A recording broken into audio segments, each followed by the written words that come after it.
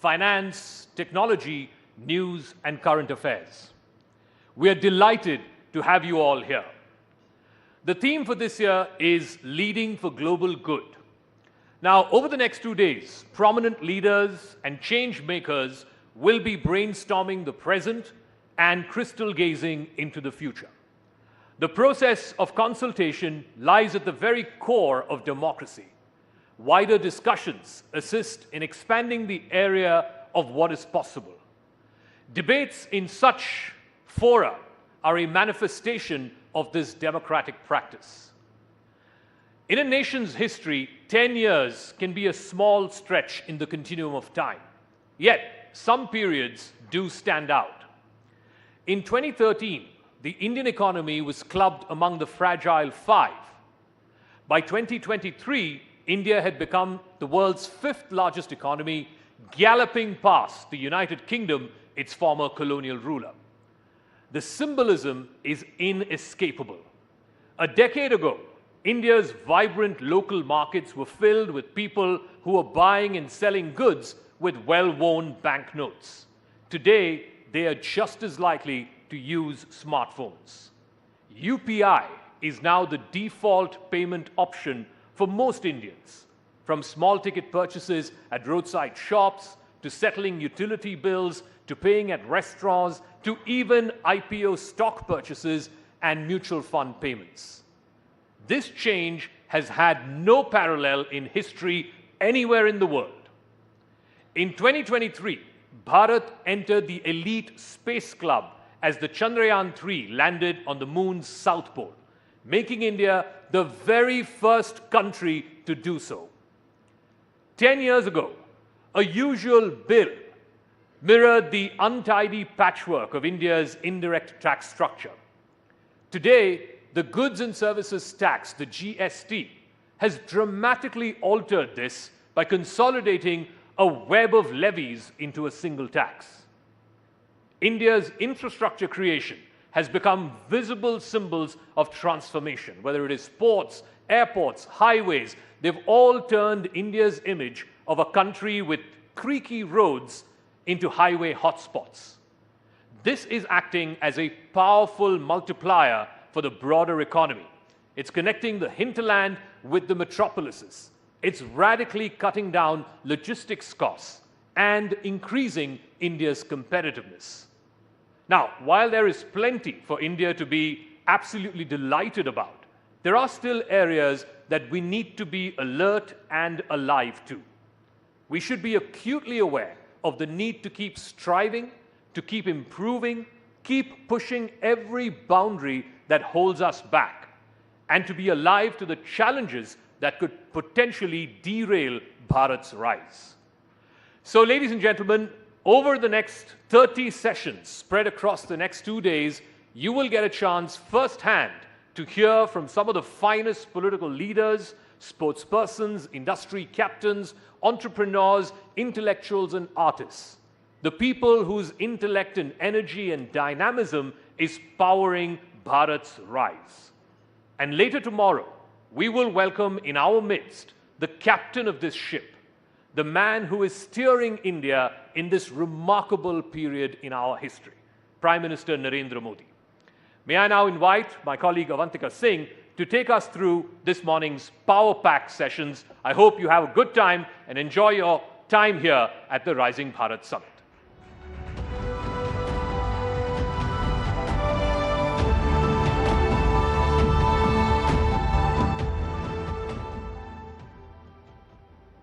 Thank you, Zaka, and a warm welcome, ladies and gentlemen, to the Rising Bharat Summit.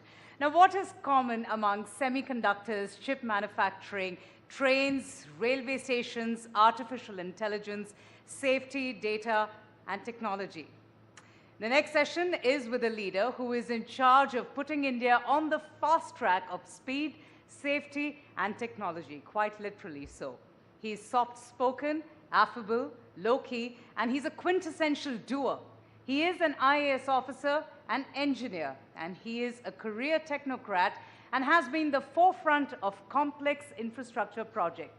He truly believes that Indian Railways is going to play an important role in India's growth story. If you have been to a railway station lately, you would have seen the transformation. And if you have traveled on a train lately, you would have also experienced this massive change.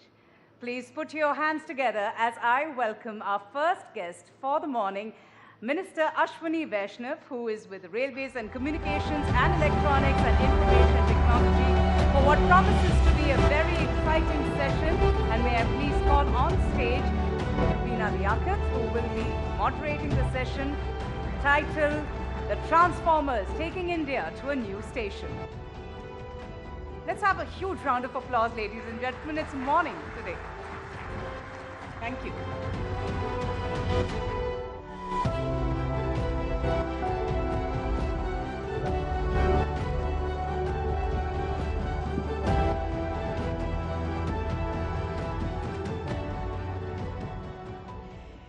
आप सबको प्यार भरा नमस्कार। Rising Bharat, और चूंकि मंच पर ऐसे शख्स हैं या ऐसे नेता हैं जो राजनीति कम करते हैं और काम ज़्यादा करते हैं, आप इनसे जितनी चाहे काम की बातें कर लीजिए, जैसे ही राजनीति की बात करेंगे ये 9 तो 11 हो जाएंगे। तो इसीलिए अगर इनको इस स्टेशन पर रखना है तो काम की सारी बातें, और यही काम है जो राइजिंग भारत को उस जेनिथ तक लेकर जाने वाला है। मंत्री जी, बहुत बहुत स्वागत है आपका। दर्शकों को बस बता दूं मैं कि आप 39वें रेल मंत्री हैं, 55वें संचार मंत्री हैं और दूसरे इलेक्ट्रॉनिक्स और सूचना मंत्री हैं। बहुत भार है कंधे पर आपके।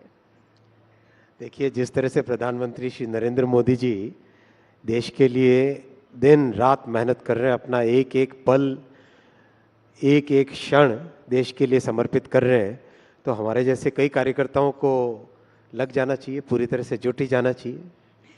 अश्विनी जी, जब 2047 की हम बात करते हैं, हम उस भारत की बात करते हैं जो विकसित हो चुका है, तो ईमानदारी से अपने दिल पर हाथ रखकर बताइए, एक रेल मंत्री अपने रेलवे नेटवर्क को उस वक्त कैसे पाता है?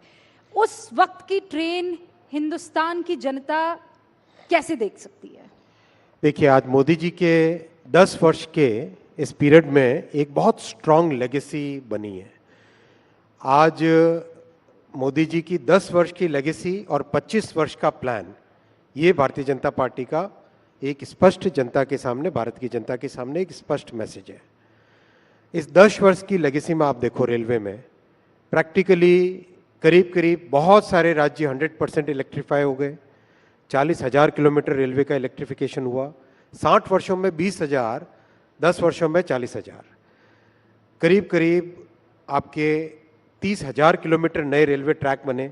यानी जर्मनी का जितना रेलवे नेटवर्क है उतना रेलवे नेटवर्क भारत के रेलवे नेटवर्क में जुड़ा। पिछले साल 5,000 किलोमीटर जुड़े थे और इस साल भी, कल की रिपोर्ट में देख रहा था, 5,246 किलोमीटर कल तक रेलवे नेटवर्क में जुड़े। यानी हर साल एक स्विट्जरलैंड के बराबर रेलवे नेटवर्क भारत में जुड़ रहा है। टोटली नए जनरेशन की वंदे भारत ट्रेन्स आई, नमो भारत ट्रेन आई। आज वंदे भारत ट्रेन्स में हमारी जो मिडिल क्लासेस हैं और एस्पिरेशनल यूथ है, उनको एक ऐसा अनुभव मिल रहा है जो दुनिया के बेस्ट से बेस्ट रेलवे सिस्टम में मिलता। नमो भारत ट्रेन अपने आप में बहुत ही सक्सेसफुल है रीजनल ट्रांजिट के लिए। अब वंदे भारत स्लीपर आ रही है, वंदे मेट्रो आ रही है, अमृत भारत ट्रेन आ रही है। तो ये सब जो आपने देखा इन 10 वर्षों में विकसित भारत बनाने के लिए जो फाउंडेशनल एलिमेंट्स हैं, जो फाउंडेशन बनानी है, नींव बनानी है, वो नींव बनी है। अगले 5 वर्षों में इस नींव को और मजबूत करेंगे। मंत्री जी, मैं एक सेकंड आपको रोक रही हूँ। आप कह रहे हैं कि ये नींव 2014 में रखी गई है, इससे पहले फिर क्या हो रहा था? इससे पहले अगर रेलवे की अगर मैं बात करूं तो रेलवे को एक दूध दोहने वाली गाय के बराबर समझा जाता था। ऐसी कंडीशन थी जिसमें रेलवे मिनिस्टर्स केवल किसी गाड़ी के स्टॉपेज या गाड़ी के एक्सटेंशन या नई गाड़ी के अनाउंसमेंट पे ध्यान देते थे। पटरियों की कैपेसिटी है कि नहीं, उसकी कोई चिंता नहीं होती थी। इस तरह से रेलवे का प्रशासन चला रहे थे तत्कालीन तब के रेलवे मंत्री और तब की सरकारें, जिसमें रेलवे फोकस नहीं था, पैसेंजर फोकस नहीं था, केवल अपनी राजनीति फोकस थी। मोदी जी ने डीपोलिटिसाइज किया रेलवे को एक टेक्निकल तरीके से, ऑपरेशनल एफिशिएंसी की तरीके से, नई टेक्नोलॉजी को एब्जॉर्ब करने के तरीके से उस चीज को मोदी जी ने अपने प्राइमरी फोकस में लेके आए। रेलवे के बजट को मर्ज किया जनरल बजट में, जहां मात्र 15,000 करोड़ के आसपास मिलते थे जनरल बजट से भारतीय रेलवे को, आज 2,52,000 करोड़ रुपए का रेलवे का बजट सपोर्ट मिलता है। काम, फंडिंग बढ़ी, काम बढ़ा, कई तरह के रिफॉर्म्स हुए, बहुत सारे, करीब करीब 38 ऐसे मेजर स्ट्रक्चरल रिफॉर्म्स हुए, जिसके कारण आज रेलवे एक ऐसी परिस्थितियों में आई है कि अब अच्छी एक फाउंडेशन बन गई 10 वर्षों में।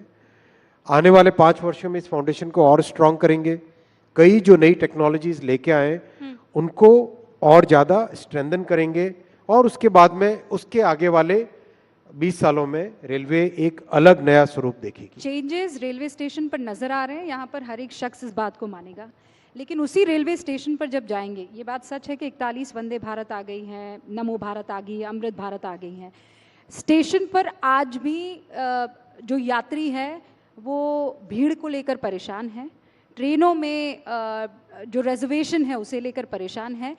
ये कितना टाइम आप मंत्री जी बता सकते हैं कि एक वो वक्त आएगा जब साल भर में ये जो 700 करोड़ का आंकड़ा है यात्रियों का सफर करने का, वो 1000, 1200 या 1300 तक 2030 तक 1000 करोड़ लोग पैसेंजर्स रेलवे में ट्रैवल करेंगे, उस हिसाब से कैपेसिटी बना रहे। देखो, ट्रेन में और हाईवे में एक फंडामेंटल डिफरेंस होता है।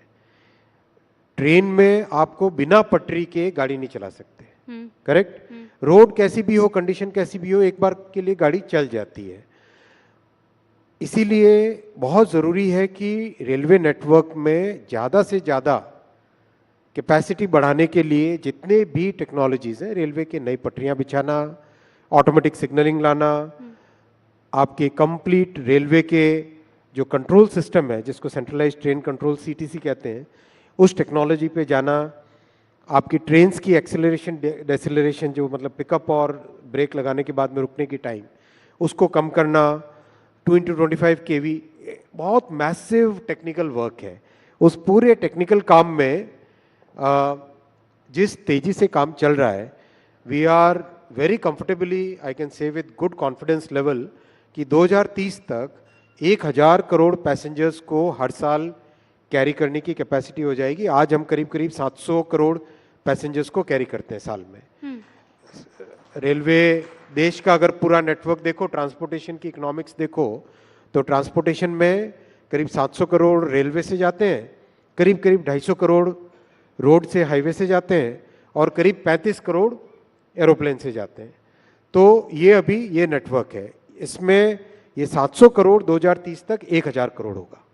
अच्छा, इन सालों में ऐसा क्या हुआ है कि आपने इतनी तेजी से ये सारी ट्रेनें, चाहे वो नमो भारत हो, चाहे वो वंदे भारत हो, ये सिर्फ विल है या कुछ और भी चीज़ें थी जिसने इन एडिशन आपके इस काम को फास्ट ट्रैक पर ला दिया? 3 चीज़ें हैं। एक तो बहुत स्ट्रॉन्ग फोकस टेक्नोलॉजी लाने में, बहुत स्ट्रॉन्ग फोकस डीपोलिटिसाइज करने में रेलवे को, रेलवे का फोकस रेलवे की ऑपरेशनल एफिशिएंसी पे ध्यान दें, रेलवे में एक तरीके से काम करने की पद्धति बदली। दूसरा, फंडिंग इंक्रीज की मोदी जी ने। तीसरा, पीएम साहब ने बहुत स्पष्ट तौर पे कहा कि चाहे कितने भी कठिन फैसले लेने हो, फैसले लो, फैसले लेके, जैसे फॉर एग्जांपल एक नया रेलवे की मेंटेनेंस की पद्धति में नया एक सुधार हुआ है। पहले क्या होता था कि जिस दिन मेंटेनेंस करना है, मान लो पटरी है, पटरी पे डेली का डेली मेंटेनेंस करना पड़ता है, तो जिस दिन आपको मेंटेनेंस का काम करना है उसी दिन सारे कॉन्ट्रैक्टर्स, मशीन्स, स्पेयर मटेरियल, सब लेबर सब आते थे। तो सुबह से शाम तक मान लो वेट करते थे, 4 या 5 बजे तक मान लो परमिशन मिलती थी, कभी परमिशन नहीं भी मिलती थी, वापस चले जाते थे। ये एक ऐसी पद्धति जो 60-70 वर्ष तक चली। अब आज रेलवे में हर शुक्रवार को अगले 26 हफ्ते का, नेक्स्ट 26 वीक्स का डिटेल्ड प्लान बनाते हैं। नेक्स्ट 26 वीक्स मतलब जैसे जापान में मेंटेनेंस की पद्धति है, या जर्मनी में, या जो डेवलप्ड कंट्रीज है, विकसित या हर फ्राइडे करते हैं, वैसी की वैसी एडवांस्ड प्लानिंग अपना रेलवे भी कर रहा है। तो ये सब कठिन फैसले होते हैं, इसमें आपको पूरे ऑर्गेनाइजेशन को एक साथ आदत बदलने की आदत डालनी पड़ती है, एक नए तरीके से काम करने की मतलब प्रैक्टिस में आना पड़ता है। तो ये आसान काम नहीं होता, इसमें बहुत मेहनत और continuous communication with the top to bottom most layer. आज आप किसी सुपरवाइजर के पास जाके बात करो अगर, और मैं आप में से निवेदन करूंगा जो भी पाथवे इंस्पेक्टर हो, सेक्शन सुपरवाइजर हो, इनसे बात करें, इतने खुश हैं कि आज उनको मेंटेनेंस के लिए जो टाइम चाहिए होता है वो मिलता है, मंत्री मेंटेनेंस जी के लिए खुश है, रिसोर्सेज मतलब चाहिए वो इससे मिलते पहले हैं। तो आप कह रहे थे कि सब आराम से हो जाता था, सिर्फ पॉलिटिक्स होती थी, काम नहीं होता था। अब आप सिर्फ इस काम ही काम करा रहे हैं और वो खुश हैं। बिल्कुल खुश है, और आप वास्तव में जाके मिलो। मैं तो कम से कम लो लेवल पे, ग्राउंड लेवल पे ऑफिशियल्स के साथ, जो कि ग्रुप बी ऑफिसर्स भी नहीं है, ग्रुप सी में जो काम करते हैं कर्मचारी, उनके साथ बहुत इंटरेक्ट करता हूं और उनसे बहुत इनपुट लेता हूं, बहुत फीडबैक भी लेता हूं। इतने खुश हैं इस बात से कि रेलवे का एक तरीके से, जिस तरीके से चलनी चाहिए एक टेक्निकल ऑर्गेनाइजेशन, वैसे मोदी जी ने 10 वर्षों में रेलवे को उस टेक्निकल स्टेज पे लेके आ गए। अश्विनी जी, दुर्घटना को लेकर मैं आपसे डिटेल में थोड़ी चर्चा करना चाहूँगी। स्पेशली कम हुई हैं दुर्घटनाएं, एक्सीडेंट्स कम हुए हैं, लेकिन जो होते हैं वो आपने भी देखे हैं। आप कितने दिनों तक वहाँ पर रहे थे, आपकी आंखों में लोगों ने आंसू देखे हैं, वहीं उस ज़मीन पर पॉलिटिक्स भी देखी है। कवच को लेकर विपक्ष ने बहुत हमला साधा कि आपने कहा था कि ऐसी टेक्नोलॉजी, ऐसा सिस्टम है कि इससे हिंदुस्तान को कोई नुकसान नहीं होगा, लेकिन जब हुआ तो उसने सबको ज़ख्मी कर दिया। देखो, कवच एक टेक्नोलॉजी की क्लास है जिसको कहते हैं automatic train protection, ATP technology. ATP technology दुनिया भर के बड़े रेलवे सिस्टम्स में 1980 के दशक में चालू हुई, 1990 के दशक में काफ़ी बड़ी मात्रा में लगी, और 2000 के दशक में करीब करीब दुनिया के सारे बड़े रेलवे नेटवर्क्स में फुल्ली एटीपी आ गया था। तब की सरकारें क्या करती थी? क्या उन सरकारों की जिम्मेदारी नहीं थी कि एटीपी लेके आए? क्या उनकी ये जिम्मेदारी नहीं बनती थी कि सेफ्टी पे इन्वेस्टमेंट करें, सेफ्टी के लिए जो नई टेक्नोलॉजी चाहिए वो लेके आए? कुछ नहीं किया उन्होंने। 2016 में पहली बार भारत में एटीपी टेक्नोलॉजी को मान्यता दी मोदी जी ने, 2016 में। 2016 मतलब सोचो, देश ने 1980 से लेके 2014 तक का पीरियड, एक तरीके से उस पीरियड में पूरा देश कवर हो जाना चाहिए था एटीपी टेक्नोलॉजी से। 2016 में मान्यता दी, 2019 तक उसके पूरे सर्टिफिकेशंस मिले। 2020 और 21 में कोविड के कारण दिक्कत आई, लेकिन उसके बाद में, उसके बावजूद भी और उसके बाद में बहुत तेजी से इस पे काम चला। अब करीब, और कवच भी एक कोई ऐसा नहीं कि एक डिवाइस है जो लगा दिया ट्रेन पे और हो गया, ऐसा नहीं है। कवच पूरा एक सिस्टम है भाई। आपको पूरा पूरा रेलवे ट्रैक के साथ में ऑप्टिकल फाइबर केबल लगाना पड़ता है। जैसे एयरटेल या जियो या बीएसएनएल का नेटवर्क होता है, वैसे ही हर 7 या 8 किलोमीटर पे आपको टेलीकॉम टावर लगाने पड़ते हैं। उन टेलीकॉम टावर के ऊपर टेलीकॉम के डिवाइसेस लगते हैं, फिर ट्रेन के ऊपर डिवाइस लगता है, सिग्नलिंग सिस्टम के साथ पूरा इंटरेक्शन, इंटीग्रेशन करना पड़ता है। हर स्टेशन पे एक डेटा सेंटर बनता है, कंप्लीट डेटा सेंटर बनता है इसका, और फिर स्टेशन के डेटा सेंटर से पीछे कंप्लीट एक सेंट्रलाइज्ड ट्रेन कंट्रोल का data centre. It's very very complex technology. मतलब दुनिया भर के देशों में 20 से 25 साल लगे छोटे छोटे नेटवर्क, 8000, 10,000, 20,000 किलोमीटर के नेटवर्क्स, अपना 50, मतलब अभी 70,000, 75,000 किलोमीटर का नेटवर्क है। तो लेकिन इतनी तेजी से इसमें काम चल रहा है, नए नए जो मैन्युफैक्चरर्स हैं वो जुड़ रहे हैं, नए डिज़ाइनर्स जुड़ रहे हैं, कई तरह के इनोवेशंस कर रहे हैं, जिसमें कि जो स्टेशन की डिज़ाइन करनी है उस डिज़ाइन को ऑटोमेट किया जा सके।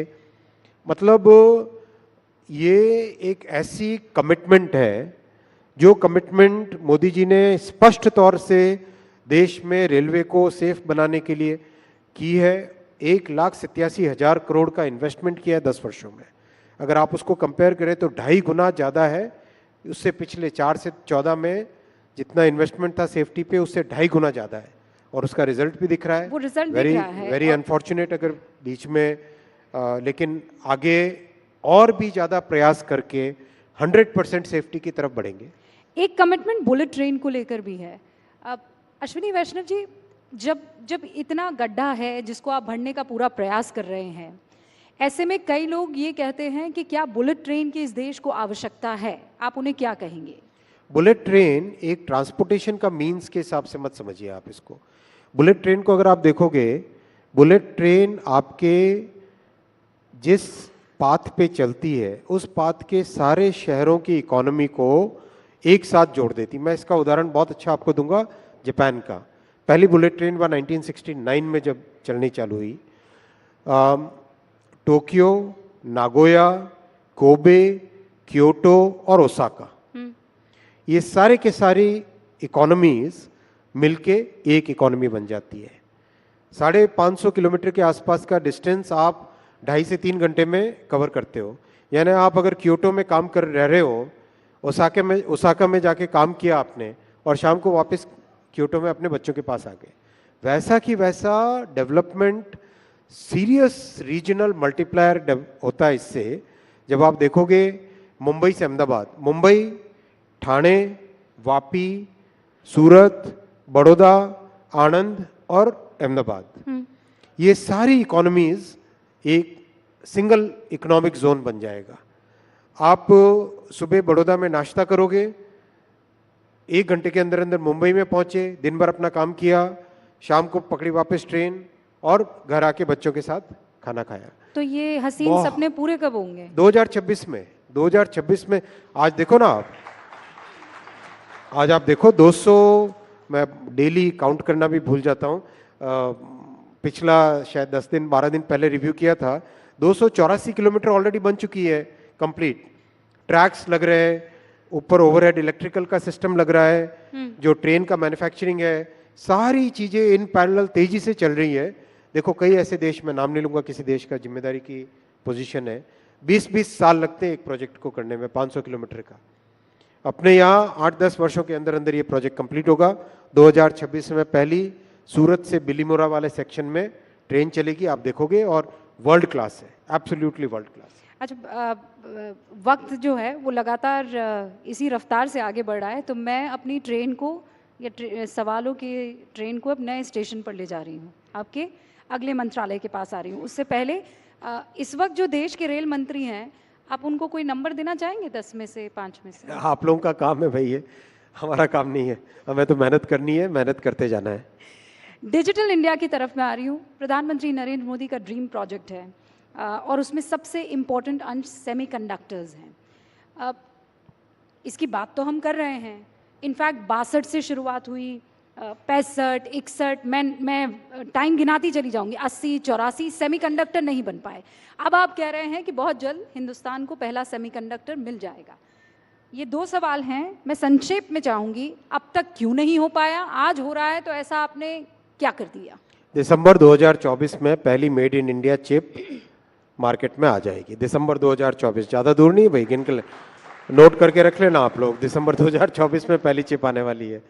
देखो 1962 से प्रयास हुआ, लेकिन किसी भी प्रयास के पीछे जब तक सही नीति और सही आपका फंडामेंटल कन्विक्शन नहीं होता तब तक नहीं हो पाता। मोदी जी का इतना स्ट्रांग कन्विक्शन है कि हमें विकसित भारत को जब बनाना है, उसके फाउंडेशन में क्या क्या लगेगा। उसके फाउंडेशन में बहुत एक इम्पॉर्टेंट है इलेक्ट्रॉनिक्स मैन्युफैक्चरिंग।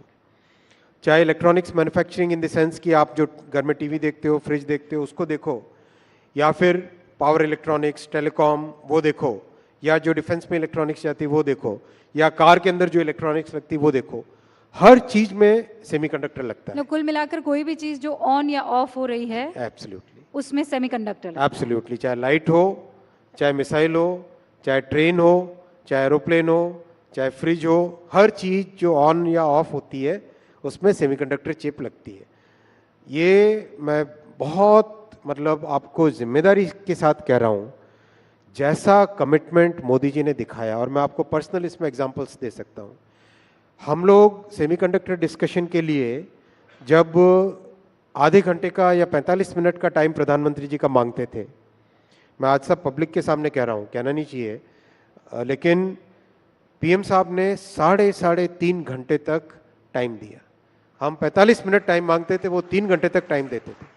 एक एक लाइन बाय लाइन चीज पीएम साहब डिटेल में डिस्कशन करते थे।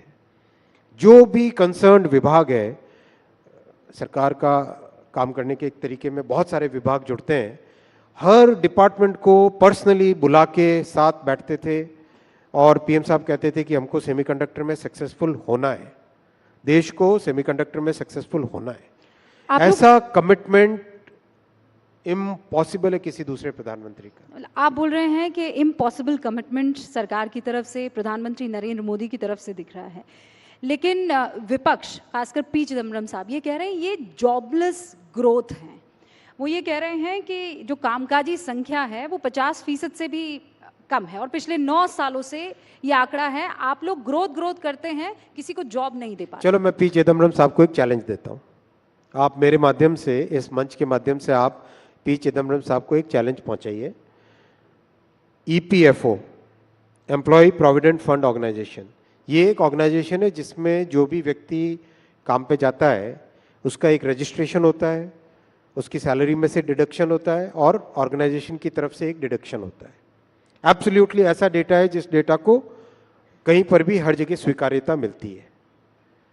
ईपीएफओ के डेटा के हिसाब से जो नए लोग जॉब में जुड़े माइनस जो लोग जॉब से निकले प्लस जो लोग जॉब में वापस आए, कहीं एक बार निकल गए होंगे वापस आए, इसका जो नेट नंबर है वो टोटल जॉब अपॉर्चुनिटी बनी। ये तो सीधी गणित है, सिंपल सी गणित है।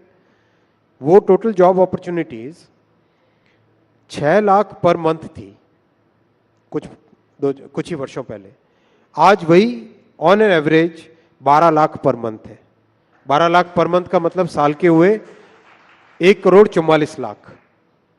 12 × 12 144, 1,44,00,000 साल की जॉब अपॉर्चुनिटीज क्रिएट हो रही है। आप चिदम्बरम साहब को पूछिए कि क्या ये आंकड़ा झूठ है या ये सच है। ये डेटा है, इस डेटा को कई बड़े इकोनॉमिस्ट ने, कई अच्छे न्यूज़पेपर्स ने, सबने चेक किया। ये चैलेंज जो है चिदम्बरम साहब एक्सेप्ट करेंगे और ज़रूर आपकी ये चैलेंज हम उन तक पहुंचाएंगे। विपक्ष का एक और आरोप है, वो ये कहते हैं कि आप कहते हैं कि हम मैन्युफैक्चरिंग हब बन चुके हैं, लेकिन आप कोई मैन्युफैक्चरिंग नहीं करते, आप लोग बस असेंबल करते हैं। अच्छा, आपने नाम उसको ये दे दिया है।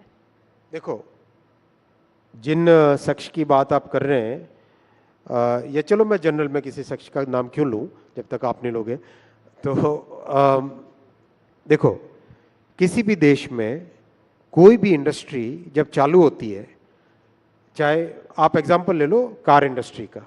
आज से 1980 के आसपास जब कार इंडस्ट्री चालू हुई, सबसे पहले क्या आया? कार की सीकेडी बन के आई, जो कंप्लीटली नॉकडाउन यूनिट आता है। उसके बाद में क्या आया?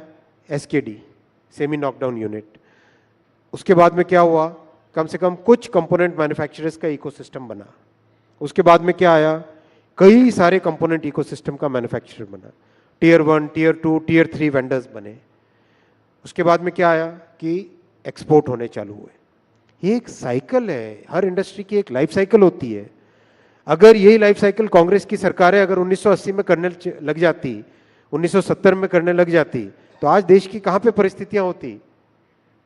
कांग्रेस ने पहले 4 दशक भारत के वेस्ट किए, 4 डिकेड्स भारत के लॉस्ट डिकेड्स बने, क्योंकि कांग्रेस की ऐसी पॉलिसीज थी जिसमें मैन्युफैक्चरिंग को एकदम गला घोंट के रखा गया, ऐसा कानूनों का मकड़ जाल बना के रखा दिया जिसमें कि कोई इंसान मैन्युफैक्चरिंग कर न सके। बस मतलब ऐसी परिस्थितियां थी 1990 से पहले तक, तो कि अगर आप अपनी कार की डिज़ाइन का हैंडल का डिज़ाइन चेंज करना चाहोगे तो आपको भारत सरकार के किसी अधिकारी के पास आके परमिशन लेनी पड़ती थी।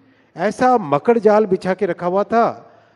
तो उस मकड़ जाल से निकले तो आप ये और सिंप्लीफिकेशन हो रहे हैं। अब बेबी स्टेप्स आज अपन ऐसी परिस्थितियों में है, हाँ, जिसमें मैन्युफैक्चरिंग हब बनने के लिए जो फाउंडेशन चाहिए वो फाउंडेशन ले डाउन हो गई है। अगले 5 वर्षों में आप देखोगे, देखो मैं आपको एग्जांपल्स देता हूँ, नंबर्स देता हूँ। नंबर्स लेना जरूरी है क्योंकि डेटा के साथ बात करनी चाहिए, केवल आरोप लगाने से आरोप नहीं होना है, डेटा के साथ बात करनी चाहिए। Mobile manufacturing practically negligible number था 10 साल पहले, आज कितना है? $55 billion. Electronics manufacturing practically negligible number था, आज कितना है? पिछले साल का डेटा है $105 बिलियन और कम से कम डबल डिजिट में ग्रोथ हो रही है इसकी।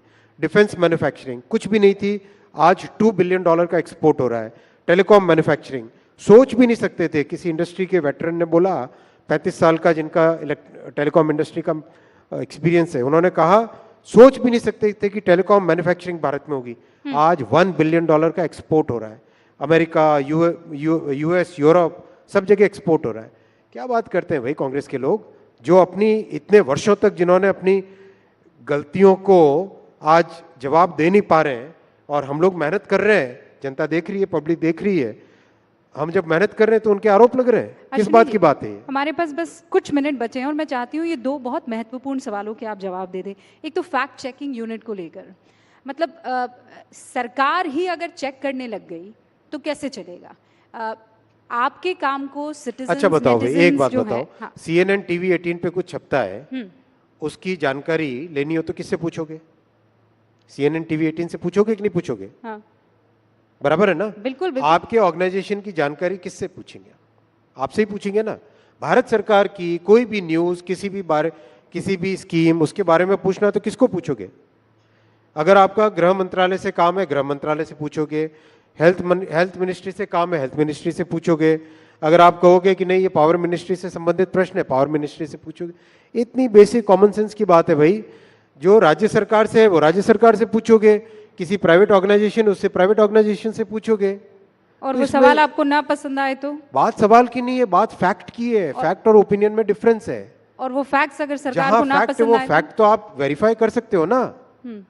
वेरिफिकेशन, मान लो कोई कहता है कि कितनी वैक्सीन लगी, किससे पूछोगे बताओ? ऑथेंटिक जवाब कहां से आएगा? सरकार की तरफ से, हेल्थ मिनिस्ट्री से ही आ सकता है ना। तो आप ये कह रहे हैं कि ये फैसला आपका एब्सोल्युटली सही फैसला है, और ये एकदम करेक्ट फैसला है, डेमोक्रेटिक फैसला है, कॉन्स्टिट्यूशनल फैसला है। बहुत बहुत शुक्रिया अश्विनी वैष्णव जी हमारे सारे सवालों का जवाब देने के लिए। धन्यवाद। हालांकि बहुत से सवाल थे और, लेकिन ये अश्विनी वैष्णव जी जो बता रहे थे अब तक क्या कामकाज हुआ है और किस गति से इनकी विकसित भारत की ट्रेन लगातार आगे बढ़ रही। बहुत बहुत शुक्रिया sir. Thank you so much, ladies and gentlemen. Let's have a huge round of applause once again for the Minister, Mr. Ashwini Vaishnav, who was sharing his vision and thoughts on India's ambitious rail overhaul plan. Now, it's interesting that we've been talking about transformations, and what better way to take the day forward than conversation about one of the most visible transformations that are sweeping India. Ladies and gentlemen, Jaipur is now within an earshot distance from Delhi. Literally, you can drive into the Pink City from Delhi in less than 3 hours. Mumbai and Delhi are considerably close to each other as well. And in about a year's time, you should be able to drive between the national capital and the financial capital in 12 hours. Would you believe that? Soon, you will be able to drive from Delhi to Dehradun in 2.5 hours, Delhi to Amritsar in 4 hours, Delhi to Srinagar in 8 hours. This, ladies and gentlemen, was unthinkable until not too long ago. Development indeed delivers. Good economics can be good politics too. Or can they? Well, let's hear it from the person who has been making all this happen for India. Ladies and gentlemen, it's my privilege to welcome Shri Nitin Gadkari, Union Minister of Road Transport and Highways, Government of India, to talk about the road to 370. Well, it is the election year, and he is in conversation with News 18's Amish Devgan. A huge round of applause, ladies and gentlemen.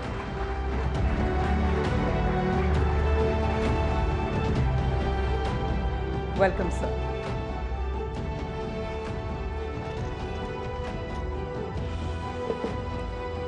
Thank you.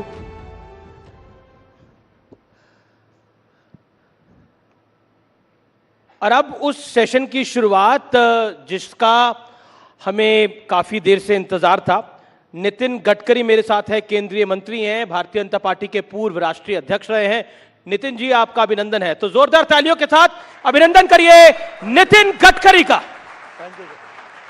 Nitin ji, Atal Bihari Vajpayee के बारे में कहा जाता था वो व्यक्ति तो सही है लेकिन पार्टी गलत है, और अटल जी के बाद अगर किसी के लिए कहा जाता है तो वो नितिन गडकरी के लिए कहा जाता है कि बंदा तो सही है लेकिन पार्टी गलत में आ गया है। ऐसा क्यों है? ये तो बिल्कुल गलत है, पार्टी भी सही है और बंदा भी सही है।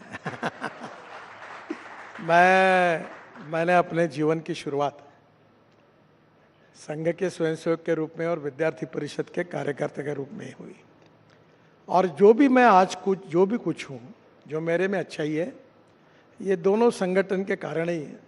वो सब अच्छाई है। तो I am very much proud of my convictions, और मैं अगर अच्छा हूँ तो मेरी पार्टी अच्छी है, और मैं अगर अच्छा हूँ तो मेरी आइडियोलॉजी अच्छी है। यही बात मैं आपको कह सकता हूँ। लेकिन आपको नहीं लगता आप राजनीति में गलती से आ गए? आप कहते हो मैं पोस्टर नहीं लगवाऊंगा, चाय पानी में खर्च नहीं करूंगा, तो चुनाव कैसे जीतेंगे गडकरी जी? नहीं, आप अगर मेरे कॉन्स्टिट्यूंसी में आओगे तो मैंने ये बात कही कि मैं जातीयवाद और सांप्रदायिकता को नहीं मानता। हमारे प्रधानमंत्री जी ने कहा है सबका साथ, सबका विकास, सबका प्रयास। तो मैं अपने कॉन्स्टिट्यूंसी में जो मेरे मतदार हैं उनको मैं अपनी फैमिली समझता हूँ, परिवार समझता हूँ। और 10 साल मैंने जो कुछ काम किया उससे मेरा नाम भी लोगों से परिचित हुआ है और मेरा काम भी परिचित हुआ है। और इसलिए मैंने कहा कि अब ये पोस्टर, बैनर और इसका प्रचार करने की आवश्यकता नहीं। दूसरा, मैं लोगों के साथ जुड़ा हूँ, तो अब मुझे लोगों को किसी प्रकार का कोई उनको वोट के बदले में कुछ उनको सेवा देने की आवश्यकता नहीं है। मैं लोगों से मिलूँगा, लोगों के घर जाऊँगा, पदयात्रा निकालूंगा, जो बुजुर्ग लोग हैं उनका आशीर्वाद लूँगा जी, और हाउस टू हाउस और मैन टू मैन कैंपेन करूँगा। और मेरा विश्वास है कि मैं अच्छे मार्जिन से चुनाव जीतूंगा, ऐसा मेरा विश्वास है। इस बार 3 हैट्रिक लगनी है। एक तो मोदी सरकार की हैट्रिक, एक नरेंद्र मोदी अगर इस टर्म में आते हैं तो बहुत बड़ी बात होगी। कोई गैर कांग्रेसी सरकार तीसरी बार पहली बार आएगी, दूसरी बार भी पहली बार आई थी, और तीसरा नागपुर से आप दोबारा जीत कर आएंगे, तीसरी बार जीत कर आएंगे। तो कितनी कठिन ये डगर लगती है, मोदी की तीसरी टर्म और आपका तीसरी बार लोकसभा जीतना। देखिए, पहली बात तो मोदी जी प्रधानमंत्री बनने ही वाले हैं, ये तय है। दूसरी बात यह है कि हम 400 पार जाने वाले, ये भी तय है जी, और मैं भी चुनाव जीतने वाला हूँ, ये भी निश्चित है। ये भी लेकिन नितिन गडकरी में ऐसा क्या है कि विपक्ष के नेता मुरीद हो जाते हैं? मैं पीछे अखबार में पढ़ रहा था कि सोनिया गांधी ने आपकी तारीफ कर दी, ऐसा क्या है? देखिए, ये मुझे भी आश्चर्य है, क्योंकि पार्लियामेंट में जब मेरे डिपार्टमेंट पर 75 सांसद बोले अलग अलग पार्टी के, सबने मुझे धन्यवाद दिया, सबने अभिनंदन किया, तो मुझे भी आश्चर्य लगा। तो एक तो सीधी बात यह है कि जो कानूनी काम है, नियम के अनुसार है, वो सबका होना चाहिए, और गलत काम होगा तो अपने का भी नहीं होना चाहिए। तो मैं रोड बनाता हूँ तो एक कॉन्स्टिट्यूंसी में रोड बनाओ और दूसरों को छोड़ दूँ, ऐसा तो नहीं होता। तो जो भी लोग मेरे पास समस्या लेकर आते हैं, मैंने सबका काम करने का प्रयास किया, तो उसके कारण उनके मन में उसका समाधान है, यही शायद उसका कारण होगा। एक चीज जो आप में नहीं बदली, जो मैंने आपका पहली बार इंटरव्यू किया था साल 2011 में, जो मुझे ध्यान में आता है, मुंबई में आपके घर पे, और आप तब राष्ट्रीय अध्यक्ष बने थे भारतीय जनता पार्टी के, तब भी आप बेबाक थे और अब भी आप बहुत बेबाक हैं। ये इतनी बेबाकी कभी भारी नहीं पड़ती आपको, या पड़ जाती है? नहीं, आप एनालिसिस कर सकते हो मैं कैसा हूँ। मैं जो सवाल पूछते हैं उसका नम्रतापूर्वक जो सही है वो जवाब देता हूँ, और मुझे लगता है जो सच है वो बताता हूँ। तो मुझे नहीं लगता कि इसमें कोई समस्या है। लेकिन विपक्ष कुछ ना कुछ निकालता रहता है। नहीं, एक बात ये होती है कि मैंने, और सोशल मीडिया ब्लॉगर्स भी कुछ लिखते रहते हैं। नहीं सर, कुछ लोग तो ऐसा है कि जो न बोला वो मुंह में डालकर उसको एक आदमी अपने मीडिया पे लिखता है, अपने साइट पर, और फिर दूसरे लोग उसको उठाकर लिखते हैं। तो सही में किसी ने जो बोला है उसके डिटेल में जाना चाहिए, देखना चाहिए, और फिर उसके ऊपर प्रतिक्रिया देनी चाहिए। एक सवाल जो मैं आपसे पूछना चाहता हूं कि आप बेबाक हैं तो प्रधानमंत्री के सामने भी बेबाक रहते हैं, गृह मंत्री अमित शाह के सामने भी बेबाक रहते हैं? नहीं, निश्चित रूप से जब बातचीत होती है तो नम्रतापूर्वक अपनी बात प्रधानमंत्री सबसे सुनते हैं और तब रखते हैं, कोई अर्थ में अड़चन नहीं होती। मैं भी पार्टी का अध्यक्ष रहा, मेरे पास भी सब लोग उस समय अपनी बात रखते थे। तो हमारी पार्टी की एक पद्धति है जी, और उसमें सब अपना विचार रखते हैं, और अंतिम निर्णय फिर जो होता है सब मिलकर, या फिर प्रधानमंत्री या अध्यक्ष जो होंगे नेता, वो जो कहते हैं वो निर्णय होते हैं, उसमें आगे जाती है पार्टी। अब मैं आपको एक ये बहुत हेडलाइन स्टोरी रही, उद्धव ठाकरे का एक बयान, मैं वो मराठी में बयान है वो मैं आपको सुनवाता हूं और आपसे उसका रिएक्शन लेता हूं। उद्धव ठाकरे ने आपके बारे में, आपके विषय पे क्या बोला, आइए एक बार सुन लेते हैं उद्धव ठाकरे का बयान। युतीमध्ये जे मेहनत करत होते त्या नितीन गडकरींचं नाव त्याच्यामध्ये नाही।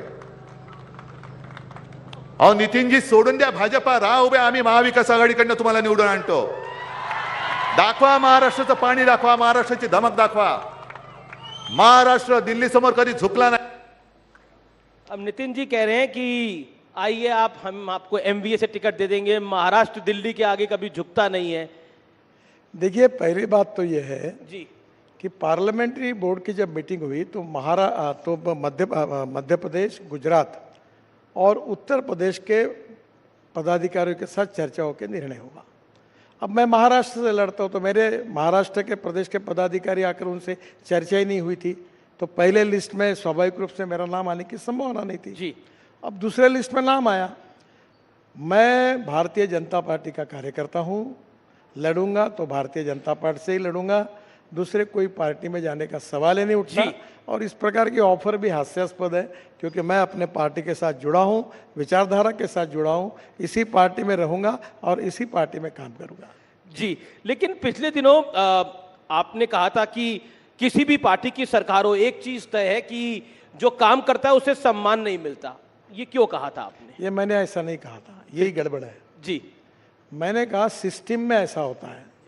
जो मैंने विशेष रूप से सरकार में काम करने वाले लोगों के बारे में कहा था, उसके पहले भी मेरी प्रस्तावना उसके साथ थी कि अच्छा काम करते तो उनको सम्मान नहीं मिलता और बुरा जो काम करता है उसको सजा नहीं होती, क्योंकि सिस्टम इतनी कॉम्प्लिकेटेड है कि अच्छे आदमी को तुरंत अवार्ड नहीं मिलता और जो कुछ करता है उसकी इंक्वायरी होते होते इतने साल चले जाते हैं कि उसको सजा नहीं मिलती। ये उसका वाक्य था।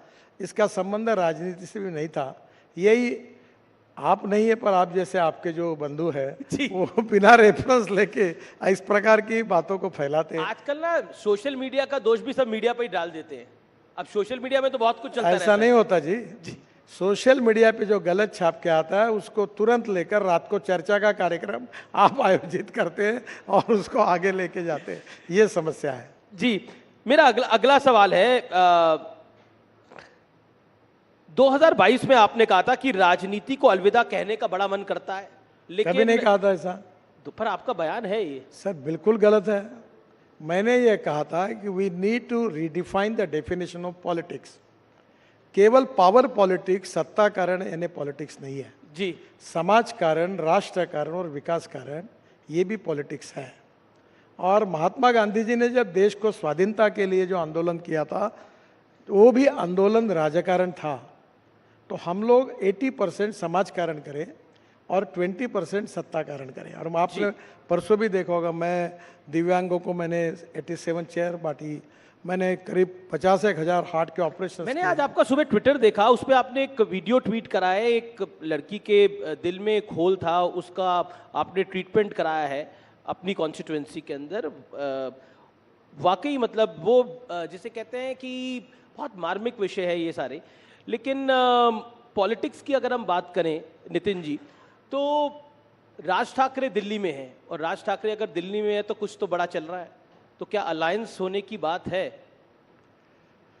देखिए, मुझे आज सुबह ही राज ठाकरे जी का फोन आया था, पर वो दूसरे काम के लिए आया था। उनके पासपोर्ट का काम था, वो हो गया, इसलिए धन्यवाद देने के लिए आया था। बाकी तो वो आज पासपोर्ट, एनडीए का पासपोर्ट नहीं, उनका पासपोर्ट। अच्छा। बाकी उनका क्या बातचीत होगी क्या नहीं, ये तो आज होगी तब निर्णय होगा, मुझे पता नहीं इसके बारे में। लेकिन आप चाहते हैं राज ठाकरे आए? देखिए, इसका निर्णय पार्टी करेगी। आपका मन क्या है? नहीं, मेरा कोई व्यक्तिगत मन नहीं होता। पार्टी के पदाधिकारी, पार्टी के अध्यक्ष और पार्लियामेंट्री बोर्ड, प्रधानमंत्री जो निर्णय करेंगे वो करेंगे। महाराष्ट्र में सीट बंटवारे को लेकर काफी सवाल जवाब हो रहे हैं, काफी सोर्सेज के हवाले से खबर आती है, लेकिन अब आप सामने बैठे हैं तो मैं पूछ ही लेता हूँ, चल क्या रहा है वहां पर? कोई नहीं, सब ठीक चल रहा है। लगभग बंटवारा हो गया है। शिंदे जी खुश है? हाँ सब। और चुनाव तक क्या होता है, जब तक कैंडिडेट तय नहीं होते हैं जी, तब तक एक सीट है, 10 उम्मीदवार है, तो थोड़ा बहुत तो चर्चाएं होती रहती है, थोड़ा बहुत विवाद होते रहता है, ये ऑब्वियस है। और मुझे लगता है कि अभी लगभग फाइनल हो जाएगा और हम लोग मिलकर लड़ेंगे और महाराष्ट्र में हमको बहुत शानदार जीत मिलेगी, ऐसा मेरा विश्वास है। एनडीए बहुत सालों से गठबंधन है, लेकिन इस बार एक नया गठबंधन बना है, इंडिया अलायंस, लेकिन वो बनने से पहले ही लड़खड़ा गया। आपको इंडिया अलायंस कैसा दिखता है, क्योंकि महाराष्ट्र में एक बड़ी चुनौती है? मैं अपने पार्टी को और अपने अलायंस को देखता हूँ। मेरी एक फिलॉसफी ऐसी है जो मैं अक्सर लोगों को बताता हूँ कि 2 रेखाएं, एक आपकी और दूसरे की है। 2 मार्ग है रेखा बड़ी करने का, एक तो अपनी बड़ी करो या दूसरे की पूछने का काम करो जी। तो मैं अक्सर इस बात पे विश्वास रखता हूँ, अपनी बड़ी करो। और 10 साल मोदी जी के नेतृत्व में हमारी सरकार ने जो कुछ काम किया है जिसका लोग अनुभव लेते हैं।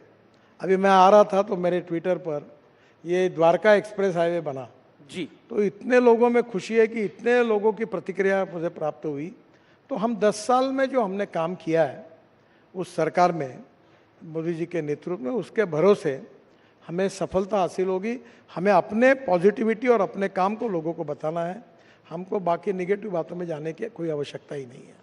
एक और सवाल है, मराठा समुदाय को 10% अलग से आरक्षण देने की बात है, उस विषय को लेकर पॉलिटिक्स भी हो रही है लेकिन एक सोशल डिमांड भी है, उसको आप कैसे देखते हैं? क्या ये मुद्दा भारतीय जनता पार्टी के लिए, आपके गठबंधन के लिए महाराष्ट्र में एक बड़ा पॉलिटिकल चैलेंज होगा इससे निपटना? नहीं, मुख्यमंत्री जी ने ऑलरेडी उनसे बातचीत करते हुए इसका समाधान ढूंढा है, अब ये विषय नहीं रहा है।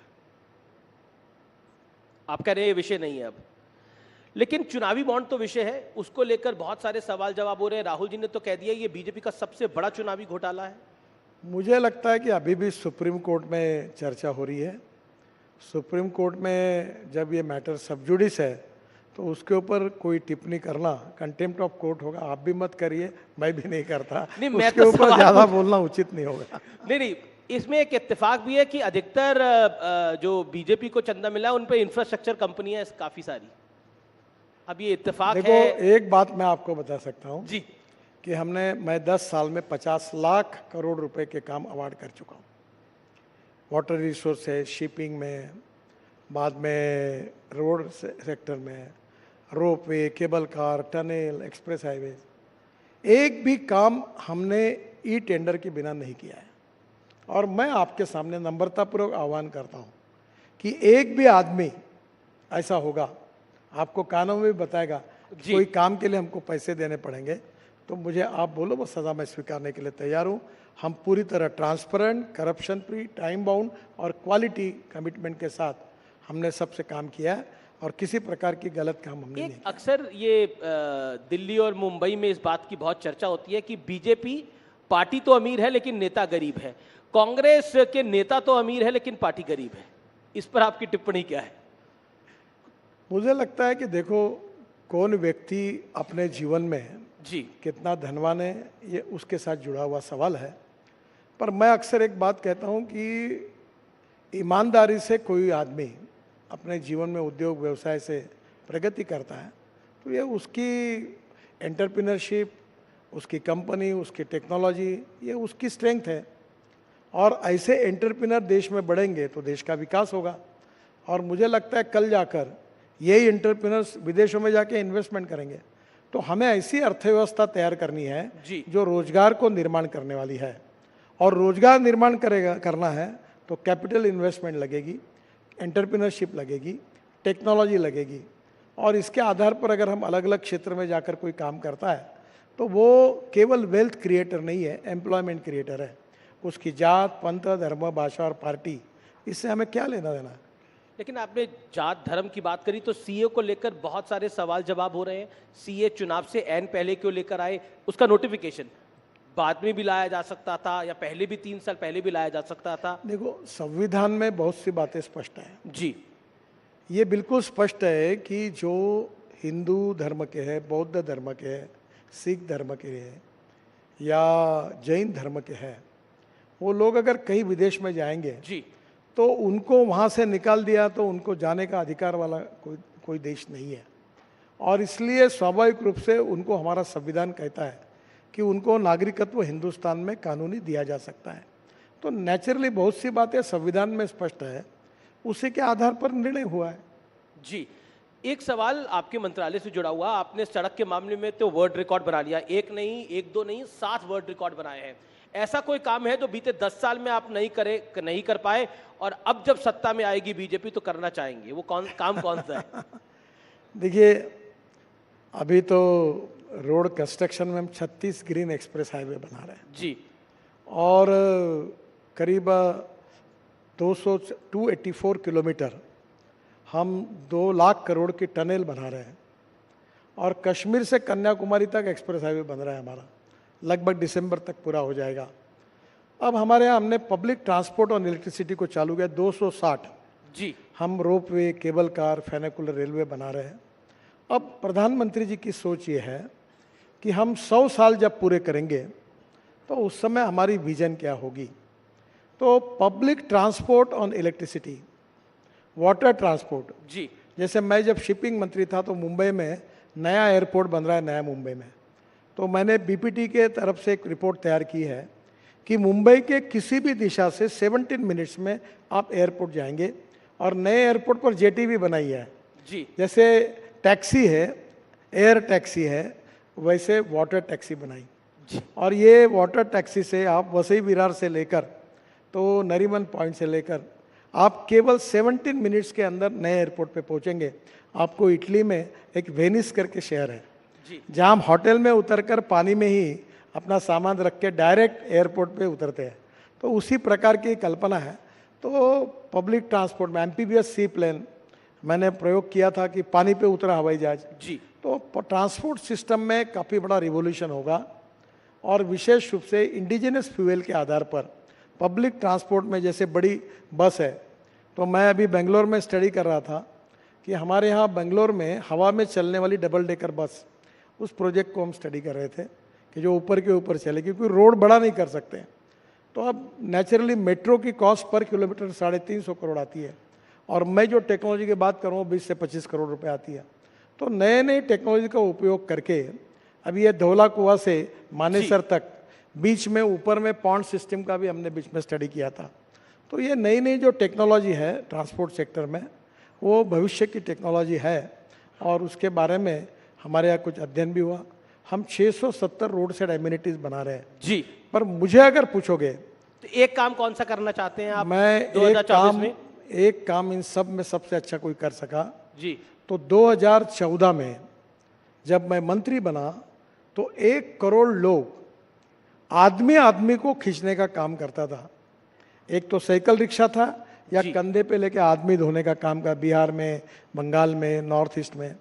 मैंने मैकेनिज्म ड्रिवन ई रिक्शा लाया, और आज मुझे खुशी है कि 1 करोड़ लोग जिनका शोषण हो रहा था उनको मुक्ति मिली, और अब ई कार्ट और ई रिक्शा चला रहे, और उनको एक प्रकार से मानवीय शोषण से मुक्ति मिली। तो मैंने बहुत express highway, tunnel, road, bridges बनाए, पर ये काम जो है ये मेरे लिए सबसे अच्छा है। आपके दिल के करीब है, लेकिन एक राउंड हमारे दिल के बड़ा करीब है, और ये फोटो राउंड है, और इसमें कुछ तस्वीरें आएंगी और आपको उसका रिएक्शन दे रहा है। और मुझे भी पता नहीं है फोटो कौन कौन सी लगाई है इन लोगों ने। पहली फोटो देख लेते हैं कौन सी आ रही है।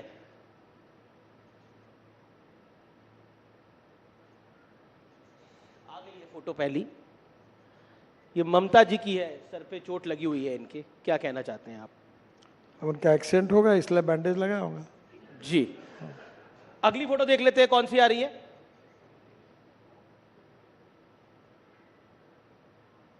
इन दोनों का क्या होगा? एक तो मैं ना भविष्य जानता हूं ना कोई आप भविष्य नहीं जानते। वो कहते हैं सब कुछ आप करवा रहे हैं, यानी ईडी करवा रही है, सरकार करा रही है।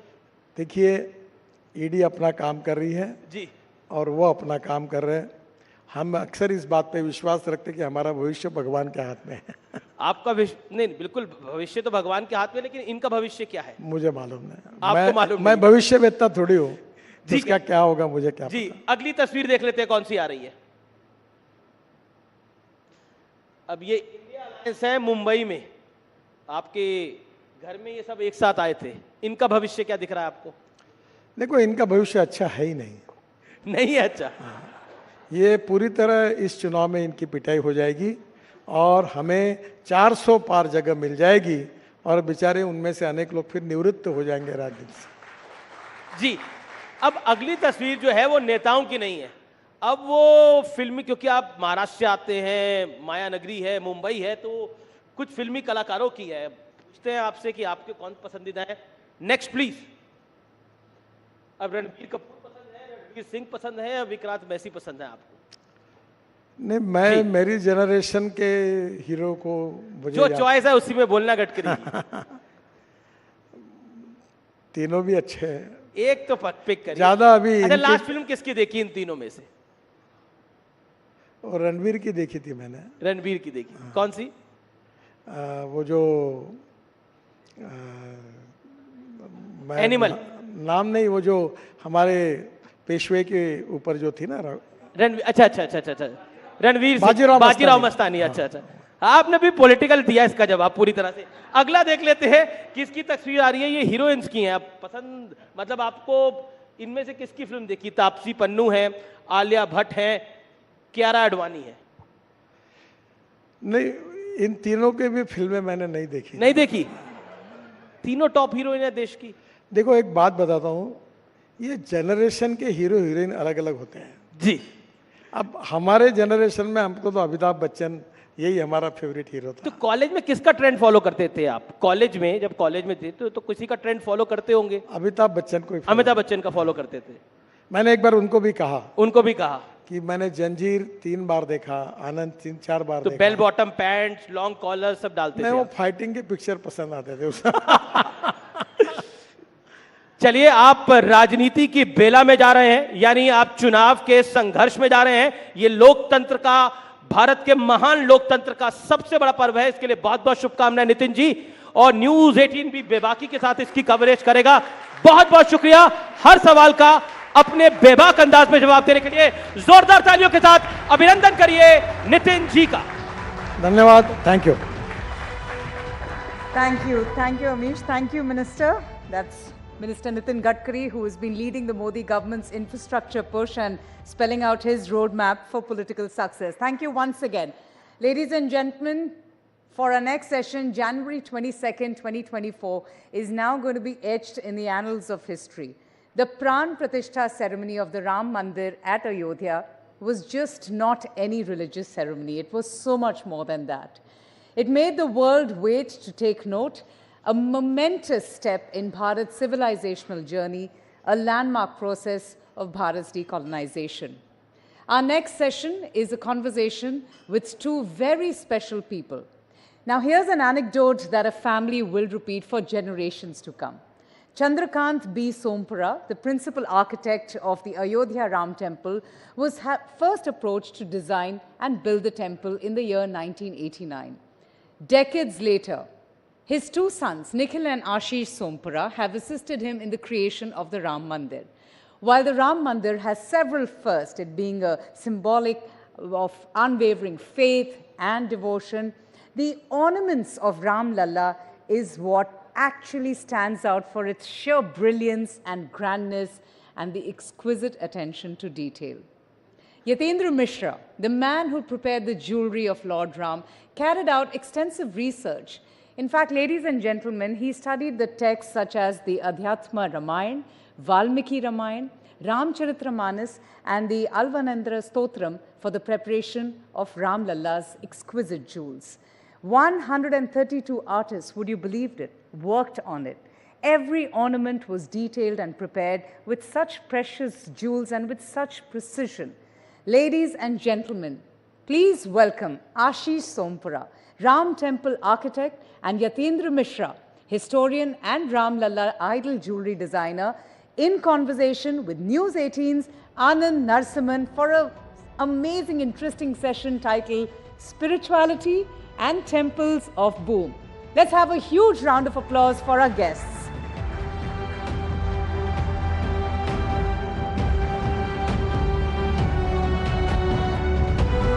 Welcome. Thank you, Anand.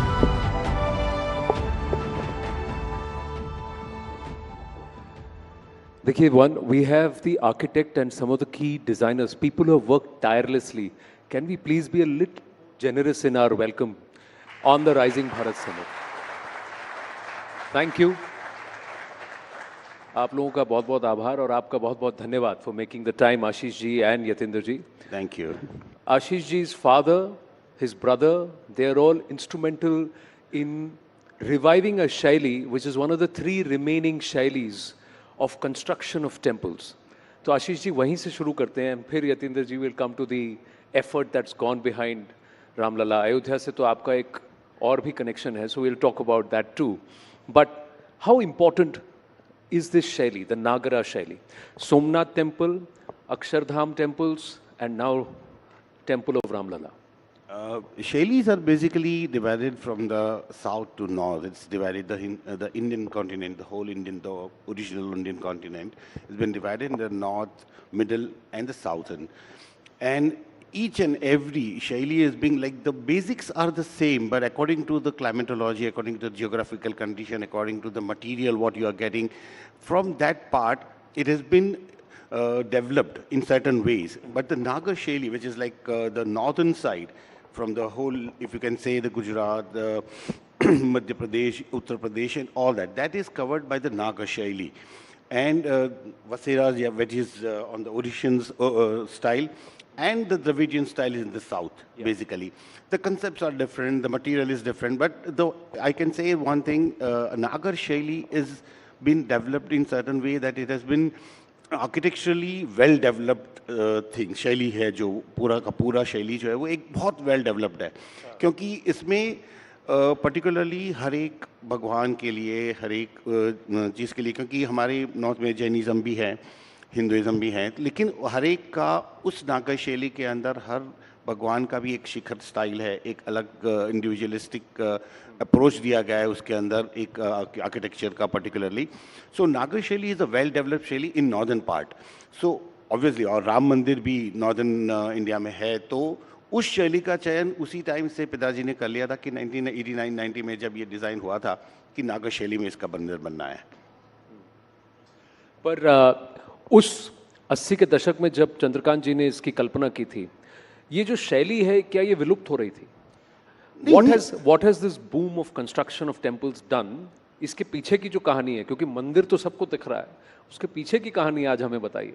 नहीं, ऐसे विलुप्त नहीं कह सकते हैं, विलुप्त नहीं हुई थी, क्योंकि माय ग्रेट ग्रैंडफादर जिन्होंने सोमनाथ बनाया था वो भी नागा शैली का है.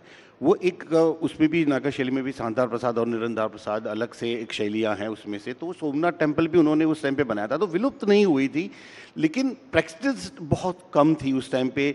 बहुत फ्यू कुछ फैमिलीज थी, या ऐसा कह सकते हैं कि कुछ लोग मतलब ट्रस्ट थे या वही सब बनाते थे, लेकिन डेफिनेटली राम मंदिर के बाद इसके अंदर काफ़ी कितने कारीगरों ने काम किया है इस पर, रामलला पर? राम मंदिर के अंदर अगर मैं कारीगरों की पर्टिकुलर बात करूं तो कम से कम 5 से 6 हज़ार कारीगरों ने काम किया है. 6,000 कारीगर, 6,000 आर्टिजन्स, यानी 6,000 परिवारों की जीविका इस मंदिर के निर्माण से चल भी रही है.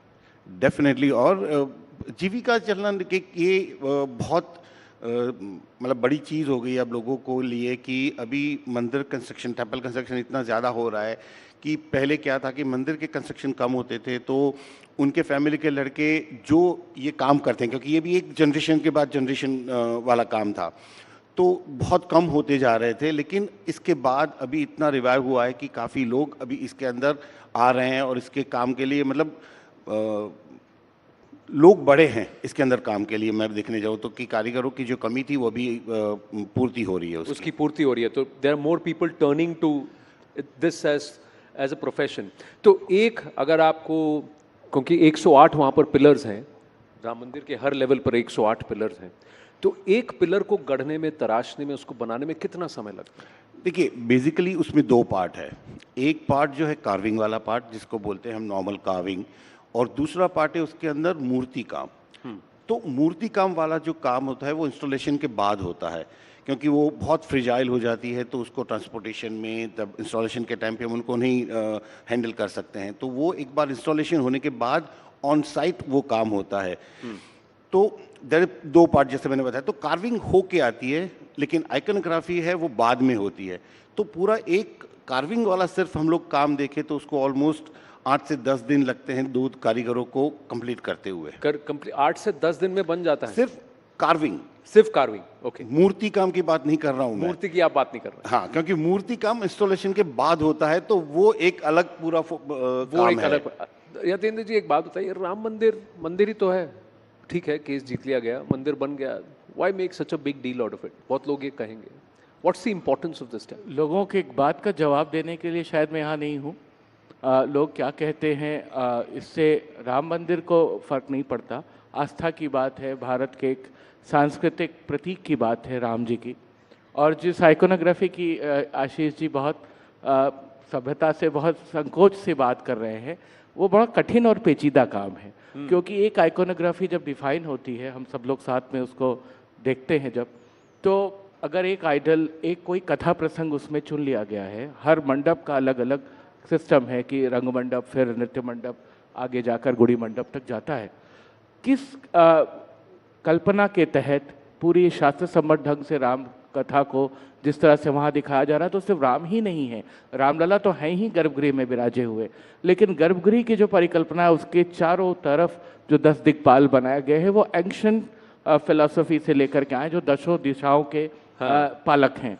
और अगर आप ये जरा विवरण बताइए कि where is it inspired from, is it mentioned? ये पूरे मंदिर में, अगर आप मंदिर पे जाएंगे और बाहर से ही शुरू करेंगे सिंहद्वार से और अंत तक जाएंगे और बाद में परकोटे तक आएंगे, तो करीब भारत के जितने भी प्रकार की जो आइकोनोग्राफी, मूर्ति विज्ञान में माइथोलॉजी का जो पार्ट है, चाहे वो श्रीमद् भागवत महापुराण का मामला हो, अध्यात्म रामायण का मामला हो, रामचरितमानस और वाल्मीकि रामायण है, वो तो मौजूद ही है। विष्णु के इनकारनेशन की भी बात है कि विष्णु के महाअवतारों का वर्णन है, दशों दिशाओं का मामला है, कौन से मंगल प्रतीक हैं जो वैष्णव परंपरा में, जो वैष्णव सेक्ट में चलते हैं, वो सारी चीज़ें दिखाई जा रही हैं।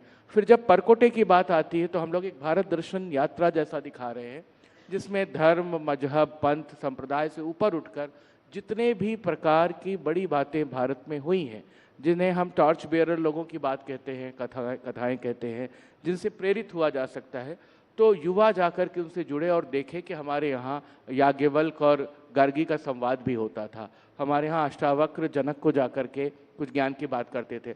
तो एक तरीके से एक ये मिक्स ब्लेंड है स्पिरिचुअलिटी और रिलीजन के साथ दर्शन का भी। तो भारत जिस रूप में बना है, भारत की जिस रूप में उपयोगिता है, मुझे लगता है कि मंदिर उसको बहुत अच्छे से प्रदर्शित कर रहा है। और जो मैं 10 दिक्पाल की बात की, तो आप जाकर पद्मनाभ स्वामी त्रिवेंद्रम का जो गर्भगृह देखेंगे तो वहाँ भी 10 दिक्पालों की ही कल्पना है।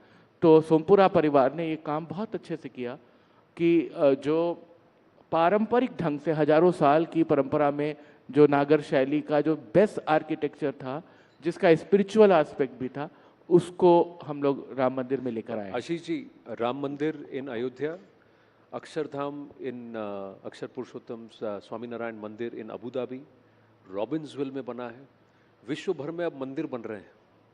सब काम आप ही करेंगे तो बाकी कौन करेगा?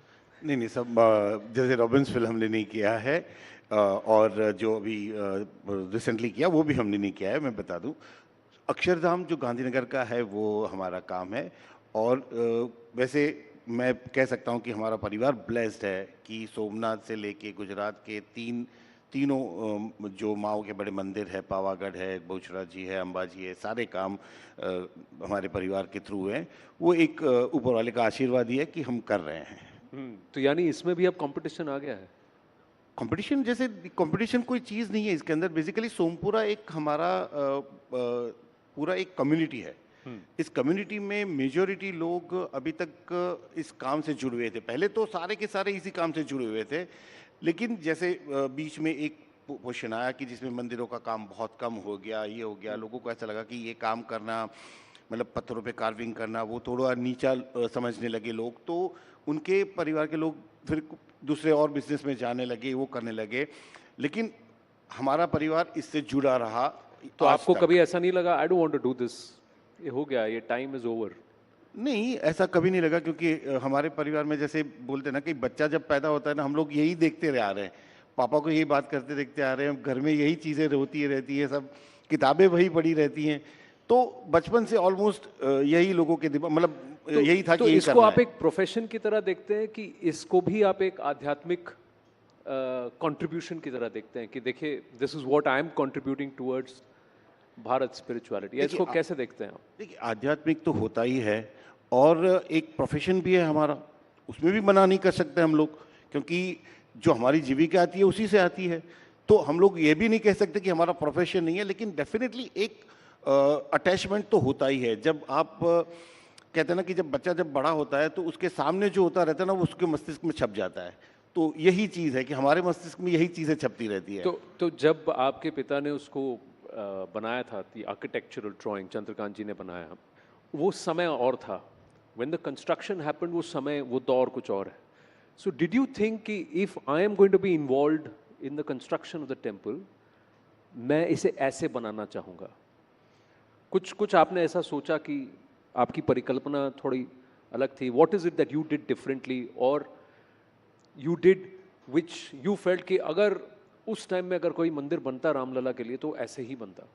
नहीं, देखिए, जो उस टाइम पे पिताजी ने डिज़ाइन किया था वो उस टाइम और उस समय के लिए परफेक्ट था, क्योंकि वो 30 साल पहले उसका डिज़ाइन हुआ था। तो उस समय के हिसाब से उन्होंने जो डिज़ाइन किया था वो पहले गर्भगृह, गुड़ मंडप, नृत्य मंडप और एक सिंह द्वार वही किया था। लेकिन जो 30 साल का जर्नी रहा राम मंदिर का पूरा, उसके अंदर उसको जो मतलब मीडिया से, सब लोगों से जो मिला, लोगों की आस्था जुड़ती गई उसके साथ धीरे धीरे, तो जो जब कंस्ट्रक्शन की बारी आई, जब उसके बाद में, तो फुटफॉल हम लोग जो सोच रहे थे वो बहुत ज़्यादा बढ़ गया था। तो डेफिनेटली सोल वही है, आप कह सकते हैं, कपड़े थोड़े नए बनाए गए हैं, बस दैट्स इट। हाँ, कपड़ों से पता। रामलला कैसे जेवर पहनते हैं, ज्वेलरी या कपड़े पहनते हैं? How did you decide that Yatendra ji? Because Ram ji का वर्णन तो अधिकांश तो वनवास में है, he is in matted locks and you know barely wearing anything. एक उनके राज्याभिषेक से पहले और जब वो बालपन में थे, तो how did you decide how Ramlala should be dressed? बहुत अच्छी बात है आपने पूछा। राम जी का जो एक चरित्र है और जो उनका स्वरूप है वो तो वनवासी राम का ही है, कि उसी वजह से वो सबके नायक हैं। लेकिन ये भूलना नहीं चाहिए कि वो रामलला अपने मंदिर में है, यानी अपने पिता, अपने माँ के भवन में है, 5 साल के हैं। 5 साल का बच्चा जो अपने पिता के यहाँ है और जो राजकुमार है वो राजोपचार के साथ ही रहेगा। किसी भी बड़े आदमी का, या जो उस ज़माने के तो अखंड आर्यावर्त के सम्राट थे राजा दशरथ, तो रामलला का जब कंसेप्ट मुझे दिया गया कि आपको सारी ज्वेलरी के बारे में अवधारणा विकसित करनी है, ये चैलेंजिंग था, लेकिन पूरा ट्रस्ट इसमें इन्वॉल्व था। और श्री गोविंद देव गिरि जी महाराज, उनसे हम लोग इंस्ट्रक्शन लेते थे और चंपत राय जी उसमें पूरा सहयोग देते थे कि पहले इसकी अवधारणा देखो कि किस तरीके से हम अपने रामलला का श्रृंगार कर सकते हैं। तो श्रृंगार के लिए जो सबसे प्रमुख टेक्स्ट हैं, सबसे पहले तो अध्यात्म रामायण ही, जिसके बेस पर तुलसीदास जी भी अपनी बात करते हैं। तो अध्यात्म रामायण, रामचरितमानस, वाल्मीकि रामायण मेल मुख्य आधार की तरह थे, लेकिन बहुत सारे पदों में, बहुत सारे मंत्रों में, बहुत सारे साउथ इंडियन टेक्स्ट में भी रामलला के श्रृंगार का वर्णन है। यमुनाचार्य जी एक बड़े संत हुए साउथ के, उन्होंने आलवनदार स्त्रोत लिखा, तो वो लक्ष्मी नारायण जी और तिरुपति बालाजी और तमाम जगहों पर उनके श्रृंगार की अवधारणा के हिसाब से वहाँ बताया जाता है। उसमें सारी पदावलियाँ भी ऐसी, तो कुछ उसमें से लेना था, कुछ कवितावली से लिया तुलसीदास जी की। सभी ने सुन रखा है ठुमक चलत रामचंद्र बाजत पैजनिया, तो पैजनी भी पहनानी चाहिए क्योंकि बच्चा है और वो ठुमकेगा, 5 वर्ष का होगा। और कुछ प्रतीकात्मक चीज़ें हैं जो श्री राम को धारण करनी चाहिए। उनके हृदय पर श्रीवत्स चिन्ह बना हुआ है, वो कौस्तुभ मणि धारण करते हैं। अब कौस्तुभ मणि क्या हो? कौस्तुभ मणि एक दिव्य मणि है, लेकिन कौस्तुभ मणि किस चीज़ की बनती है, कुछ ऐसा तो सामने था नहीं। तो उस पर बहुत सारा मंथन हुआ। फिर ये हुआ कि वो सूर्यवंशी हैं, सूर्य का प्रतीक लाल होता है रंग, माणिक यानी कि हम रूबी इस्तेमाल करें तो रूबी और डायमंड के एक बड़े उसमें कटिंग में एक ऐसा मणि धारण कराई जाए, तो इस तरीके से उसकी अवधारणा बनी। ऐसे ही मुकुट की अवधारणा बनी। वैजंती माल पहनाया जाता है भगवान को। वैजंती माल विजय का माल होता है, और जहाँ मंदिरों में आप देखते हैं रंग बिरंगे फूलों के एक बड़े हार होते हैं, तो इसे हुआ कि इसे स्वर्ण आभूषण में निर्मित किया जाए। तो जितने वैष्णव प्रतीक हैं राम जी के, शंख, चक्र, पद्म, गदा, ये सारी चीज़ें उसमें बनाई गई। फिर 5 प्रकार के फूल बनाए गए उसमें। 5 फूलों का कहते हैं कि वो देवता को पसंद है। तो उसमें आपका लोटस था, कमल था, कुंद था, कुंद की माला सरस्वती को भी पहनाते हैं, पारिजात, तुलसी, तो तुलसी पत्र तक उसमें लगाया गया। तो इस तरीके से छोटी छोटी डिटेलिंग हम लोगों ने की उनकी अवधारणा रचने में भगवान की। और जितने भी गहने पहनाए गए, कोशिश की गई कि वो एंशिएंट टेक्स्ट से रेलिवेंस उनका बनता हो। जैसे एक हार होता है जो 4 या 5 लड़का, आज 5 लड़ा 7 लड़ा कहते हैं, उस जमाने में उसे पदिक कहते थे, तो पदिक निकाला गया वाल्मीकि रामायण से। इसी तरह से बाजूबंद को भुजंग कहते थे, तो हमने उसका टर्मिनोलॉजी भी वैसे ही रखी कि कल को कोई इसकी डिटेलिंग करना चाहे, इस पर कोई स्टडी करना चाहे। और ये बहुत बड़ा चैलेंज था। विष्णु के बहुत मंदिर हैं, कृष्ण के बहुत मंदिर हैं, लेकिन श्री राम का मंदिर इस रूप में पहली बार उस तरह से एक अवधारणा थी कि जिस तरह से एक राजकुमार को 5 साल के बालक को पहनाना है। या मेरा अगला प्रश्न वही होने वाला था कि बाल कृष्ण के बहुत सारे मंदिर हैं। अब जैसे गोवर्धन है, अब वो श्रीनाथ जी हो गए, Guruvayur in the south, Udupi, तो सब जगह बाल कृष्ण के हैं, पर बाल राम के, जो रामलला के मंदिर ज्यादा नहीं हैं। राम जी के मंदिर का एक अयोध्या में बड़ा मजेदार कंसेप्ट है, बहुत ही यूनिक है। अगर आप में से कोई गया हो, राम वहाँ पर है लेकिन कई रूपों में है। अगर आप कनक भवन में जाएं तो वहाँ दामाद के रूप में पूजे जाते हैं, वहाँ वो पाहुन है। हाँ। तो वहाँ पे उनकी वेशभूषा सन इन लॉ की है।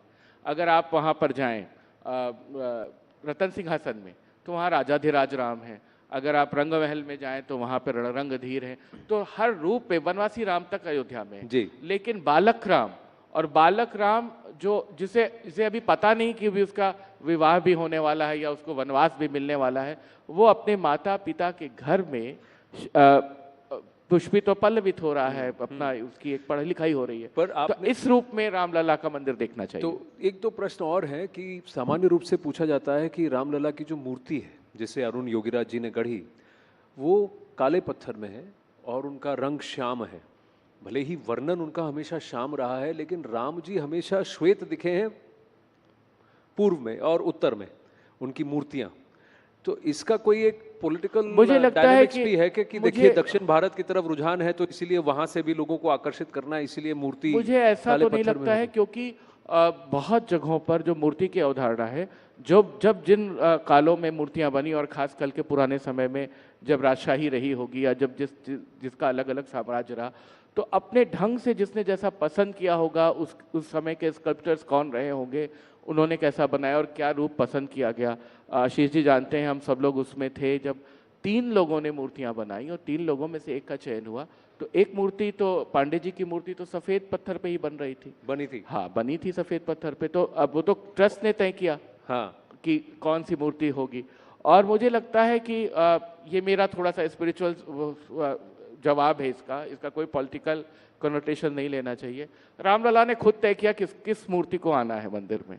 वो प्रभाव ऐसा ही है, क्योंकि किसी भी जो कि जब ज्वेलरी भी बन रही थी, मनीष त्रिपाठी जी ने जब वस्त्र अवधारणा रखी, आप किस भाव से देखते हैं रामलला को, आप अपनी भक्ति में कृष्ण, राम या शिव को किस भाव से देखते हैं, उसी का मैनिफेस्टेशन आपको रिफ्लेक्ट होकर के मिलता है। तो मुझे नहीं लगता है कि इसके पीछे, और जहाँ तक मेरी समझ है, जितना मैं असिस्ट कर रहा हूँ मंदिर के काम में नृपेंद्र मिश्रा जी को या ट्रस्ट को, मुझे नहीं लगता है कि कोई राजनीतिक दबाव कोई रहा होगा या कहीं से किसी ने कहा होगा कि ऐसा करना चाहिए। क्योंकि खुद मैंने मंगल ध्वनि का आयोजन किया था 22 तारीख को, और बाद में श्री राम राग सेवा हुई।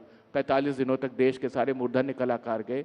तो मुझे बिल्कुल मुक्त हस्त काम सौंप दिया गया था कि आप इसे करिए, और मुझे किसी ने कोई हस्तक्षेप नहीं किया, बल्कि सहयोगी किया। कोई हस्तक्षेप नहीं किया। What does this temple mean for all of us? Why is it so important कि लोग कहते हैं कि 1000 साल तक अब ये नहीं गिरेगा? आशीष जी, देखिए, इसके अंदर बेसिकली जो कंस्ट्रक्शन टेक्नोलॉजी है वो हमारी बरसों पुरानी जो टेक्नोलॉजी है, जो स्टोन के साथ दूसरे स्टोन को जोड़ के बनाने की। तो इसमें सलिया, आयरन सब यूज नहीं किया गया? नहीं, कहा जाता है बहुत कंक्रीट सलिया सब डाला गया है, ये सब कहने की बातें हैं कि कुछ नहीं। बिल्कुल नहीं। कोई मुझे बता दे कि एक स्टील का टुकड़ा भी डाला गया हो, क्योंकि स्टील को शिल्प शास्त्र में शुद्ध धातु माना गया है। और बेसिकली वो इसलिए नहीं डाली जाती कि एक मैग्नेटिक फील्ड बनता है, जब हम टेम्पल आर्किटेक्चर बनाते हैं तो एक मैग्नेटिक फील्ड बनता है जो इसको स्टील डिस्टर्ब भी करती है। और सब लोग जानते हैं कि अगर स्टील कहीं पे भी यूज़ हुआ होता है तो वो 100 साल, उसकी उम्र ज़्यादा नहीं रहती है, 100-125 साल में उसका डिटोरेशन होने लगता है। जबकि ये पूरा नेचुरल मटेरियल, नेचुरल स्टोन से बना हुआ है टेम्पल। और इसके सारे के सारे डायमेंशनिंग जो है वो शास्त्रोक्त रहते हैं। हर एक डायमेंशन गर्भगृह के डायमेंशन के हिसाब से ही उसके डायमेंशन रहते हैं। लेकिन इसके लिए स्पेशली आई थिंक मैं ये प्राउडली कह सकता हूँ कि ये शायद विश्व का पहला मंदिर होगा जिसका 3D स्ट्रक्चर एनालिसिस हुआ है for 2500 years by CBRI Roorkee. Wow. So that means, so you are people who believe that Sanatan will exist for 2500 years, because there are others who say कि सनातन को तो अब खत्म कर देना चाहिए। मतलब टेम्पल तो रहेगा, आई डोंट नो बाकी का तो क्या है। टेम्पल तो 2500 साल तक वैसे ही रहने वाला है। टेम्पल रहेगा। Quickly sir, have to wind up जी। मुझे बस ये कहना है, एक डिस्क्लेमर की तरह आपके मन से कहना है कि बहुत सारे लोग बहुत बातें कहते हैं और तमाम बातें कहते रहते हैं। जो रील चलती रहती है, जो पॉडकास्ट चलते रहते हैं, उसमें से आधी हकीकत और आधा फसाना लेकर चला करिए। बहुत सारी जो ग्राउंड रियलिटी है वो बिल्कुल डिफरेंट है और बहुत अच्छे से, बहुत साइंटिफिक ढंग से बन रहा है। कौन क्या कर पाएगा ये तो मैं नहीं जानता, लेकिन असनातन एक विचार है, उसको कौन उखाड़ पाएगा मुझे नहीं लगता। वो परंपरा में ही जाने वाला है, लेकिन मंदिर रहने वाला है और 2-2,500 साल रहने वाला है। भगवान को याद करने के लिए शैतान का भी होना आवश्यक है। जी, बिल्कुल। Ladies and gentlemen, Ashish Sompura and Yatendra Mishra. Thank you very much. Thank you so much, Anand. Thank you to our guests, Mr. Ashish Sompura and Mr. Yatendra Mishra, for sharing such fascinating insights into the construction of the Ram temple and the Shringar, the Sajavat of our Ram Lalla. Well, ladies and gentlemen, now let's get down to discussing something that concerns each one of us, all of us present here today. We can ignore it only at our own peril. It's about us, it's about our children, our families, it's about life and our planet. The changes that are sweeping the world could come at a cost, and this has also pitched sustainability and climate change to the mainstream of global policy making and business decision making. In fact, smart living, ladies and gentlemen, is about adapting the fruits of technology through models that are scalable, profitable, and importantly, ecologically and socially far more sustainable. Let's talk about these very pressing matters in a session titled Earth's Dividend Between Profit and Protection. Please join me as I call on stage Dr. Amina Gurib Fakim, who's the former president of Mauritius and an award-winning scientist, Mr. Erik Solheim, former executive director, United Nations Environment Program, or UNEP, and the former Environment Minister, Norway, and they will be in conversation with News18's Palki Sharma. Palki, thank you.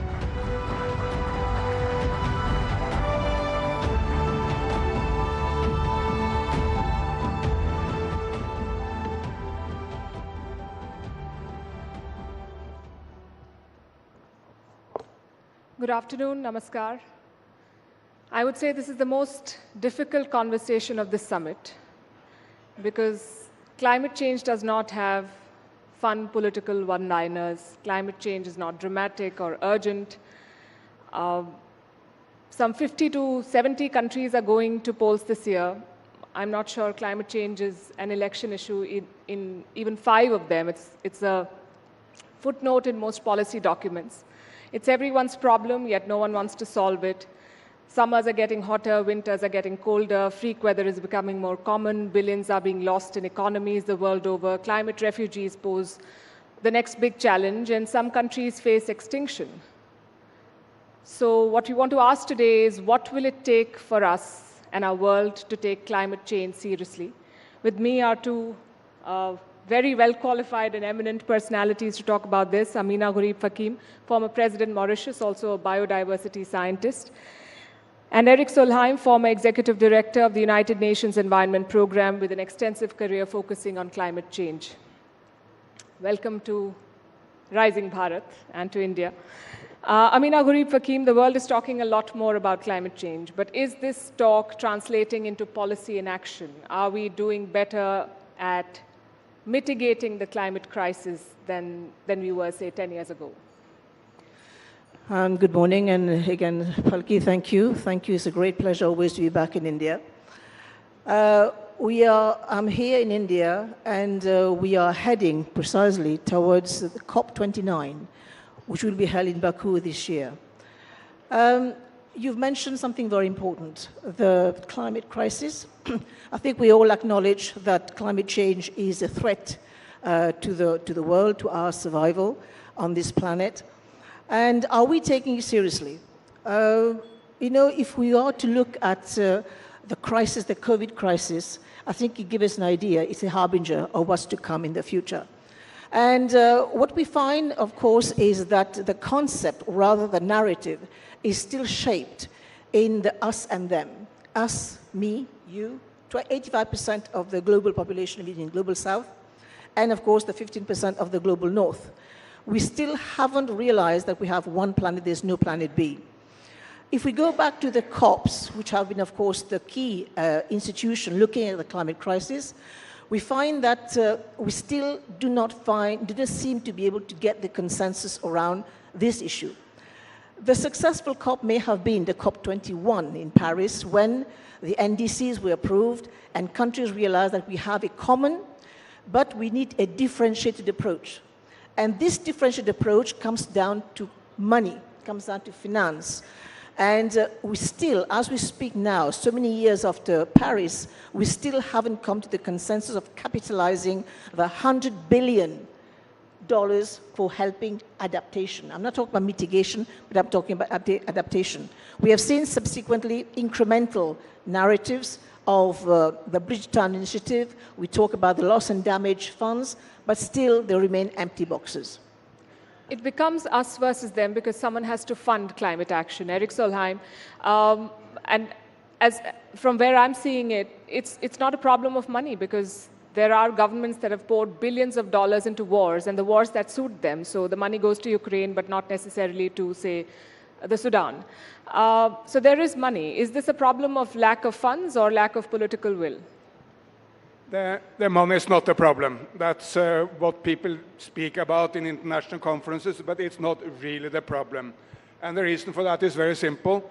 The price of solar energy has fallen by 90% in 1 decade. The price of wind energy has fallen by 85% in 1 decade. So if today, if you make the shift from from coal or from fossil fuels into renewables, not only is good for the health, everyone knows, not only is good for Mother Earth, everyone knows, it's also very good for the economy. It's cheaper, and that's why the calculus of the past was a thing of the past. In the 20th century, if you wanted to grow the economy, there was no other way than coal. That's why Europe did it, America did it, China did it, and India started doing it. But today, you can grow the economy by renewables. And frankly, this is why Prime Minister Modi is now leading India in the right direction. Because, mind you, he gets the big picture right. Prime Minister Modi understands that climate change and environment action is not a burden for India. It's an enormous opportunity. It's an opportunity for more jobs, getting people out of poverty, but doing it in a green way. And if I may add, maybe the best slogan I ever heard in India on Bharat on this was Ola, the Uber of India, as you all know. They have a wonderful factory in Tamil Nadu, young Tamil ladies making electrical scooters, and the slogan is really captivating. It says, Tesla for the West, Ola for the rest. Because meaning that Bharat can get any number of jobs from moving into the green economy. You make interesting points, and you were telling me earlier that you believe that Indian culture is the best suited for climate action. Do you want to tell our audience about that? Sorry, Indian culture, you said, is better suited. Look, the old Brits had, to put it mildly, very unfavorable view of the Hindu Dharma, or the traditional Indian culture. They saw it as a second-rate religion, with any number, millions of gods, didn't take it seriously at all. Then switched to 2024, and Hindu Dharma looks like the most modern of all religions. Why? Because look, in Christianity, while there is a strong drive to protect nature in Christianity, still the perspective is always that the human being is superior. Human being is superior to nature. While in Hindu Dharma, man is part of nature. Man is in nature. And that now looks such a modern perspective. And the old Indians, they venerated nature. They did it even to the extent of making God half animal, half human. I mean, Ganesh, half elephant, half human, Hanuman, half monkey, half human. And can there be a stronger signal of the unity of man, humans, and nature than making God half nature, half human? So what the Brits spoke so negatively about 100 years ago is now looking as the most modern of all global thought systems. That's a very interesting perspective. Amina Hurib Fakim, your thoughts on what India is doing, and countries like India, even China, have developmental requirements. Same with Mauritius. As the president, I'm sure you've seen this firsthand, the challenges that climate change poses to you and your people. So you have to find a way to balance the two. How do you think these countries are doing? First of all, I just pick up to what Eric has just said. The approach that the global south and India, Asia, of course, and China, I think the approach is that we are very much part of the ecosystem and that we need to start respecting nature, and the solutions will be, of course, in nature. But you mentioned something about the challenges of climate and how India and in most Asian countries, even China, are tackling. I think the plan is there. There is a game plan to address this. I think many of the rising emerging economies, of course, India is one of them, they have a plan. But I have a but. We are all integrated in the global economy. And this, of course, is the lifeblood of any country, is to see to it that trade increases so that jobs can be created. And my concern is that because of the competition, because of the moving geotectonic plates around the world, especially now that India and China are rising, is that there could be a break to this rise.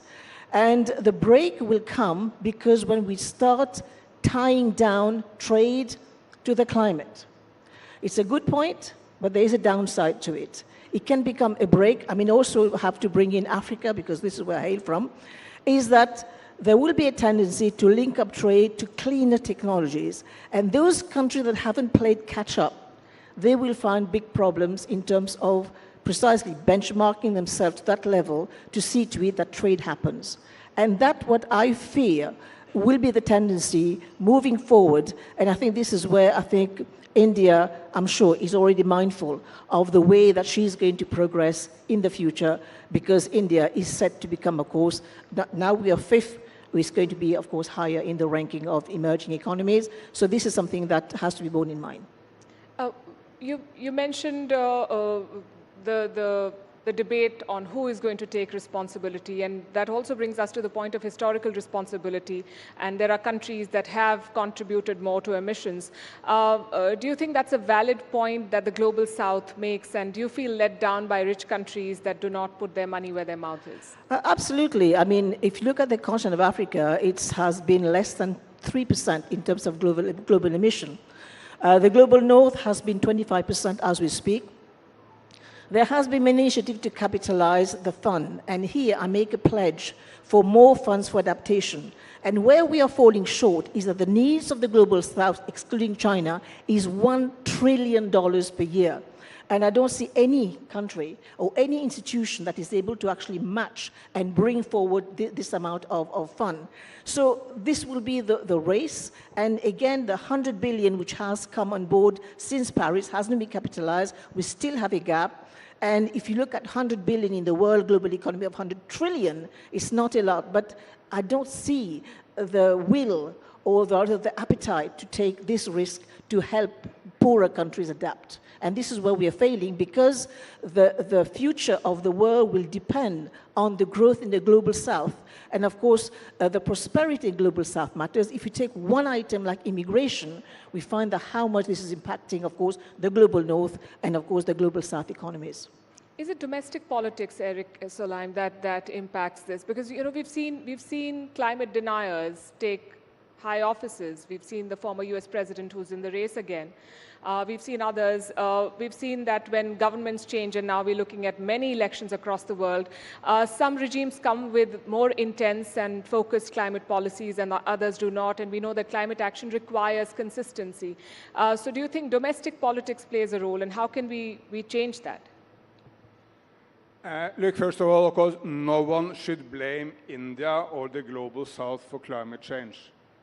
The emissions of the United States of America up to this point are 25 times Indian emissions per capita.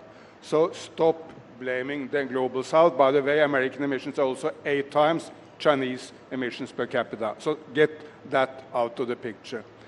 The one thing the environment movement gets wrong, in my view, is it sometimes framing the message as a message for the young and trendy.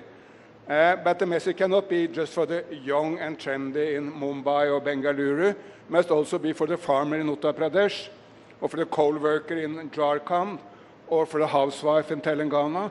I mean, it must be for the people.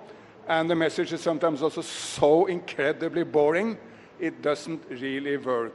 So we need a better messaging to the people. And we need to do it much more about the love for nature, make it a lot more fun, a lot more exciting, and maybe the most important of all, get out the message that the green transformation is a help to the people. It's not a cost. It's an enormous achievement. Let me just give you a few examples from India itself. In Gujarat Desert, the Adani Group is now building the biggest individual solar and wind plant in the world. It's as much energy as all the hydropower consumption of my nation, Norway, and we are fully fueled by hydropower at a very, very high level of consumption. That one plant is as much as we consume overall in Norway. Then, in Omkareshwar, in Madhya Pradesh, at the Narmada River, L&T and Hartex Solar and other companies are building the biggest floating solar in the world. Amazing. It's as much as 4 times the most controversial hydropower plant, again, in my nation, Norway. So it's big. And when Prime Minister Modi came back from Ayodhya, from the Ram Mandir, his first step was to say, look, Ram was about energy. Can I serve the people of India better than launching an initiative for 1 crore, 10 million rooftop solar? The initiative is already out there. Go into the internet and Google it and look into whether you can apply for it yourself. So, and of course, all these are beneficial to the people, creating jobs, creating prosperity, and making sure that India do not need to pay for oil from Norway or from Russia or from Saudi Arabia, but can use the money for the people back home. But we need to change the conversation from a very boring, very centered on a few young people in the city conversation to this amazing conversation of how all people, also farmers and workers, everyone will benefit from the green transformation. So change the conversation. That's an interesting point again. Amina Gurib Fakim, we cannot talk about climate change and not mention big oil. And it's interesting that the last COP summit was hosted by one of the biggest oil producers in the world.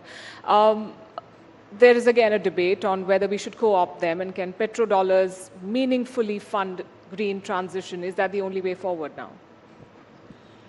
Palki, there is a lot of conversation about oil. And I think last COP in Dubai, they had big problem actually getting the wordings right in terms of phasing out oil. And unfortunately, if we call them down to brass tack, it will be difficult to phase out oil immediately. But I think what we can get from the oil industry is precisely their CSR in terms of capitalizing the global funds to be able to help countries adapt. And I think this is where we make a pledge, because we are in election year in the United States, in India, in many of the major countries, we are going to go for election. So capitalizing the Green Fund will not be a priority for many countries. We are, of course, running out of time, but we make a pledge to the big corporations. And this is where the SDGs make a difference vis-à-vis the MDGs, because this is where we call for the contribution of the private sector. So if the private sector can help come on board and help capitalize the fund and help us reach this $1 trillion so that this global south can help adapt, because again, I will say, the global north depend on the global south because we provide the branch on which we are all sitting for our own survival. So it's in our interest to find the funds to help adapt, because mitigation is already happening. Also, COP summits tend to have a very big participation, 70,000 in the Dubai summit, which I understand that they want to bring more voices on board, but it makes consensus that much more difficult. You mentioned the private sector. There's increasingly a pitch with sustainable products that are being pushed out in the market. Do you think that it's just window dressing as of now? Do you think that there is a serious commitment where the private sector is concerned that they want to make a difference and become part of climate change, climate action? So far, there have remained pledges, and the pledges haven't been translated into solid dollars. But I think when you look at a country like India, for example, which has a very big agriculture base, while we actually lambast agriculture as being an emitter, I think India can play a key role in transforming the ag sector into a net absorber. And this with these tools that India can bring in terms of technology, and India has got very strong institutions in terms of addressing this, I think it can be a great boon in terms of addressing the climate crisis and become a net absorber and also create jobs. And here I have a special plea to make, because agriculture also means women, and we need to empower women to bring them on board to become these game changers in terms of addressing the climate crisis. Eric Solheim, I have some data. Gen Z, 81% of them, according to a survey, the young generation, said that they were very concerned about climate change, and they've talked about climate anxiety. Another set talks about the multiplication of climate-related litigation. People are taking their governments to court.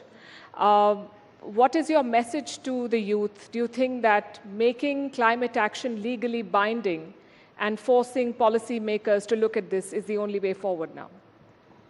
I mean, all in favor of that. I mean, cannot be agree more than to any global agreement which will enforce regulations on climate. However, there is no need to wait for that, because acting on climate in India or any other place is creating more jobs, saving money on the global on the budget, and creating a much healthier and better society. So there's no need to wait for someone else. But if I may, since we come maybe to the close of the conversation, also make a couple of challenges to India, and what are the main issues India need to work on to do even better. I think one is still red tape. It takes too long to get permissions for renewable energies. That's, by the way, not just an Indian problem. It's a massive problem in the United States, in Europe, everywhere. One of the biggest wind makers in Europe told me, look, it takes a lot longer to get the permission to construct offshore wind than it actually takes to put up the windmills. And I think one reason why a state like Gujarat seems to be front in the lead in India, maybe that they got the relationship to business right at an early stage. It's a more efficient system, a more business-friendly system. Tamil Nadu is also in the lead, maybe for some other similar reasons. So cutting red tape is essential. And the other, which may not be so popular to talk about in India, is the relationship to China. Because China is 60% of everything green in the entire world. Don't look to the West. They're far behind India. The only nation in the world which may be ahead of India is China. China is 60% of wind, solar, hydropower, electric cars, electric batteries, high-speed rail, whatever you look to, China is dominating. I think I'm going to interrupt there. Just one second on that. So the relationship between China and India is key, because tapping into this technology for India, while at the same time onshoring the jobs here. I mean, people in Bharat need jobs, so that is a first-rate issue for the development of renewables. India-China is a whole different conversation. Time is up, but I want one last word from you, your message to climate deniers. Climate is happening, climate change is happening, and I think all the indicators are pointing to this. But what I would like to see is more power, more technology, more finance to help us all together ride because its time is running against us. And let's empower the youth, because I think it's their planet at the end of the day. So we need to empower them. We need to empower women to actually bring on board the changes that we'd like to see. Thank you. Right. As they say, we are the first generation to feel the impact of climate change, and we may be the last generation that can do something about it. Thank you very much for your thoughts and for being here today. Thank you so much, Dr. Takim, Mr. Solheim. Thank you for your time. That was indeed a very insightful and informative session on climate change, which is the greatest threat that the world is facing, and its devastating consequences if not addressed at the earliest. Palki, thank you so much as well. And ladies and gentlemen, we're going to get ready now for our next session. It's going to be with a person who's among the most talked about political figures in Eastern India these days. His career, ladies and gentlemen, took a definitive turn when on November 27, he decided to quit the Indian Administrative Service, or IAS, and he formally joined the party in power in the state. And during the past decade, He has played a key role in implementing several marquee projects, including the Sri Mandir Parikrama project, the renovation and restoration of ancient and some revered temples throughout the state, and the Mo Sarkar, which interestingly is an initiative to establish the dignity of the common citizen in government offices. Well, he now holds a cabinet rank position as the chairman of 5T, a charter of governance emphasizing transparency, technology, teamwork, and time leading and transformation. Some say that he is the chief minister in waiting. Well, he just could well be that. Let's hear it from the man himself. Please join me as I welcome Mr. V.K. Pandian, who is the chairman 5T Odisha, for a session titled P2P, Odisha's new mantra, in conversation with News18's Zaka Jacob.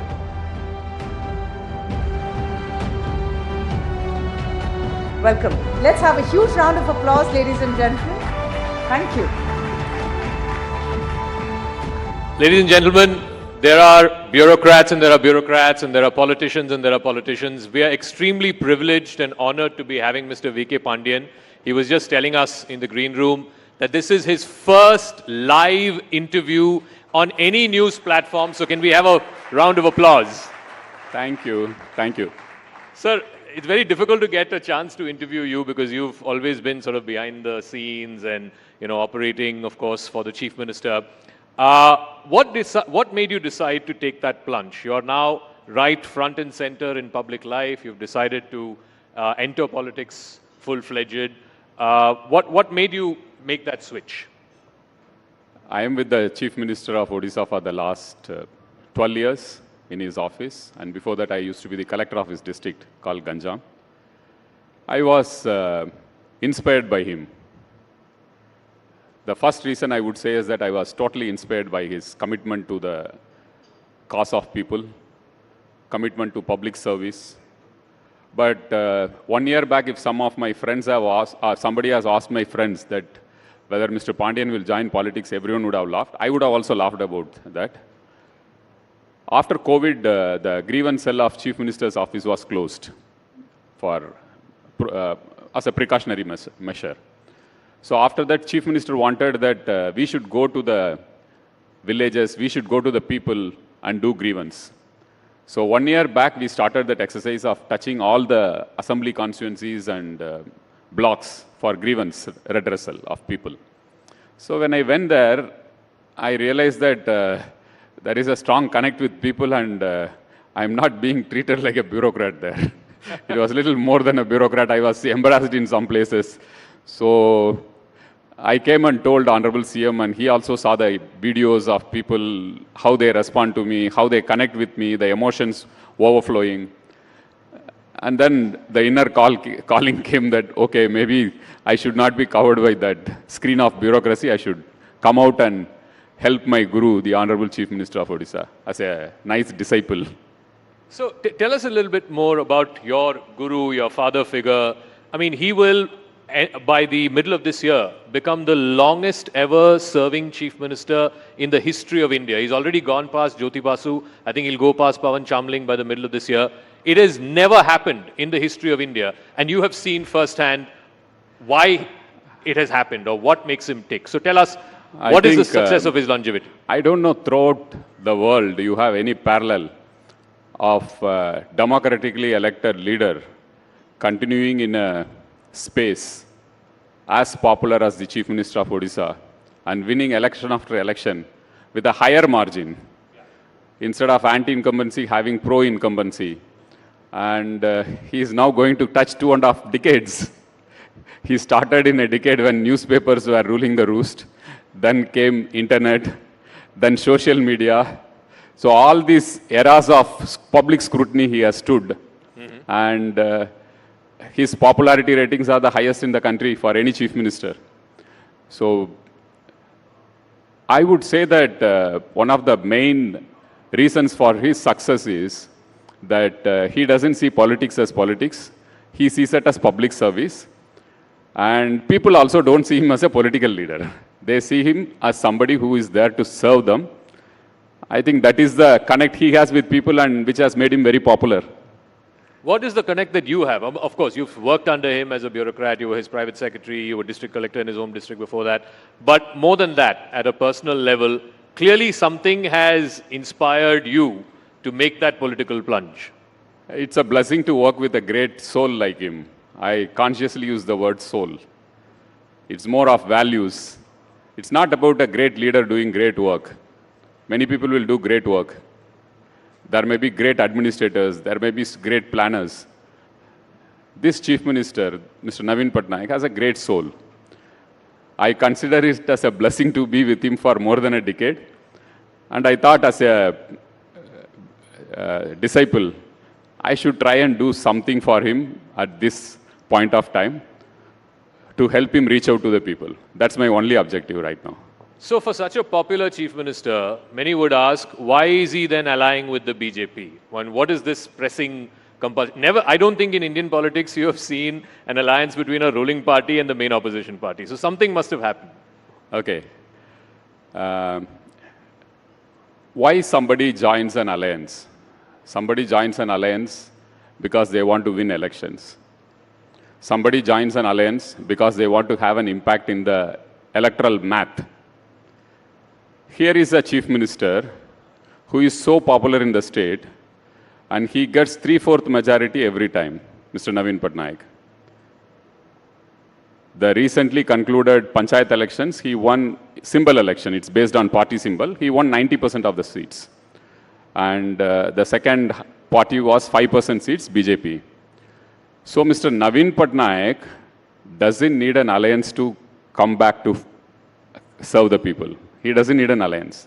You're saying BJP needs an alliance? No, I would say the same thing about Mr. Narendra Modi, the Honorable Prime Minister of India. Whatever surveys you are showing, whatever others are showing, that he is going to become the Prime Minister of the country. Mr. Naveen Patnaik is going to the Chief Minister of the state, undoubtedly, and Mr. Narendra Modi is going to be the Prime Minister. How I put it is beyond, there are some things beyond politics. It is a mark of great statesmanship. That's how I put it. That two great leaders wanting to come together for a greater cause. It has significance as two great people coming together as a mark of statesmanship. It has nothing to do with politics. That's how I see it. That's how I put it. And even the chief minister thinks that way. So you said in the... It has no electoral value either for BJP or for BJD. No, earlier in the first part of the answer, you said, why do parties align with each other? They want to win elections. They want to change the electoral map. So is it that BJP needs BJD more or BJD needs BJP more? BJD doesn't need BJP to form government in the state.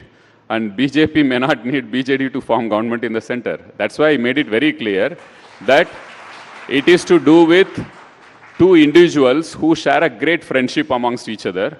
And they see some things are beyond politics, and that is where you see a rare mark of statesmanship. I consciously use the word statesmanship. It is nothing to do with politics. It's beyond politics. So where is the status of that alliance right now? Because PM came, I think, earlier this month. He praised Naveen Patnaik as a Lokpriya Neta. But we haven't heard anything ever since. I think if anything happens, we'll all get to know. No, that's why I'm asking you. No, better to ask than you. We'll all get to know if something happens. But I told the logic behind this, whatever talk has happened also, I told the logic behind. It has nothing of electoral significance either to Odisha or to the country. It is more to do with statesmanship. Okay. Talking about statesmanship, clearly Naveen Babu is a statesman in his own right. Like I said, he has already gone past Jyoti Basu's record. And if he wins this election, which like you said is almost a certainty, he will become the longest serving chief minister in the history of India. We have called this session P2P. So depending on which way you want to see it. Poverty to prosperity, Odisha transforms. That's the way you would like to see it. We would like to see it as from Patnaik to Pandian.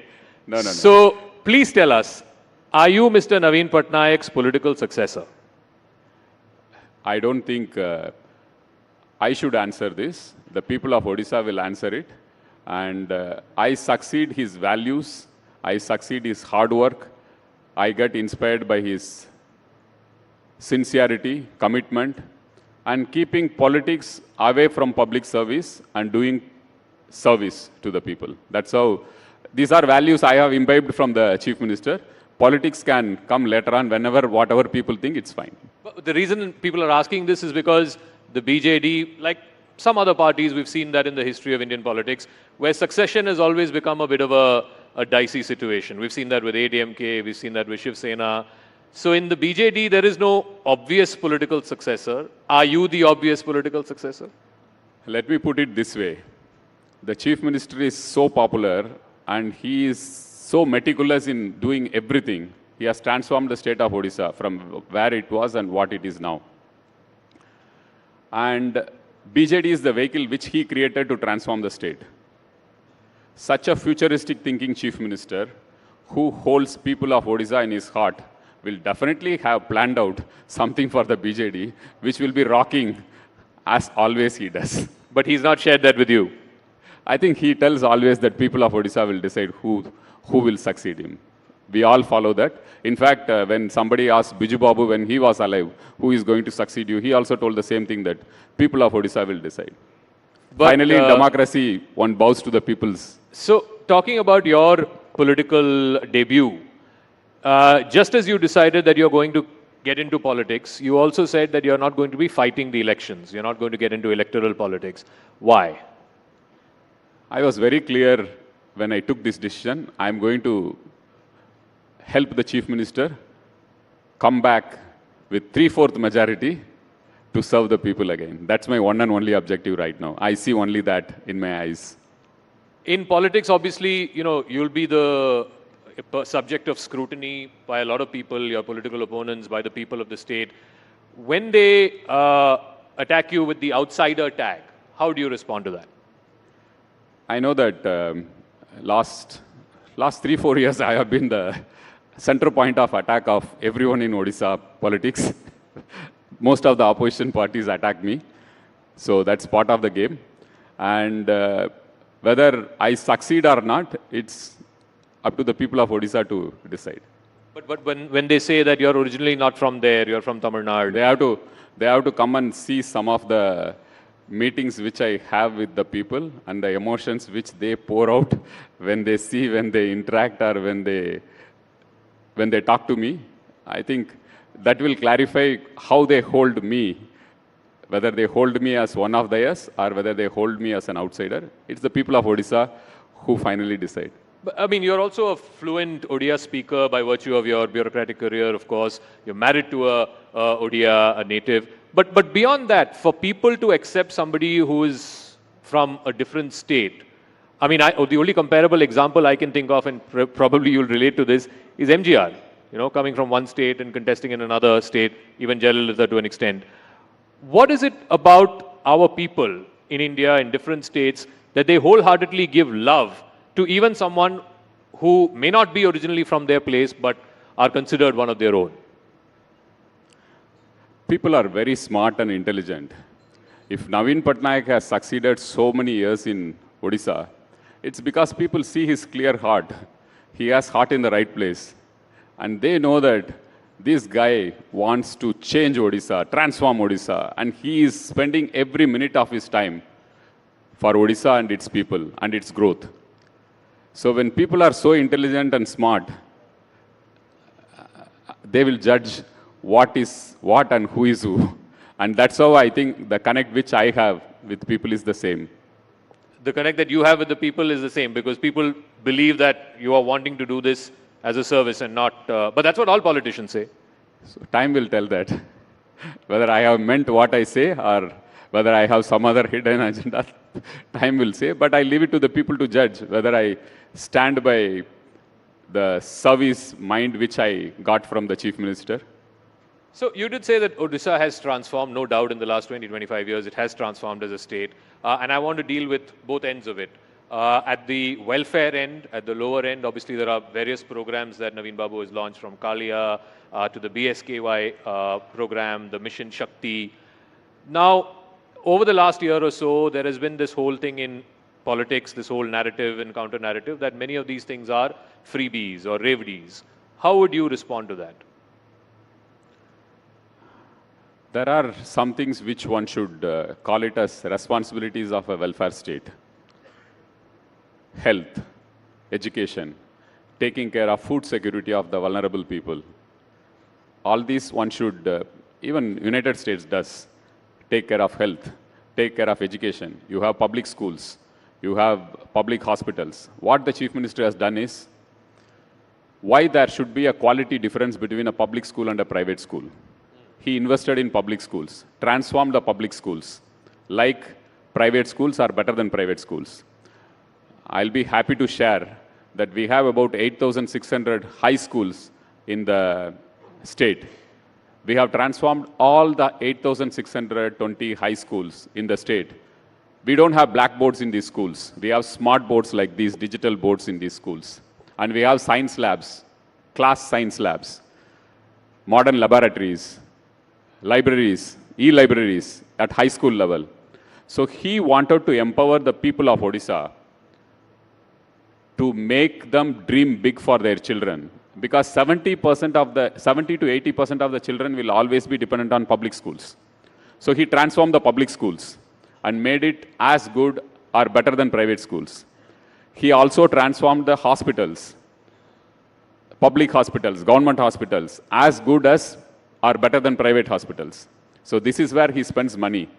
So health, education, food security, these are things which any government should do for its population, and people are happy about it. And if you want to take the state to the next level, 70% of the population who are dependent on public institutions should have the best access to public institutions. When you do that, you actually empower the people and make them dream big. That's when a state will go forward. I also want to ask you about the Sri Mandir Parikrama project, which is the Temple Heritage Corridor project, the restoration of the Puri Jagannath Temple, as well as other temples. You were telling us a short while back, there are 10,000 temples that have been revived and restored in the state. How would you respond to the charge that why should a secular state be in the business of restoring or reviving temples? I think it's part of our culture. Temples reflect, temples are an integral part of your culture. It reflects your history. You draw strength from your faith you have on these temples. You get peace there. So it is but natural for a government to honor the faith of people. In a democracy, people's faith is reflected in vote. When you are voted to serve them, it's important that you honor their faith. If Muslims have faith in mosque, restore their mosque, restore their burial grounds.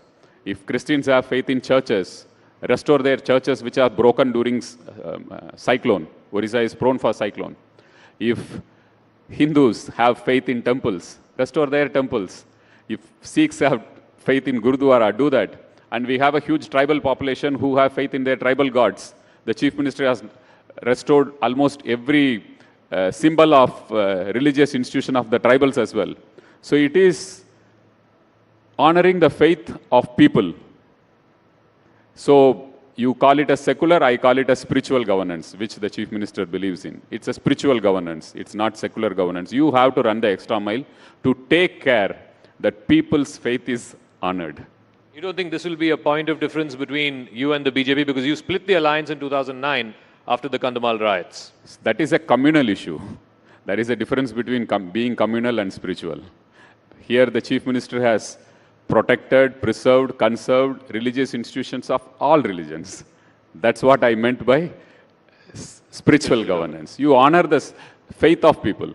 I also want to talk about, and of course, a lot of our viewers are well acquainted with this. Odisha has, of course, become a big hub, a big center for sports and sports promotion, particularly hockey. You've got world-class stadiums now in Rourkela, in Bhubaneswar, the Hockey World Cup. You hosted the Hockey World Cup. What explains Odisha and particularly your Chief Minister's love for sports? I believe you are also a sports yeah, I'm also from sports candidate. hostel. I was trained to be a professional athlete. I left I was a middle distance runner and left halfway through because my father asked me whether you want to continue as a sports person and end up in railway stations as TTE after playing nationals, or you want to go a little further. That was the ecosystem which sports has. Unfortunately, we have improved a bit on it, but still a long way to go for India to make our sportsmen into professional sports. And regarding your question about hockey and Odisha,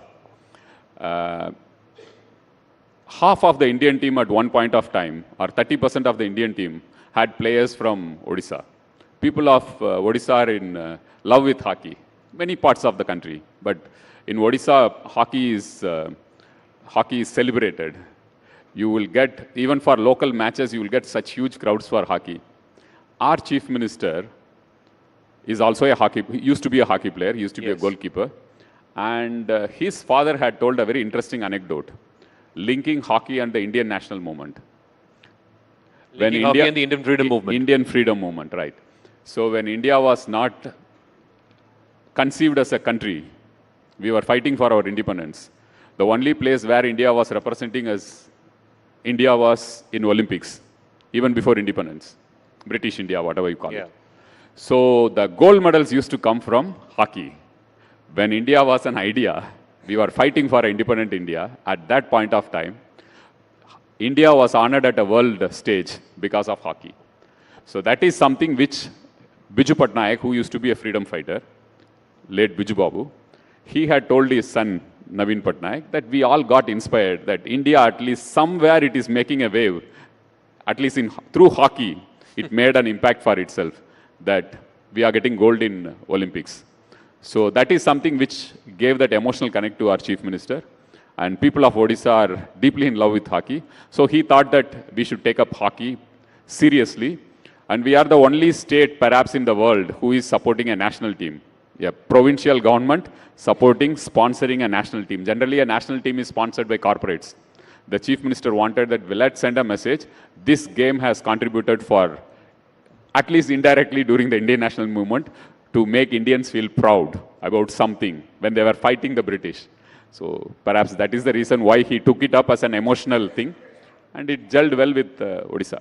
All right. So in fact, Odisha sponsors both the men's and women's hockey teams. So can we Senior have a round and of junior. Senior and junior. So that is an incredible thing. It's generally corporates who sponsor teams, but here you have a state government sponsoring. So finally, Mr. Pandey. And after 38 years, 40 years, India won a medal in last Olympics in Beijing. Correct. After Odisha sponsored. Of course, the credit goes to our players, the support team and everyone, but Odisha had a small role in that. Odisha had a small role in India getting a medal after 3 decades.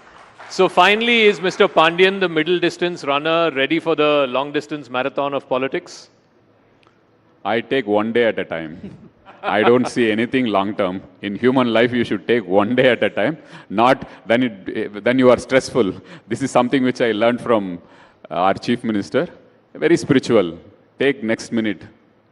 Live in the moment, present moment. So for this day and for the last 25 minutes, Mr. Pandian, thank you very much for joining us here at the Rising Bharat Summit. Thank you. Ladies and gentlemen, can we have a round of applause? Thank you so much for that very important advice. Live each day. And that was Odisha's influential bureaucrat, now serving the people of the state with utmost dedication and selflessness and sharing his vision for the state's development. Well, ladies and gentlemen, since the morning we have had some fascinating discussions over some thought-provoking issues and some burning topics. You can dig deeper over lunch, which will now be served at the Shah Hall. So take a break, enjoy yourself, enjoy the scrumptious meal, and we will have you back soon after lunch. Thank you so much.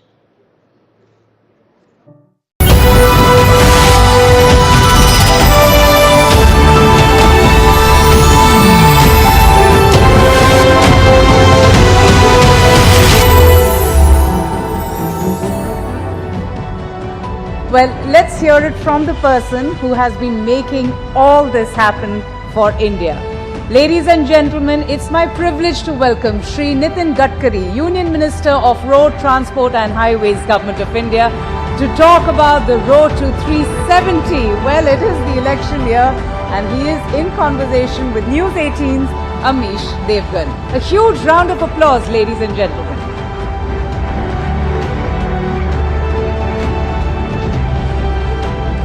Welcome, sir.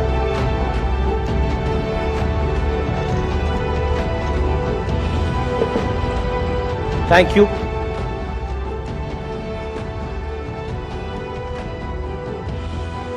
और अब उस session की शुरुआत जिसका हमें काफी देर से इंतजार था। नितिन गडकरी मेरे साथ है, केंद्रीय मंत्री हैं, भारतीय जनता पार्टी के पूर्व राष्ट्रीय अध्यक्ष रहे हैं। नितिन जी, आपका अभिनंदन है, तो जोरदार तालियों के साथ अभिनंदन करिए नितिन गडकरी का। नितिन जी,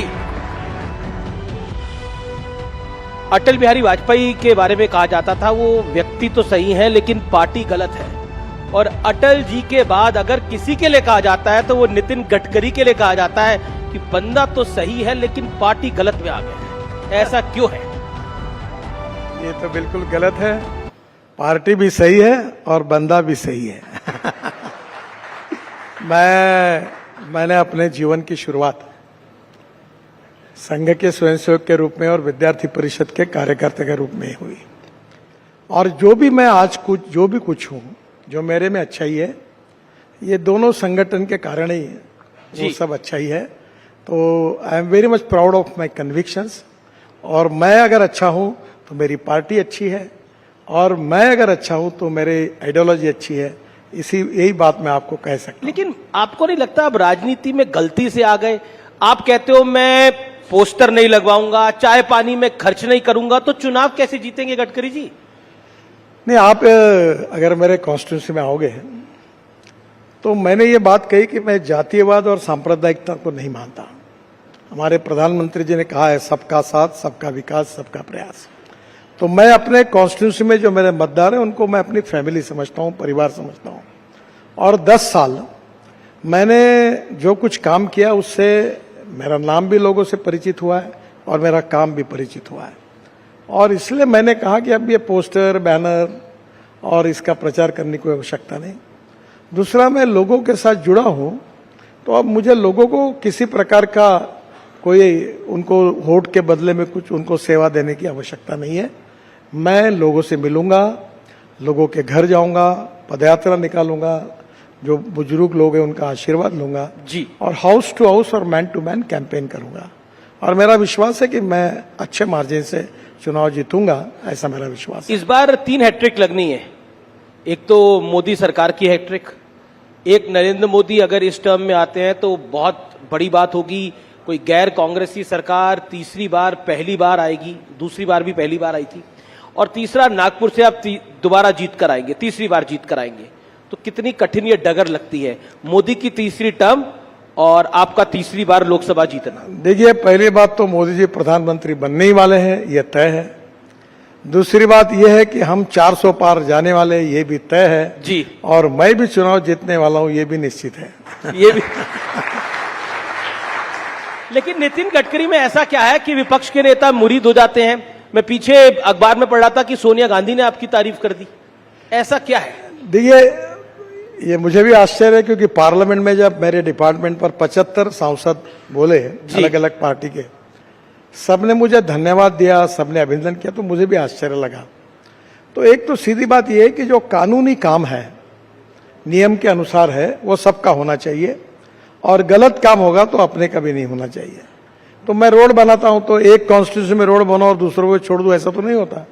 तो जो भी लोग मेरे पास समस्या लेकर आते हैं, मैंने सबका काम करने का प्रयास किया, तो उसके कारण उनके मन में उसका समाधान है, यही शायद उसका कारण होगा। एक चीज जो आप में नहीं बदली, जो मैंने आपका पहली बार इंटरव्यू किया था साल 2011 में, जो मुझे ध्यान में आता है, मुंबई में आपके घर पे, और आप तब राष्ट्रीय अध्यक्ष बने थे भारतीय जनता पार्टी के, तब भी आप बेबाक थे और अब भी आप बहुत बेबाक हैं। ये इतनी बेबाकी कभी भारी नहीं पड़ती आपको, या पड़ जाती है? नहीं, आप एनालिसिस कर सकते हो मैं कैसा हूं। मैं जो सवाल पूछते हैं उसका नम्रतापूर्वक जो सही है वो जवाब देता हूं, और मुझे लगता है जो सच है वो बताता हूं, तो मुझे नहीं लगता कि इसमें कोई समस्या है। लेकिन विपक्ष कुछ ना कुछ निकालता रहता है।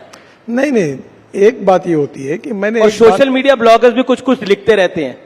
नहीं सर, कुछ लोग तो ऐसा है कि जो न बोला वो मुंह में डालकर उसको एक आदमी अपने मीडिया पे लिखता है अपने साइट पर, और फिर दूसरे लोग उसको उठाकर लिखते हैं। तो सही में किसी ने जो बोला है उसके डिटेल में जाना चाहिए, देखना चाहिए, और फिर उसके ऊपर प्रतिक्रिया देनी चाहिए। एक सवाल जो मैं आपसे पूछना चाहता हूं कि आप बेबाक हैं तो प्रधानमंत्री के सामने भी बेबाक रहते हैं, गृह मंत्री अमित शाह के सामने भी बेबाक रहते हैं? नहीं, निश्चित रूप से जब बातचीत होती है तो नम्रतापूर्वक अपनी बात प्रधानमंत्री सबसे सुनते हैं और तब रखते हैं, कोई अर्थ में अड़चन नहीं होती। मैं भी पार्टी का अध्यक्ष रहा, मेरे पास भी सब लोग उस समय अपनी बात रखते थे।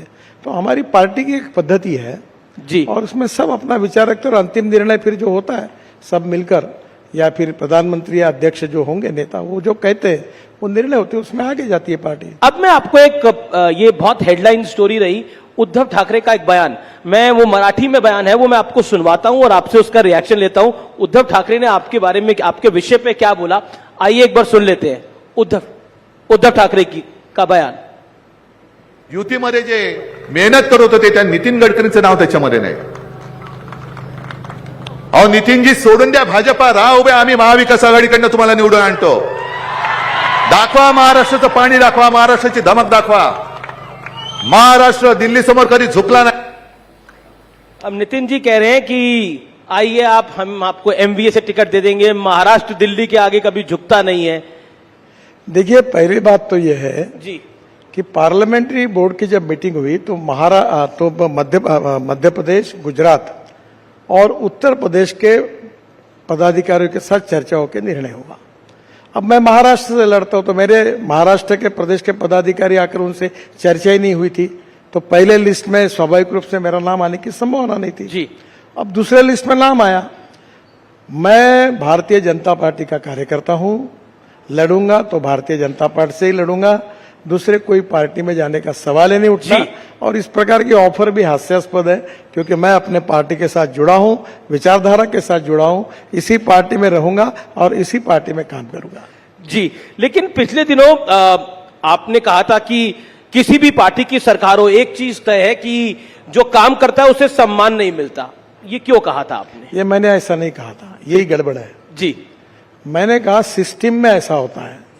जो मैंने विशेष रूप से सरकार में काम करने वाले लोगों के बारे में कहा था, उसके पहले भी मेरी प्रस्तावना उसके साथ थी कि अच्छा काम करते तो उनको सम्मान नहीं मिलता और बुरा जो काम करता है उसको सजा नहीं होती, क्योंकि सिस्टम इतनी कॉम्प्लिकेटेड है कि अच्छे आदमी को तुरंत अवार्ड नहीं मिलता और जो कुछ करता है उसकी इंक्वायरी होते होते इतने साल चले जाते हैं कि उसको सजा नहीं मिलती। ये उसका वाक्य था।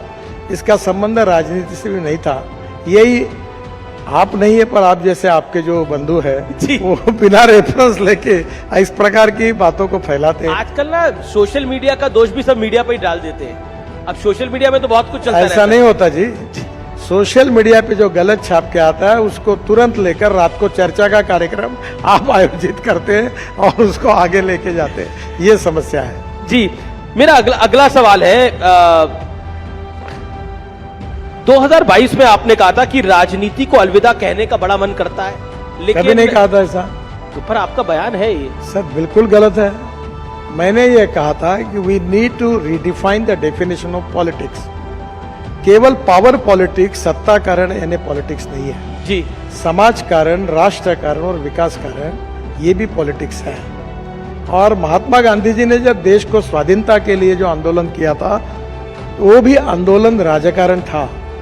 तो हम लोग 80% समाज कारण करें और 20% सत्ता कारण करें। और आपने परसों भी देखा होगा, मैं दिव्यांगों को मैंने 87 चेयर बांटी, मैंने करीब 50,000 हार्ट के ऑपरेशन। मैंने आज आपका सुबह ट्विटर देखा, उसपे आपने एक वीडियो ट्वीट कराया है। एक लड़की के दिल में एक होल था, उसका आपने ट्रीटमेंट कराया है अपनी कॉन्स्टिट्यूएंसी के अंदर।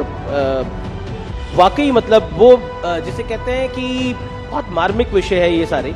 लेकिन पॉलिटिक्स की अगर हम बात करें नितिन जी, तो राज ठाकरे दिल्ली में है और राज ठाकरे अगर दिल्ली में है तो कुछ तो बड़ा चल रहा है। तो क्या अलायंस होने की बात है? देखिए, मुझे आज सुबह ही राज ठाकरे जी का फोन आया था। अच्छा, दूसरे काम के लिए आया था। उनके पासपोर्ट का काम था, वो हो गया, इसलिए धन्यवाद देने के लिए आया था। बाकी तो वो आज पासपोर्ट, एनडीए का पासपोर्ट नहीं, उनका पासपोर्ट। अच्छा। बाकी उनका क्या बातचीत होगी क्या नहीं, ये तो आज होगी तब निर्णय होगा, मुझे पता नहीं इसके बारे में। लेकिन आप चाहते हैं राज ठाकरे आए? लेकिन इसका निर्णय पार्टी करेगी। आपका मन क्या है? नहीं, मेरा कोई व्यक्तिगत मन नहीं होता।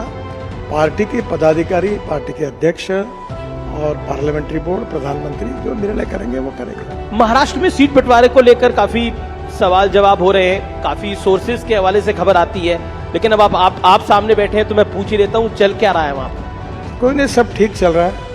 लगभग बंटवारा हो गया है। शिंदे जी खुश है? हाँ सब, और चुनाव तक क्या होता है, जब तक कैंडिडेट तय नहीं होते हैं जी, तब तक एक सीट है, 10 उम्मीदवार हैं, तो थोड़ा बहुत तो चर्चाएं होती रहती है, थोड़ा बहुत विवाद होते रहता है, ये ऑब्वियस है। और मुझे लगता है कि अभी लगभग फाइनल हो जाएगा और हम लोग मिलकर लड़ेंगे और महाराष्ट्र में हमको बहुत शानदार जीत मिलेगी, ऐसा मेरा विश्वास है।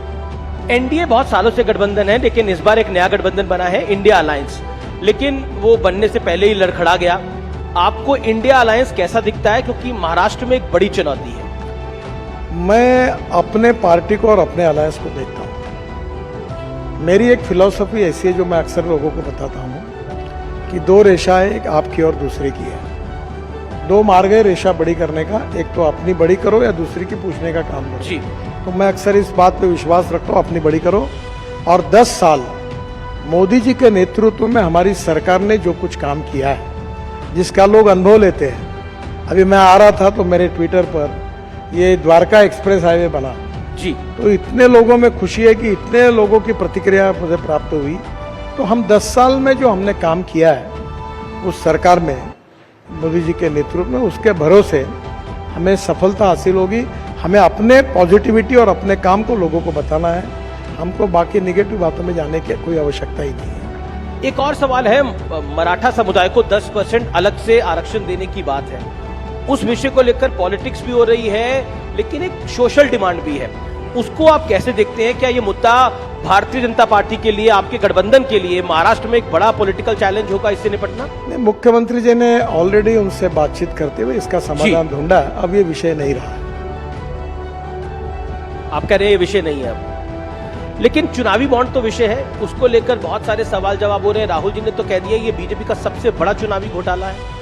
मुझे लगता है कि अभी भी सुप्रीम कोर्ट में चर्चा हो रही है। सुप्रीम कोर्ट में जब ये मैटर सब जुडिस है तो उसके ऊपर कोई टिप्पणी करना कंटेम्प्ट ऑफ कोर्ट होगा। आप भी मत करिए, मैं भी नहीं करता, उसके ऊपर ज्यादा बोलना उचित नहीं होगा। नहीं, इसमें एक इत्तेफाक भी है कि अधिकतर जो बीजेपी को चंदा मिला उन पे इंफ्रास्ट्रक्चर कंपनियां काफी सारी। अब ये इत्तेफाक है। देखो, एक बात मैं आपको बता सकता हूँ जी कि मैं 10 साल में 50 लाख करोड़ रुपए के काम अवार्ड कर चुका हूँ। वाटर रिसोर्स है, शिपिंग में, बाद में रोड सेक्टर में, ropeway, cable car, tunnel, express highway, एक भी काम हमने ई टेंडर के बिना नहीं किया है। और मैं आपके सामने नम्रतापूर्वक आह्वान करता हूँ कि एक भी आदमी ऐसा होगा, आपको कानून में बताएगा कोई काम के लिए हमको पैसे देने पड़ेंगे, तो मुझे आप बोलो, वो सजा मैं स्वीकारने के लिए तैयार हूँ। हम पूरी तरह transparent, corruption free, time bound और क्वालिटी कमिटमेंट के साथ हमने सबसे काम किया है और किसी प्रकार की गलत काम हमने नहीं। अक्सर ये दिल्ली और मुंबई में इस बात की बहुत चर्चा होती है कि बीजेपी पार्टी तो अमीर है लेकिन नेता गरीब है, कांग्रेस के नेता तो अमीर है लेकिन पार्टी गरीब है। इस पर आपकी टिप्पणी क्या है?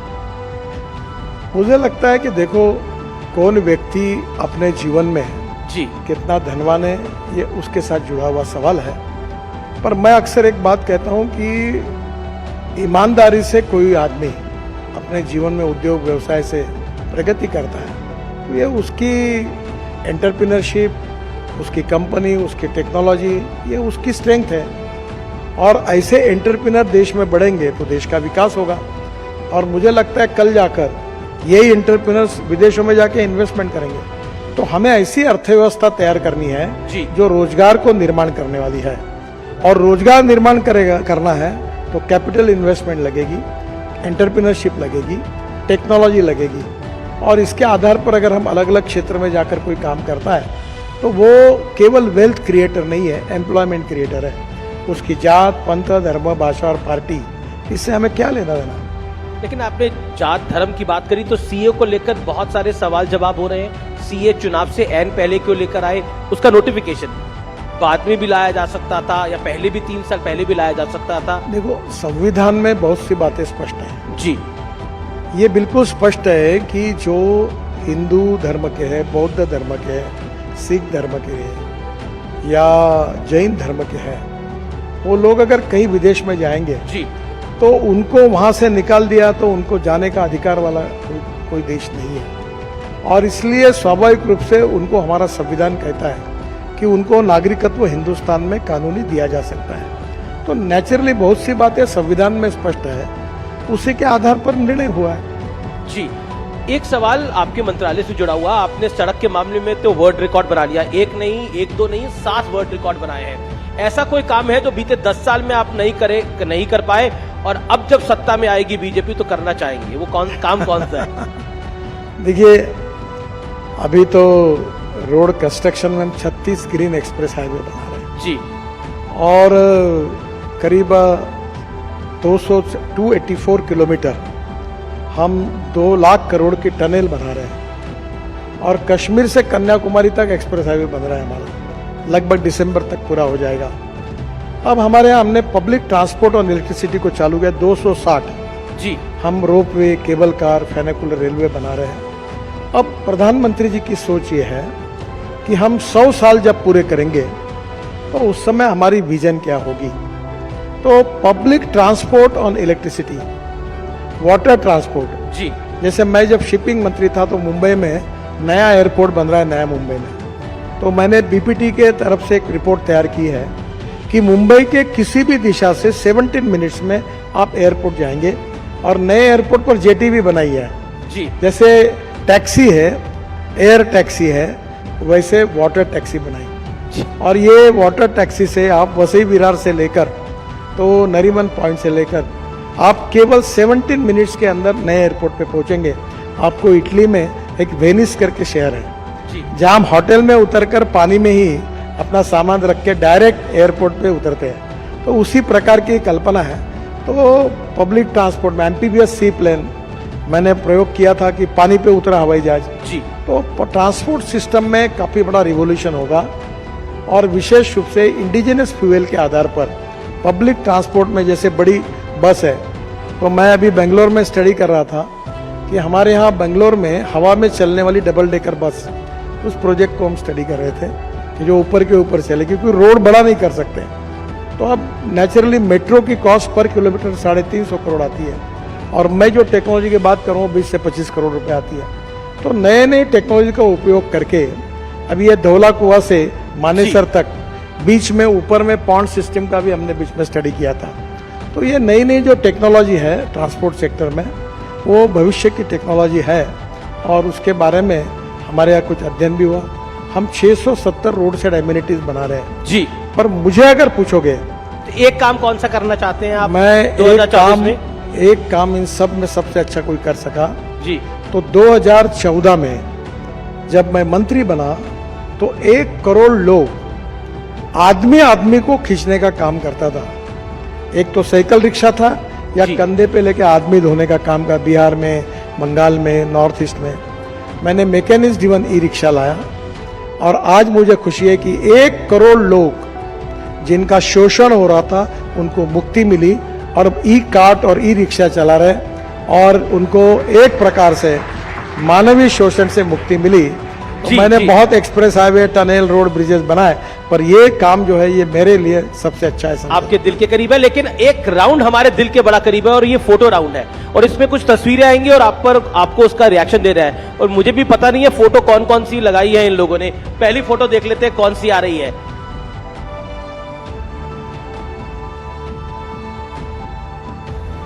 फोटो पहली ये ममता जी की है, सर पे चोट लगी हुई है इनके, क्या कहना चाहते हैं आप? उनका एक्सीडेंट होगा इसलिए बैंडेज लगा होगा जी। अगली फोटो देख लेते हैं कौन सी आ रही है।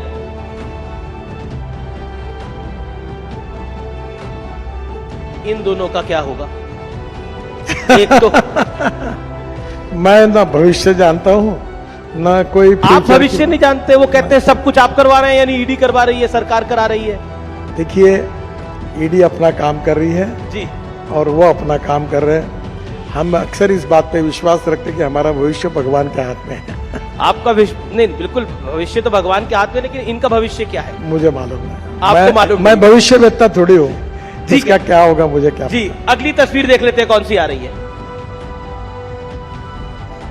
अब ये है मुंबई में, आपके घर में ये सब एक साथ आए थे। इनका भविष्य क्या दिख रहा है आपको? देखो, इनका भविष्य अच्छा है ही नहीं है अच्छा। ये पूरी तरह इस चुनाव में इनकी पिटाई हो जाएगी और हमें 400 पार जगह मिल जाएगी और बेचारे उनमें से अनेक लोग फिर निवृत्त हो जाएंगे राजनीति से। जी, अब अगली तस्वीर जो है वो नेताओं की नहीं है, अब वो फिल्मी, क्योंकि आप महाराष्ट्र से आते हैं, माया नगरी है, मुंबई है, तो कुछ फिल्मी कलाकारों की है। पूछते हैं आपसे कि आपके कौन पसंदीदा है। Next please. अब रणबीर कपूर सिंह पसंद है या विक्रांत मैसी पसंद है आपको? नहीं, मैं मेरी जनरेशन के हीरो को जो चॉइस है उसी में बोलना गडकरी। तीनों भी अच्छे हैं। एक तो पिक करिए। ज्यादा अभी अच्छा, लास्ट फिल्म किसकी देखी इन तीनों में से? और रणवीर की देखी थी मैंने। रणवीर की देखी, कौन सी? वो जो एनिमल। नाम नहीं, वो जो हमारे पेशवे के ऊपर जो थी ना, रणवीर। अच्छा अच्छा अच्छा अच्छा, रणवीर बाजीराव मस्तानी। अच्छा अच्छा, आपने भी पॉलिटिकल दिया इसका जवाब पूरी तरह से। अगला देख लेते हैं किसकी तस्वीर आ रही है। ये हीरोइंस की हैं। आप पसंद, मतलब आपको इनमें से किसकी फिल्म देखी? तापसी पन्नू है, आलिया भट्ट है, कियारा आडवाणी है। नहीं, इन तीनों के भी फिल्में मैंने नहीं देखी। नहीं देखी? तीनों टॉप हीरोइन है देश की। देखो, एक बात बताता हूँ, ये जनरेशन के हीरो हीरोइन अलग अलग होते हैं जी। अब हमारे जनरेशन में हमको तो अमिताभ बच्चन, यही हमारा फेवरेट हीरो था। तो कॉलेज में किसका ट्रेंड फॉलो करते थे आप? कॉलेज में, जब कॉलेज में थे तो किसी का ट्रेंड फॉलो करते होंगे। अमिताभ बच्चन को। अमिताभ बच्चन का फॉलो करते थे। मैंने एक बार उनको भी कहा कि मैंने जंजीर 3 बार देखा, आनंद 3-4 बार तो देखा। Bell bottom pant, long collar सब डालते थे। वो फाइटिंग के पिक्चर पसंद आते थे उसे। चलिए, आप राजनीति की बेला में जा रहे हैं, यानी आप चुनाव के संघर्ष में जा रहे हैं। ये लोकतंत्र का, भारत के महान लोकतंत्र का सबसे बड़ा पर्व है। इसके लिए बहुत बहुत शुभकामनाएं नितिन जी। और न्यूज 18 भी बेबाकी के साथ इसकी कवरेज करेगा। बहुत बहुत शुक्रिया। हर सवाल का अपने बेबाक अंदाज में जवाब देने के लिए जोरदार तालियों के साथ अभिनंदन करिए नितिन जी का। धन्यवाद। Thank you. Thank you Amish, thank you minister.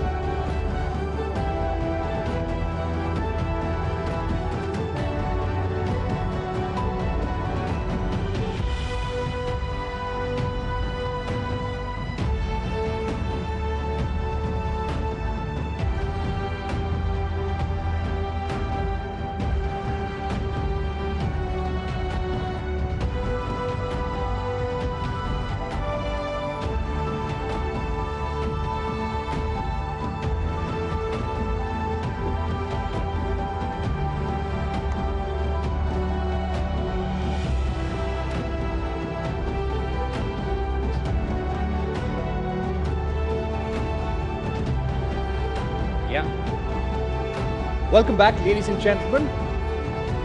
We have an action-packed post-lunch day. Our next session is someone who argues that democracy has been undermined by a quiet but devastating power grab conducted by a class of liberal experts.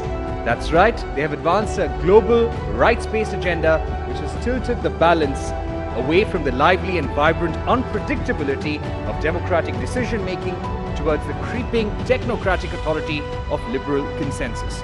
Populism represents, he contends, an imperfect but reinvigorating political blood that has the potential to sweep away decades of institutional detritus and rejuvenate democracy across the West. He has been a repeated victim of the cancel culture. Most recently, he has learned that his Philistine column has been cancelled by Quadrant magazine when he saw the March issue.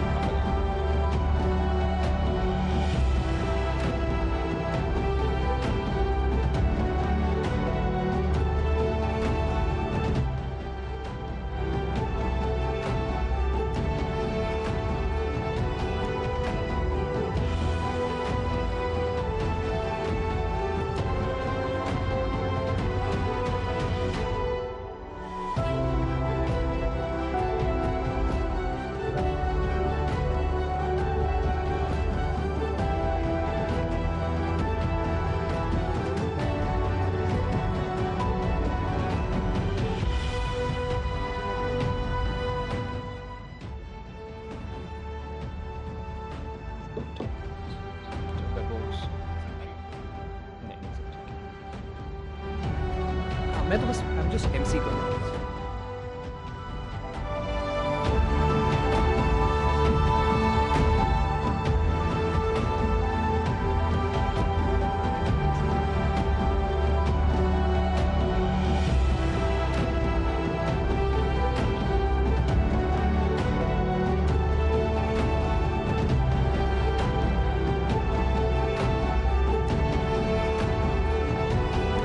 Yeah, I can hear you.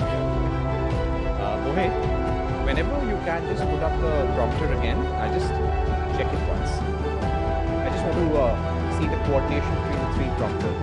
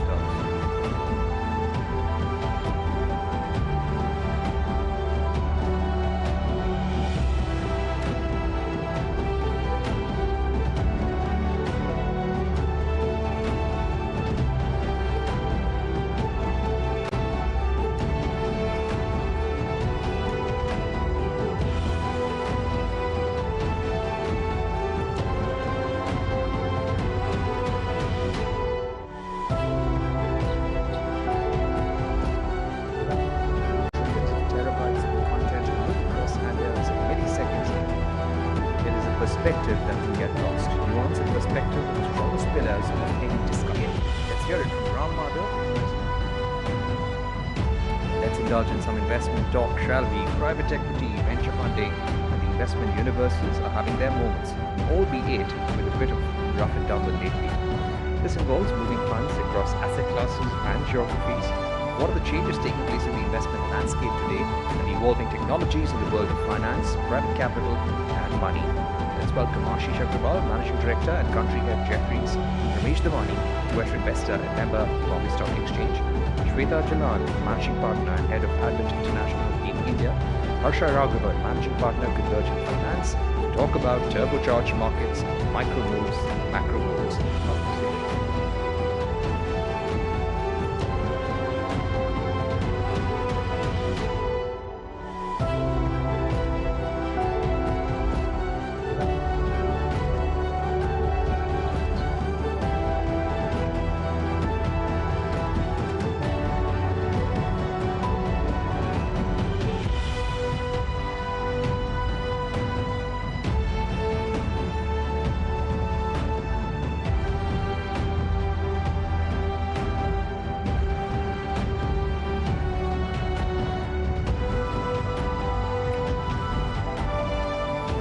Welcome back, ladies and gentlemen. We have an action-packed post-lunch day. Mohit, can we increase the font a bit?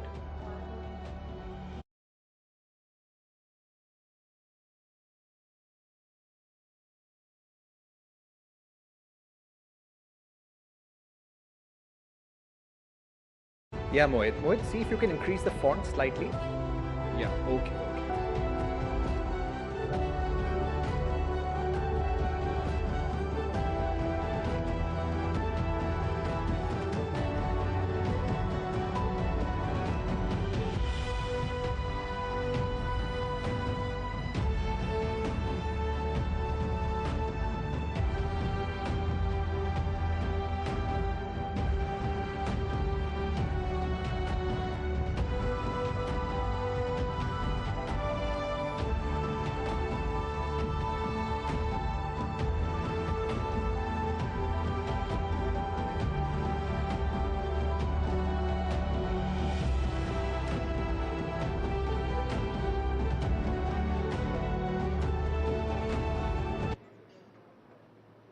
Ladies and gentlemen, please take your seats. The show will begin shortly.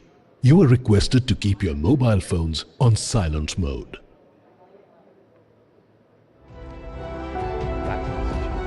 Action-packed post-lunch day. Our next session is with someone who argues that democracy has been undermined. Welcome back, ladies and gentlemen. We have an action-packed post-lunch day. Our next session is with someone who argues that democracy has been undermined by a quiet... Yeah, this is perfect. Yeah. Welcome back, ladies and gentlemen. We have an action-packed post-lunch day. Our next session is with someone who argues that democracy has been undermined by a quiet but devastating power grab conducted by a class of liberal experts. They have advanced a global rights-based agenda which has tilted the balance away from the lively and vibrant unpredictability of democratic decision-making towards the creeping technocratic authority of liberal consensus. You can move a little faster. Radhika, I'm on stage. I'm on stage only. Acha, he's not there, so now we only call Bruce passports, huh? Okay.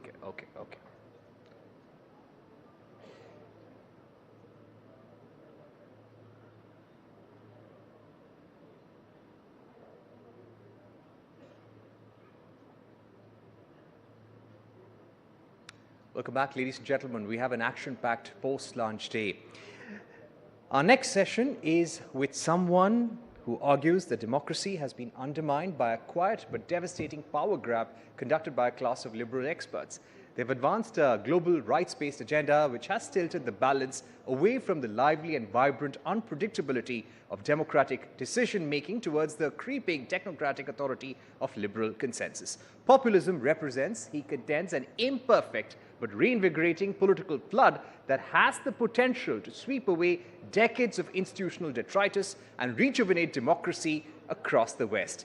He has been a repeated victim of what you call the cancel culture. Most recently, he only learned that his Philistine column had been cancelled by the Quadrant magazine when he saw the March issue, ladies and gentlemen. Please welcome Salvatore Babones, sociologist and associate professor, University of Sydney, for a session on half-truisms, prejudices, and misinformation. He will be in conversation with Rahul Shivshankar. No, I was gently, deliberately speaking a little low because we haven't started yet. Yeah. It'll be fine when I start. Yeah. I think we are good, yeah. We're good to go. Yeah, hi, sir. Everything is perfect. Yeah. Thank you.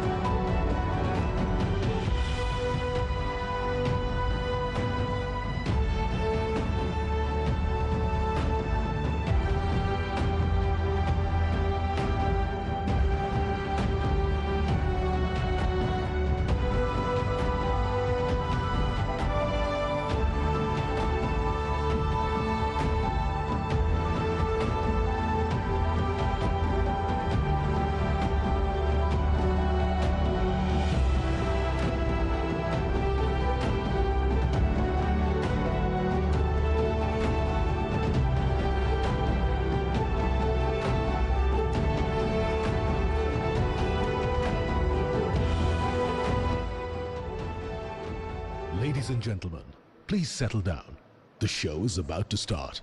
You are requested to keep your mobile phones on silent mode. Photographers are requested not to use flash.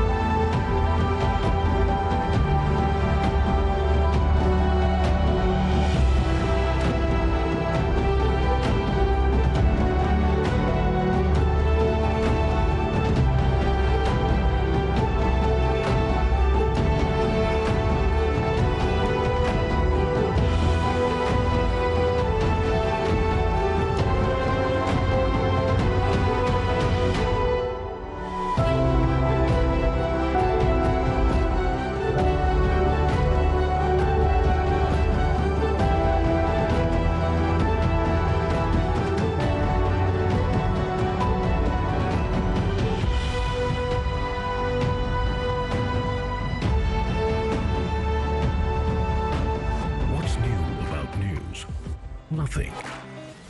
That's until we stepped onto the scene. Instead of playing the game, we became the game. We reach 700 million people every year via TV and a whopping 320 million per month through digital properties. How did we do this? We went global. Forging partnerships with the biggest names in the media industry like CNN, CNBC and Forbes. Partnerships that are dominating their category. Our flagship English news channel CNN News18 blew past the limits of what's possible, reigning as the #1 news channel for over 52 weeks. Our national brand, News18 India, has more viewers than even popular entertainment channels and is India's #1 Hindi news channel. When it comes to numbers and trends, we mean business, so that you stay on top of your business. That's why CNBC TV 18 doesn't just lead in the business news category, it is the category. Commanding 96% of the market share. And our Hindi business channel, CNBC Awaaz, has been the trusted partner for traders for 19 years running, delivering swift market analysis that has made it the preferred choice for influential voices in the country. Our channel, CNBC Bajar, dominates the Gujarati business news landscape. We've expanded into the beating heart of Bharat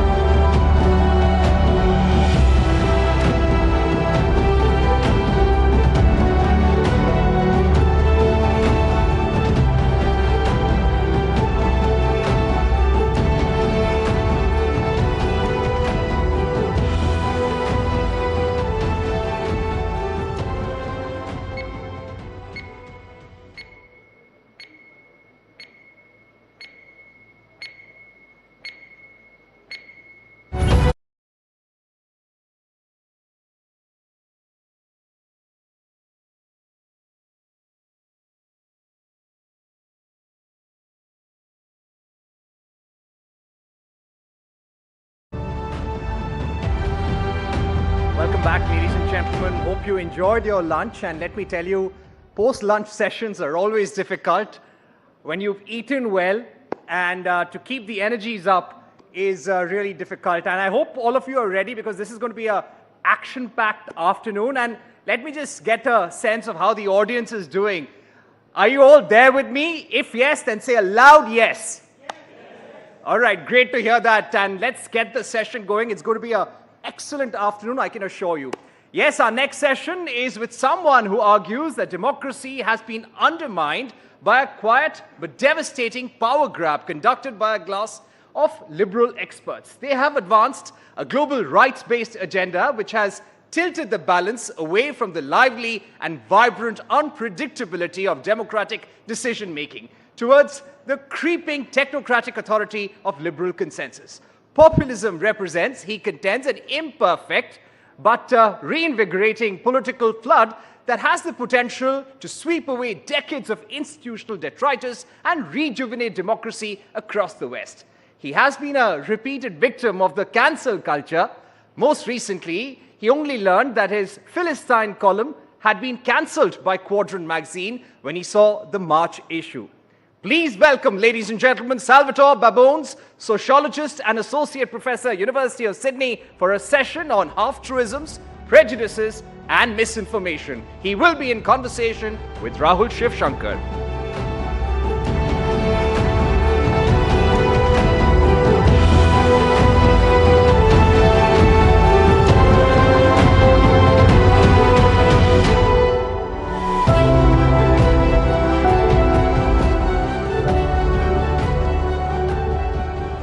Good afternoon, everyone. Let's hope you can stay with us in this conversation. We'll try to keep it interesting and digestible, not that you need much more. Welcome to the Rising Bharat Summit, Professor Babones. You're here at the peak of the world's, not just India's, the world's biggest and most inclusive festival, a festival of democracy. The greatest edification of the power of the vote anywhere in the world. And many people have a perspective on India's democracy under Prime Minister Modi's watch. How would you describe India's democracy today?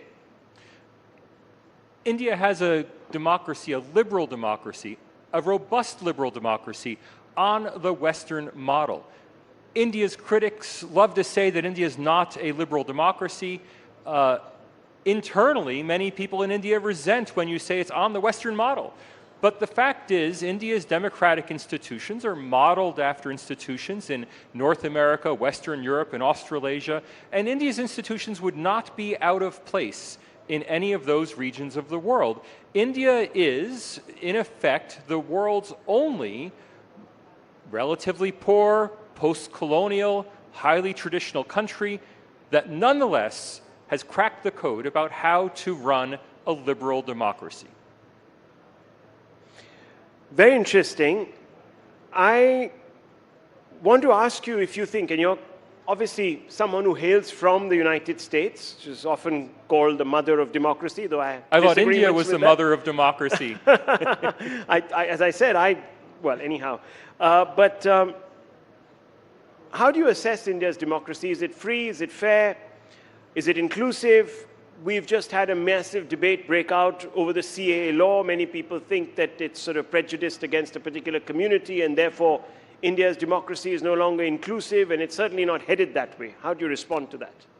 The Citizenship Amendment Act is good policy, but bad politics. It's good policy, and it's only possible in India because India is an inclusive society, an inclusive democracy. If you look at the places, the countries that British India spawned, look at the Maldives, an exclusively Muslim society. Look at Pakistan, an exclusively Muslim society. Sri Lanka, an exclusively Buddhist society. Myanmar, an exclusively Buddhist society. Out of all the places governed by the British in South Asia, only India emerged as an inclusive society. And I think that's probably because India is a fundamentally Hindu society. Note, I don't say it's a secular society, it's a secular state. but India's Hindu society was able to support a secular state in a way that those Muslim and Buddhist societies were not able. All of those countries started out as secular states, but all of them have become thoroughly exclusive and thoroughly religious in their state institutions. Now, the Citizenship Amendment Act is there because people from all around the region, not only the three countries in the Act, Afghanistan, Pakistan, and Bangladesh, people from all around the region want to seek refuge in India because of India's traditions of liberty that are not present in their own countries. That says a lot about the character of India, but it also says a lot of the character of the neighbors. The only sad thing is that the CAA, and I'm just going to be very frank here, has been weaponized for political gain. It's clearly been reauthorized here during an election season. It's being used to gain votes, and it's being used to divide people. It's a good law being used for bad purposes. Well, I mean, that's obviously an interesting point of view because many people say that the people who are critical of the CAA were the greatest espousers of a law of that nature. But, you know, that's left for another day. It's a good law. There's not a problem with the law. There's a problem with seeking political advantage out of the plight of refugees. When is a good time to save refugees who are being persecuted? Yeah, 10 years ago. It's a good time. Okay. Yeah. Let's move the needle a little forward. Gothenburg's based VDEM's 224 report labels on multiple metrics India as, quote, one of the worst autocratizers, unquote. In fact, it pegs India to a level last seen in 1975, can you believe it, when Indira Gandhi declared a state of emergency. How are VDEM and your assessments so widely different?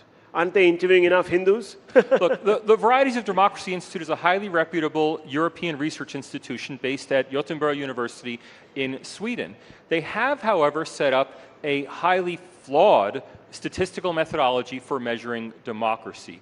They have 5 chief indicators. 2 of them is does a country have elections and is everybody allowed to vote, are evaluated on a purely pro forma basis, meaning that, for example, Vietnam gets a perfect score for its elections, despite the fact it only has one political party that's allowed.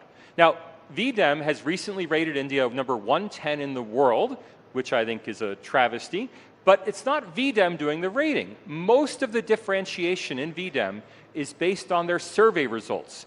They survey mostly political scientists, mostly in the country being studied. So primarily Indian political scientists being asked to evaluate India on a series of subjective indicators.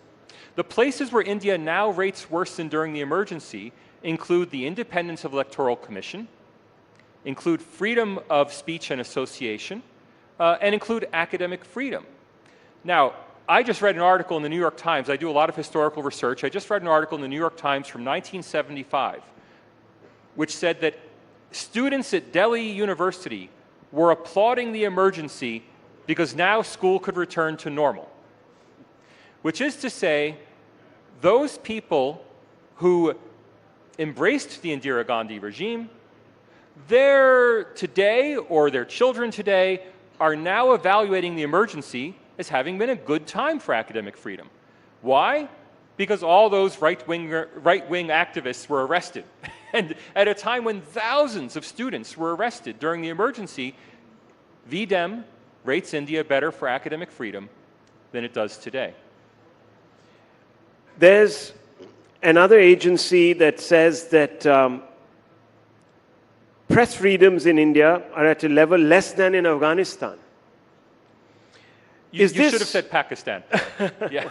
Okay. Is the methodology to blame, or is it bias, as some claim? Look, worse than Venezuela, worse than the Palestinian territories, 20th worst in the world. Pretty much only China and Saudi Arabia and Iran get worse position than India. Maybe the most egregious, Hong Kong is placed 20 ranks above India for press freedom. Hong Kong, where, of course, the Chinese Communist Party has outlawed all opposition press. Again, we have to ask, who's doing the rating? The Reporters Sans Frontières, the organization that that produces the Press Freedom Index does not directly evaluate countries. They send a survey out to journalists. Rahul, were you surveyed in this survey? No, I just want to ask anyone. Was anyone here surveyed in that survey? Was any mainstream Indian journalist surveyed by Reporters Sans Frontières? I doubt it. Now, I don't know. Of course, they won't divulge who their survey takers are, and for good reason. They don't want them to face violence or face pressure. But we'd like to know, is Reporters Sans Frontières surveying journalists at major metropolitan newspapers and television channels, or are they surveying journalists at radical, critical websites? I strongly suspect the latter. Of course, we'll never know, but that's how we get India rated so low for press freedom. It's not because actual reporters like you are rating press freedom low. It's almost certainly because of the pool of people who form the Reporters Sans Frontières pool of survey takers. So there's confirmation bias. That's what you're suggesting. When it comes, I mean, are these people just wanting to project that, or why aren't they going further afield? No, look, they represent the interests of their members. Are you a member of Reporters Sans Frontières? No. Well, if you joined, if all the other journalists in the room joined, you could then ask to participate in this survey. But in fact, Reporters Sans Frontières has a constituency mostly among radical Marxist journalists, and they're the people who answer the survey. And I have to stress, it's India's journalists who are rating India low. It's not the French office, head office, that's rating India low. But can you actually blame these surveys when so many of our politicians go abroad and they sit in some very, very storied institutions, and they denote India as an electoral autocracy also? There is a positive feedback loop here. They're saying India is an autocracy, thus India gets reported to be an autocracy, thus people get the impression India is an autocracy, thus they can point to the New York Times or the Washington Post and say India is an electoral autocracy. Look, in America we have the same problem.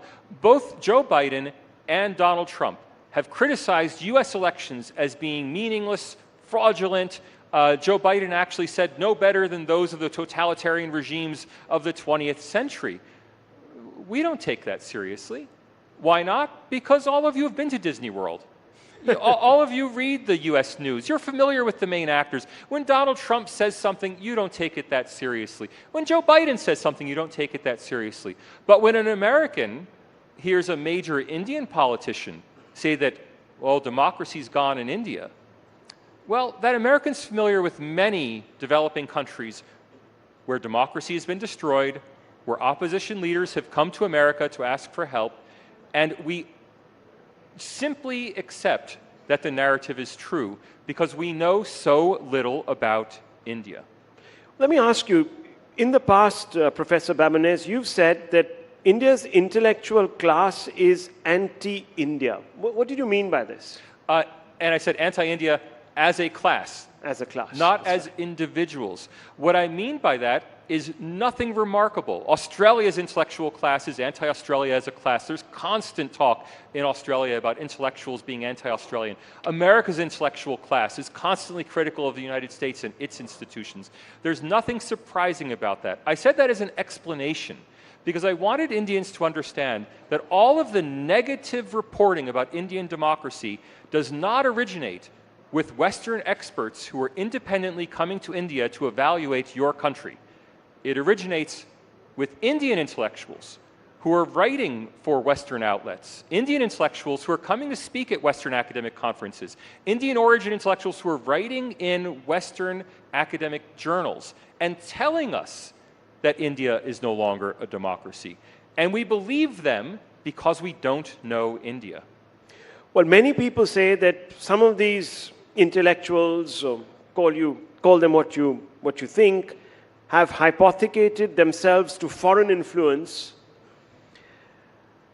and the name of George Soros and beyond him some Western intellectuals and governments are bandied about. Is this hyperbole, or are there malevolent forces that are promoting these individuals to say all these nasty things and color Bharat's rise? Look, there are malevolent forces, but there are malevolent forces against every country. It's nothing unique to India. George Soros is a favorite bugbear of people around the world, and I'll tell you, Dr. Jaishankar loves nothing better than being criticized by George Soros, because then he can get on television and defend India against these evil Western manipulators. The fact is, George Soros doesn't tell academics what to think. Neither do the other influential billionaire funders. In fact, most of the funding of the research that churns out anti-India research papers comes from Indians themselves. That is, Indian billionaires who fund research centers at Harvard and at Stanford, who churn out research that tell us that India is no longer a democracy. Yes, the Soroses and the Templetons have something to do with this, but I'm sorry to keep repeating this message. Primarily, it originates right here in India. Well, so let's explore that, because there are people like Rajiv Malhotra who wrote a book. He's a commentator, etc., and he said, quote, agenda-driven political activism posing as academic research red-washed by corporate money, unquote, is what's really driving this. There's a sort of and that coupled with sort of a woke takeover of our institutions, especially the ones, and some people have gone on like him to quote Ashoka University and others internationally like Harvard and UPenn, etc., etc. You get a lot of stuff coming out from them. Look, he's not wrong. Malhotra is a very smart guy, and I recommend his book, Snakes in the Ganga. But the fact is that if you're an Indian industrialist and you simply want to support the best social science research on India, what do? You go to the top professors in India. You go to the top Indian origin professors at Harvard, Yale, Stanford, Chicago, and you ask them, who should we be supporting? Where should we put our money? You don't know, you're an industrialist, you're a business person. They are supporting the most prestigious intellectuals, the most prestigious Indian origin intellectuals in the world, but they're not responsible for what those intellectuals are writing. The intellectuals would write it either way. The signal boost comes from the Indian industrialists and others. Some of the money comes from the Gulf, so part of the money comes from India itself. There's a strange bedfellows aspect to this. A big part of the money comes from Middle Eastern funders who fund organizations, typically South Asian studies departments, that intentionally use the term South Asian studies instead of Indic studies in order to diminish the role of India in South Asian studies. And some of the money comes literally from missionary foundations. But ultimately, overwhelmingly, it goes to Indian and Indian origin scholars who are simply reflecting what they themselves believe. And is this driven by prejudice? Because I remember before the last election, 2018, in an interview to me, in fact, the Prime Minister had used the word Khan market consensus. He says, this is what they all belong to. And they have an agenda against me personally. Look, and that gets sort of amplified. But it's no different than in other countries. Imagine in the United States, how many social scientists support Donald Trump? You can probably count them on one hand, right? It's not but Modi's not Trump. It's not a phenomenon that's unique to India. What is unique to India is the extreme politicization of this. I myself have only had one serious cancel attempt. I appreciate the plug for my recent cancellation at Quadrant, but the big attempt was the South Asian Studies Activist Collective in the United States, a group of relatively eminent South Asian Studies scholars, wrote to the University of Sydney asking that I be fired because my research and speaking endangered their lives and the lives of Indian intellectuals, and thus I should be relieved of my position. Now, luckily, we have strong protections for academic freedom in Australia. Nothing came of it. But in a more politicized US university, it might have been a serious problem. Is this really what happened? That there was an attempt that was made to... I mean, are these people, do they call themselves liberals by any chance? I was accused of endangering the lives. But this is the same kind of rhetoric we've become used to in what some of us like to call the Great Awakening in Anglo-American society, a quasi-religious awakening, attachment to causes. So it's the same sort of thing that happens if you do research on transsexuality. If you're a feminist who opposes transsexual access to women's bathrooms, you'll be accused of attempted murder of transsexuals. Well, that same rhetoric has now carried over into the India studies world. Well, let me ask you, and I'm quoting back to you, just as Western anti-Semites are offended by the success of Israel, Western anti-Hinduists are offended by the success of India. They don't fear it, they resent it, unquote. Can you explain this? Yeah, so that's something I wrote in an article about Western anti-Hinduism and the rise of anti-Hinduism on a parallel with anti-Semitism. You may not be aware of this, but against Israel for the last 25 or 30 years, there's been a boycott, divestment, and sanctions campaign. On campuses all around America and sometimes off campus, BDS has been a campaign to prevent any Israeli scholars from speaking at US universities or Australian universities. Well, now BDS has been applied to India. The Middle East Forum in the US in Washington has been writing about this for about 5 years now, about BDS being applied to India. And it's the same people using the same strategies to try to marginalize India on the global stage. Anti-Hinduism is the new anti-Semitism. Wow, that's a big insight. Okay, well, we're running out of time, but my final question, how do you see the Indian state evolving from here on? We're talking about Bharatiyata, Bharat, and this is being propelled really by the Prime Minister's own pivoting of this country's cultural, constitutional, and social narrative towards a Hindu civilizational past. There's a clear Bharat awakening in India. Ironically, I don't think it has much to do with Mr. Modi or the BJP. This is a social movement in India. It's something that would happen even if Mr. Modi were not in power, and will continue even if Mr. Modi loses the 2024 election. The Bharat awakening is India coming to terms with its own history. And that's something that India has to do. As an outsider, I take no position on it. It's not my awakening, it's your awakening. Is it accurately reflecting history? Well, that's something for you to decide. But it certainly reflects people's feelings about their history, and it's something that has to be reckoned with. Thank you, Professor Babonez. It's been wonderful speaking to you, and you've been very frank and forthright with your opinion and quite incisive. Thank you very much. Thank you.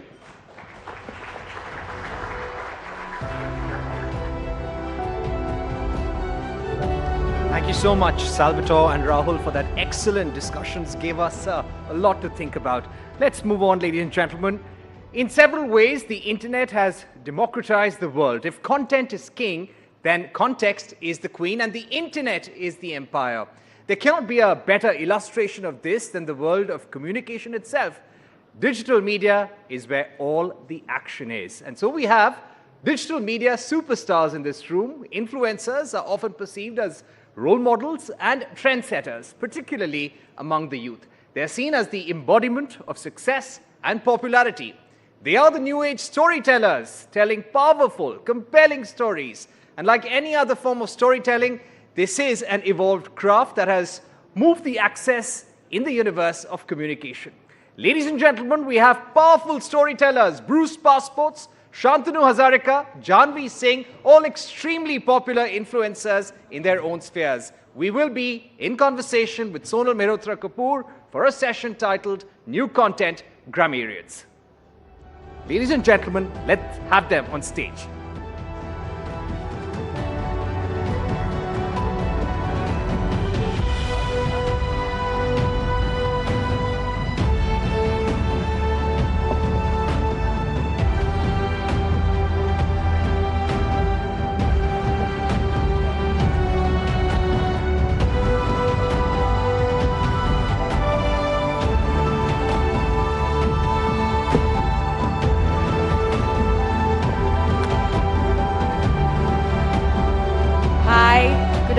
Everybody, thank you so much for being here. We've had a heavy-duty session, but it's time to sort of spice things up a little bit.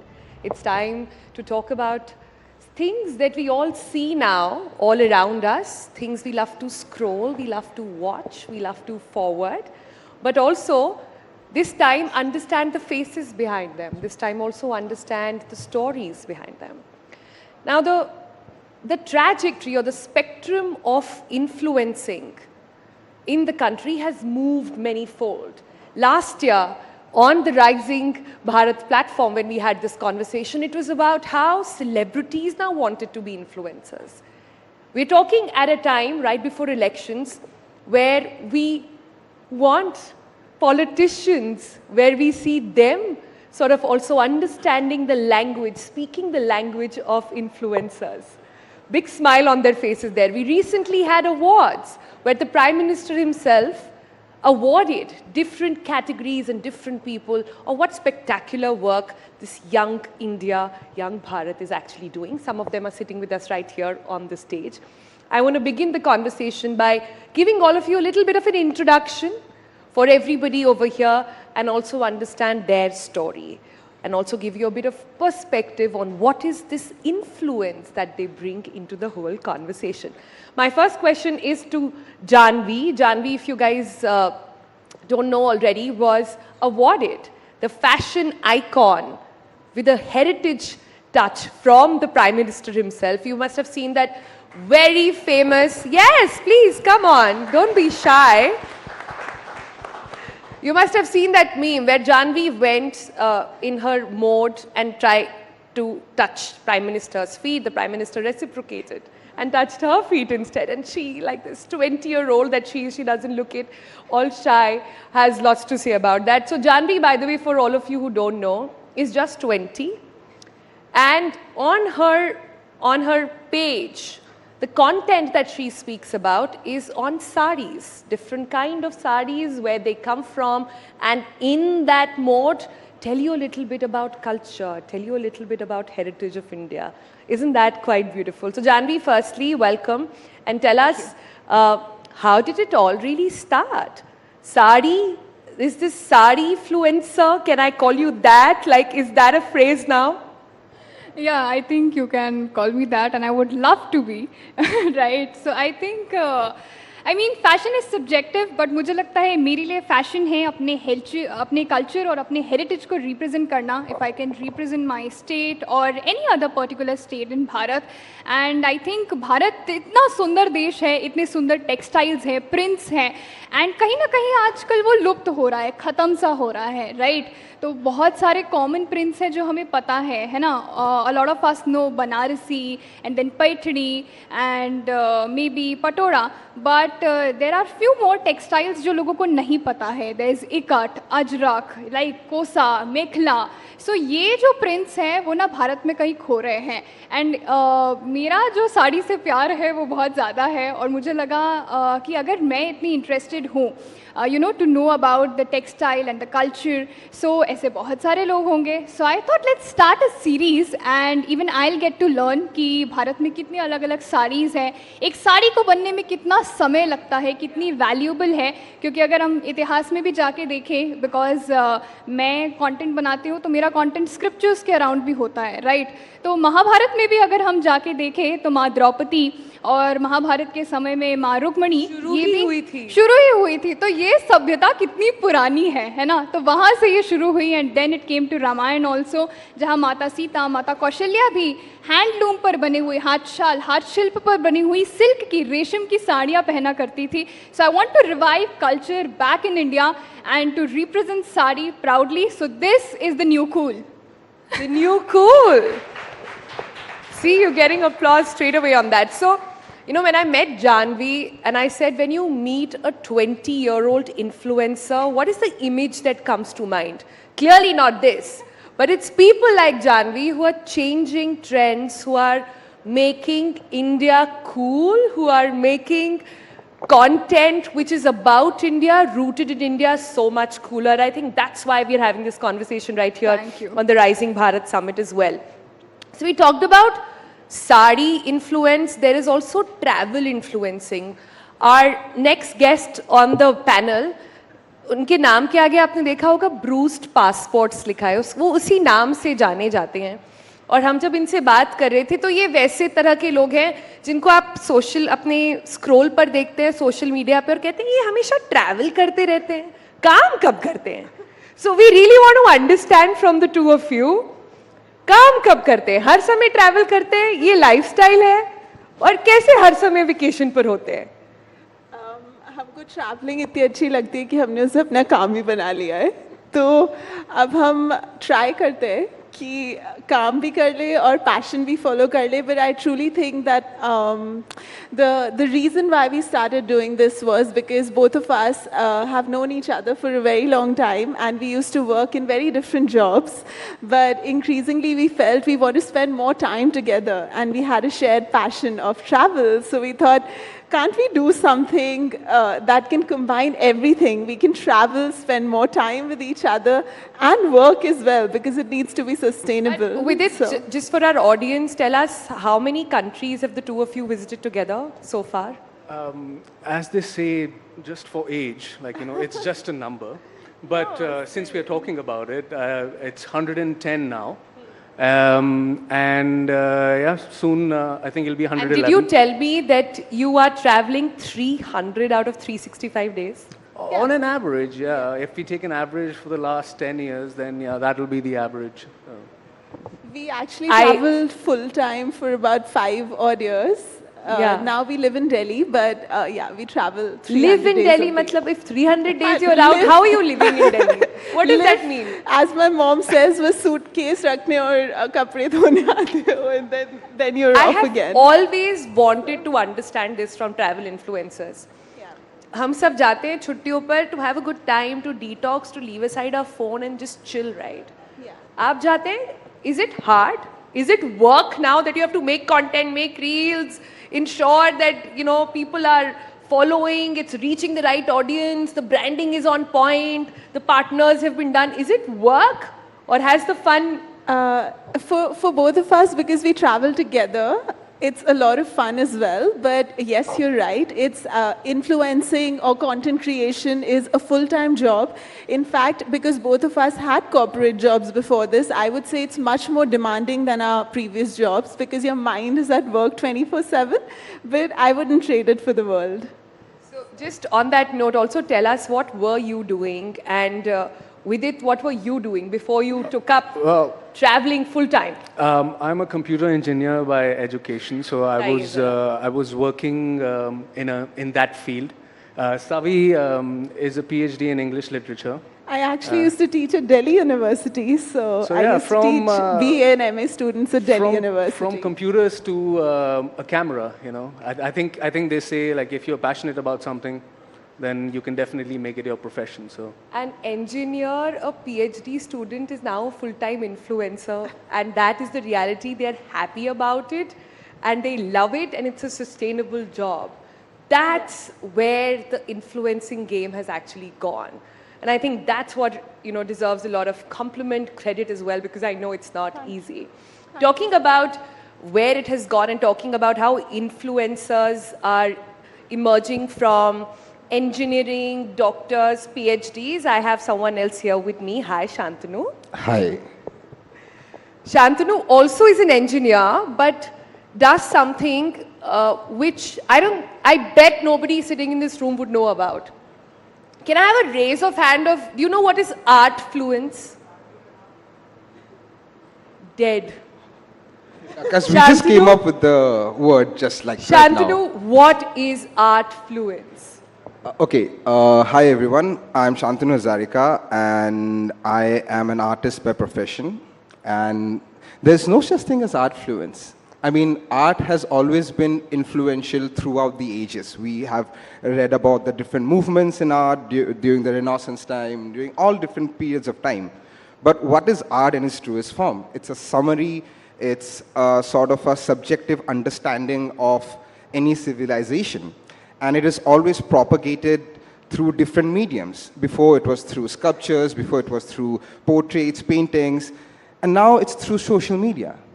So what I'm trying to do is merge the idea of art, get it out there for a wider audience to understand and perceive art how we artists see them as, basically. So art fluencing, to be honest, is still a very subjective term. We just coined it. We're going to trademark this.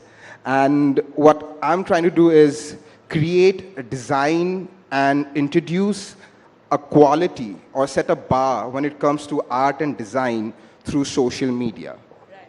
Shantanu is being humble right now, and we're not taking brand names, but the biggest brands in India and internationally now go to Shantanu and say, design our campaigns, design what our packaging should look like.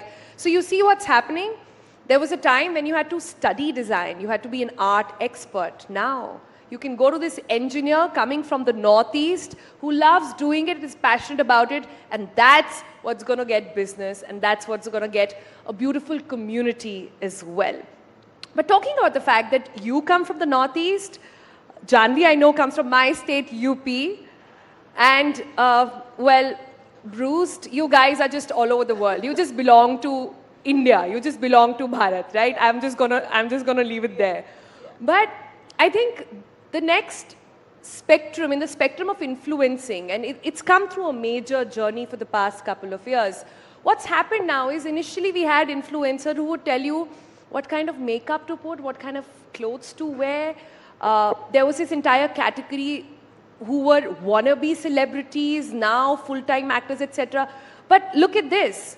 The next set of influencers from India are coming from small towns, are coming from places and have stories to tell which have been long lost, and are coming from places which take pride in what their true identity really is.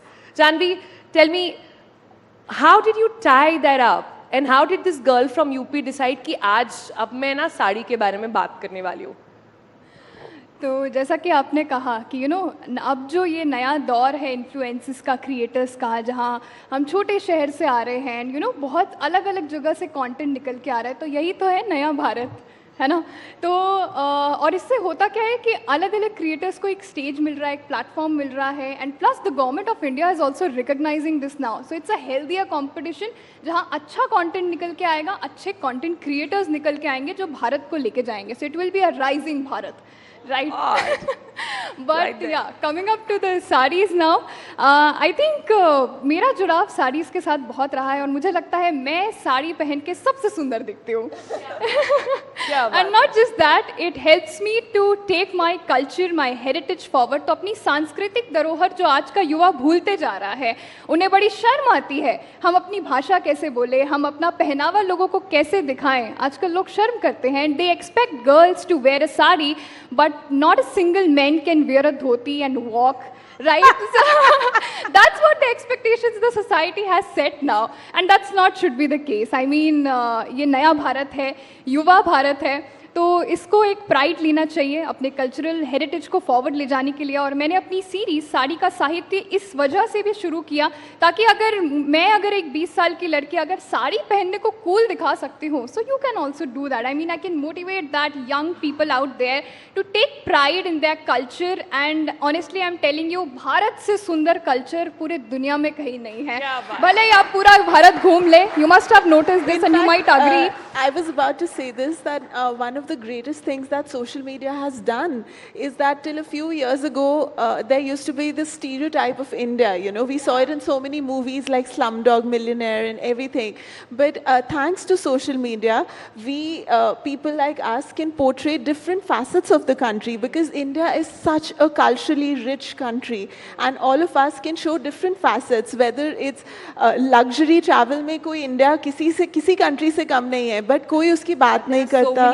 Natural wonders, natural wonders में India is so good, but we need to highlight it more and more. And one of the things that comes to mind is we were in Meghalaya a couple of years ago, और हमने उधर river Doki पर एक video खींचा, and it sort of went viral online. And every single day we get messages from people sitting in UK or Spain who saw that video, came to India, went to Meghalaya, and then explored Meghalaya, although earlier they would just do like Agra and Jaipur perhaps, So the onus is on all of us to foreground the culture, the rich heritage, the places of India in the coming years. That's very rightly said, but Savi, ये सब तो ठीक है, आप तो साड़ी पहनकर आ गई हैं, पर इस पैनल के बाद हमें जरा विदित से पता करना चाहिए कि धोती पहनना आता है कि नहीं.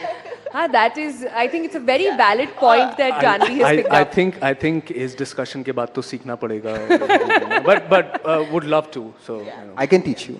Yeah, I know how to. Let's do that. I like how Shantanu in his very punk sort of Japanese monk avatar and his hair is saying, I will teach you dhoti. I really want to wait and see that. But this is what I want to come to. Content creation, and in India today, finding your true identity doesn't have to be one person. You can be as desi as Janvi, as cool desi as she said, as cool desi as Janvi. You can be as punk as Shantanu, but you will still find a community that will feel a sense of belonging with you. And thus the onus, which is what I want to bring everybody's attention to. A lot has been said about influencers and the influence they have and what do they do with it. एक बहुत infamous dialogue है, बोला गया था किसी platform पे कि influencers तो बिकाऊ हैं. कोई भी brand जाके उनको कितने भी पैसे दे सकता है and they'll say whatever, right? So has that changed in the industry? Shantanu, why don't you pick that question? Is there a conscious thought now on what idea, what brands, what kind of thinking are you really going to put out through yourself and through your brand? See, the thing is, what has happened over time is the influencer market is sort of saturated. Now, when you're talking about brands, they understand the importance of marketing and branding in a very subtle way. It has to be universal in nature, right? It can't be like, okay, I'm watching an ad. It shouldn't be evident that I'm watching an ad. It beats the purpose of influencing anything. So what happens in that scope is you have to build your own brand, which is organic, which is natural. And to have that, you need to have a core audience. So there are few things which a community will always relate to. Joy, pain, and salvation. So I come from a place where we have seen all three of those things. And pride. And of course, pride. Like Janvi said, pride in our own culture. So if you sort of can capitalize on 4 different, or maybe one of those things, you can start relating to people more. Be it through art, be it through social media, be it through travel, be it through any medium, whatever you call it. So the moment you start building that particular sense of collectiveness among a group of people, be it a small group of people who listen to same kind of music, maybe have been through same kind of experiences, so you start building a niche. And that niche will give you that originality. And that's what the brands look for. They want to be more niche in their approach, and they want to also encompass that organic nature of influencing people. So the days of putting an advert out or hiring an influencer just because they have 1 million followers is gone. Now what they look for is the authenticity. Numbers don't matter anymore. It's how organic your reach is. Is that true? Numbers don't matter? Nope. Most of them are bots. I would say authenticity definitely matters more than numbers, because it's like, it's a story on your page, you know, as the panel says, we are storytellers and the story of our lives is on our page. So brands really, really look for that. They don't look for somebody who's doing one mobile phone ad one day and then another the next day, for sure. But Vidit, tell me this. Yeah. When do you, since you are the brand, you are the influencer, when do you stop being the influencer? When do you start being that person? Or that Lakshman Rekha simply does not exist? I think the onus of drawing that line is actually on the influencer, because we know people who do this like first thing in the morning and even on Saturdays, Sundays. But for us, it was very clear right from the beginning that we weren't leaving one corporate rat race to get into another. So, you know, we made it a point to kind of draw that line that 2 days in a week, we are not, like, weekend. Not necessarily that Saturday and Sunday, but sometimes because of work, Sunday has to be dedicated to work. So we take Monday off. You know, so I think it's really up to the content creator or the influencer to draw that line. And there's no like clear definition of where it starts and where it stops. But yes, at the end of the day, it does kind of permeate into, you know, a lot of the things that you do and a lot of times throughout the week. But I think as Shantanu said, if you're being authentic with your audience, it feels so effortless. Sometimes you're working, but it doesn't even feel like work because you're actually putting a very authentic part of yourselves out into the world. So the boundaries are also very blurry sometimes. You have to be up for it because if I am going on holiday, I don't want my phone around me. I don't know how you guys do it. But moving on, we're coming to the closing of this session. I want a quick sort of last comments on where is this going? We also see a lot of, like you said, we have saturated the content across platforms, more and more platforms, more and more content, more and more influencers, so to say. There are also a lot of one-time hits and one-time wonders. So where is this going and what next for influencing? Like I said, Bollywood now acknowledges, politicians acknowledge, brands, of course, acknowledge. What next now in this influencer journey? Shantu, you, and then I'll go around. I think the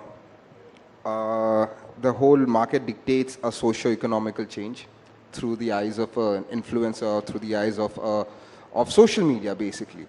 That's the greatest influence we can have, right?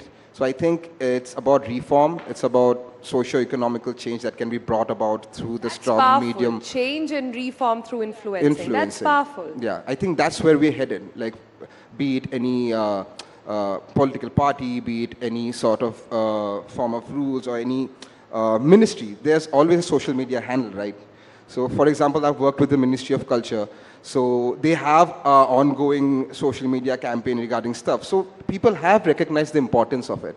And I think it's slowly seeping into the whole reform movement. And it is an independent industry which is going to grow as we are growing as artists and influencers, and we have to deal with it. Janvi? I think it is just the beginning what you're looking at right now, and because अलग-अलग content creators सामने आ रहे हैं, अलग-अलग content सामने आ रहा है, which is taking the country forward for sure. But I also think over the time it will be like अगर आप अपनी audience के साथ, अपने content के साथ valuable है, so it will be a long game for sure. Value add. Yeah, value addition is the key, and value will create virality in the long run also. So that consistency and authenticity, as we discussing the previous question also, कि मेरे लिए वो लक्ष्मण रेखा नहीं है. I am the same person on social media and offline also. So I'm the same. And फिर अगर आप इतने authentic होते हैं ना, तो it is actually very effortless to put out content in a long run also. So काम नहीं लगता है, as they used to say, right? Yeah. काम तो लगता है. Building on that, you can put up a facade for a day or two, a month max. But when you're putting out content, जैसे जानवी कह रही हैं कि रोज अगर डालना है, तो वो facade रहेगा नहीं ज़्यादा time तक. You know, your authentic self will come out. Closing comments now, yeah. Viditya, then Sabi. I just think that the idea of celebrity that all of us grew up with, movie stars, etc., is dissipating now. There are it's a very fluid concept. So all of us decide what niche we want to cater to, what our community is. So overnight virality is also not a bad thing, because that might help somebody like this tea seller that we were talking about before the panel. It might democratize and bring so much empowerment to a community. And I think that's what's important to remember, that all of us are thriving in our little niches and doing the best we can for our little communities out there. That's nice. Exactly. With it, yeah. The lady said it all.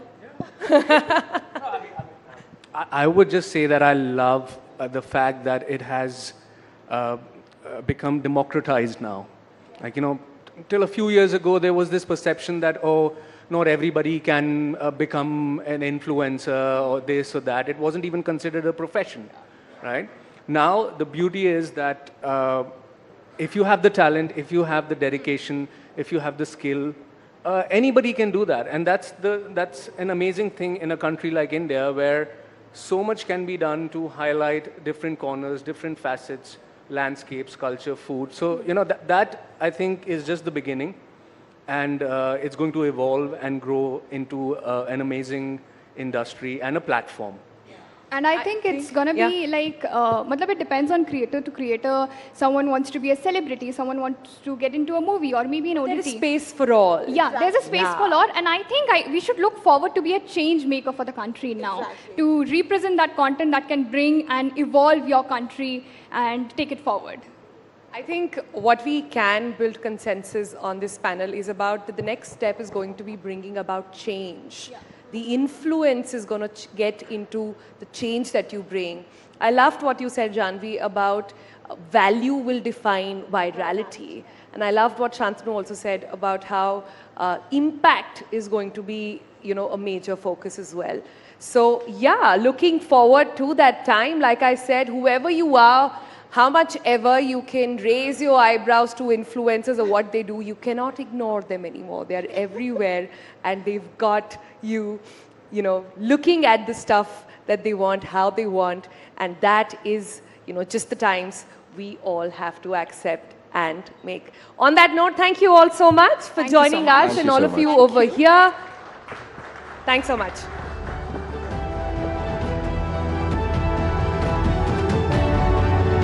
Thank you so much, Sonal, Shantanu, Janvi, Bruce Passports. What inspirational stories, ladies and gentlemen. And what really caught my eye, that all these influencers, Shantanu, Janvi, Bruce Passports, all of them are people who challenged the norm. They left their careers, they left everything a normal person would do in terms of a job in the private sector or government.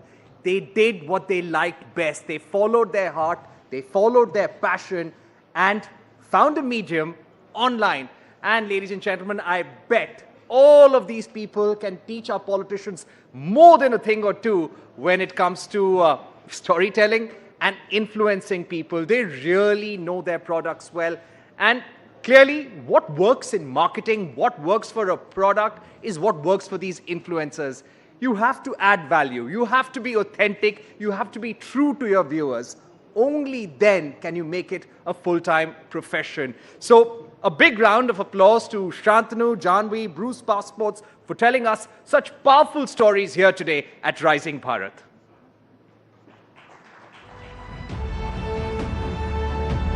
And ladies and gentlemen, very shortly we are going to be starting our next session in an era of information explosion when trillions of terabytes of content move across handhelds in milliseconds. It is the perspective that can sometimes get lost. Nuance and perspectives are the strongest pillars of any discussion. And that's what we are going to focus on over the next half an hour. Let's hear it from Ram Madhav, President, India Foundation, Francois Gautier, journalist and author, Dr. Pawan Verma, diplomat and author. You've seen these people on television several times. This session is titled The Twa Factor, and they will be in conversation with Rahul Shiv Shankar. Gentlemen, please welcome on stage with a big round of applause. Rahul, it's over to you.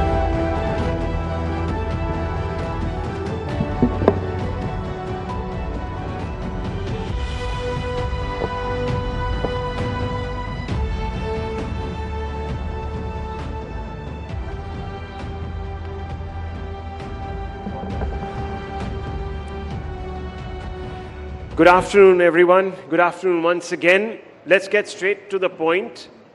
The only Twa factor being talked about in Bharat presently is Moditva, which is a derivative of Modi and Hindutva. The ideological left in this country is extremely upset.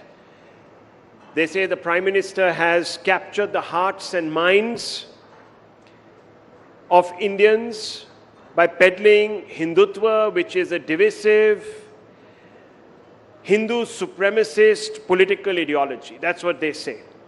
How did a word that is itself derived from Hindu and Twa, Twa really essentially means essence, come to be so resented by a section of the intellectual class in this country?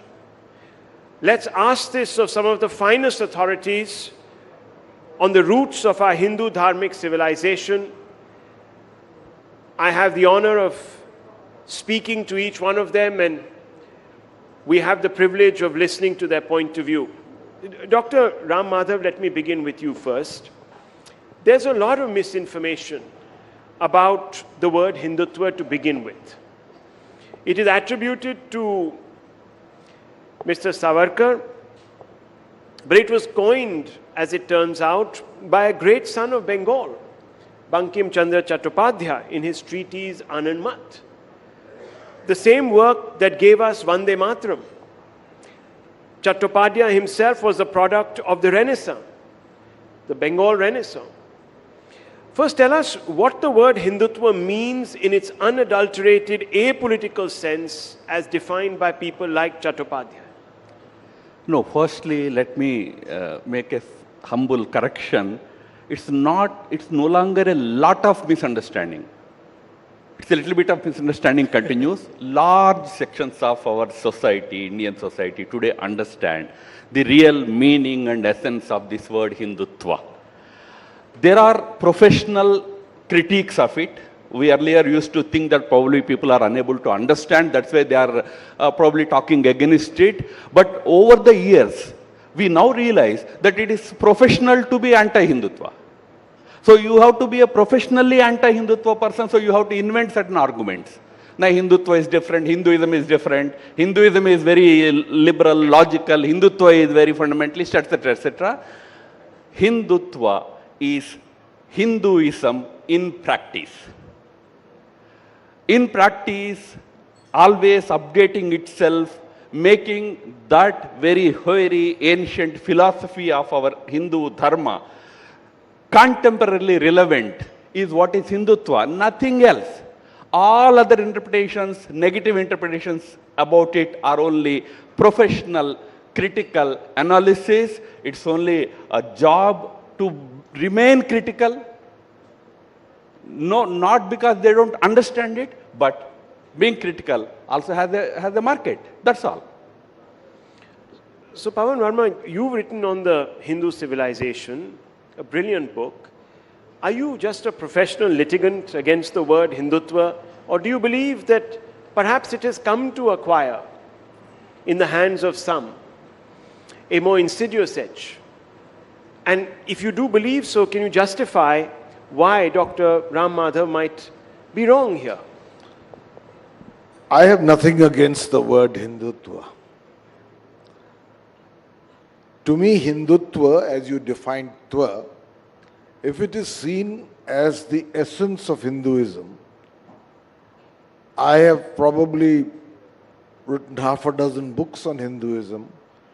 I'm a great admirer of the profundity of its philosophical wisdom and an admirer also of its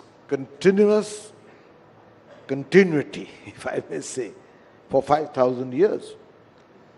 And I do believe that somewhere along the line, some of its great wisdoms have been lost, need to be reclaimed. Parts of Hindu civilization which are an aspect of Hindutva need to be reappropriated, brought into the mainstream. And therefore, in principle, I am not against the word Hindutva. However, since I believe in the grandeur of Hinduism, I object often, not because I'm a professional critic, as Ram Madhav ji saw. I object to Hinduism's grandeur, whether it's called Hindutva or anything else, to the lowest common denominator, by which I mean that for political purposes, if the very spirit and essence of Hinduism's ultimate glory is simplified deliberately to the point where it becomes a set of shibboleths, what to eat, what to wear, how to dress, how many times to go to the temple, who to worship, in what form, and particularly for women, for them to conform to the notion of some thekedars of Hinduism, to the concept of chaste Hindu Nari. Hinduism cannot be reduced to that, because when you do it, you distort it. Yes, you need to be aggressive about aspects of Hinduism. You need to be vigilant about possible threats to it. But in doing so, you cannot distort such a great legacy.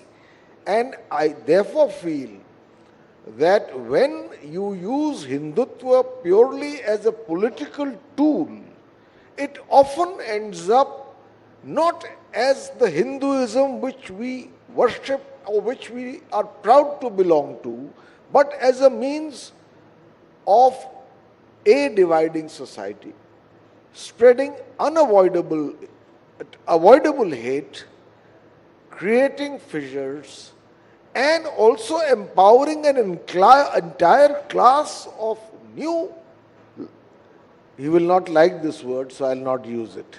We've had debates before.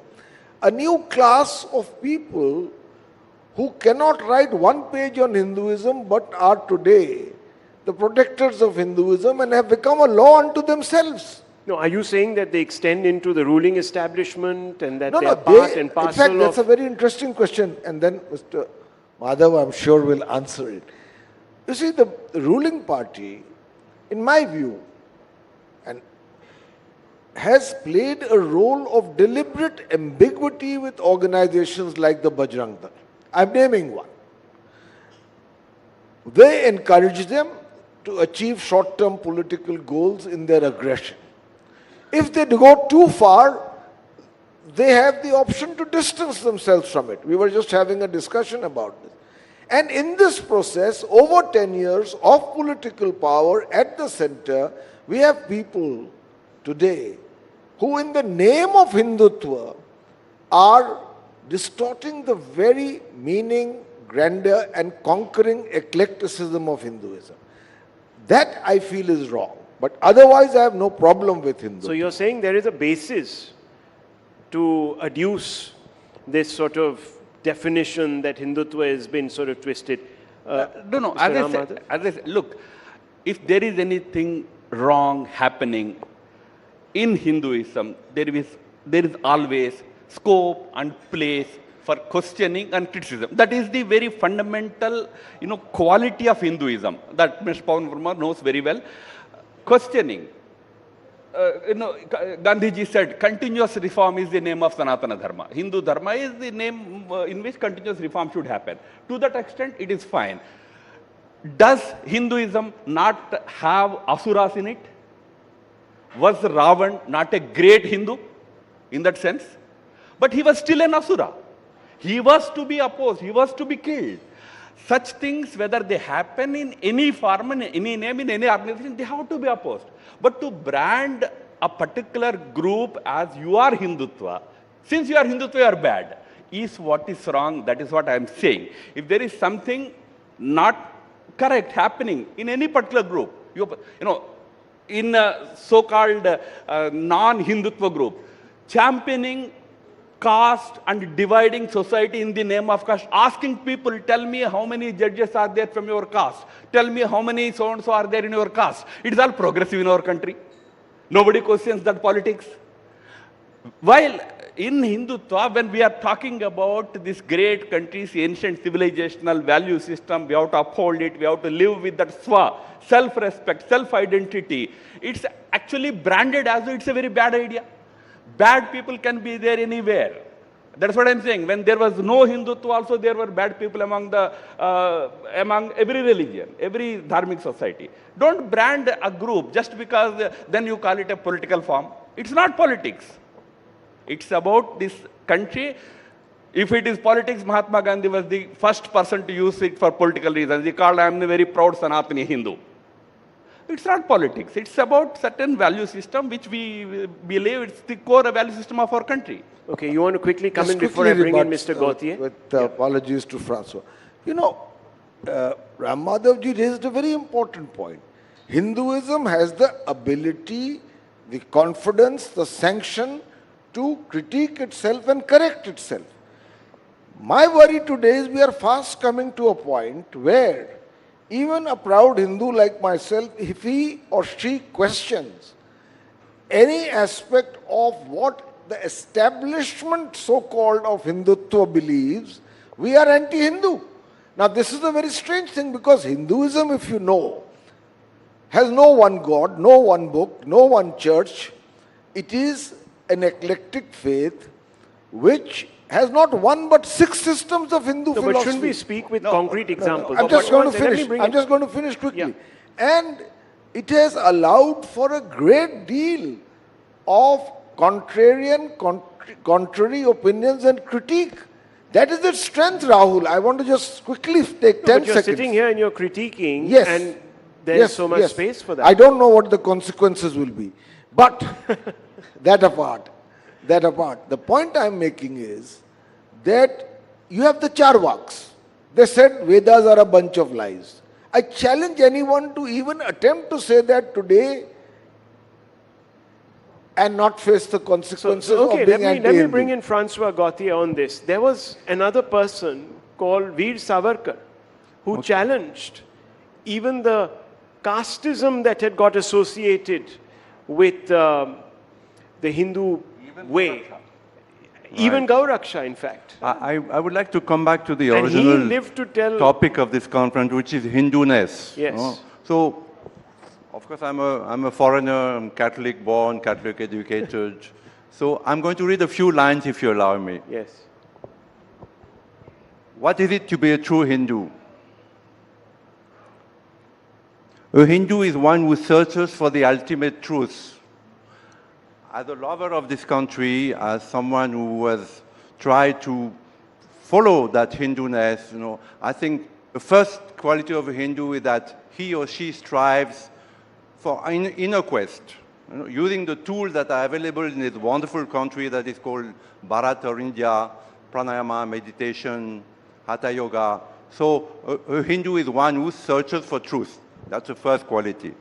The second quality, unlike other religions, Hinduism refuses to sanction the monopoly of one God, of one scripture, and the only way to salvation.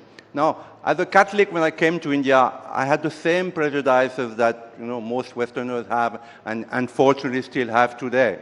All religions are the same.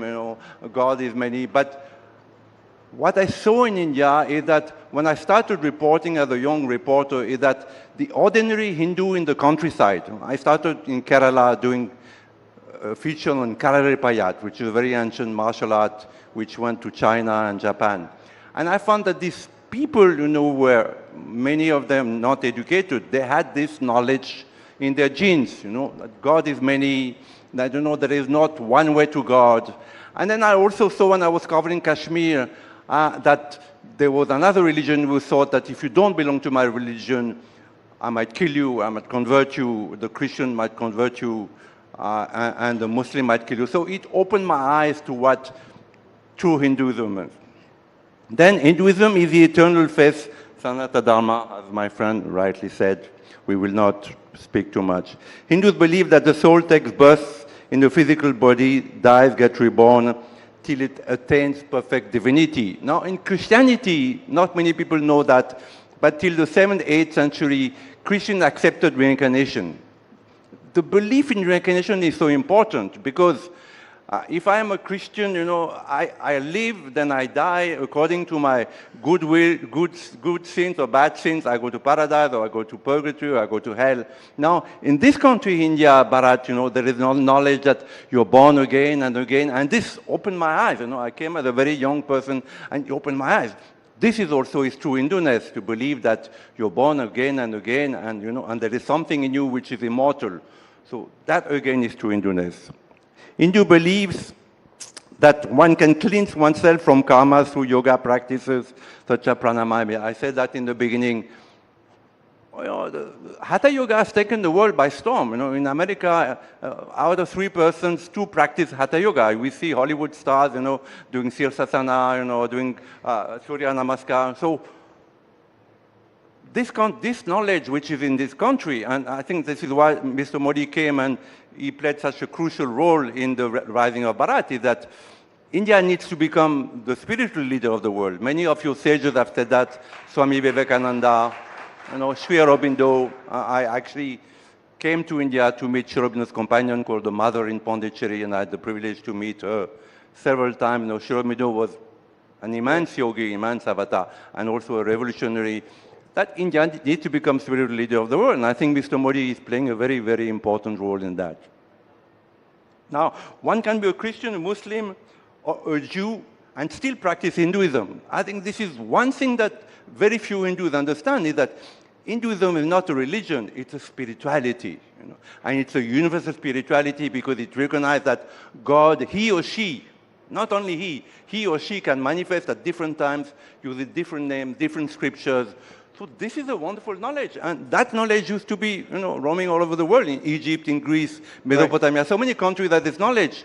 But it was wiped out. So today, the responsibility that your country holds is that it still has this knowledge, which is being attacked from many sides, including, as you know, the earlier Mr. Babane said, you know, by Hindus themselves. You know. So for me to come to this country, to live in this country, is a great privilege because I learned things that I couldn't learn in my country. Though, you know, definitely France has many qualities, you know, and there are things that India can learn. So what you're saying, Francois Gauthier, is that, and I think in one sense you're saying what Savarkar once said, that Hindus need to fear actually Hindus the most. That's what he had said. So, yes. Well, can I say one phrase about that? You know, that I agree with Mr. Professor Bamrez, but also there's Western Indologists. There's a hatred of Hindus among Western Indologists. In my country, there's a man called Christophe Jaffrelot. He's made his lifelong task of demonizing Hindus, the BJP, the RSS, Mr. Modi. They are the professionals, I said. That's the professional. Okay, so let me just ask you this, Pawan Verma, because I think we're pivoting towards an interesting territory. Now, you claim that a particular type of political Hindutva philosophy is dividing people and this, that, the other, and it takes sometimes legal expression like the CAA, etc., etc. Now, this is interesting because it's in stark contrast to the political experience of the BJP that is constantly adding new and new and new sociological verticals. It's the only party that's actually growing. How can their worldview be so exclusive, yet it is attracting more and more people? So obviously what is said about it, and I'm not sounding like any apologist, I'm just saying, just look at the numbers, how can you say that they are championing something so exclusivist? Rahul, I don't think we should compare apples and oranges. Today's subject is the Twa factor in Hindutva. Why a political party is on the upswing and has won 2 decisive majorities in parliament is a very complex subject. First of all, it's the personality of Mr. Modi. Second, it is a narrative. Third, it is many of its achievements like welfareism. Fourth, it's an organization and cadre which permeates down to the grassroots. And fifth, there is also the Hindutva factor and hyper-nationalism, or what I often call proving yourself to be patriotic, otherwise you are not. Maybe there are factors like this.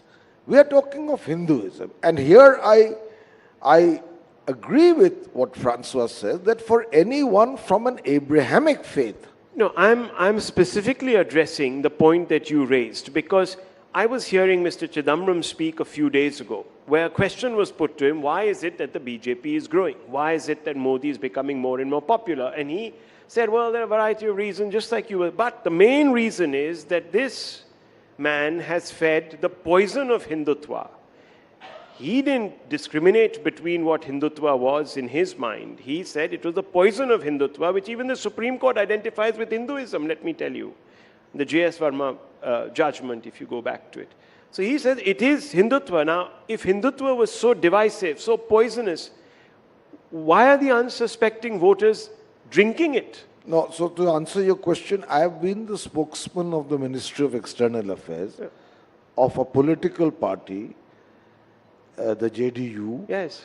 But I'm not Mr. Chidambaram's spokesman. So I just want to clarify that. He can say what he believes. To my mind, Mr. Modi is a popular leader, and it is also a factor of the opposition being spectacularly ineffective without a face or a narrative. Okay. So that these are factors that are different. They are in the secular realm as well. Where Hindutva is concerned, for anyone from an Abrahamic faith, the freedoms and the openness of Hinduism is a matter, can be a matter of great attraction and also be a matter of great miscomprehension. Now, when there is a religion, which Francois talked about, where the greatest reviver of Hinduism, Adi Shankaracharya, he says, na dharmo, na chartho, na kamo, na moksha, na mantro, na tirtham, na vedo, na yagna. None of these matter. All that matters is Chidananda Rupa, Shivoham, Shivoham. And by the way, he said, I am Shiva, I am Shiva. Another thinker in the Middle East, a Sufi thinker, he said, Anul Haq, I am the truth. He was beheaded.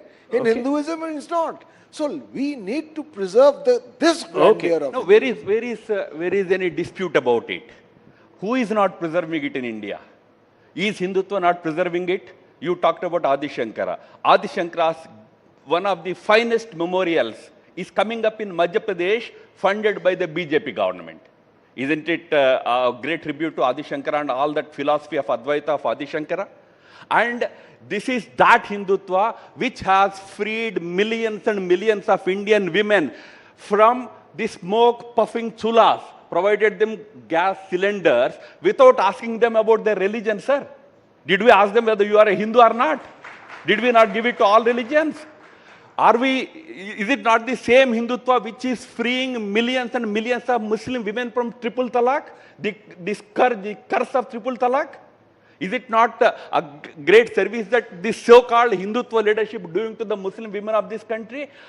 Fortunately in our country, that's why I said, all those sections of people understand that what is projected as a big demon, and then suddenly today we pretend to be victims. This victimhood argument, what will happen to me? Sir, you have been exposing your cause for many years. Nothing happened to you. People are listening to you. You are respected. Why this victimhood syndrome? Did it ever occur to you that years after years, decades after decades, you kept calling us communal, you kept calling us fascist?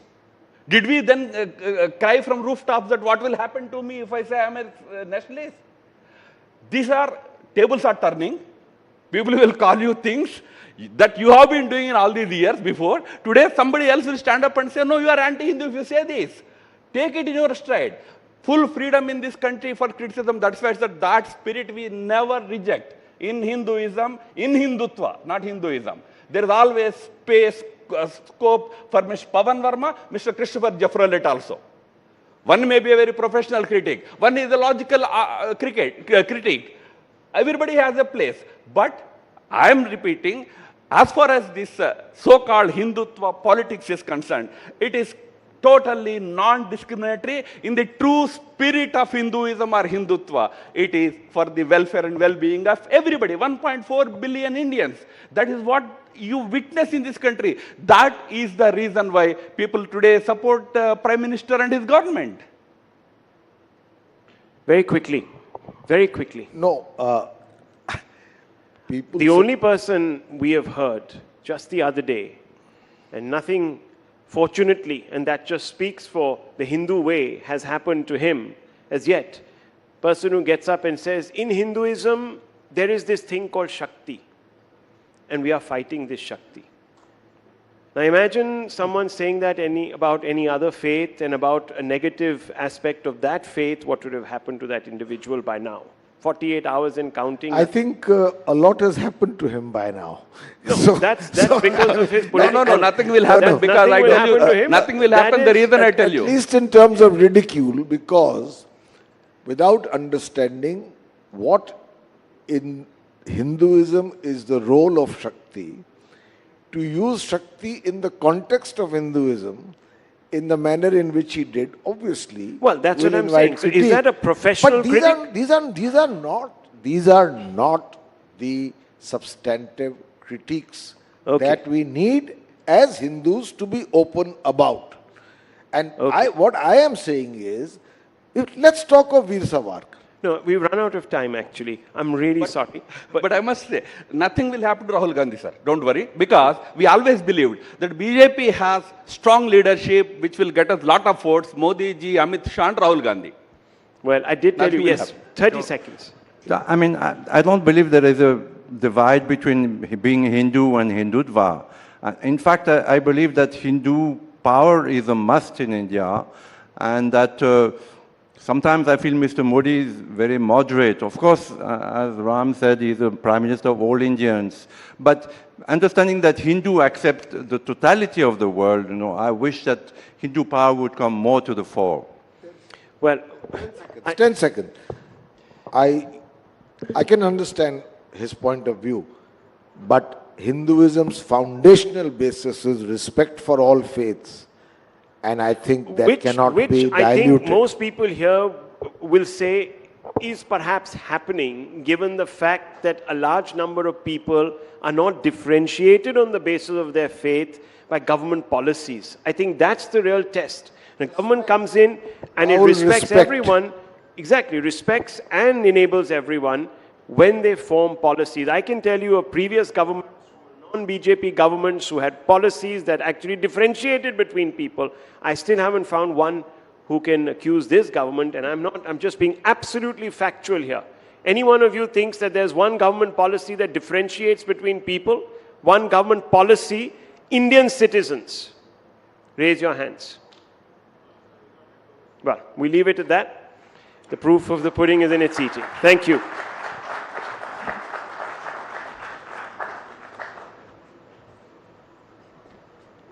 Thank you very much, Rahul. That indeed was a thought-provoking discussion. And, one thing is very clear, ladies and gentlemen. When you speak about Hinduism, this is exactly what we saw on stage. You have place to debate, to critique, and make better. Yes, Hinduism can absorb different views and become better over time. And fortunately or unfortunately, we're going to see a very sharp debate over Hinduism in the coming general election. Yes, this is going to be a hot, long and sweaty election, and there will be some high-pitched politics over Hinduism. And this is exactly what the Prime Minister has been trying to avoid. Take away politics, take away the debate from religion and caste, and focus it on the economy. Yes, he has been saying that we need to focus on the poor, the women, the youth, and the farmers. And these are the forecasts in the country we need to focus on. And as we talk about the economy, ladies and gentlemen, let's indulge in some investment talk, shall we? Private equity, venture funding, and the investment universe are having their moments, albeit with a bit of rough and tumble lately. This involves moving funds across asset classes and various geographies. What are the changes taking place in the investment landscape and the evolving technologies in the world of finance, private capital and money? Let's welcome, ladies and gentlemen, Ashish Agarwal, Managing Director and Country Head at Jefferies, Ramesh Damani, veteran investor and member of Bombay Stock Exchange, Shweta Jalan, Managing Partner and Head of Advent International in India, Harsha Raghavan, Managing Partner, Convergent Finance LLP, to talk about turbocharged markets, micro moves, macro moves, in conversation with CNBC TV 18's Managing Editor, Shireen Bhan. Let's welcome them on stage, ladies and gentlemen. This is going to be a fascinating discussion. There will be a debate on the economy as we get off the national election, and who better to discuss this? Shireen, over to you. Good afternoon, ladies and gentlemen. What an absolute pleasure it is to be back here at Rising Bharat. Thank you so much for being an incredible audience here, and we look forward to engaging with you on an issue that is occupying a lot of mind space and clearly generating a lot of headlines. I have a fabulous panel here with me this afternoon to talk about the trajectory that we are likely to see. It has been a record-breaking year for the Indian capital markets. To start with, we've seen the democratization of the Indian capital markets. The number of demat accounts in just the past 1 year up 34%. We've seen India emerge as one of the best performing markets in the world. We've seen record numbers in terms of mutual funds, asset under management. Women are now participating in the Indian capital markets like never before. But to tell us what the road ahead looks like, what we can expect for India, for the Indian economy, and for the Indian markets. Without further ado, I'm going to start the first round with 90 seconds each to my panelists here to give us their take on what they believe is the bull case for India. Ramesh Damani, veteran investor, you've of course been bullish on the Indian markets for very, very long. And Ramesh, I just want to, for the benefit of our audience here who are watching us online as well as here at the Taj Palace in Delhi, remind you of that event in 2014 where your good friend, the late Rakesh Jhunjhunwala, said, if you're underinvested in India, you're going to miss out on the mother of all bull markets. Ramesh Damani, 90 seconds, your time starts now on the bull case for India. Yeah, thank you, Shireen. It's very interesting that I just came back from the land of the rising sun. So I'm coming back to the Rising Bharat right now. And the very instructive story to understand about what's happened in Japan. In 1964, when India last won the Olympic gold medal cleanly, with the fair competition, was in Tokyo, the Nikkei was at 1,000. Over the next 25 years, it climbed from 1,000 to 40,000 in yen terms. Even dollar terms, it actually went to 100,000. So it had the mother of all bull runs in Japan. And I think Rakesh and me, we're kind of stock market creatures. We believe that India is on a similar bull run. Like Japan went from a third world country to the second largest economy in the world. Companies that were unknown in Japan in 64, Sony, Hitachi, Honda, became household names. I think, and maybe I hope I'm right, that India is on a similar trajectory. And what is powering this bull market in India? Every bull market has a thesis. What powers the bull market? I think what is powering this bull market is the growth of the great Indian middle class. I think finally we're having a great Indian middle class.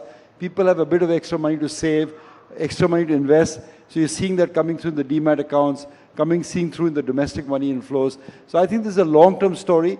I don't think, as my friend Rakesh would say, always be bullish on this country.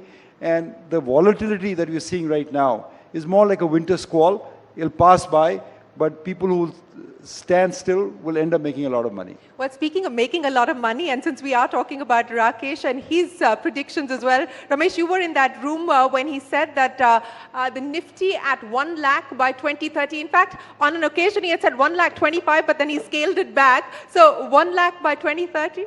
That seems a bit of a stretch, but the Sensex will get there. The Sensex will get there. Ashish, let me come to you now. The bull case for India, 90 seconds. We've just come out with a big report, India's march onto the global stage. We are talking about, I think, the economy itself touching about $5 trillion by 2027, the market cap reaching about $10 trillion by 2030. I don't think any other country can talk about so many things coming together. Whether it's an under-leveraged economy, capex cycle, both government and private sector, whether it's the demographic dividend that we are talking about, the rising middle class that Ramesh just talked about. I think it's a lot more parallel to also what the US went through in the 80s, in terms of working population, savings habit. As you have more macro stability, lower inflation, the average saver tends to invest more in equities. And I think that's the biggest delta. One statistic that I think cannot be underappreciated at all is even after all these years of demat accounts going up, equity savings being there, the equity household savings is still about 5% of total savings, right? Gold is 16. So we have a long, long way to go. And we are not even counting as and when the FIs come back. So I think can't get more bullish than this. When do you see the return of the FIIs? I think it started a bit last year with a couple of large guys putting in sizable bets. I think a lot more will follow. If I'm not wrong, I think so far the India investments have been driven by EM funds taking disproportionate bets on India. I think the next 5 years will be about global funds stepping up big ticket investments into Indian equities. Well, I'll get you to elaborate more on that in just a second. But Shweta, let me talk to you about what we are seeing as far as the private equity mood is concerned. And the mood has been buoyant over the last few years, including for Advent specifically. You're looking to utilize another $5 to $10 billion of your capital in India over the next few years. Your bull case for India. So I believe India is not a story of 1 year or 2 years. I think it's a multi-decade growth story from here on, right? I think it'll be a pity if we don't capitalize on it, because we literally have, when all flags are green at this point in time. So if you look at some things that both Ramesh and Ashish spoke about, right, our demographic profile, right, we have the largest probably working population of 900 million across any geography across the globe, right? And that just lends itself to a large consumption story for India. So that is, I would say, one big positive. Government capex cycle, I think, is going to propel the economy a lot in terms of growth. And lastly, the one thing that we didn't talk about so far was just the whole policy framework in India, right? And that has been so supportive, starting with reducing the corporate tax rate a few years back, or the bankruptcy law, GST. All of these is just providing the inherent infrastructure, underlying infrastructure for corporate India to really outperform the growth we are seeing anywhere else in the world, right? So for us and private equity, as you can see, everybody is really bullish on India, like Advent and like my global folks said, about $5 to $10 million a month back. I think last year the private equity investment in India was $40 billion. Yeah. It did peak in 21 at 70 billion. And I do see that peak coming back sooner than later, just given the whole buoyancy around India that we are seeing. Anywhere I go in the globe and meet our investors, meet our general partners, everybody's just talking about India rising and What's India the number one question that they ask you? How much can you invest in India? How much can we invest in India, and where do we put that money to work? Absolutely, absolutely. I'll get you to respond to where you tell them that money should go to work. But Harsha, first of all, congratulations. Harsha is an investor in India's newest airline. They took their first flight yesterday. So ladies and gentlemen, a big round of applause. And Ramesh Damani, also an investor. He's the captain. He's the captain. But Harsha, you know what they say, and I'm not going to go down that cliche of how do you get a billionaire to lose his billions, but that's really been the story as far as Indian aviation is concerned. You're being brave-hearted, aren't you? Thank you, Shireen. I wish I got a penny for every time I heard that comment. Which is why I didn't make it. Which is why I didn't make it. Yeah. But on that specific point, I will say that it's clear that India's problems needs Indian solutions. And we believe with the airline that that's what we're addressing. And in many other investments that me and my contemporaries are making, I think we're solving India's problems with Indian solutions. To answer your question about the bull case, I was reflecting on this a little while ago. And in the old days, the gap between our bull case and our bear case used to be a wide range in India. Today, we seem to be in a somewhat privileged position where the gap has narrowed significantly.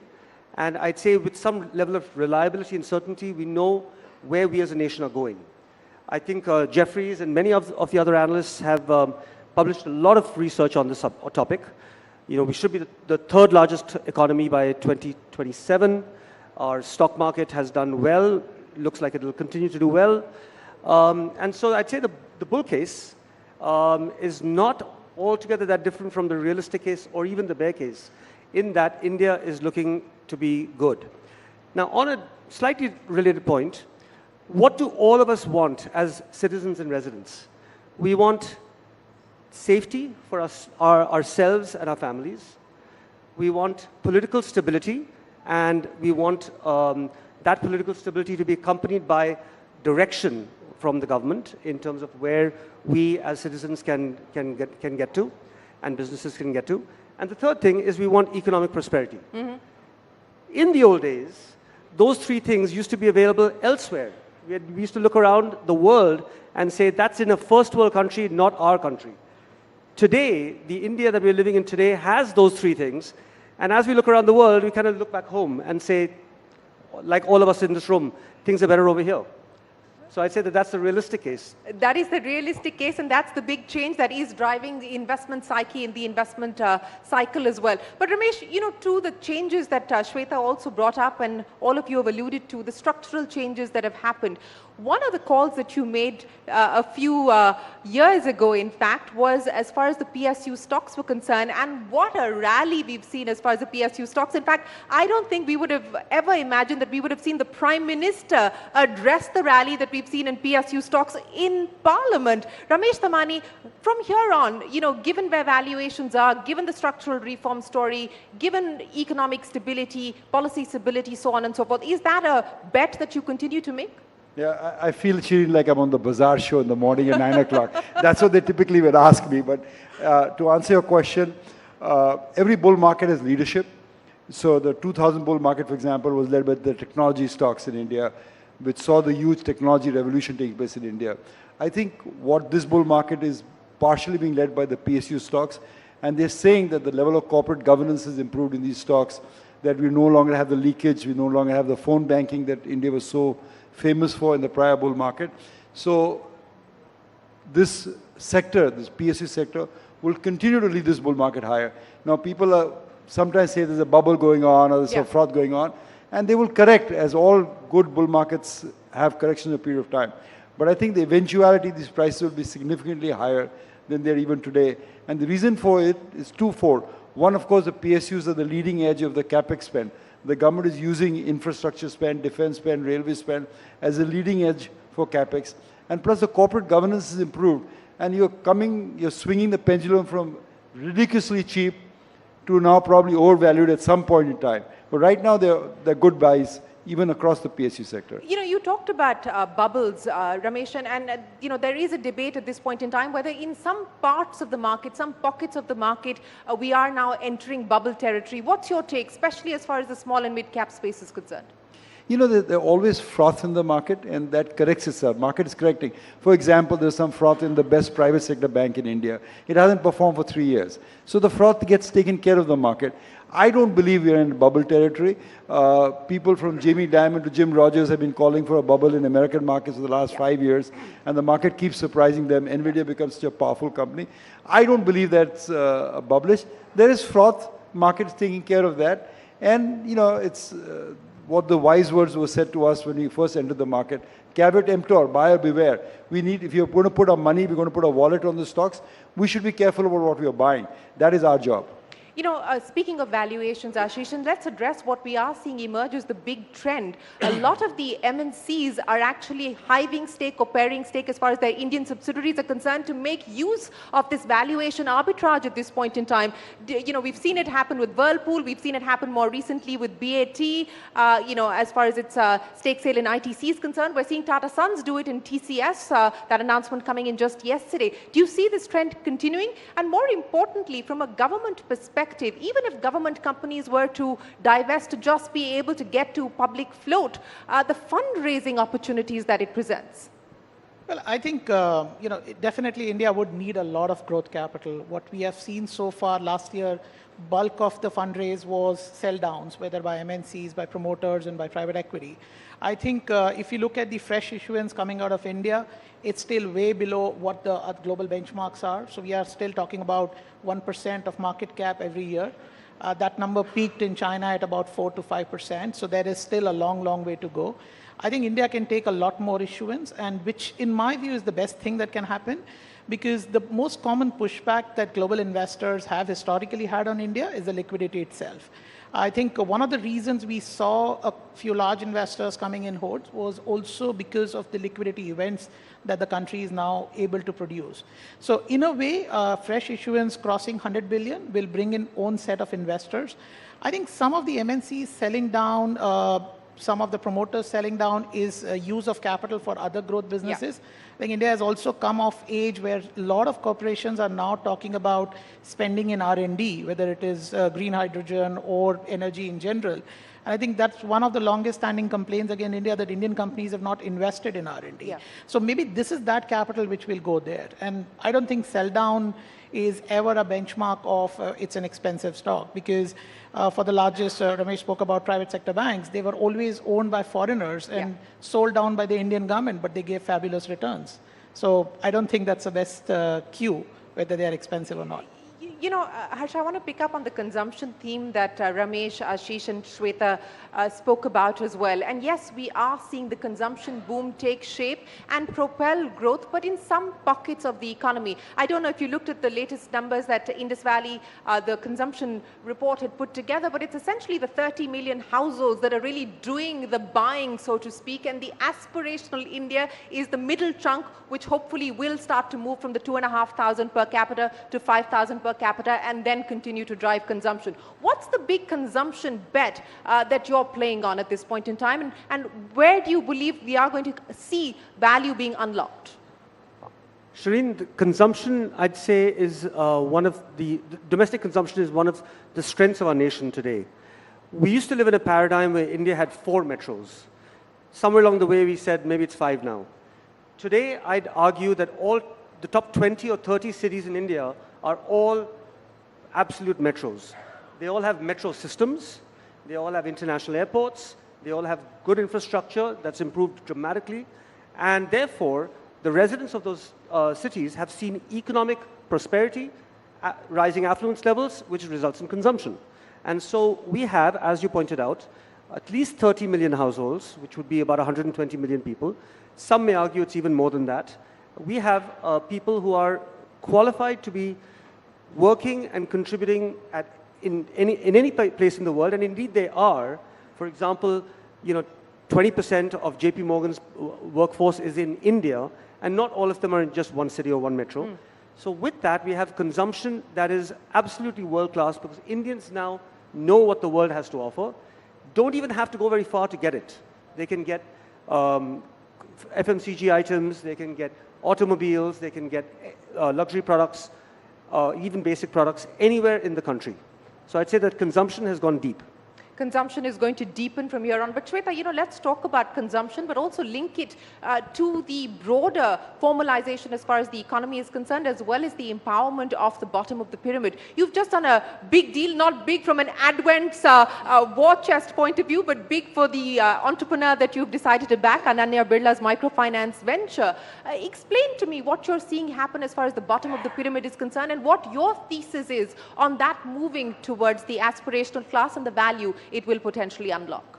Yeah, I mean, that is really the bottom of the pyramid, right? I mean, it is not the middle class, it is not the, increasing household income class, right? This is really the rural economy which it supports at some level, right? It is really the joint liability groups, these women in villages getting together and raising some finance to be able to do small businesses, right? And I think that grassroots level financing erstwhile was done by money lenders at some, insane rates, right? And that's what is getting substituted by these microfinance companies. And we just know how big rural India is and how they are largely reliant on agriculture today. And that is what, we are trying to change. Can they have other sources of income? Can they find other sources of livelihood in the rural part of India? And can they get good financing to build those businesses? And that's what Ananya Birla's company Swatantra does. And that's what we have, that is the hypothesis that we have backed, that it's a huge white space.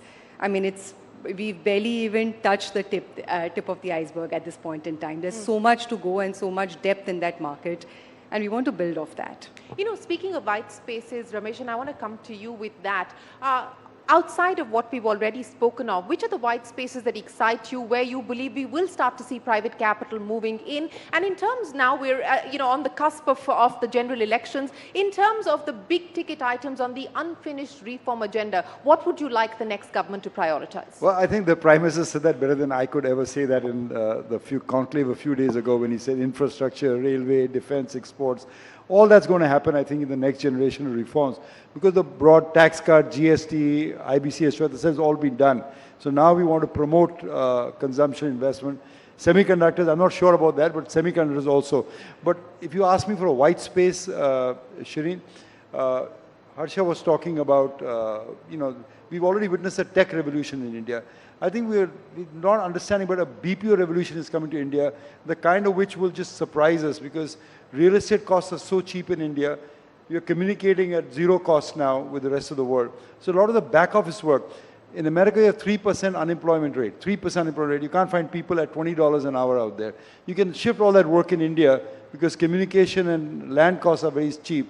So I think India will become, we already a tech superpower, will become a back office superpower. I think we'll But aren't we already the back office superpower? We've done nothing. We're just going to start. We're just barely getting started. I think we have focused more on tech, and I think not on high tech, but on tech, basic tech services economy. But I think the superpower in terms of back office will just explode. It's exploding before our eyes. Because for the first time now, land costs are zero. Even in an AI world? Yeah, I think so, because a lot of this mortgage processing, all this basic stuff, would still require some human intervention. So in the AI world, yes, that is a black box that I'm not familiar with yet. But I think given the other things that are taking place in India, a stable regulatory environment, low land costs, good communication ability, satellite communication available, I think that will be a big boom industry. White spaces, the big themes, Ashish, that you believe are going to drive growth in the coming decade? I think real estate would be my number one choice. I think for the last decade or decade and a half, real estate or housing in general has been a beneficiary of the economic activity. I think the sides will turn. Housing will be the driver of economic activity over the next decade. So the entire value chain, right from a developer to building materials to financiers, I think that's going to be one of the largest contributors to the GDP. The other theme on the same lines we like is hard assets, so infrastructure. Hotels, airports, ports, hospitals. I think in an inflationary world where cost of capital is going to play a major role, consolidation is going to be the theme. And that's why as a house we've been big believers in owning hard assets. And you think private equity is going to play consolidator? Shweta, are you going to do the consolidating?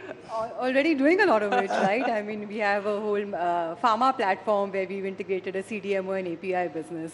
But on white spaces, I would say all businesses that play on the China Plus One theme, right? Manufacturing. I mean, that is something that's been underinvested on for, a decade plus. I think that's going to be a big white space in my opinion. I was expecting you to, half expecting you, Ramesh, to talk about manufacturing, but you didn't bring that up. You don't believe that that's going to be the big opportunity as well? No, I'm not particularly a fan of PLI investment. I don't think the government should be directing capital to areas where Japan tried that and it fell flat on their faces. So I'm more into the services consumption part of the Indian economy. So maybe Harsha has some view on that. Harsha, you somewhere in between? Yes, I am in between. I'd say that, I'd argue that we're the only country in the world that has gone through a simultaneous industrial revolution and digital revolution. That has allowed us to leapfrog. And we're seeing this with our infrastructure, physical infrastructure, digital infrastructure, all manufacturing and all logistics has become seamless in India, maybe in the last 10 years only. Now, what that means is that it's all white space. There's huge opportunity. We're not growing and moving incrementally. We're moving absolute leapfrogging. And therefore, I do believe that some of the initiatives the government has taken, GST was huge and has absolutely transformed this nation. Udan scheme in regional aviation was introduced 8 years ago, and somehow, despite government intervention to help private airlines go into the hinterland, private airlines were a little slow to do it. PLI, in the same way, I'd argue, adoption has been slow, but when adoption takes off, we're going to see India become a lithium-ion battery manufacturing hub for the world.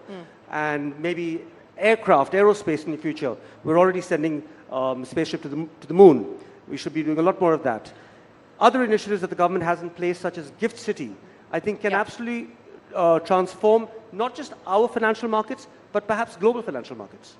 The role of global factors as well, and Ramesh, let me address that issue with you. I think what we hear from each one of you on this panel is that the domestic risks are limited at this point in time. In fact, none of you brought up a single risk, domestic risk at this point. So the risks are external. The expectation of a Fed cut coming in June, at least at this point in time, look less likely. What would be the external factors, the risk factors, Ramesh, that you would watch out for that could potentially impact us? I mean, Shri, the world is a dangerous place. We are fighting 2 wars as we speak. While bull markets don't stop because of wars, that might surprise a lot of people. I think bull markets fall of their own weight. I mean, Japan continued to grow, but at some point it just peaked out and didn't come back for 40 years or so. So excess weight, leverage, there's nothing that the government, China's markets are trading 10, 12 years low. The Chinese economy has done reasonably well over a period of time. So markets, when the bad news, of course, Shirin, is that all bull markets end. Even this bull market will end, I guarantee you that. There has never been a bull market in the history of the world that continues on ad infinitum. So this will end too, which is fine. We'll hopefully be able to tell you on Bazaar when it's ending. But for right now, it seems like a green signal ahead. And bull markets will end of its own orgy, of its own speculative excesses. I don't see we are anywhere near that at this point. I feel the markets are in decently good shape. And to address the issue about global funds investing more in India, we've again seen some triggers with the JP Morgan bond index inclusion, possibly another index inclusion as well. Where typically do you see the flows coming in? Will US drive a large part of the fund flows into India?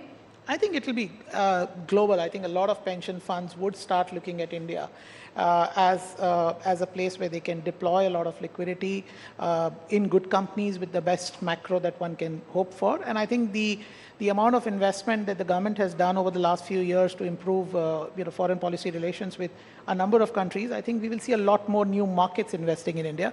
US, of course, likely to be at the forefront. They have the largest AUM. Most global large asset managers are headquartered out of there. So that will continue to be the single largest. So what's the incremental flow that you anticipate over the next few years?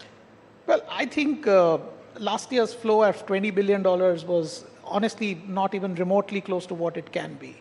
So we've been talking a lot about the domestic flows, and they have become very sizable in India, and I think they will continue to grow. But at the same time, I won't be surprised if the FII inflow into the country can go up 5 to 10x from where currently it is over the next few years. And I can tell you, I think most EM funds are overweight India. Yeah. Most global funds don't, many of them don't even own a single stock. So the kind of liquidity events we are seeing now is the perfect backdrop for them to come back into India in size. Okay.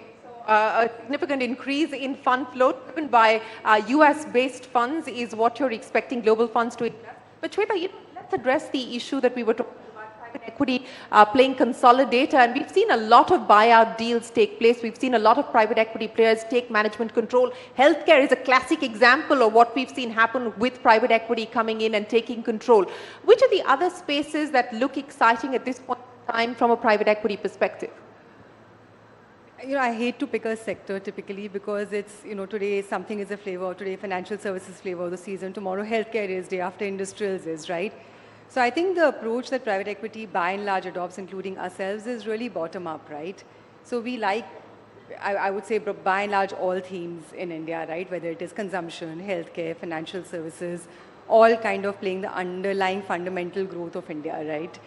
Then it is really about the company where there's, where we look at the micro aspects of a company as opposed to just a top-down piece. But I feel all sectors are interesting today. I mean, I spoke about manufacturing, which is a new theme which private equity hasn't done enough of, which is something that we are picking up in a big way. There's healthcare, there's financial services, still a very credit underpenetrated economy, right? So there's a lot you can do on the financial services across spectrum. Microfinance to bank, we've done it all. And, I would say healthcare, again, significant underpenetration both on pharma and services side. So I would say across the board, I think we're excited about it. Let me link this back to the bull case that you spoke of. The expectation or the assumption was that private equity would really have to be patient capital when they put their money to work in India. Is that starting to change both in terms of exit opportunities as well as in terms of returns? Most certainly, yes. So I think the exit environment is far more vibrant than it was even 5 years back, let alone a decade back, right? But having said that, I would still say it's you need to be patient in India. Because it's, while the bull case, and you asked this question earlier, what is the risk? The risk is an execution risk here, right? So while everything will eventually go up, I think there will be bumps along the way, like in any other emerging market, right? Which is par for course. But Ramesh, let's talk about the exit opportunities. Let's talk about what we've seen happen as far as the IPO pipeline is concerned. What gives you confidence on that side of the story, and how do you see that playing itself out over the next few years? I don't know much about the IPO market, to be honest. I rarely subscribe to IPOs myself. Secondary markets were offering great bargains, but I'll just add to the point that Harsha said. India's, when Neil Armstrong went on the moon 50 years ago, he said, it's a small leap for man, but a great leap for mankind. He was talking of the great step he made on the moon. I think digitization is a great leap forward. We're not understanding the full impact of what digitization meant. While I was coming in the plane, Shireen, I read this quote which said that in the near future, every product will be manufactured digitally and then physically. So that's a huge change that's taking place, whether in our BPO businesses, whether it's in our manufacturing businesses, whether it's in our country, in terms of delivering services to the corporate citizen. And India is amazingly, even as I speak to you, a leader in digital services, UPI, Aadhaar, Paytm, whatever. It's extraordinary what strides we made in the last 5 years in digitization. So I think there's one theme you want to latch on to this thing, it's digitization. Digitization, the big theme as far as Ramesh Tamani is concerned. Harsha, for the decade, since we are taking a more long-term view here as far as this panel is concerned, one headline that you would chase. I would chase the Indian consumer, who is a force to reckon with, both within India. We actually see that by virtue of the stock market and the retail participation there. We see that by virtue of the domestic consumption story. But the Indian consumer will be a global force. And we're seeing that with international travel and tourism, where the Indian consumer is already a global force. And we'll see it in many other categories as well. I'd say that it's a great time to be an Indian. It's a great time to be in India, and it's a great time to be an Indian as well. Ashish, I don't remember the last time I heard global CEOs of luxury brands like Bulgari talking about the fact that India is going to be one of their top 5 markets over the next decade. So that story is clearly booming. I mean, you can't get enough Mercedes off the shelves, you can't get enough watches and bags and so on and so forth off the shelves. How much of that is going to be thematically a theme that you see continuing to play out? I would still be, so I agree with Rasha on you have to follow Indian consumer, and that will be a global force. But I think the Indian consumer is also value conscious, so he's going to invest a lot more, is the hope, and the right thing to do, rather than just consume foreign luxury brands. Are banks going to find it harder now to get deposits, given the fact that we're seeing a lot of that money coming into the markets? Well, definitely, yes. That is the case, and that's, I think, one of the reasons why private banks, after outperforming for 2 decades, started underperforming, because it's no longer the first choice of savings for a lot of consumers. And I think that will be the trend going forward. The headline that you're going to chase, Shweta, over the next decade? Tough one.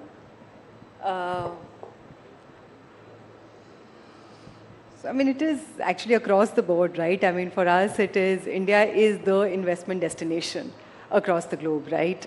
Pick any country, and I would say that it has some chinks in the armor today, which are challenges. As it stands today, don't see too many of those in India. So I would say, double down on India. Just chase India. Double down on India. Double down on India. Yeah. But Ramesh, on the unfinished agenda, will it matter, for instance, if the next government were to do bank privatization or not? Asset monetization, big pipeline had been laid out. We didn't deliver on that front. I mean, I'm asking from a market's perspective, what will the market factor in terms of expectations or asks from the next government? I mean, there is some expectation that the government will privatize a lot of its assets. The government has publicly said that. They will do that. But I think more important, we want good corporate governance. We want less corruption, less leakages, which I think this government has already delivered.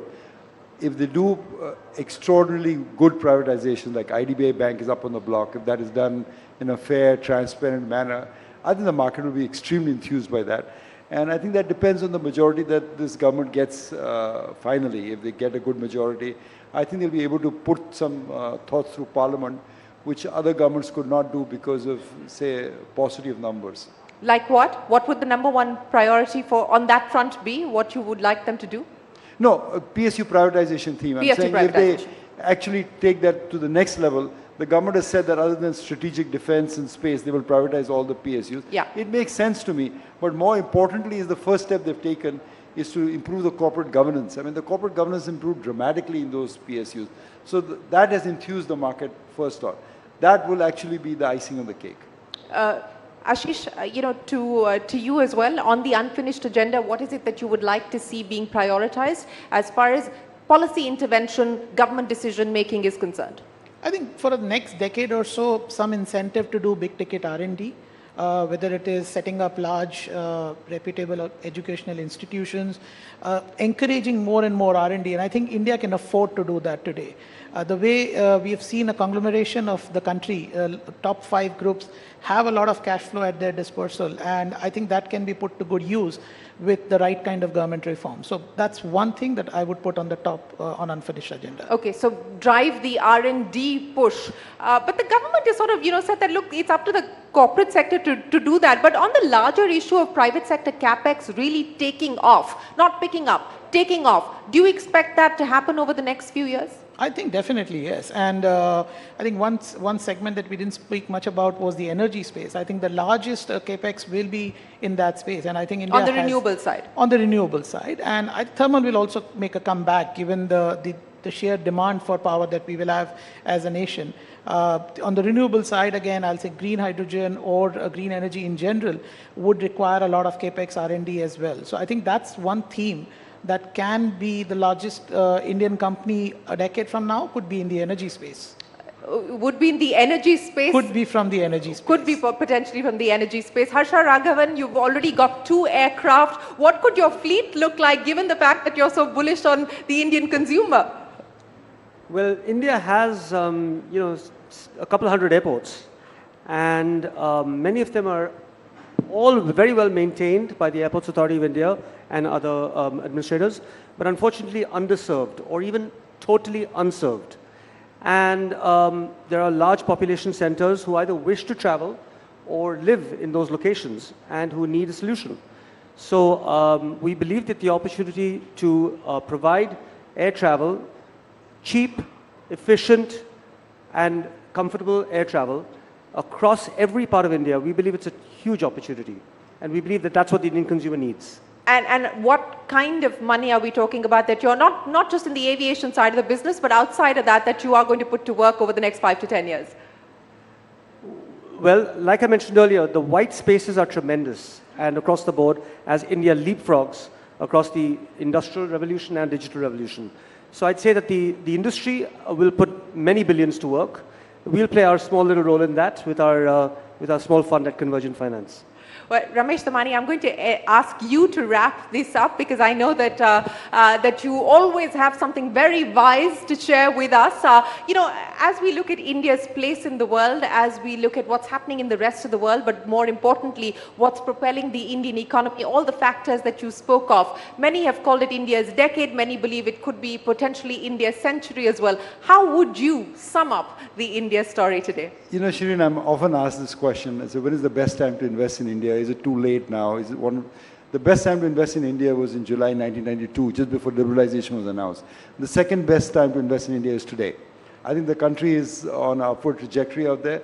I think we're on a path that will take us from a third world country to the second largest economy in the world.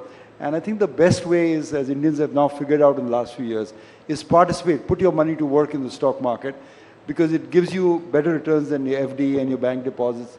So I think it's a great time to invest in India, and I think in the next 20 years, we'll see a transformation in our lives that we could not have imagined that would have taken place 20 years back. But so I, with the rest of the panel, remain the eternal optimist. The glass is always full out here.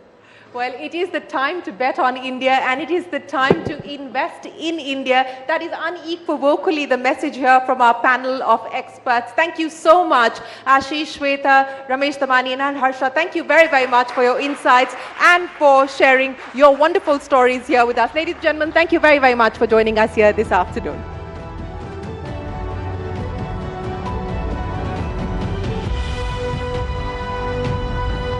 Thank you so much, Shireen. That was an absolute masterclass on the stock markets, on investing. There is absolutely no doubt, ladies and gentlemen, that it is India's moment.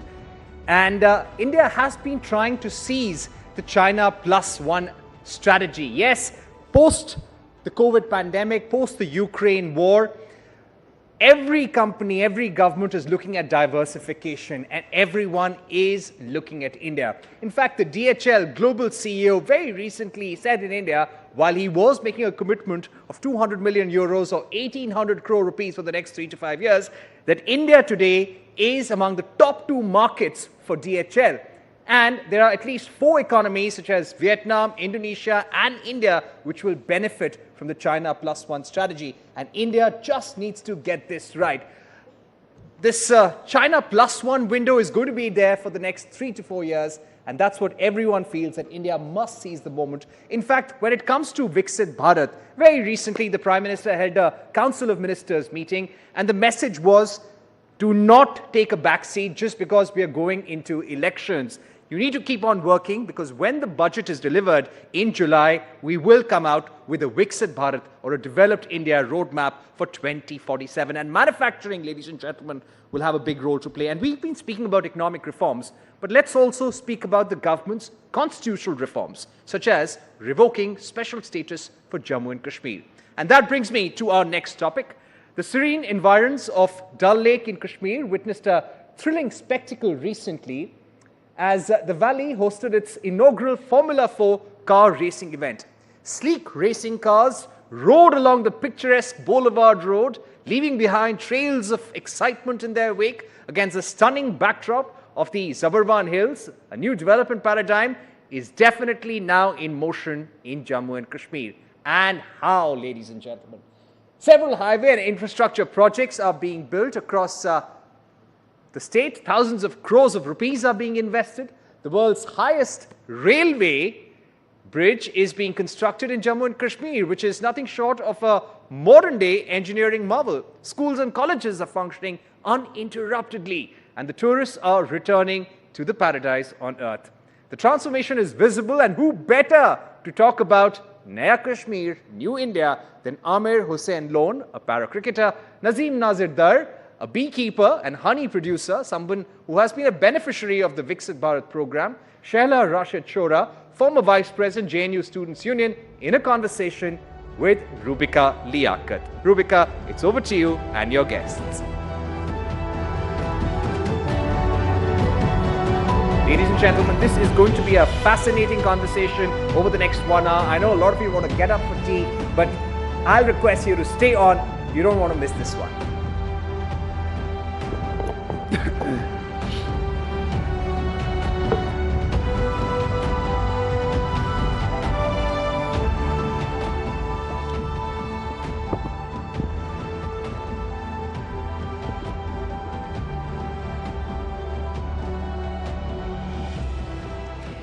आप सभी का एक बार फिर से बहुत बहुत स्वागत है।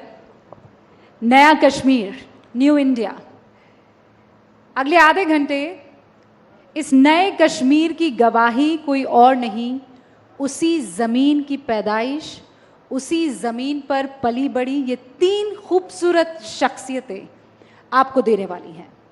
शुरुआत में आमिर भाई आपसे करने वाली हूँ। अल्हम्दुलिल्लाह आप वहाँ से यहाँ आए हैं और ज़िंदगी के सबसे बदतर मुकाम से लेकर अब सबसे बेहतरीन मुकाम तक पहुँच चुके हैं। क्या सच में कश्मीर बदल गया है? बिल्कुल मैम, बिल्कुल, इसमें कोई शक नहीं है। बहुत सारे चेंजेस आए हैं क्योंकि मैं छोटा था और 1997 में मुझे जो है एक्सीडेंट हुआ सो मिल के साथ।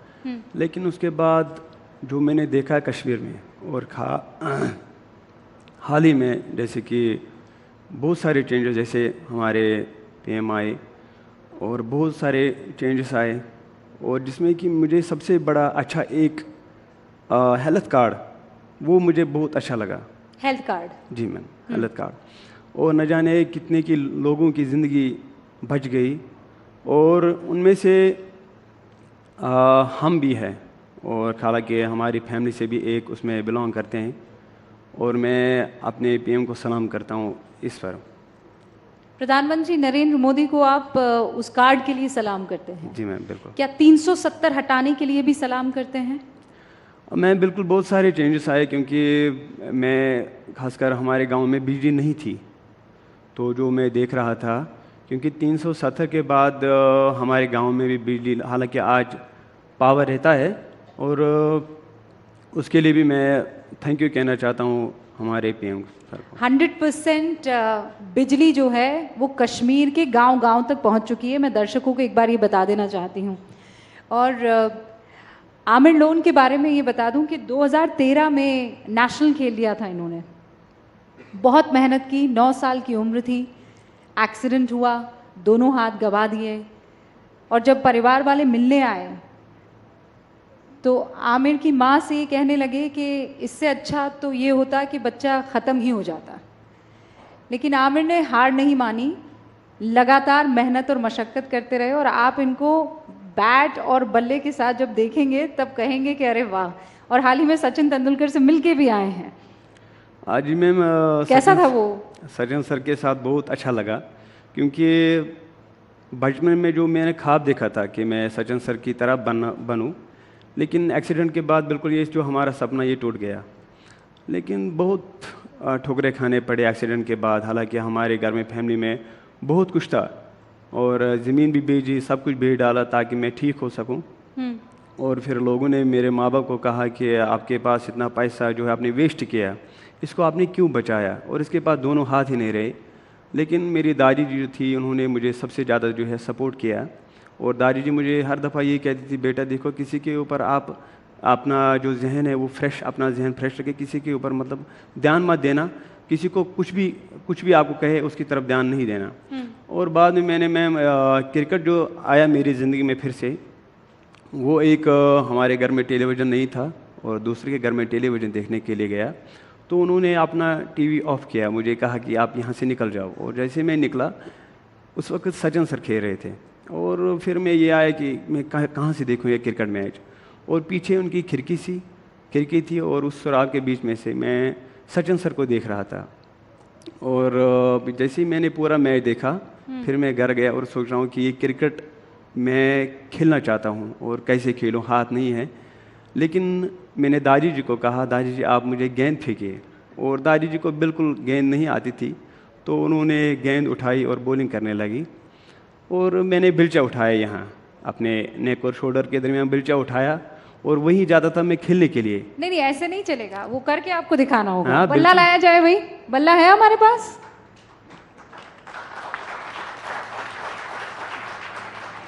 अगर है तो प्लीज लाइए, जल्दी लाइए। ये ना और आ गया बल्ला। हाँ, और शैला बॉलिंग करेंगी। हाँ बिल्कुल क्यों नहीं। तो दादी को भी तो बॉल फेंकना नहीं आती थी। चलिए फेंकिए। चलो, पर छक्का नहीं मारना है। नहीं छक्का तो वैसे भी नहीं जाता है, तो कोशिश करेंगे। ओके। अरे वाह। हो गया? ये तो ये बंद है मैम, ये बंद है। ये इसको पीछे। हाँ, अच्छा ठीक है। हाँ ये पकड़ो बल्ला।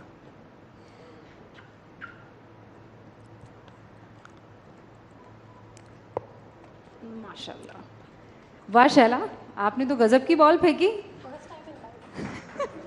ये कान से निकल गया जरा, ये देखिए।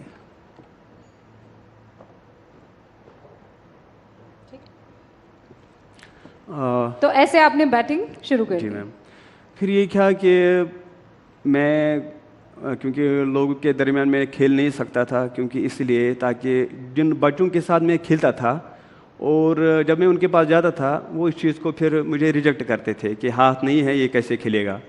लेकिन ये था कि मैं ख्वाब था कि मैं सचिन सर की तरह बनूं और इसके लिए फिर मैंने बहुत मेहनत की। हालांकि मैं ज़्यादा मैच जो मैं खेलता हूँ वो लेदर को खेलता हूँ ज़्यादा, हेलमेट लगा के, और बल्कि मुझे कोई मुश्किलात नहीं आती है खेलने में। फिर मैंने बल्लेबाजी सीखी, खुद सीखी। फिर उसके बाद मैंने गेंदबाजी सीखी और हाल ही में मैं ISPL में एक मैच में मैं सचिन सर की तरह उन्होंने मुझे इनवाइट किया था। और अभी जब मिले थे आप उसके बाद? हाँ जी मैम। नहीं तो आपने कभी सपने में सोचा था कि सचिन जो हैं वो कश्मीर की गलियों में बल्ला चलाएंगे? कश्मीर की गलियों में? हाँ मैम, नहीं ऐसा नहीं सोचा था, क्योंकि ये था कि क्योंकि ये अपनी ज़िंदगी में कभी भी नहीं सोचा था मैंने कि सचिन सर हमारे कश्मीर में आएंगे। ये बदलता कश्मीर है, आप समझ रहे हैं कि गलियों में क्रिकेट का भगवान कहे जाने वाला ऐसे बल्ला चला रहा था और ऐसे गेंद खेल रहा था। क्योंकि उससे पहले हमने भी देखा है, शैला आपने भी देखा है कि हाथों में बैट नहीं था, हाथों में बॉल नहीं थी, हाथों में पत्थर हुआ करते थे। कश्मीर तो धीरे धीरे बदल रहा है। लोग कह रहे हैं शैला तो ऐसे बदल गई। शुक्रिया रूबिका। कई सारे लोग कह रहे हैं कि आप कैसे बदल गई, आपने तो यू टर्न ले लिया, आपने तो 180 डिग्री की पलटी मार ली। लेकिन दरअसल फैक्ट यही है, हकीकत यही है कि मैं नहीं बदली, कश्मीर बदला है। it's not I who has changed. It is things in Kashmir, it is the situation on ground that has changed. And I am only articulating that change. मैं सिर्फ उस change को acknowledge कर रही हूँ जो आप मेरी ज़बानी सुनेंगे, लेकिन आपने अभी देखा, आप खुद कश्मीर में थी, आपने देखा कि पीएम मोदी की जो रैली थी उसमें किस तरह से आम शहरी जो है वो कतारें लगाकर जो है वहाँ पे जा रहे थे। ये पहली बार ऐसा माहौल कि एक पॉलिटिशियन की रैली में जो है लोग खुद से जा रहे हों। देखिए, मैं ये नहीं कहूँगी, बहुत सारे लोग कहेंगे आपने तो जी पलटी मार ली, अब आप प्रो गवर्नमेंट हो गए हो। वो पॉइंट नहीं है, अभी भी बहुत सारे मसाइल हैं। मेरा जो मकसद है वो ये सिर्फ नहीं है कि हमें जो मरकज़ी हुकूमत है उसको मक्खन लगाना है, ऐसी कोई बात नहीं है। बहुत सारे मसाइल हैं जैसे बिजली के मसाइल हैं, पावर कट्स होते रहते हैं, बहुत सारे इश्यूज़ हैं, कैंडिडेट्स के मसाइल हैं। लेकिन the fact that these are our issues today, ये अपने आप में एक बहुत बड़ी बात है कि बिजली का मसला है, सड़क का मसला है। हालांकि बहुत सारा काम हो रहा है, सड़कें आपको नई दिखेंगी बनती हुई, आपको नए हाईवेज़ दिखेंगे बनते हुए, लेकिन ये अपने आप में एक बड़ा बदलाव है कि आज हमारे मसाइल ये हैं कि हमें पावर कट हो रहा है। आज हमारे मसाइल ये हैं कि हमें यहाँ पे जो है कहीं पे गड्ढा है, हमें उसको मैनहोल को फिल करना है। क्योंकि पहले अगर आप याद करें 10 साल पहले सिर्फ एक मसला होता था, आप वहाँ पे तशद्दुद देखते थे, वहाँ पे आज़ादी की मांग होती थी। आज पहली बार जो सिविक इश्यूज़ हैं वो सामने आए हैं, तो ये अपने आप में बदलाव होती है। बिल्कुल, तो लोगों की एक्सपेक्टेशंस होंगी, लोगों की शिकायतें होंगी। ऐसा नहीं है कि 24 घंटा जो है लोग मोदी करते रहेंगे, ऐसा कुछ नहीं है। लोग शिकायत भी करेंगे, लेकिन शिकायत अपनी हुकूमत से कर रहे हैं, शिकायत अपनी हुकूमत मान के, अपना मुल्क मान के उससे शिकायत कर रहे हैं। शैला, वो कौन सा पल था? क्योंकि मैं समझ सकती हूँ, आप JNU स्टूडेंट यूनियन के दरमियान हमने आपकी मुखालिफत की मुखरता और प्रखरता देखी है, और तमाम तरीके की बातें, मतलब अगर पीछे आप जाएं तो, लेकिन और उस पूरे सोच के साथ आगे बढ़ना, और फिर ये हिम्मत लाना कि नहीं, अब तक जो सोच रहे थे या जिस बात के लिए लड़ रहे थे वो शायद हवा ही था, वो जब गुब्बारा फूटा तो नया कश्मीर निकला। ये वो पल कब था जब आपने डिसाइड किया बस शैला, अब वक्त आ गया है? मैं ये कहूँगी कि ये एक लंबा प्रोसेस था, एक एवोल्यूशन था, जहाँ पे इश्यूज़ को देखा। कोविड के दौरान जो है हमारी दुनिया मतलब एक सिरे से जो है बदल गई। तो उसके दौरान बहुत सारी ऐसी चीज़ें हुई जो मैंने देखा कि मुखालफत जो हम करते हैं कई बार इश्यूज़ पे करते हैं और कई बार जो है बिना इशू के करते हैं। जैसे मास्क आ रही है तो अब मास्क की भी मुखालफत करनी है, वैक्सीन आ रही है तो वैक्सीन की भी मुखालफत करनी है, लॉकडाउन की मुखालफत करनी है। तो अगर आप ऐसे मुल्कों में देखें जहाँ पे लॉकडाउन नहीं लगा, वहाँ पे भी जो है लोगों ने हुकूमत की खिलाफ वर्जी की, जहाँ पे लॉकडाउन लगा वहाँ पे भी हुकूमत की खिलाफ वर्जी की। तो बहुत सारा जो हमारा ऑपोजिशन होता है वो क्योंकि एक बना हुआ होता है, कैंप्स बने हुए होते हैं, तो हुकूमत कुछ भी करे हमें उसके अगेंस्ट बोलना है। अब मेरा जो पर्सनल जैसे मैंने कई सारी चीज़ों की जो है समझ लीजिए आधार की, बहुत सारी चीज़ों की जो है मुखालफत की थी। तो एक डिफरेंट थियोरी ऑफ चेंज है जो गवर्नमेंट लाना चाह रही थी, हम लोग एक डिफरेंट थियोरी ऑफ चेंज दे रहे थे। लेकिन गवर्नमेंट ने डेमोन्स्ट्रेट किया है पिछले 10 साल में, आप पिछले 10 साल पहले याद करें, कोई नहीं, हम लोग आधार नहीं बनवाना चाहते थे कि सर्वेलेंस है वगैरह है। आज हम सब लोग डिजी यात्रा यूज़ कर रहे हैं, डिजी लॉकर यूज़ कर रहे हैं, हम ज़ीरोधा पे अकाउंट बनाते हैं, स्टॉक मार्केट ट्रेडिंग करते हैं, तो उसमें भी जो है आधार के थ्रू ऑथेंटिकेशन होती है। अच्छा, अब तो इंटरनेट कट भी नहीं होता है। जी जी बिल्कुल। तो एक different theory of change government ने डेमोन्स्ट्रेट की है कि जो ये विकसित भारत का नैरेटिव अभी बात हो रही थी कि एक विजन है, एक कॉन्क्रीट मॉडल ऑफ गवर्नेंस है और अगले 25 साल के लिए एक विजन है। तो उस विजन के साथ चलने में, कभी कभी बड़ों की बात सुनने में कोई दिक्कत नहीं है, ठीक है, हम लोग we are young, we are restless, we are very political, लेकिन जितनी मेरी उम्र नहीं है उससे ज़्यादा मुझे लगता है प्रधानमंत्री मोदी का एक्सपीरियंस है ग्राउंड पे, उससे ज़्यादा उनका ग्राउंड वर्क है। तो उन्होंने भी अगर 370 हटाया और उसका एक अच्छा इम्पैक्ट रहा, वो मुझे लगता है वो हवा में नहीं, कहीं ना कहीं उन्होंने चीज़ें देखी थी और कहीं ना कहीं उन्होंने तय किया था कि ये एक मसला है जिसको रिजॉल्व करना है। 370 से भी पहले मेरा कश्मीर जाना हुआ है। जब 370 हटाई गई थी तब मैं उसके अगले दिन कश्मीर पहुंच गई थी। उसके बाद मेरा सिलसिला जब पहली मरतबा 15 अगस्त बनाया गया था तब भी मैं कश्मीर में थी। हाल फिलहाल में जब प्रधानमंत्री नरेंद्र मोदी 7 मार्च को गए थे जहां नाजिम ने प्रधानमंत्री से बात की थी, तब भी मैं कश्मीर में थी। मतलब कश्मीर से मेरा नाता बिफोर एंड आफ्टर का भी रहा है। नाजिम, आपको तो पीएम ने दोस्त बना दिया, तो दोस्त बन गए आप, मतलब वो बेस्ट फ्रेंड। हाँ, बेस्ट फ्रेंड कह दिया आपको। कैसे बनाया आपने बेस्ट फ्रेंड उनको? जी मैम, अगर मैं बात करूँ हमारे कश्मीर में 2018 में मैंने बहुत सारा सफ़र किया है। 2018 में मेरी जर्नी स्टार्ट हुई, वहाँ उस टाइम पे मार्केट ओपन ही नहीं होता था, इंटरनेट शटडाउन्स थे।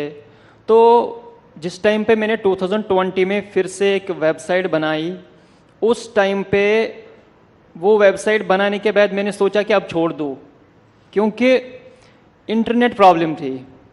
मैंने 5 कनेक्शन अपने घर पे लगवाए, प्राइवेट एक कनेक्शन, जियो का एक, एयरटेल का एक, BSNL का एक, कि कौन सा चलता तो कोई नहीं था।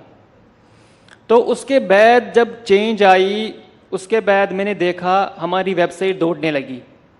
कभी भी वो वेबसाइट फिर रुकी नहीं, तब से आज तक वो चलती रही और आज तक वो प्रोसेस करती रही, वो ग्रोथ ऊपर हो गई। और उसी ग्रोथ के दौरान मुझे डिपार्टमेंट ऑफ एग्रीकल्चर का हैंड होल्डिंग करना, बाकी जितने हमारे डिपार्टमेंट्स से उनकी हैंड होल्डिंग की वजह से मैं एक स्टेज पे पहुंचा, एक लेवल पे पहुंचा, और वहाँ पे मैंने अपने प्राइम मिनिस्टर सर से बात की। और जब उन्होंने मेरे ये स्टोरी सुनी, उस स्टोरी सुनने के बाद उसने मुझे अपना फ्रेंड बनाया। अच्छा, वो उसी भाषण में जहाँ एड्रेस हो रही थी उनकी रैली को, वो जब एड्रेस कर रहे थे, तब उन्होंने कहा था कि मैं यहाँ दिल्ली से कश्मीर की दूरी और दिल की दूरी दोनों दूर करने आया हूँ। तो वो आपकी दूरी आज आपको महसूस होता है कि ख़त्म हो गई है? नहीं, बिल्कुल दूरी तो दूर हो गई, क्योंकि मैं आमिर भाई ने बात की हेल्थ कार्ड की, तो मैं अगर उस पर बोलूँगा कि रिसेंटली मुझे भी एक छोटी मोटी सर्जरी थी, मैंने वो हेल्थ कार्ड यूज़ किया, मैंने बेनिफिट लिया। कश्मीर में आप एक एक बंदा देखोगे जिसके पास वो हेल्थ कार्ड नहीं है, किसी न किसी को 20,000, 30,000, 5,000, 10,000 बेनिफिट पहुँचे हैं। तो आज थिंग्स आर चेंज्ड। अच्छा नाज़िम, एक बात बताइए मुझे, ये 370 आपके दिल के इतना करीब क्यों था? जब नहीं हटा था तब तो आपको ऐसा ही लगता होगा ना कि ये लोग आए हैं, हम पर कब्जा कर लेंगे, हमें ख़त्म कर देंगे, कश्मीरियों को नेस्त नाबूद कर देंगे, खासकर मोदी की गवर्नमेंट को लेकर। 370 को लेकर वो कौन था जिसने आपको बताया था यही तुम्हारी आत्मा है, इसके बगैर कश्मीर ख़त्म है? मैम, मुझे तो बताया किसी ने नहीं, मगर हम सुनते हैं कश्मीर में, हमें कश्मीर में बोला जाता था कि 370 के बारे में चर्चे होते थे, न्यूज़ पे देखते थे, मोबाइल खोलते थे तो 370।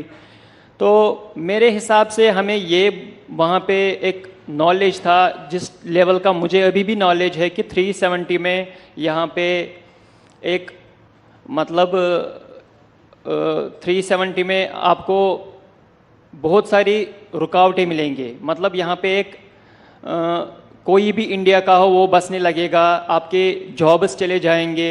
अगर बिहार का कोई होगा वो यहाँ पे जॉब कर लेगा, तो कश्मीरी क्या करेगा?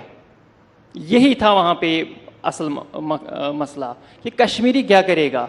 मगर मैं अब की बात करूँ, मैं भी एक कश्मीरी हूँ। मैंने क्या किया? मैं अपनी टांगों पे खड़ा हो गया, गवर्नमेंट का भी सहारा लिया और आगे मैंने सफ़र बढ़ाया, और आज आपके सामने नतीजा है। माशाल्लाह। अच्छा आमिर भाई, ये 370 से पहले आपके लिए भी मोदी अलग किस्म के थे और 370 के बाद मोदी को अलग किस्म से देखने लगे आप? मैम, सच्ची बताइएगा। मतलब ऐसा बिल्कुल भी नहीं है। तो अगर मैं अपनी बात करूं तो मुझे फर्स्ट टाइम ऐसा हमारे मोदी साहब जो है, मैं जितने भी तारीफ़ करूं वो कम है। हालांकि मैंने ना किसी, अगर मैं अपनी बात करूं, मैं किसी से पार्टी से बिलोंग नहीं करता मैम। और मैं क्योंकि इसीलिए नहीं करता हूं ताकि मुझे किसी से कुछ चाहिए, क्योंकि मैं रोज़गार के लिए गया, मैं खुद अपनी बात करता हूं, रोज़गार के लिए गया, बोला। हालांकि मैंने 10+2 किया, फर्स्ट ईयर तक अल्हम्दुलिल्लाह मैंने पढ़ा है, लेकिन उसके बावजूद मैंने रोज़गार की मांग की। अल्लाह की कसम सर, इतने ठोकरे खाने पड़े मुझे, ये मैं जानता हूँ। एक क्रिकेट किट होती है, उसके लिए भी मुझे ठोकरे खाने पड़ते। हालांकि हाल ही में मैं आपको, मेरे पास सब कुछ मौजूद है, लेटर डाली 2021 को मैंने लेटर डाली किट के हवाले। अल्लाह की कसम इतना किराया मुझे, हालांकि फादर से किराया ली और मदर से ली, मुझे पैसा दे दो मुझे जाना है कहीं, फिर भी मुझे वो किट नहीं मिली। नेट के लिए फिर भी वो मुझे नहीं मिला। तो फिर क्या हुआ कि ये मैं जानता हूँ कितने ठोकरे आज भी खाने पड़ते हैं हमें, मैं अपनी बात कर रहा हूँ। लेकिन अगर मैं प्यार करता हूँ किसी के साथ, वो हमारे नरेंद्र मोदी जी, और इसलिए नहीं मुझे किट चाहे यहाँ वहाँ हुकूमत, हालांकि उन्हीं की हुकूमत है, तो मैं बहुत प्यार करता हूँ उसके साथ। क्योंकि मैम उन्होंने ऐसा काम किया है, वो तारीफ के काबिल है, ये मैं समझता हूँ। बहुत सारे ऐसे काम हैं जो उन्होंने किए हैं, तो क्योंकि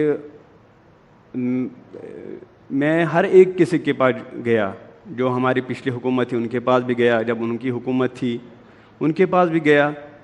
अल्लाह की कसम ठोकरे खाने, इतने ठोकरे खाने पड़े सर, ये मैं जानता हूँ। एक क्रिकेट किट के लिए, गेंद के लिए मैं तरस रहा था, वो भी उन्होंने नहीं दी। ये मैं जानता हूँ मैं कैसे गेंदबाजी करता हूँ। अब आपके पास वो किट है, आ गई है? हाँ बिल्कुल मैम, भी है मेरे पास, किसी ने नहीं दी। वो यहाँ की दिल्ली का अल्हम्दुलिल्लाह एक है जिन्होंने मुझे प्रोवाइड किया है, हाल ही में उन्होंने प्रोवाइड किया है मुझे। जैसे इससे पहले भी मैं था दिल्ली में एक शो में, तो उन्होंने मुझे वो किट, लगभग 1 लाख की किट उन्होंने मुझे दी। तो वो बिल्कुल वो तारीफ के काबिल है मैम। तो मैं क्योंकि अगर पीएम मोदी और उनकी सरकार और बाकी तमाम लोग इस वक्त आपको सुन रहे हैं, तो आप उनसे क्या कहना चाहेंगे? आप कह रहे 370 के बाद चीज़ें बेहतर हुई हैं, लेकिन अभी भी बहुत सी चीज़ें हैं जिन पर हमें चलना ज़रूरी है। जी मैम, ये मेरी जहाँ तक मेरी बात है, मैं तो अपनी बात को मैं रिजेक्ट करता हूँ, क्योंकि जो बच्चे हैं वहाँ के, जो वहाँ के बच्चे हैं जो क्रिकेट खेल रहे हैं, जिनको अभी तक कोई मुकाम, जो हर कोई का ख्वाब होता है मैं अपने देश के लिए कुछ करूं, लेकिन अभी भी वहाँ के बच्चे अभी पीछे पीछे हैं, पीछे पीछे। वो क्यों है? क्योंकि कुछ लोग हैं जो उन बच्चों को अभी भी रोक रहे हैं। और मैं अपनी मोदी सर को ये कहना चाहता हूँ कि प्लीज़ इस पर आप थोड़ा ध्यान दीजिए, क्योंकि जो टैलेंट है वो ज़ाया हो रहा है हमारे जम्मू कश्मीर में। क्या 370 हटने के बाद चेंजेस आए हैं कि ये बिल्कुल बदस्तूर वैसा का वैसा चल रहा है, कोई बदलाव नहीं आया है? मुझे लगता है मैम अभी भी वैसा ही चल रहा है, वैसा ही चल रहा है जैसे पहले चल रहा था, वैसे ही चल रहा था। क्योंकि यहाँ तो हमारे जो नरेंद्र मोदी जी, यहाँ तो उसके पास उतनी जानकारी नहीं आती है। तो जितना मुझे मालूम है, मतलब मैं ग्राउंड लेवल से, मैं छोटे गांव से बिलोंग करता हूँ। मतलब आप बोल रहे हैं क्रिकेट ग्राउंड्स वगैरह को लेकर वो भी ज़रूरी है, और बाकी जितने काम है वो भी ज़रूरी है। जिस गांव में मैं रहता हूँ वहाँ की, जहाँ मेरी गली गुजरती है, अल्लाह की कसम जो सचिन सर वहीं आ रहे थे हमारे गांव में ही, लेकिन वहाँ सड़क खराब थी तो इसलिए वहाँ नहीं आ पाया। तो जैसा शैला कह रही है कि एक वो टाइम था जब आज़ादी की मांगें उठती थी कि हमारे कश्मीर को अकेला छोड़ दो, और आज वो टाइम है जब हम सड़क, बिजली, पानी, बाकी दूसरी फैसिलिटीज़ की बात कर रहे हैं। ये आप मानते हैं कि बड़ा चेंज है? बिल्कुल, मैं बहुत बड़ा, देखो क्योंकि इससे पहले आप जैसे, नाजिम जैसे जो तमाम युवा थे, उनके हाथों में पत्थर हुआ करता था। अगर नहीं भी होता तो मन में गुस्सा, एक रोष था। क्या वो गुस्सा समाप्त हुआ है, ख़त्म हुआ है? मैम वहाँ मैं समझता हूँ वहाँ के जो लोग हैं, बहुत लोग हैं, मेरे ख्याल से 55% अभी लोग हैं जो मोदी साहब के साथ बहुत प्यार करते हैं। ये मैं जानता हूँ। बहुत चेंजेस आए, ऐसा नहीं चेंजेस नहीं आए, बहुत चेंजेस आए हैं, लेकिन बस और अगर और भी नज़र रखेंगे वो बहुत सबसे बड़ी बात रहेगी। चला कुल मिलाकर थोड़ा हुआ है, बहुत से की ज़रूरत है। लेकिन उसके लिए कौन सी वो पहली चीज़ है जो अब हो जानी चाहिए और अब तक नहीं हुई है? जी, आई थिंक डिस्कशन बिल्कुल सही लाइन पे जा रहा है। जहाँ पे भी मैं जाती हूँ, मैंने वहाँ पे युवाओं के साथ, महिलाओं के साथ बहुत इंटरेक्शन किया अभी रिसेंटली, और सब जगह यही बात सुनने को मिली कि मैम ये स्कीम बहुत अच्छा है। लखपति दीदियों से मैंने बात की, जो गोल्डन कार्ड वाले बेनिफिशरीज़ हैं उनसे बात की, और सब लोगों का यही कहना है कि बहुत अच्छा हो रहा है और ऐसे ही और अच्छी स्कीम्स आनी चाहिए। So Kashmir is becoming aspirational now. पहले इस तरह की डिमांड उठाना कि सड़क ठीक नहीं है या स्कीम आनी चाहिए, इसको माना जाता था कि आप गद्दार हैं, इसको गद्दारी माना जाता था। आज हम लोग ये डिमांड्स उठा रहे हैं, लाभार्थी बोल रहे हैं कि ये बहुत अच्छी स्कीम है, हमें और अच्छी स्कीम चाहिए मरकज़ी हुकूमत से। पहली बात ये। दूसरी बात जो आपने कहा कि अब क्या और होना चाहिए, मेरे ख्याल में जिस तरह से मैं देखती हूँ चीज़ों को, तो जो विकसित भारत का एक विजन है, विकसित भारत हमें 2047 हमारी आज़ादी को 100 साल हो जाएंगे, तो उस विकसित भारत के विजन में विकसित कश्मीर और विकसित जम्मू कश्मीर होना भी बहुत ज़रूरी है। उसके लिए जो मैं मानती हूँ सबसे इम्पॉर्टेंट चीज़ है वो है स्किल्स, क्योंकि हमारी लैंडलॉक्ड इकॉनमी है, कोई हमारे पास पोर्ट नहीं है, कुछ हमारे पास कोई आउटलेट नहीं है ट्रेड का। तो हमारी जो कश्मीर है हमारी सरजमीन पर, जो एक चीज़ बहुत अच्छी चल सकती है वो है सर्विसेज सेक्टर। तो skills for women, skills for youth, and there are many prominent people sitting in this room right now and many people who are watching us, and I would invite them to come and invest in Kashmir, to come and invest in skill building, because we have some of the most talented workforce, but which needs grooming, which needs investment, which needs skill building. So I would say कि ये जो विकसित कश्मीर या विकसित जम्मू कश्मीर है, ये skills के basis पे ही बनेगा, क्योंकि landlocked economy, services sector, already मतलब जो इंडस्ट्रियल लैंड है, अगर आप जैसे फॉर एग्जांपल 6900 एकड़ अगर है लैंड के, तो उसमें जो 50% लैंड है वो अनयूजेबल है, 50 या 40% लैंड अनयूजेबल है क्योंकि वो माउंटेनस है, वो रॉकी है। इसी तरह से जो लैंड होल्डिंग का साइज़ है वो बहुत स्मॉल है। तो जो आपका प्राइमरी और सेकेंडरी सेक्टर है, there is a limitation on how much that can grow, but there is absolutely no limit on how many skills we can. So if if this is being heard by the central government right now, I would say that that's the one area that needs focus. अच्छा, जिस तरीके से आप बात कर रही हैं, आप कश्मीर के लिए खूब सारी डिमांड्स जो हैं आप सामने रख रही हैं, लेकिन ये डिमांड ऐसे ही आप रखेंगी या चुनाव लड़ के रखने वाली हैं? मैं एक आम शहरी की हैसियत से बात कर रही हूँ, एंड यू कैन अभी कर रही हैं, पर अगली बार जब मैं आपको इनवाइट करूँगी तो आम शहरी की हैसियत से आएंगी या MP बन के आएंगी? इंशाल्लाह आपके मुंह में घी शक्कर, लेकिन अभी ऐसा कोई प्लान नहीं है। लेकिन मैं ये कहना चाहती हूँ कि you can think of me as a network repeater, you can just think of me as a something that wifi, जैसे वाईफाई का एम्पलीफायर होता है, आप वैसे समझ सकती हैं कि मैं ग्राउंड से आ रही हूँ, मैं कश्मीर में लोगों से बात करके आ रही हूँ, इंटरेक्ट करके। रोज़ों में आपने मेरे मुँह में घी शक्कर डाल ही दिया है, तो अब ये भी बता दीजिए कि MP किस पार्टी से बन के आ रही हैं? क्या शैला रशीद BJP ज्वाइन करेंगी? देखिए, मैं फिर से वही बात कहूँगी कि this whole thing, it is not about me, मेरा जो ट्रांसफॉर्मेशन है, it's not really about me, it is about the transformation that is happening. आप शिकारा लेकर नहीं निकल सकती हैं, आपको मेरे सवाल का जवाब देना होगा। क्या शैला रशीद आने वाले दिनों में पॉलिटिक्स में पाई जा सकती हैं? See, there is no secret that I am political. I am a very political individual. मतलब I think मुझे कब से पॉलिटिक्स का कीड़ा था मुझे याद भी नहीं है, बचपन से ही I am very political. और कश्मीरी बच्चे वैसे भी पॉलिटिकल होते ही हैं, पॉलिटिकली बहुत अवेयर होते हैं, तो ये कोई अनोखी बात नहीं है कि मैं बहुत पॉलिटिकली आउटस्पोकन हूँ। कश्मीर में सब इसी तरह से पॉलिटिकली आउटस्पोकन है, लेकिन बात मेरी नहीं है कि मुझे क्या करना है, बात यह है कि सबको साथ में लेके चलना है, सबकी आवाज़ बन के चलना है, और वो मैं उसके लिए मेंबर ऑफ पार्लियामेंट बनना ज़रूरी नहीं है, वो आप एक आम शहरी के तौर पर भी, मैं अभी यहाँ पे बात रख रही हूँ, मैंने बिजली के मसाइल की बात की। तो पॉलिटिक्स में तो आप आएंगी, लेकिन दल में कमल होगा या NC है या PDP है? अभी इस तरह का कुछ प्लान नहीं है, मैं सिर्फ एक आम शहरी की हैसियत से, और आप मुझ में वही देख सकती हैं जो आप एक कश्मीर के आम शहरी में आज देखेंगे। अच्छा, अभी क्विक सवाल, आपने मुझे जवाब तो दे ही दिया है, कुछ चीज़ें राज रहने दीजिए ताकि हमारे लिए हेडलाइंस का मौका आगे भी रहे, लेकिन क्या 370 हटने के बाद BJP का मिशन 370 पूरा हो सकता है 2024 में? आपको क्या लगता है? मैं फिर से बोलिए, मैं थोड़ा दिमाग दूसरी साइड था। हाँ। मैं कह रही हूँ 370 हट गया, लेकिन BJP का टारगेट है कि वो 2024 के चुनावों में 370 सीटें लाएंगे। कश्मीर इन 370 सीटों में कुछ सीटें BJP की झोली में डाल सकता है? मैम, तो अभी मुझे लगता है तो हो सकता है। हो सकता है? हो सकता है, लेकिन शैला, आप क्या सोचती हैं? अगर हम लोग जम्मू कश्मीर की बात करें ओवरऑल, जम्मू तो फिर भी रहा है उस साइड, लेकिन क्या Kashmir?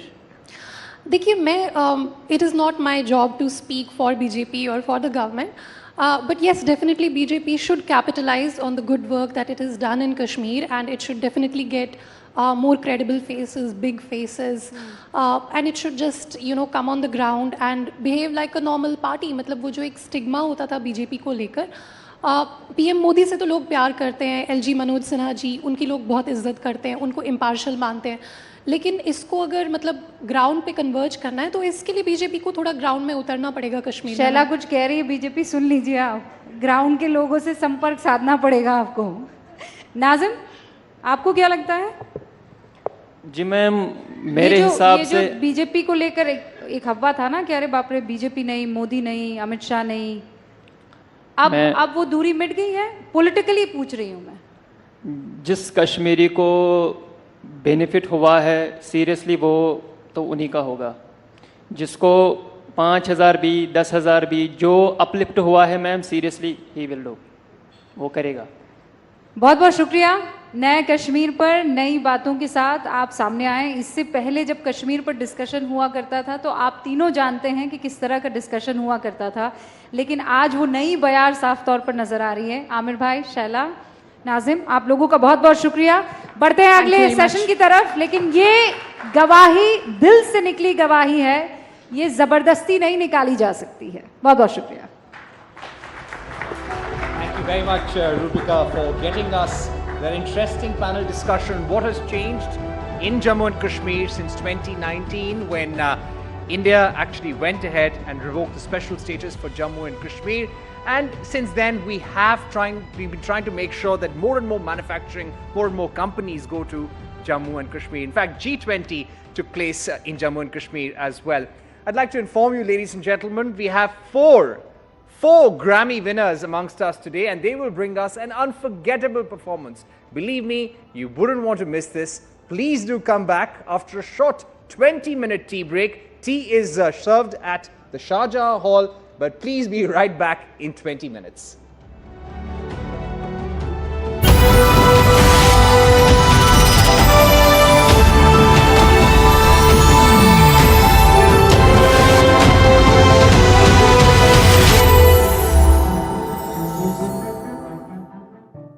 Please put your hands together as I welcome our first guest for the morning, Minister Ashwini Vaishnav, who is with Railways and Communications and Electronics and Information Technology, for what promises to be a very exciting session. And may I please call on stage Veena Liaquat, who will be moderating the session titled The Transformers Taking India to a New Station. Let's have a huge round of applause, ladies and gentlemen. It's morning today. Thank you.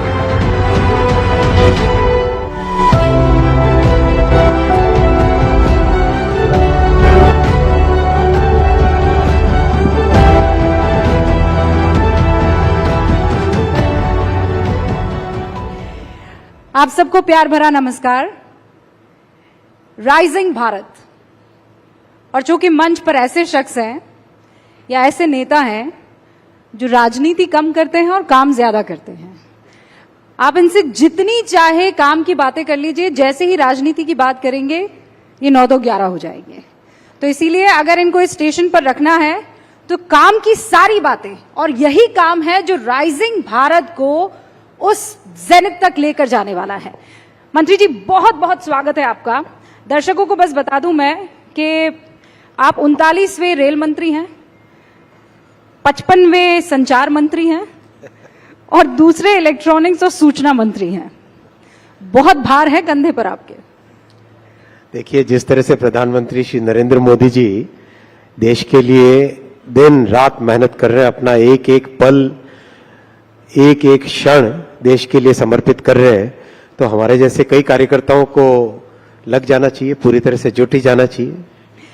Ashwini ji, जब 2047 की हम बात करते हैं, हम उस भारत की बात करते हैं जो विकसित हो चुका है, तो ईमानदारी से अपने दिल पर हाथ रखकर बताइए, एक रेल मंत्री अपने रेलवे नेटवर्क को उस वक्त कैसे पाता है?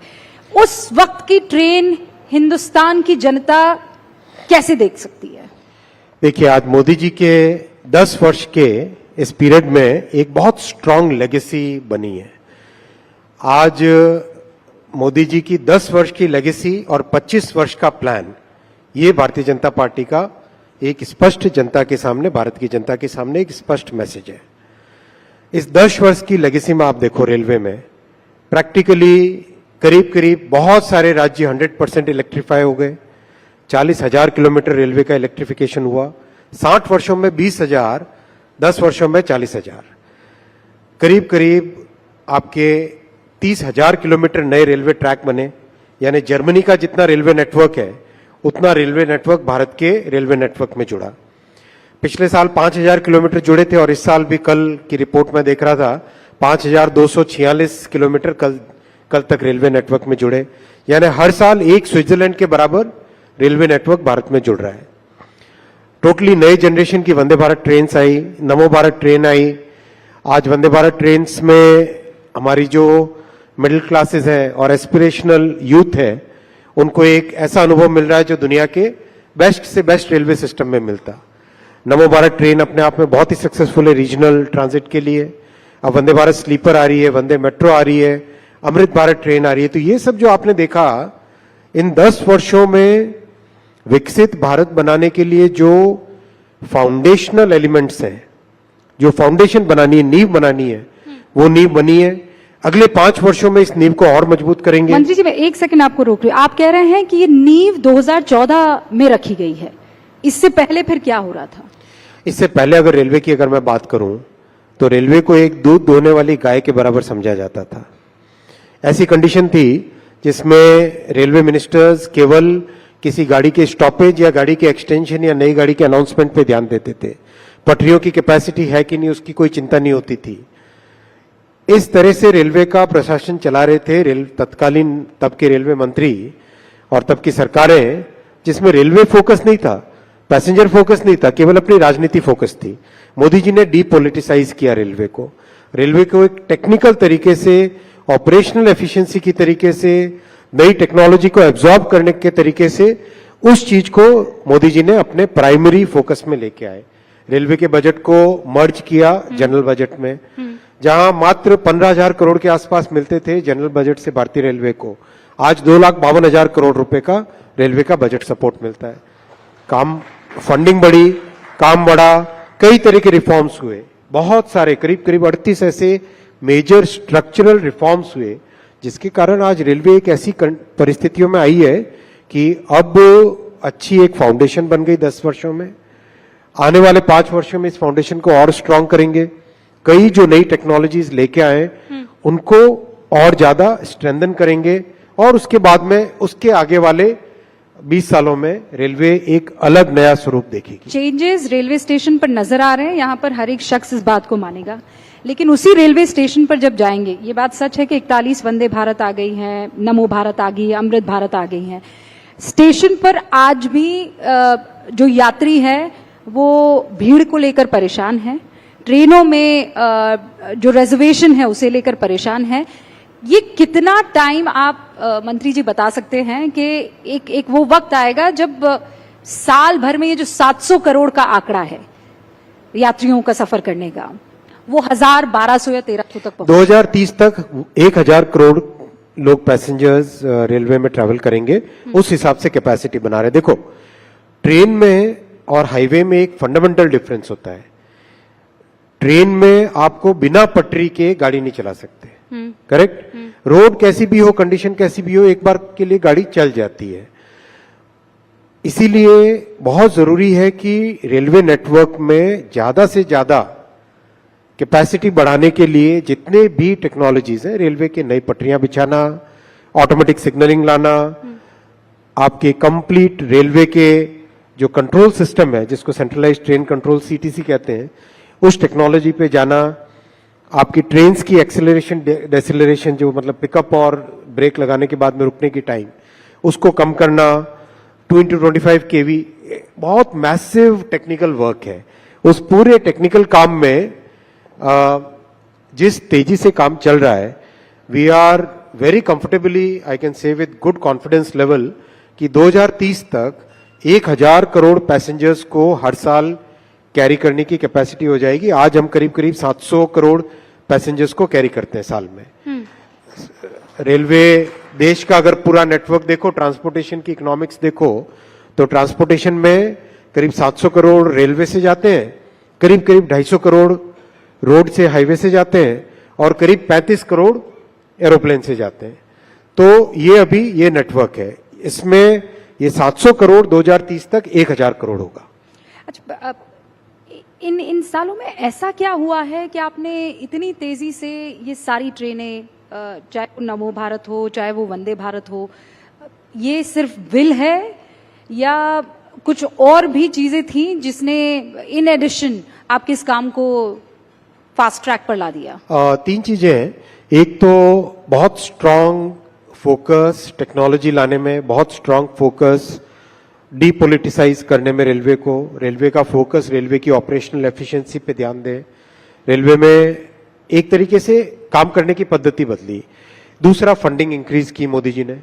तीसरा, पीएम साहब ने बहुत स्पष्ट तौर पे कहा कि चाहे कितने भी कठिन फैसले लेने हो, फैसले लो, फैसले लेके, जैसे फॉर एग्जांपल एक नया रेलवे की मेंटेनेंस की पद्धति में नया एक सुधार हुआ है।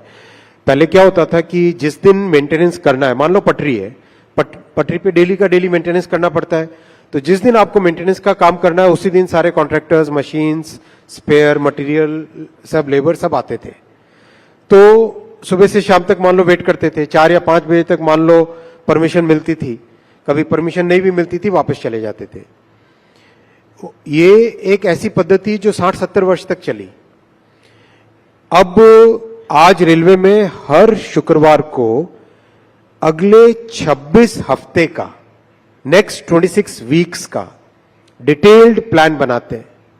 नेक्स्ट 26 वीक्स मतलब जैसे जापान में मेंटेनेंस की पद्धति है, या जर्मनी में, या जो डेवलप्ड कंट्रीज है, विकसित या हर फ्राइडे करते हैं, वैसी की वैसी एडवांस्ड प्लानिंग अपना रेलवे भी कर रहा है।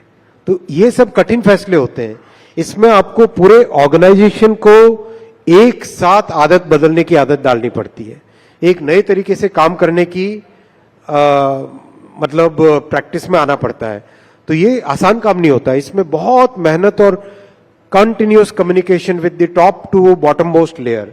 आज आप किसी सुपरवाइजर के पास जाके बात करो अगर, और मैं आप में से निवेदन करूंगा जो भी पाथवे इंस्पेक्टर हो, सेक्शन सुपरवाइजर हो, इनसे बात करे, इतने खुश है कि आज उनको मेंटेनेंस के लिए जो टाइम चाहिए होता है वो मिलता है, मंत्री जी खुश है। मतलब इससे पहले तो आप कह रहे थे कि सब आराम से हो जाता था, सिर्फ पॉलिटिक्स होती थी, काम नहीं होता था। अब आप सिर्फ इस काम ही काम करा रहे हैं और वो खुश हैं? बिल्कुल खुश है। और आप वास्तव में जाके मिलो, मैं तो कम से कम लो लेवल पे, ग्राउंड लेवल पे ऑफिशियल्स के साथ, जो कि ग्रुप बी ऑफिसर्स भी नहीं है, ग्रुप सी में जो काम करते हैं कर्मचारी, उनके साथ बहुत इंटरेक्ट करता हूं और उनसे बहुत इनपुट लेता हूं, बहुत फीडबैक भी लेता हूं। इतने खुश हैं इस बात से कि रेलवे का एक तरीके से, जिस तरीके से चलनी चाहिए एक टेक्निकल ऑर्गेनाइजेशन, वैसे मोदी जी ने 10 वर्षों में रेलवे को उस टेक्निकल स्टेज पे लेके आ गए। अश्विनी जी, दुर्घटना को लेकर मैं आपसे डिटेल में थोड़ी चर्चा करना चाहूंगी। स्पेशली कम हुई हैं दुर्घटनाएं, एक्सीडेंट्स कम हुए हैं, लेकिन जो होते हैं वो आपने भी देखे हैं। आप कितने दिनों तक वहां पर रहे थे, आपकी आंखों में लोगों ने आंसू देखे हैं, वहीं उस जमीन पर पॉलिटिक्स भी देखी है। कवच को लेकर विपक्ष ने बहुत हमला साधा कि आपने कहा था कि ऐसी टेक्नोलॉजी, ऐसा सिस्टम है कि इससे हिंदुस्तान को कोई नुकसान नहीं होगा, लेकिन जब हुआ तो उसने सबको जख्मी कर दिया। देखो, कवच एक टेक्नोलॉजी की क्लास है जिसको कहते हैं automatic train protection, ATP technology. ATP technology दुनिया भर के बड़े रेलवे सिस्टम्स में 1980 के दशक में चालू हुई, 1990 के दशक में काफी बड़ी मात्रा में लगी, और 2000 के दशक में करीब करीब दुनिया के सारे बड़े रेलवे नेटवर्क्स में फुल्ली एटीपी आ गया था। तब की सरकारें क्या करती थी? क्या उन सरकारों की जिम्मेदारी नहीं थी कि एटीपी लेके आए? क्या उनकी ये जिम्मेदारी नहीं बनती थी कि सेफ्टी पे इन्वेस्टमेंट करें, सेफ्टी के लिए जो नई टेक्नोलॉजी चाहिए वो लेके आए? कुछ नहीं किया उन्होंने। 2016 में पहली बार भारत में एटीपी टेक्नोलॉजी को मान्यता दी मोदी जी ने, 2016 में। 2016 मतलब सोचो, देश ने 1980 से लेके 2014 तक का पीरियड, एक तरीके से उस पीरियड में पूरा देश कवर हो जाना चाहिए था एटीपी टेक्नोलॉजी से। 2016 में मान्यता दी, 2019 तक उसकी पूरे सर्टिफिकेशंस मिले, 2020 और 21 में कोविड के कारण दिक्कत आई, लेकिन उसके बावजूद भी और उसके बाद में बहुत तेजी से इस पे काम चला।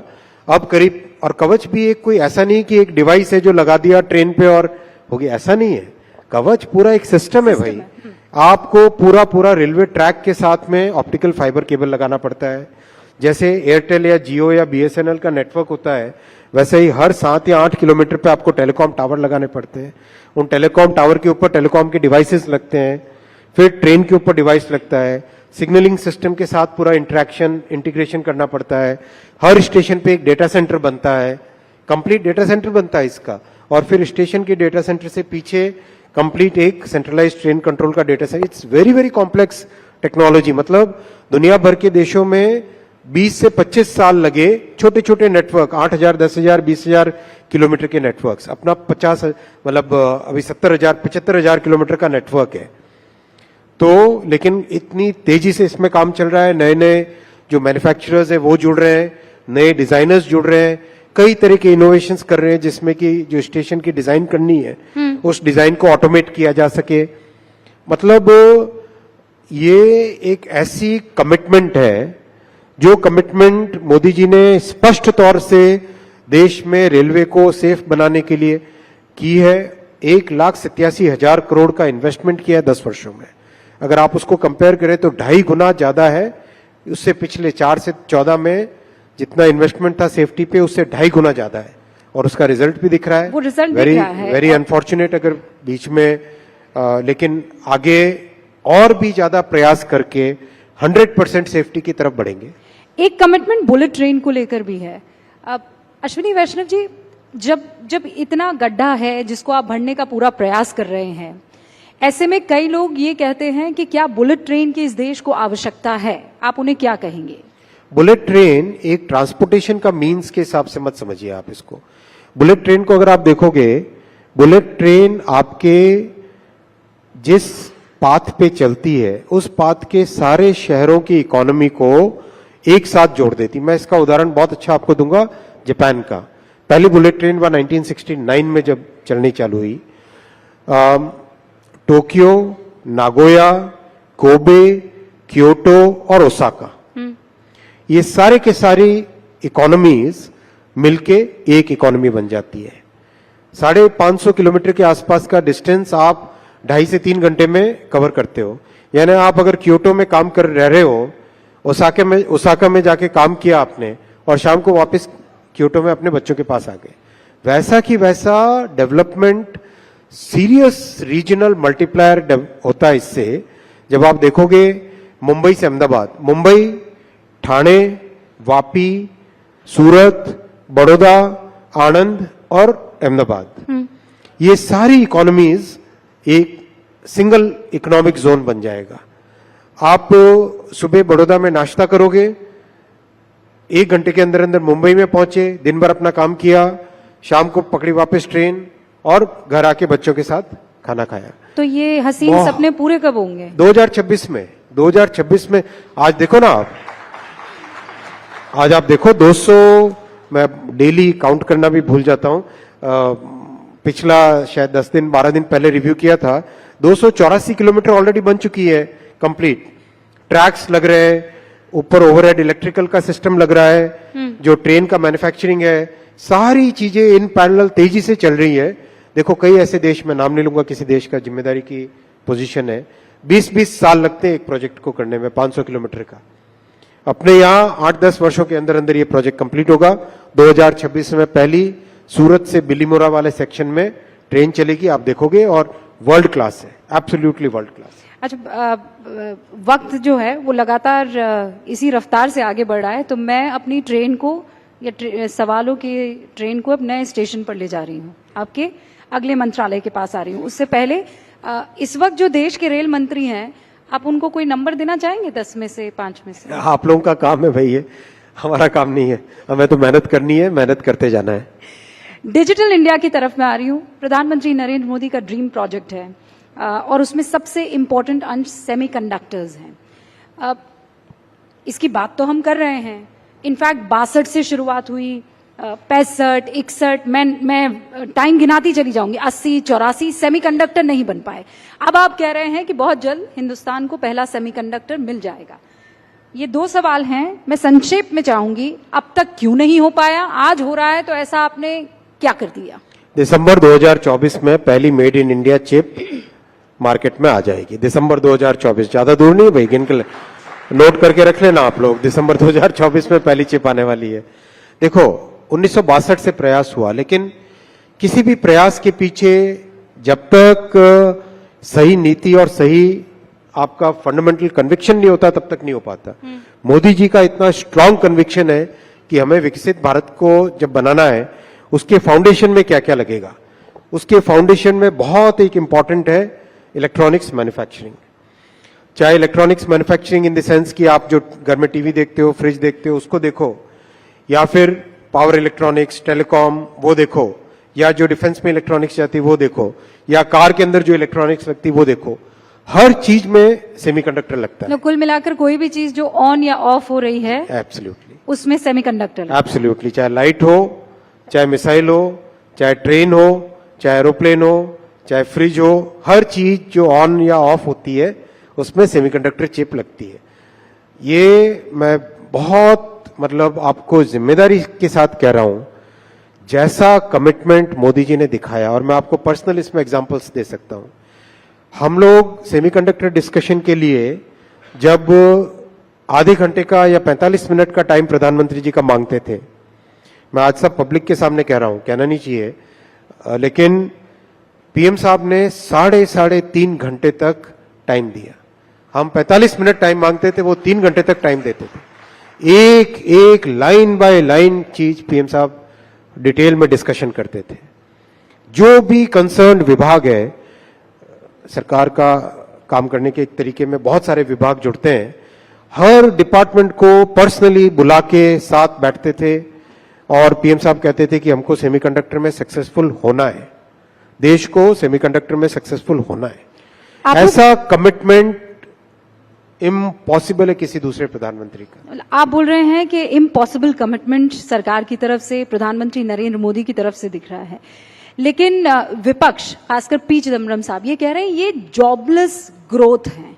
वो ये कह रहे हैं कि जो कामकाजी संख्या है वो 50% से भी कम है और पिछले 9 सालों से ये आंकड़ा है। आप लोग ग्रोथ करते हैं, किसी को जॉब नहीं दे पाते। चलो मैं पी चिदम्बरम साहब को एक चैलेंज देता हूं, आप मेरे माध्यम से, इस मंच के माध्यम से आप पी चिदम्बरम साहब को एक चैलेंज पहुंचाइए। EPFO, employ provident fund organisation, ये एक ऑर्गेनाइजेशन है जिसमें जो भी व्यक्ति काम पे जाता है उसका एक रजिस्ट्रेशन होता है, उसकी सैलरी में से डिडक्शन होता है और ऑर्गेनाइजेशन की तरफ से एक डिडक्शन होता है। एब्सोल्युटली ऐसा डेटा है जिस डेटा को कहीं पर भी हर जगह स्वीकार्यता मिलती है। ईपीएफओ के डेटा के हिसाब से जो नए लोग जॉब में जुड़े माइनस जो लोग जॉब से निकले प्लस जो लोग जॉब में वापस आए, कहीं एक बार निकल गए होंगे वापस आए, इसका जो नेट नंबर है वो टोटल जॉब अपॉर्चुनिटी बनी। ये तो सीधी गणित है, सिंपल सी गणित है। वो total job opportunities 6 lakh per month थी कुछ ही वर्षों पहले, आज वही on an average 12 lakh per month है। 12 लाख पर मंथ का मतलब साल के हुए 1,44,00,000, 12 into 12 144, 1,44,00,000 साल की जॉब अपॉर्चुनिटीज क्रिएट हो रही है। आप चिदम्बरम साहब को पूछिए कि क्या ये आंकड़ा झूठ है या ये सच है।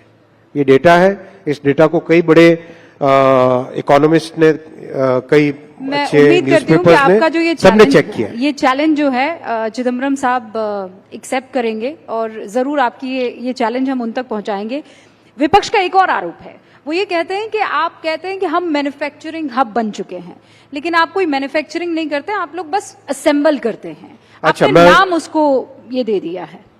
देखो, जिन शख्स की बात आप कर रहे हैं, या चलो मैं जनरल में किसी शख्स का नाम क्यों लूं जब तक आप नहीं लोगे, तो देखो, किसी भी देश में कोई भी इंडस्ट्री जब चालू होती है, चाहे आप एग्जांपल ले लो कार इंडस्ट्री का, आज से 1980 के आसपास जब कार इंडस्ट्री चालू हुई, सबसे पहले क्या आया? कार की सीकेडी बन के आई, जो कंप्लीटली नॉकडाउन यूनिट आता है। उसके बाद में क्या आया, एसकेडी, सेमी नॉकडाउन यूनिट। उसके बाद में क्या हुआ, कम से कम कुछ कंपोनेंट मैन्युफैक्चरर्स का इकोसिस्टम बना। उसके बाद में क्या आया, कई सारे कंपोनेंट इकोसिस्टम का मैन्युफैक्चरर बना, टीयर 1, टीयर 2, टीयर 3 वेंडर्स बने। उसके बाद में क्या आया कि एक्सपोर्ट होने चालू हुए। ये एक साइकिल है, हर इंडस्ट्री की एक लाइफ साइकिल होती है। अगर यही लाइफ साइकिल कांग्रेस की सरकारें अगर 1980 में करने लग जाती, 1970 में करने लग जाती, तो आज देश की कहां पे परिस्थितियां होती। कांग्रेस ने पहले 4 दशक भारत के वेस्ट किए, 4 डिकेड्स भारत के लॉस्ट डिकेड्स बने, क्योंकि कांग्रेस की ऐसी पॉलिसीज थी जिसमें मैन्युफैक्चरिंग को एकदम गला घोट के रखा गया, ऐसा कानूनों का मकड़ जाल बना के रखा दिया जिसमें कि कोई इंसान मैन्युफैक्चरिंग कर न सके। बस मतलब ऐसी परिस्थितियां थी 1990 से पहले तक तो, कि अगर आप अपनी कार की डिजाइन का हैंडल का डिजाइन चेंज करना चाहोगे तो आपको भारत सरकार के किसी अधिकारी के पास आके परमिशन लेनी पड़ती थी। ऐसा मकड़ जाल बिछा के रखा हुआ था।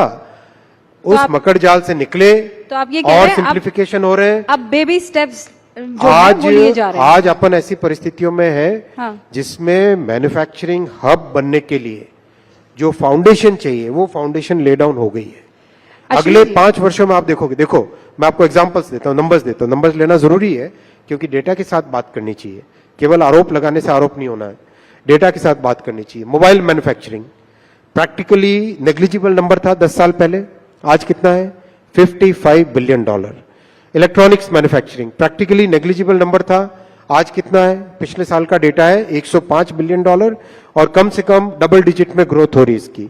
डिफेंस मैन्युफैक्चरिंग कुछ भी नहीं थी, आज $2 बिलियन का एक्सपोर्ट हो रहा है। टेलीकॉम मैन्युफैक्चरिंग सोच भी नहीं सकते थे, किसी इंडस्ट्री के वेटरन ने बोला, 35 साल का जिनका टेलीकॉम इंडस्ट्री का एक्सपीरियंस है, उन्होंने कहा सोच भी नहीं सकते थे कि टेलीकॉम मैन्युफैक्चरिंग भारत में होगी। आज $1 बिलियन का एक्सपोर्ट हो रहा है। अमेरिका, यूएस, यूरोप सब जगह एक्सपोर्ट हो रहा है।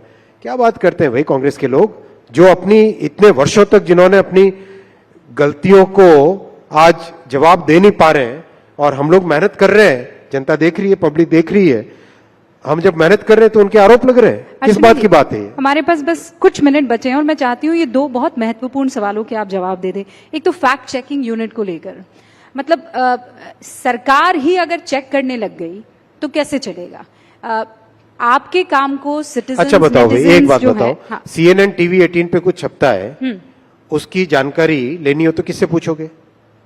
CNN TV 18 से पूछोगे कि नहीं पूछोगे? हाँ। बराबर है ना? बिल्कुल, बिल्कुल। आपके ऑर्गेनाइजेशन की जानकारी किससे पूछेंगे? आपसे ही पूछेंगे ना। भारत सरकार की कोई भी न्यूज, किसी भी स्कीम, उसके बारे में पूछना तो किसको पूछोगे? अगर आपका गृह मंत्रालय से काम है, गृह मंत्रालय से पूछोगे। हेल्थ मिनिस्ट्री से काम है, हेल्थ मिनिस्ट्री से पूछोगे। अगर आप कहोगे कि नहीं ये पावर मिनिस्ट्री से संबंधित प्रश्न है, पावर मिनिस्ट्री से पूछोगे। इतनी बेसिक कॉमन सेंस की बात है भाई। जो राज्य सरकार से है वो राज्य सरकार से पूछोगे, किसी प्राइवेट ऑर्गेनाइजेशन उससे प्राइवेट ऑर्गेनाइजेशन से पूछोगे। और तो वो सवाल आपको ना पसंद आए तो? बात सवाल की नहीं है, बात फैक्ट की है। फैक्ट और ओपिनियन में डिफरेंस है। और वो फैक्ट्स अगर सरकार को ना पसंद आए, फैक्ट तो आप वेरीफाई कर सकते हो ना।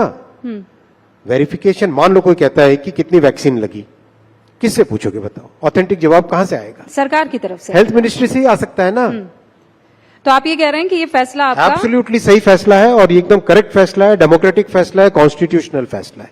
बहुत बहुत शुक्रिया अश्विनी वैष्णव जी हमारे सारे सवालों का जवाब देने के लिए। धन्यवाद। हालांकि बहुत से सवाल थे और, लेकिन ये अश्विनी वैष्णव जी जो बता रहे थे अब तक क्या कामकाज हुआ है और किस गति से इनकी विकसित भारत की ट्रेन लगातार आगे बढ़ रही। बहुत बहुत शुक्रिया sir.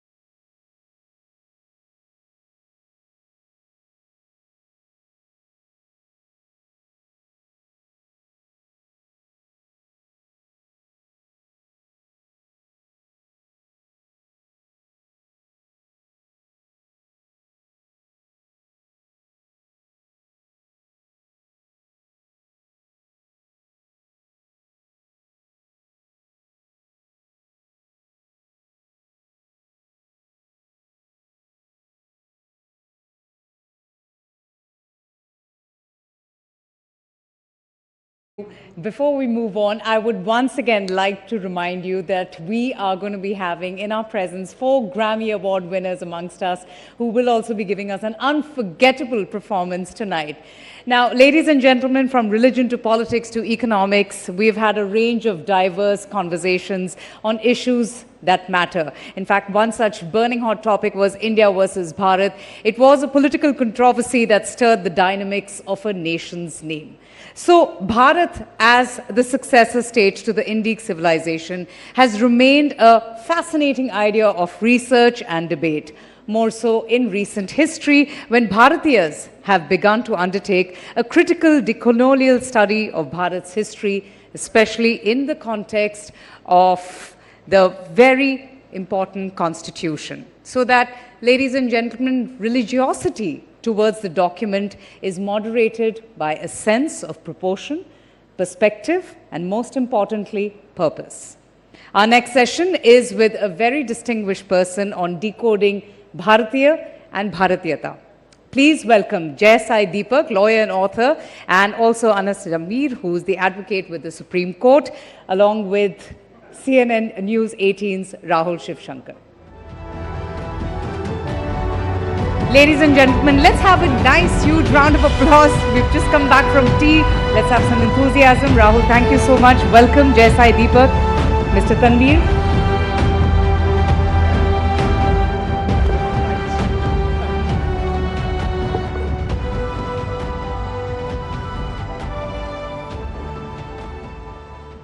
Good evening. Good evening, everyone. The buzzword is Bharat. Bharat, that is India. The Prime Minister has already outlined the ideological governance and cultural contours of the transition to Bharatiyata. So let's decode Bharatiya and Bharatiyata with these two fine gentlemen on the stage with me. Let me first begin with you, Jai Sai Deepak. You've written a number of books. In fact, you're coming out with a third in a series. What values define a Bharatiya for you? So, one, I think the question that is usually asked is whether this is a religious construct or a civilizational construct or a cultural construct. I think if you go by the words of Sri Sarvepalli Radhakrishnan and Swami Vivekananda, it's impossible to take religion out of Bharatiya life. And I think a lot of people have tried but have failed to remove religion from even politics for that matter. Whether that's for the good or the bad, that I think posterity will decide. But it's a statement of fact, it exists. So I believe that religion and culture go hand in hand in informing the civilizational identity of this land, which is Bharat. But the problem is, if you were to treat this as a construct which is meant to exclude certain populations from the tapestry of Bharat's identity, well, that's not the purpose of it. When you try and reclaim your identity, you're merely saying this is who I am, and I'm happy to accommodate everybody else who does not have an antithetical relationship with this identity. So as far as I'm concerned, both Hindu Dharma along with civilizational aspects which are part of, let's say, Hindu cultural mainstream define what is Bharatiyata. During the course of the drafting of the constitution, one of the questions that was asked is that when public morality is sought to be defined and its contours are sought to be understood in the context of Bharat, what is the repository or the reservoir from which we draw those values? To which several members of the Constituent Assembly took the categorical position that Dharma is the public morality of Bharat. So if you were to ask me what is the defining trait which defines Bharatiyata, then you start and end with Dharma. Now, unfortunately, since English is a language which is incapable of providing a decent translation for Dharma, it is typically and crudely and incorrectly translated or approximated to religion, which it is not. It's more a code of conduct, but it also has a certain set of principles which clearly trace their origins to the Hindu faith system or the agglomeration of Hindu faith system, so to speak. So for me, in that sense, the civilizational identity of Bharat is significantly and primarily informed by Hindu Dharma. But precisely because it's defined by Hindu Dharma, it is capable of accommodating others who do not pose a threat to its very existence. Mr. Anas, let's build on this opening by J.Sai Deepak. The RSS and other spokespeople expect citizens from other denominations to describe themselves as Hindus. Dharma is, of course, identified very closely with Hinduness, they say, which they say is a function of Bharatiyata. Now, how does one apply it in the context of a multi-religious society such as ours? See, my understanding of Bharatiyata, or Dharma even for that matter, has always been what I was taught as a kid in the school, अनेकता में एकता. हम वो देश थे, हम बहुत गर्व था हमें इस बात पे कि हम अलग अलग पहचान के हैं, अलग अलग धर्म के हैं, अलग अलग जाति के हैं, अलग दिखते हैं, अलग ज़बान के हैं, लेकिन हम एक थे, एक झंडा था हमारा, एक देश था हमारा, उसको हम सलाम कर रहे थे और मेरे लिए बस वही था एक धर्म का मामला. अब J.Sai दीपक ने कहा कि हिंदू धर्म डिफाइन करता है धर्म की भारतीयता क्या है. मैं इससे थोड़ा अलग मत रखता हूँ लाजमी तौर पे. मेरा ये कहना है कि जब 1950 में हमने संविधान अपनाया तो हमने इस मुल्क को एक डिसाइड किया कि हम ऐसे देखते हैं, ये ऐसा होगा, एक सेक्युलर देश होगा, ऐसा देश होगा जहाँ सब बराबर होंगे, जहाँ सबके पास समान अधिकार होंगे. आज जब आप नागरिकता पे, और मैं ये नहीं कहता हूँ कि जैसे एक बहुत ज़्यादा प्रिविलेंट आर्ग्यूमेंट है आर्टिकल 14 को लेके, मैं वो आर्ग्यूमेंट ही नहीं लेता हूँ. मैं मानता हूँ कि हाँ आर्ग्यूमेंट आर्टिकल 14 सिर्फ इंडियंस के लिए है, सिर्फ सिटीजन्स के लिए, मैं वो नहीं कहता हूँ. लेकिन जब आप पूरा उसका बेस बना देते हैं धर्म को, तो आपको ये देखना पड़ेगा कि डेमोक्रेसी जो खुद अपने आप में एक वेस्टर्न कंस्ट्रक्ट है, लेकिन हम उसको लेके चल रहे हैं और इतने उस पर गर्व कर रहे हैं, उसमें कि कौन से और ऐसा डेमोक्रेटिक या सेक्युलर देश है जहाँ पे धर्म के बेसिस पे सिटीजनशिप दी जा रही है. और सिटीजनशिप एक वो राइट है जो आप वापस नहीं छीन सकते हो, एक बार आप दे देते हो तो छीन नहीं सकते हो. तो हमें किसको दे रहे हैं, कैसे दे रहे हैं, इस पर विचार करने की बहुत ज़्यादा आवश्यकता है. So this is interesting because his definition of Bharatiyata is unity in diversity, sort of derives from there. Now, you know, with the government that is identified with Hindutva, many are wary of, you know, outcomes such as these. I think he's referring, without naming CAA. it, to the CA. Correct. So how does one now reconcile the objectives of the CAA with the larger construct of the civilization, of the constitution as it stands? See, interestingly, both of us are just coming back from the Chief Justice's court. That's why both of us are trying to, let's say, channel those arguments. So you didn't finish your arguments no, there? It's you want to listed for continue April them 9th, here? in fact. So we are on the opposite sides in that matter. So I don't see why this has got to do with CA. But in any case, I'll try and address this. Just so that I answer your question to him in a slightly different fashion, I disagree with the RSS's definition of Hinduism and Hindutva completely. At least on their attempts to say that everybody who is born in this country is a Hindu. I don't think that needs to be said. I don't think someone who is a Muslim or a Christian needs to be expected to embrace the definition of Hindu in that sense, because there are two problems with that approach. One, it dilutes the definition of Hindu Dharma for the followers of Dharma themselves. And second, it foists that concept on those who are not followers of the Dharma in that sense. You don't need to do that.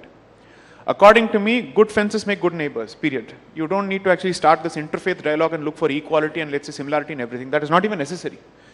The point is very simple.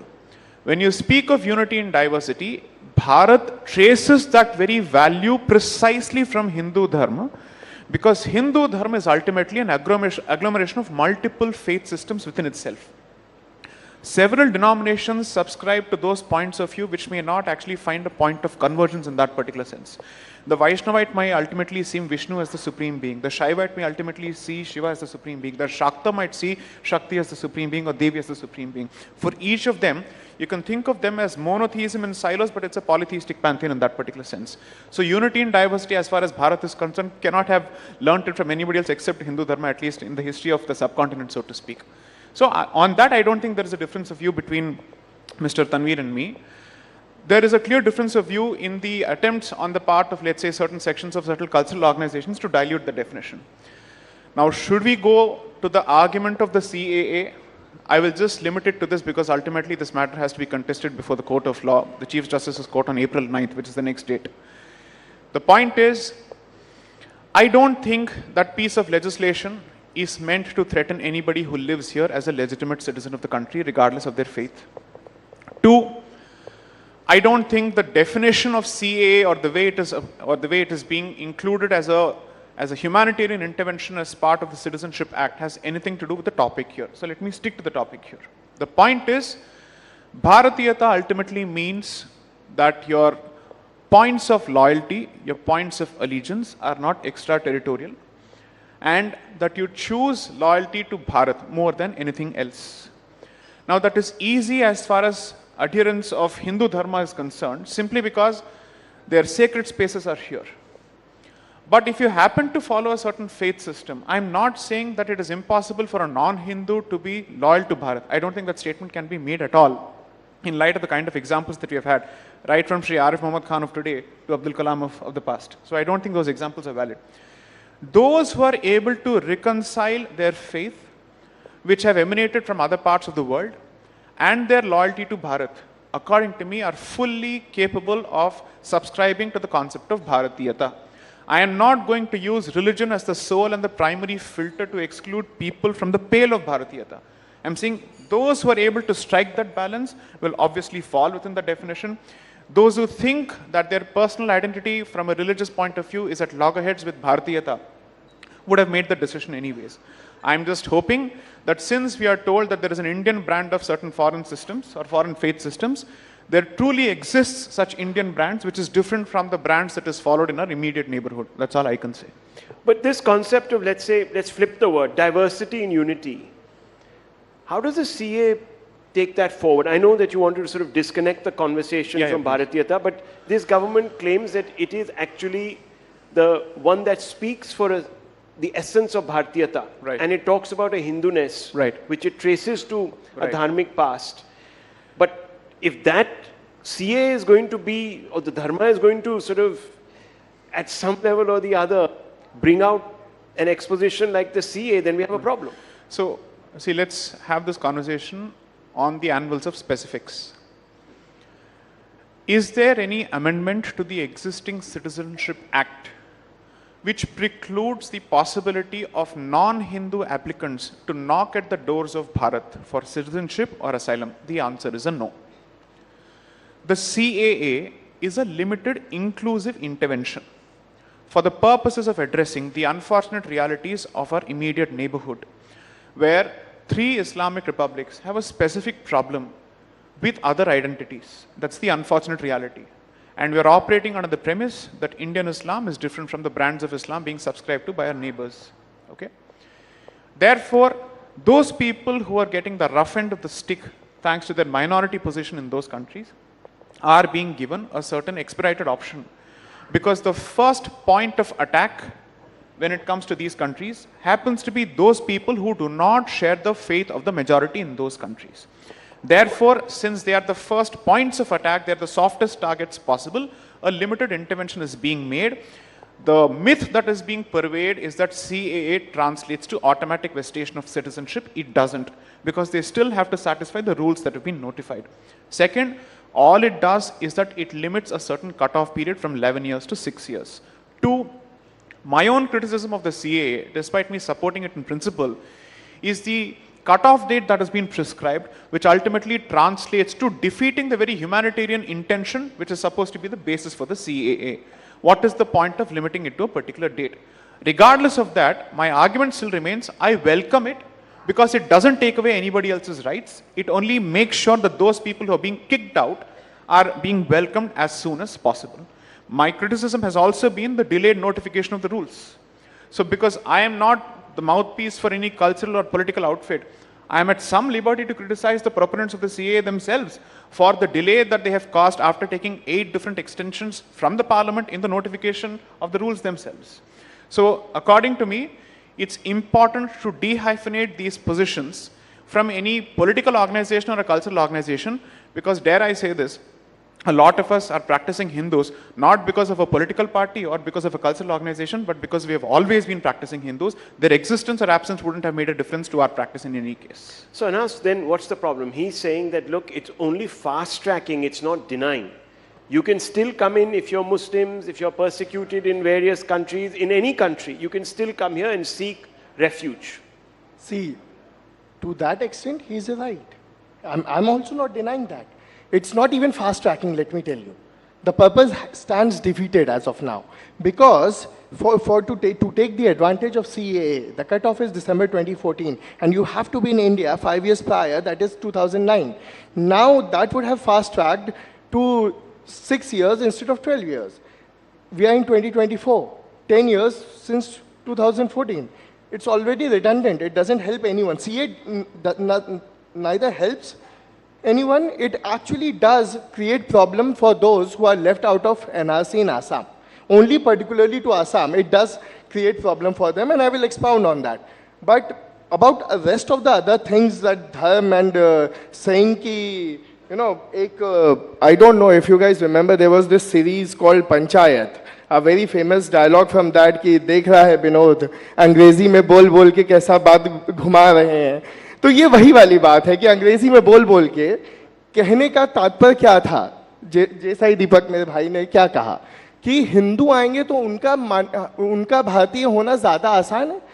आप रोज खबर पढ़ रहे हैं राजस्थान से लेके लखनऊ से लेके हर जगह से हिंदूज हैं जिनको हमारी एजेंसीज अरेस्ट कर रही हैं आईएसआई का साथ देने को. तो एक किसी भी रिलीजन को, किसी भी रिलीजियस डिनोमिनेशन के लोगों को आप एक ब्लैंकेट वो थोड़ी दे सकते हो कि तुम आए हो, तुम हिंदू हो तो तुम अच्छे भारतीय होगे. ये कोई इसकी कोई यानी कोई सेंस ही नहीं बनता है इस बात का. ठीक है, ओथ ऑफ एलिजियंस तो सभी को लेनी है, लेकिन इस बात का कोई सेंस नहीं बनता. यानी इससे बेतुकी बात तो मैंने reasonable classifications have reasonable been used classification by many countries. Let's talk about Hindu. What about the Tamil Hindus from Sri Lanka? What about the Buddhists from China and other places? For that, I mean, we have a. So आपने उनको क्यों छोड़ दिया? अगर आपको लेना ही था, and I understand कि आपकी अलग पॉलिसीज वही है तमिल्स के लिए, आपने उनको वो दिया, लेकिन सिटीजनशिप तो नहीं दिया आपने. आपने उनको रेफ्यूजी उसका दिया, सिटीजनशिप नहीं दी. तो आपने तो हिंदू के साथ भी पूरा कोई अच्छा तो नहीं किया है, आपने उनको भी छोड़ दिया है. दूसरी चीज मैंने कहा, मेरे सीए से कोई क्वारल नहीं है. It doesn't affect me, it doesn't affect me at all. मेरी सिटीजनशिप सेफ एंड सिक्योर है. लेकिन असम में 19.4 लाख लोगों की सिटीजनशिप चली गई है. वो भी नेचुरलाइजेशन के लिए अप्लाई कर सकते हैं उसमें से. लेकिन अगर अब सीए के तहत अगर उनको करना पड़े, मैं ये नहीं कह रहा उनको सिर्फ इसी के तहत करना है, लेकिन अगर करना पड़े तो 2 लाख जिसे असम में ज्योतिवादी कहते हैं, जो हमेशा अपने को असमीज कहते रहे हैं, कि अपने को इंडिजीनियस कहते हैं, वो भी तो बाहर हैं. क्या वो खुद को पहले बांग्लादेशी प्रूव करेंगे हिंदुस्तानी कहलाने के लिए? इससे बड़ी एब्सर्ड कोई चीज हो सकती है कि हिंदुस्तानी को हिंदुस्तान के सिटीजनशिप के लिए, नेचुरलाइजेशन के लिए खुद को पहले बांग्लादेशी प्रूव करना पड़ेगा. Okay. I'll try and make sense of the garbled argument presented here and see if I can unpack a few layers from garbled argument. Yes. Okay. So first, see, here's the point. Yeah. Ever since the end of the LTTE, situation has normalized to such an extent that Tamil Sri Lankans are not being forced to flee that country. That is a fact. The fact of the matter is, if Bharat had an equation or at least the ability to pressurize Pakistan, Bangladesh and Afghanistan to the extent that they could treat their Hindu minorities with some degree of dignity, then the CAA would actually be irrelevant and unnecessary. Because ultimately, it's a question of what is your relationship with those countries, what is the treatment of those populations by their native governments. Today, nobody can accuse the Sri Lankan government of meting out the same treatment to Tamil Sri Lankans the way Hindus of Pakistan are being given treatment by Pakistan, Bangladesh or Afghanistan, so to speak, in those countries. So if you can ensure that they can stay in their own countries without creating any further trouble for themselves or for us, we would want them to stay there. So therefore, the entire argument is this, that Bharat must effectively apply an open dharamshala policy in the name of the CAA, and the CAA is unconstitutional precisely because it doesn't open its doors to every persecuted community under the sun. Frankly speaking, this makes a mockery of the concept of sovereignty and our own borders and our own sovereign interest and security interest. I have no reason to trust a Muslim from Pakistan, Afghanistan or Bangladesh, period. Because ultimately a choice was made, and therefore I will certainly view them with a certain degree of suspicion, a heightened degree of suspicion compared to people coming from the Hindu community in those states. That's a fact. But the Hindus in Pakistan stayed back in Pakistan. Here's the funny part. The Hindus in Pakistan stayed back in Pakistan. Their entire argument is the Hindus of Pakistan stayed back. Why? Here's the point. When Pakistan was created, the question was, how do we divide land for this area called Pakistan? So the existing population of Muslims in this country in undivided Bharat was taken into account based on the 1946 elections, and then the area was divided. Despite 90% of the population of Muslim community before 1946 voting for the state of Pakistan, the bulk of them stayed back. That's wrong. That's a fact. It's a fact. It's a documented fact. You don't get to actually deny these facts. It is out of context. So today we are being told, it loses in we are nuances. being told everybody who stayed back for purposes of patriotism. Sorry, 1946 elections proved whose allegiance were where. Secondly, here's the important thing. The Hindus of So you're talking about the 1946 Yes, I'm elections saying, why did and the Hindus stay results back there? in the Muslim provinces where a large number of Muslims voted for Ultimately, it's like this. Muslim Assume for a League. moment, you have a 6-bedroom house. Yes. Out of that, one portion of the family says, we are X number of people, we need 50% of the house. Ultimately, only 2 people shift to that portion of the house, which is being given for 50% of the family. The rest of them stay back. Now, because we are constantly told that Dr. Ambedkar is the framer of the Constitution, and we are expected to constantly kowtow to him, why would Dr. Ambedkar speak of a complete exchange of populations after 1946 and after the elections if he wasn't aware of the ground reality when he was actually part of the drafting committee of the Constitution? So why is it that Ambedkar is selectively quoted and cited in other contexts? Why don't we quote him in this context? What did he say in his book, Pakistan or the Partition of Bharat? What did he say with respect to the reasons for population change? Why did he actually bat so vociferously for population exchange more than even Madan Mohan Malviya for that matter? Madan Mohan Malviya is the founder of the Banaras Hindu University in 1916. These are all people who were participants in the Sangathan movement. The one who openly wrote a book asking for exchange of the Muslim population of Bharat with the Hindu population of undivided Pakistan, so to speak, was Dr. Ambedkar. What is the response to that? So if you have a problem with this argument, go ahead, call Dr. Ambedkar an Islamophobe. We'll see what happens after that. No, I will not do that. I will not do that. Anyway, caste is a Western construct, my friend said earlier. Fundamentally, there was a whole movement, as you know. Let me put nuance to what he said. They'll blame the two-nation theory on Savarkar and they'll leave Syed Ahmad Khan out of the picture. That's the traditional argument. When a man loses patience to listen, I know I have won. Okay. Of course you have won. No, please. First of all, see, this is what I learned during my days in debating. If a man attacks, see, this is the problem. We started with Bhartiyata. We started with Dharma. It ended up coming to Muslim from Pakistan. Like every single time. Is that Dharma? What about your own existence? Why are you not proud of that? I come from Banaras.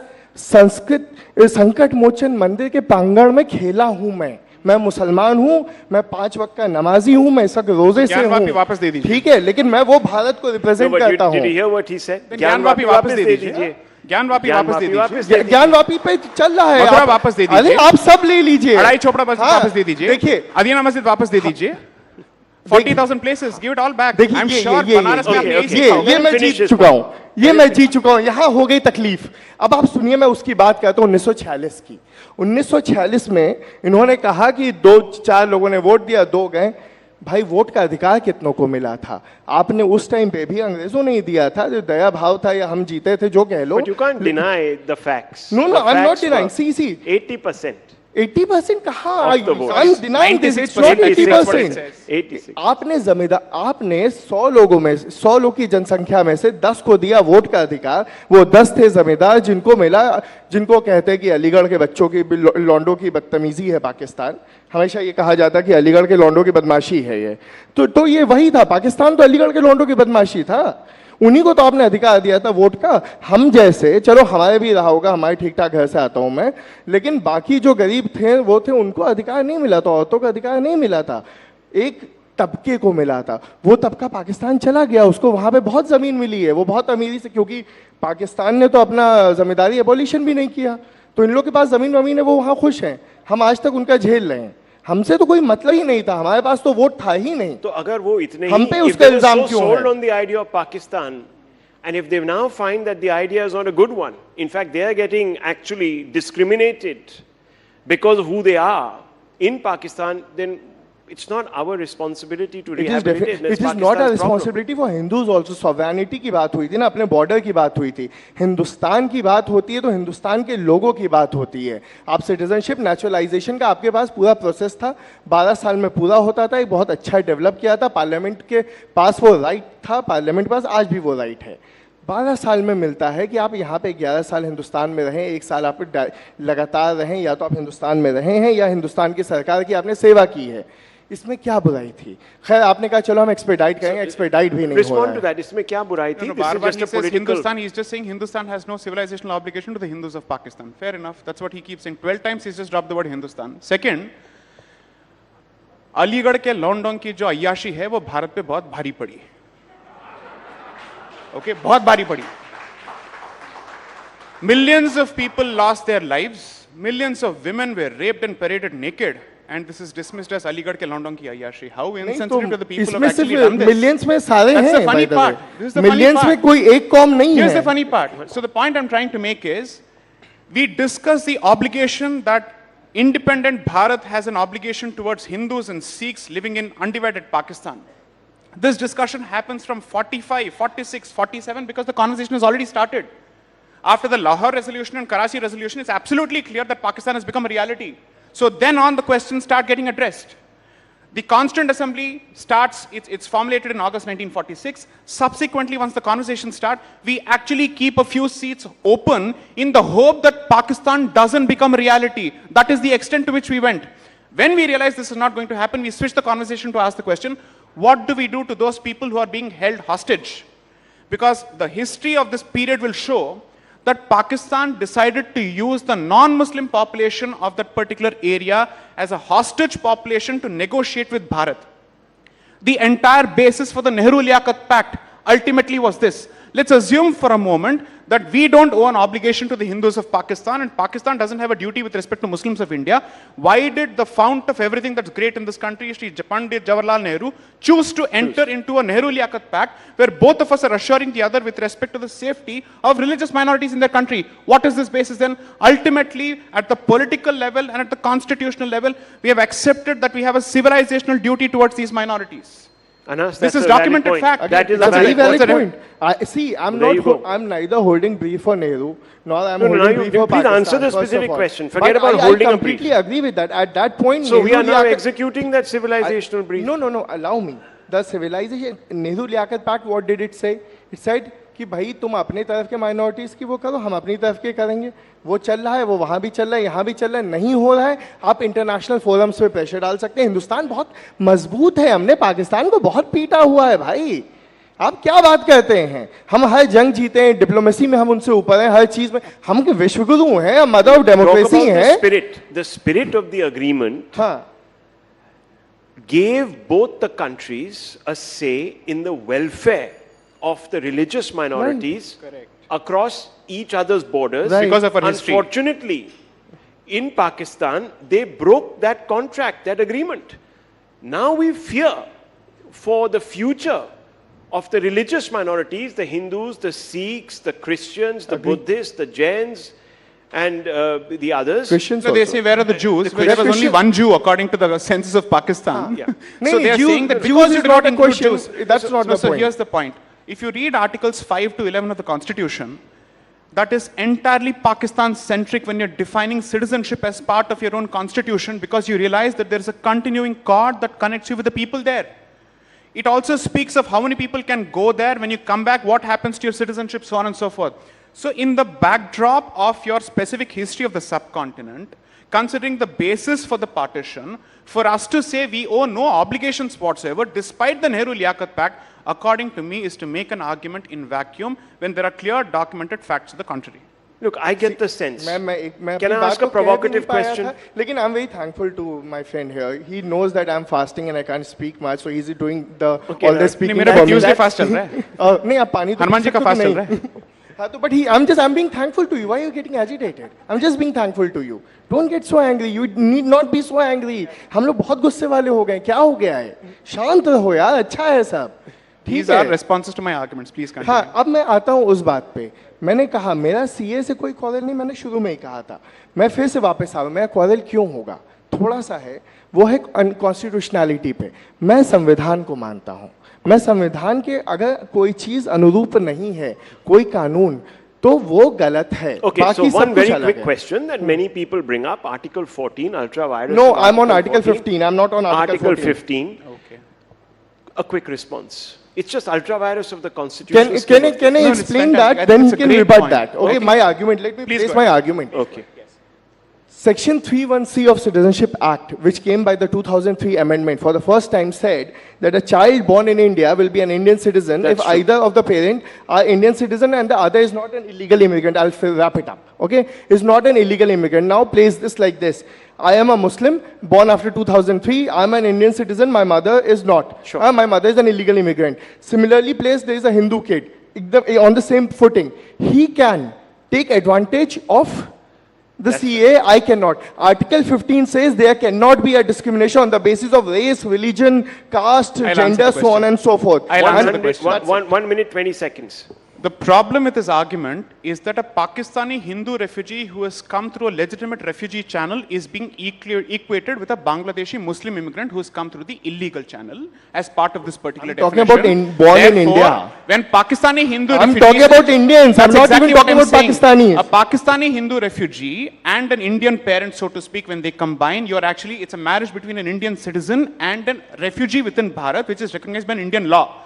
But when an illegal migrant wants to marry a citizen, that is not the same as a refugee marrying a citizen. That's point number one. Two, since we are constantly being told equal treatment, we should be concerned about the people here, we should always think about only the people here. What is my friend's position on the Uniform Civil Code?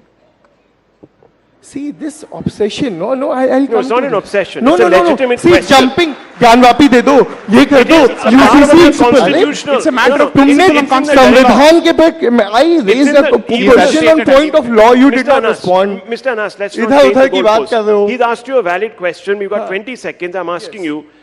The Constitution itself says we should give ourselves a uniform civil code. The Supreme Court itself... It is part of DPSP. Yes, it is not part of fundamental right. First, let me realize my fundamental rights. That is the priority. It is an objective of the Constitution of India. No, fundamental rights are the priority. First, give me that. It is a directive principle.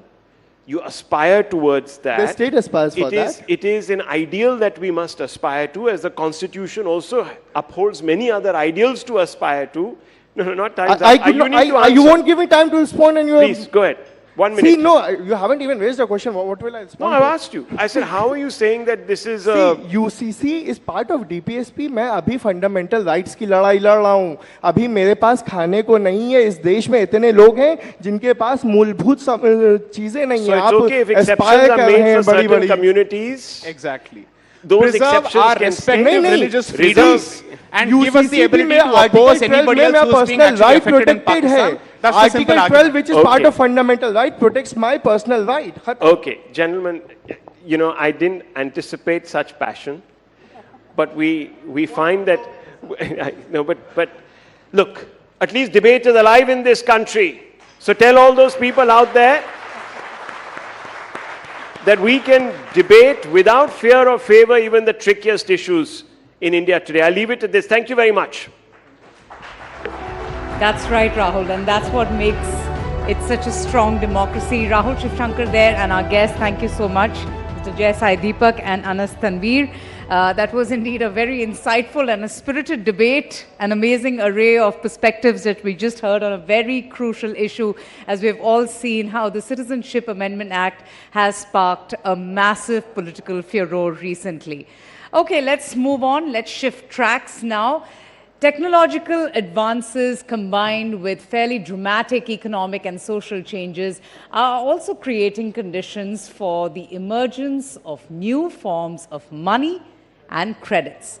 Ladies and gentlemen, central banks are rolling up their sleeves. They're also familiarizing themselves with these bits and bytes of digital money. So what lies ahead?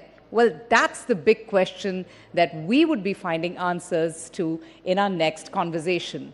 Let's listen in from Ryan McNerney, who's the CEO for Visa Inc., on the evolving money and payment trends. McNerney, in fact, is going to be in conversation with Managing Editor, CNBC, Shireen Bhan, for our next session, which is titled Money Moves at a Fast Click. Please welcome our next guest. Let's have a huge round of applause, ladies and gentlemen. It would be wonderful to hear from you. Welcome, Ryan. Welcome, Shireen. Thank you so much.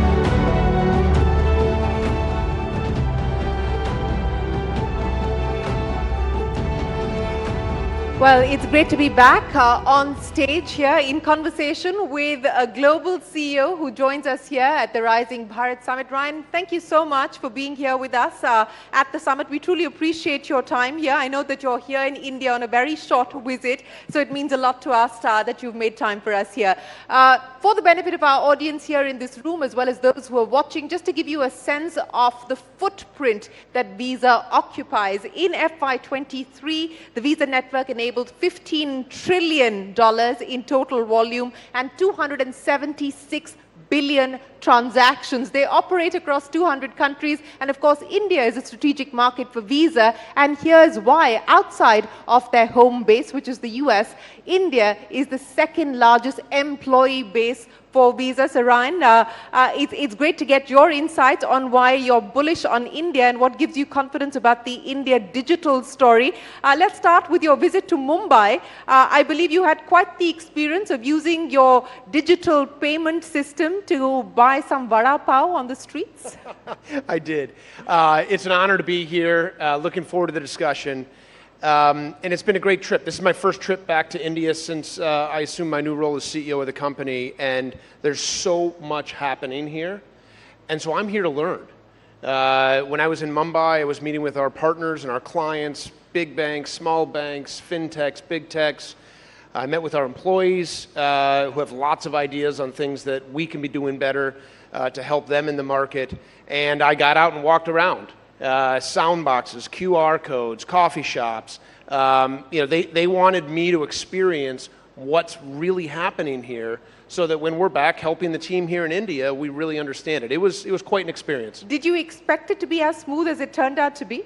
I had been told that it was smooth, but until you actually scan the QR code and see how quick it works, and you hear the sound box and the words that come out of it, and you see how that's helping the person who's running the small booth, it's very impressive. Speaking of impressive, let's talk about the UPI moment in India, and that's been the big sort of event. It's pre-UPI and post-UPI. That's how the digital payment network is being seen in India. Do you see UPI as competition, or do you see UPI as a collaborator? Well, first let me say, I think what's happened with UPI in India is nothing short of remarkable. I think it has accelerated financial inclusion in this country by more than a decade. The speed, the growth, the adoption, the user experiences that I was talking about, they're nothing short of remarkable. We see it as an opportunity for Visa. I believe that we can help build on the financial inclusion that has happened as a result of UPI and help turn that into financial empowerment. Help work with the banks in India, help work with the ecosystem in India to create new credit products, to help people grow up the credit ladder, help them build wealth, help empower them financially as a result of the great work that's happened with UPI in India. So given the fact that you believe that UPI presents itself as an opportunity and not necessarily merely as competition, what's the target that you've set for the India team? What's the plan in terms of incremental investments, in terms of expansion? As I pointed out, you've got about 4,000 employees here working in India, largely sitting out of your Bengaluru spaces, your Bengaluru offices. What was all of this going to mean now as far as Visa's future expansion in India? Yeah, well, first, I'm so proud of our team here.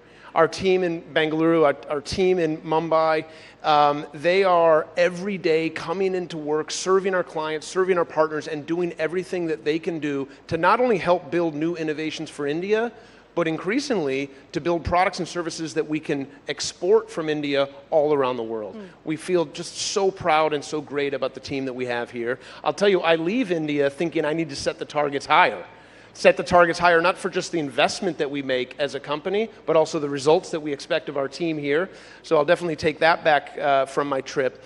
And you know, we have been in this country for 40 years. Yeah. When we're thinking about the opportunities in this country, we're thinking about the next 40 years and the next 40 years after that. Those are the time frames we're thinking about in terms of the investments that we're making in the country. Well, let's talk about the next 5 years, not the next 40 years, because we don't know what's going to happen in the next 40 years. So over the next 5 years, in terms of the opportunities that you spoke of and in terms of focus areas that you intend to double down on, remittances, cross-border, you know, how is Visa going to operate in those spaces? How do you intend to leverage the advantages there?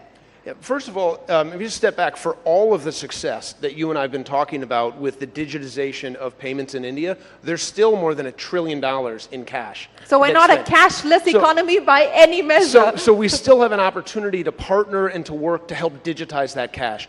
But then building on kind of the consumer payments that you and I make every day, there's enormous opportunities in B2B payments, in government payments. There's an enormous opportunity in transit systems. We've been involved in more than 750 transit systems around the world, helping them operate more efficiently by digitizing the payments. And then, as you said, we see remittances as a tremendous opportunity. We've built out a platform, we call it Visa Direct, where we have 8.5 billion endpoints, cards, accounts, digital wallets all around the world. And what we're doing is we're putting that platform to work to make remittances in and out of India and all over the world, but this is the biggest corridor for remittances in the world, make them more transparent, make them faster, make them cheaper, make it a better user experience for both the sender and the receiver. And we think that's a tremendous opportunity for us to continue to help and add value here in India. You know, you talked about the fact that cash continues to be a significant part of the economy, while digitization has, of course, grown as well. But, you know, when just before the UPI actually took over and took off quite literally, the view was that this could potentially mean the death of credit cards. That was the expectation. It hasn't quite turned out that way. But how do you see the credit card space evolving in terms of form factors, in terms of features, in terms of innovation? What do you see as the next wave of disruption to the credit card itself?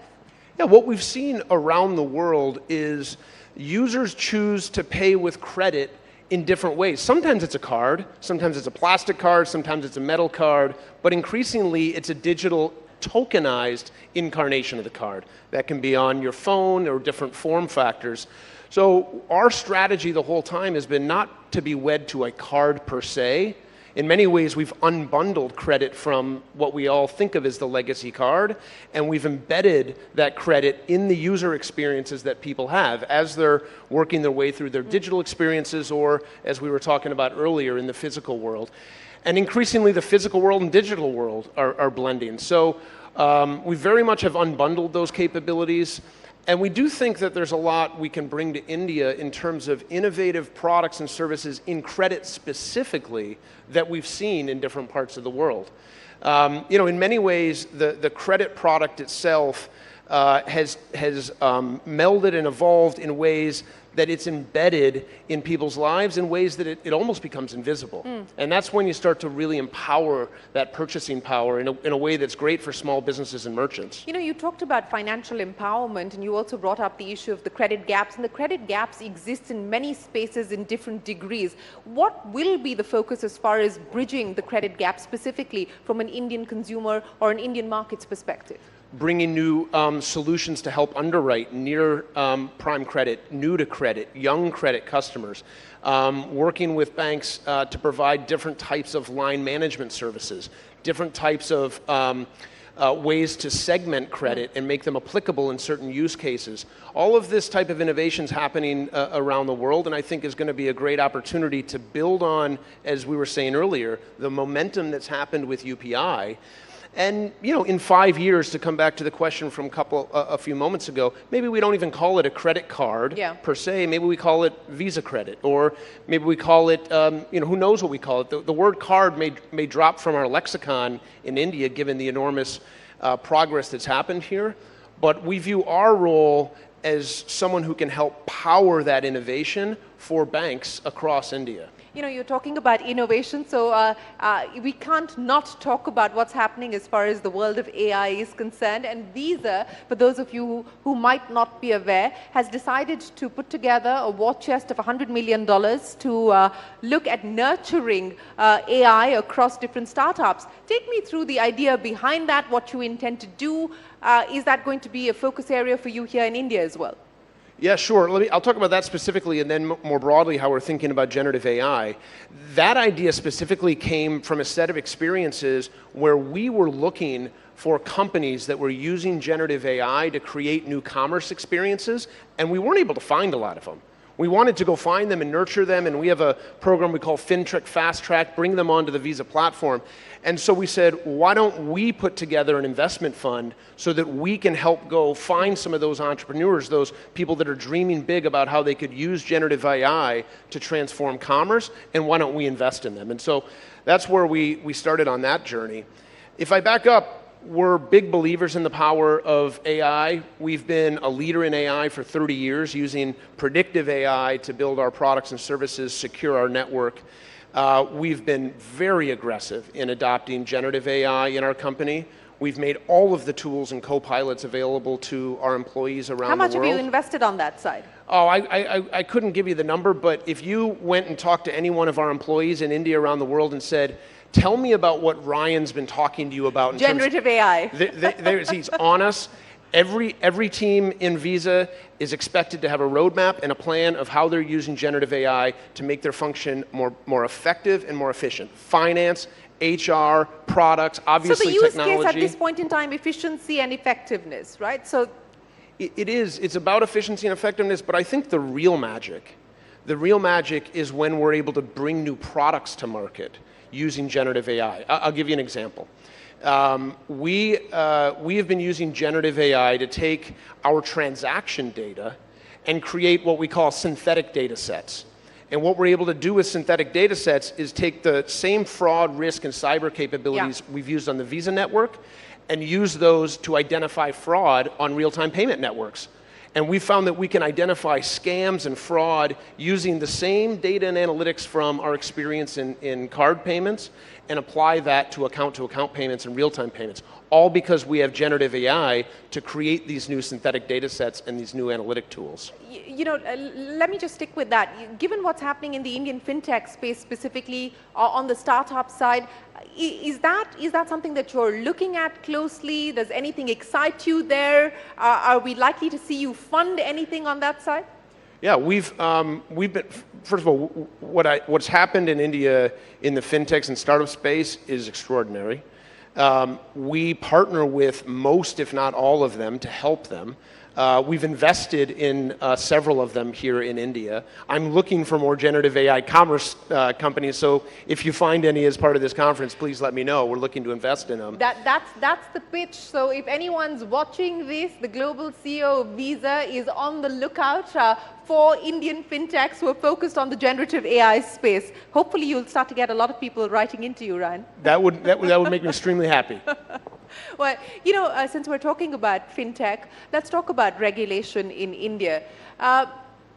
The regulator has done many things, including data localization, which was brought in a couple of years ago. Of course, all of you need to be compliant with that. There have been some recent changes for credit cards specifically. How do you see the regulatory environment in India at this point in time? Is it challenging? Does it add friction? Or is it making you feel that it is securing the digital payment ecosystem? Of course it can be challenging at times, but it makes us better. That's how we view it. We want to be in compliance as effective and faster than any company in our space. We want the regulators to look at Visa as a leader, and we lean into this regulation because we do believe that it makes us better. I also give enormous credit to the regulators in India for leading the charge on innovations that not only make the system more safe, they help drive commerce. I would use tokenization as an example.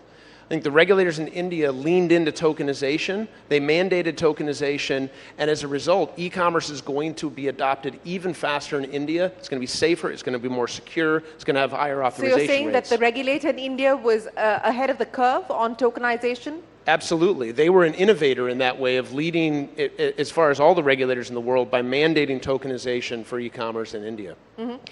So what would you say are the key risks today? What keeps you up at night? You were talking about cyber safety, cyber security, and in general, what we've seen with the momentum of digital transactions going up, that we've also seen the risks of digital fraud, of cyber risks, and so on and so forth. How are you, within Visa, trying to fortify yourself, and how much of this is a risk that you're factoring in? It's an enormous priority for us. I think it's a very big risk. At the core of digital payments, at the core of the success of digital payments is trust. All of us are very comfortable engaging in digital payments, whether it's with a Visa card or anything else, because we trust that it's going to be safe. And we take the responsibility to safeguard our network and ensure that it is the safest and most reliable network very seriously. As you might expect, we're a very big target for the bad guys that are out there. We have somewhere between... Average, how much do you get attacked in a day? I was just about to say, we are attacked somewhere between 400 and 500 million times a month. Attack vectors that come from all different parts of the world. I'll give you another example.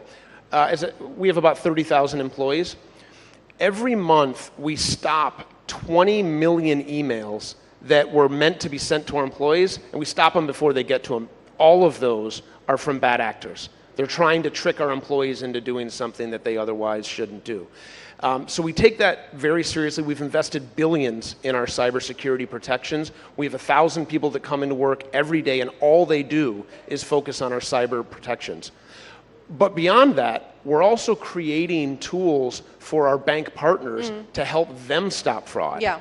Every year, through those tools, we stop more than $30 billion of fraud that otherwise would have been perpetrated on our network and with our customers' clients. So this is going to be an arms race.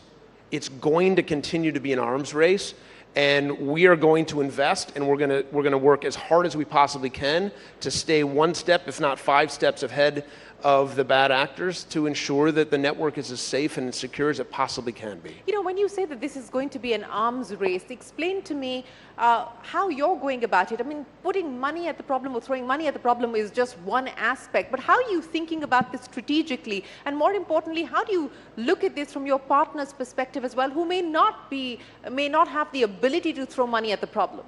Well, first on the second part of your question, this is something I've been talking to everyone that I've had a chance to meet with while I've been in India. We want to protect our network, the Visa network, with all of the tools and security that I mentioned, but we also want to make these tools available to all networks.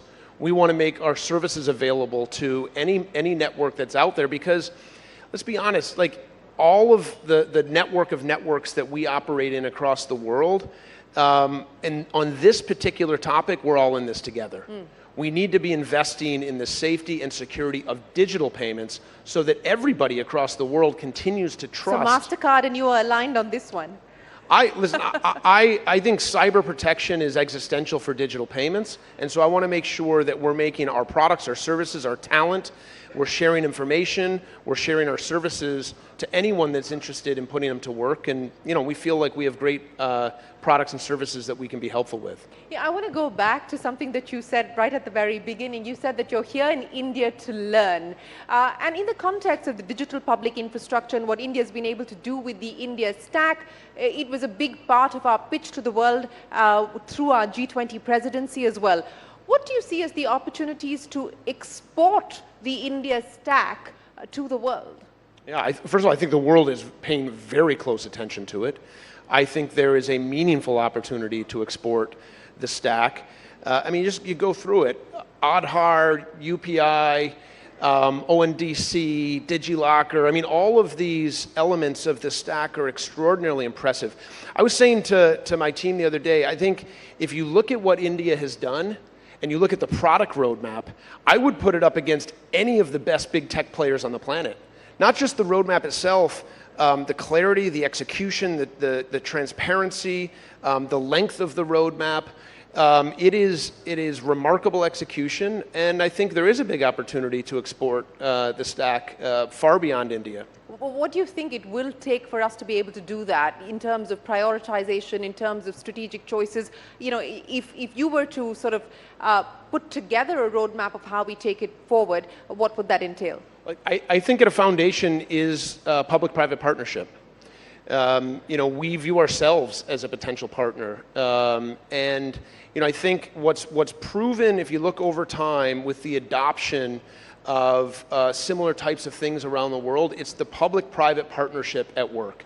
And, you know, I think this is an area where India's leadership, as you said, coming out of the G20, making the world more aware of the stack and the impact that it's had, is a big first step. And, you know, I think engaging with governments, engaging with the private sector, companies like Visa, and through public-private partnership, that should be a great way to expand those things.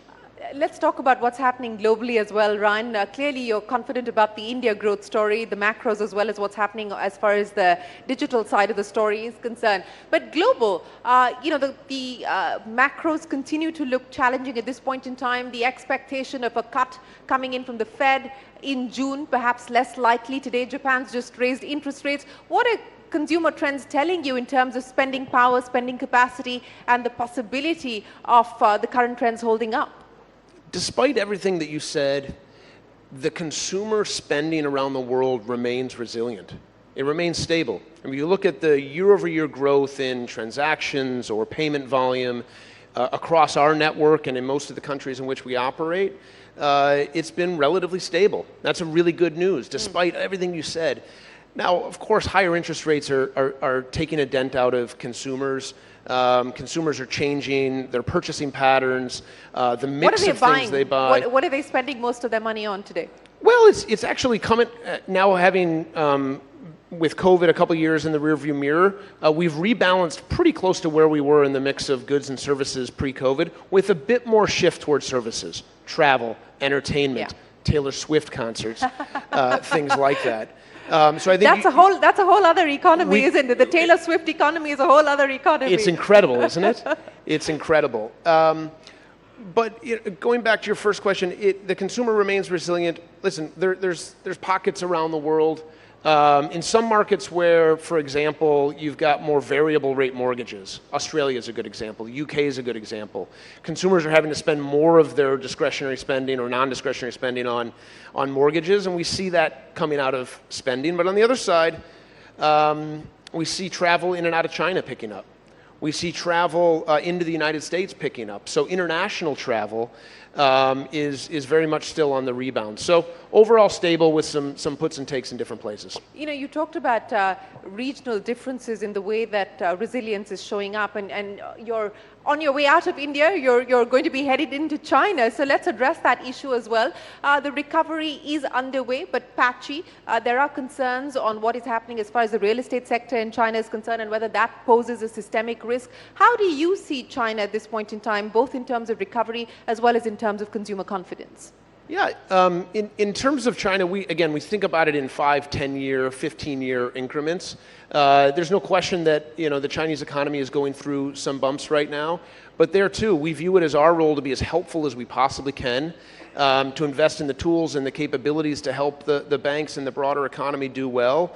And, you know, China's a very large economy with a lot of power, and I think when you think 5, 10, and 15 years out, it's going to be a big opportunity as well. So as a global CEO, what do you map on your dashboard? I mean, outside of what's happening inside of Visa, what are the factors that you have on your dashboard as potential risks or potential opportunities today? Geopolitics has, of course, emerged as one of the big concerns, given just the volatile state of play. But, you know, what are you looking at? What are the various factors that you're looking at? Yeah, geopolitics is always an issue. You and I were talking beforehand about the enormous number of elections that are happening this year. So from that, there's going to be change. There's always change. But, you know, I'm very optimistic of the opportunities around the world. You know, coming out of the elections, I think there's an enormous kind of road in front of us. And, you know, I'm hopeful that the economy can continue to have the great success that it has. And, you know, hopefully we can be a part of that. You know, the other thing that I spend a lot of time on is consumer preferences, consumer trends. What are we hearing from buyers and sellers around the world? What do they need? What are the technologies that are changing, how they're running their businesses or they're engaging in their lives? By the way, generative AI, another topic we could talk about that's helpful is how I think it's going to change shopping, which I think it'll have a very big impact More on that. experiential? Yeah, I think it's just going to make it easier. If you think about shopping, especially for someone like myself who's neither that good at it nor likes it that much, it's very inefficient. That makes the two of us. It's relatively inefficient. And so I think generative AI, all of us are going to have co-pilots in terms of shopping. We're going to have much more curated experiences. We're going to have much more curated payment experiences that come with it. And that's just going to make a much better experience. I also think, I have a personal thesis that generative AI could be a very empowering capability for small businesses around the world.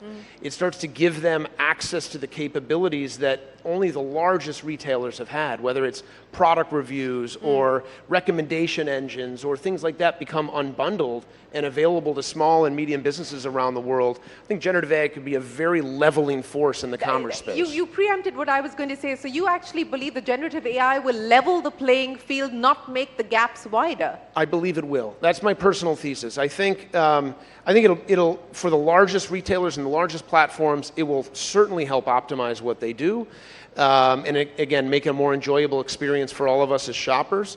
But I think it has the power to level the playing field. It has the power to democratize a lot of the commerce capabilities that have been bundled into some of the largest platforms and make them available.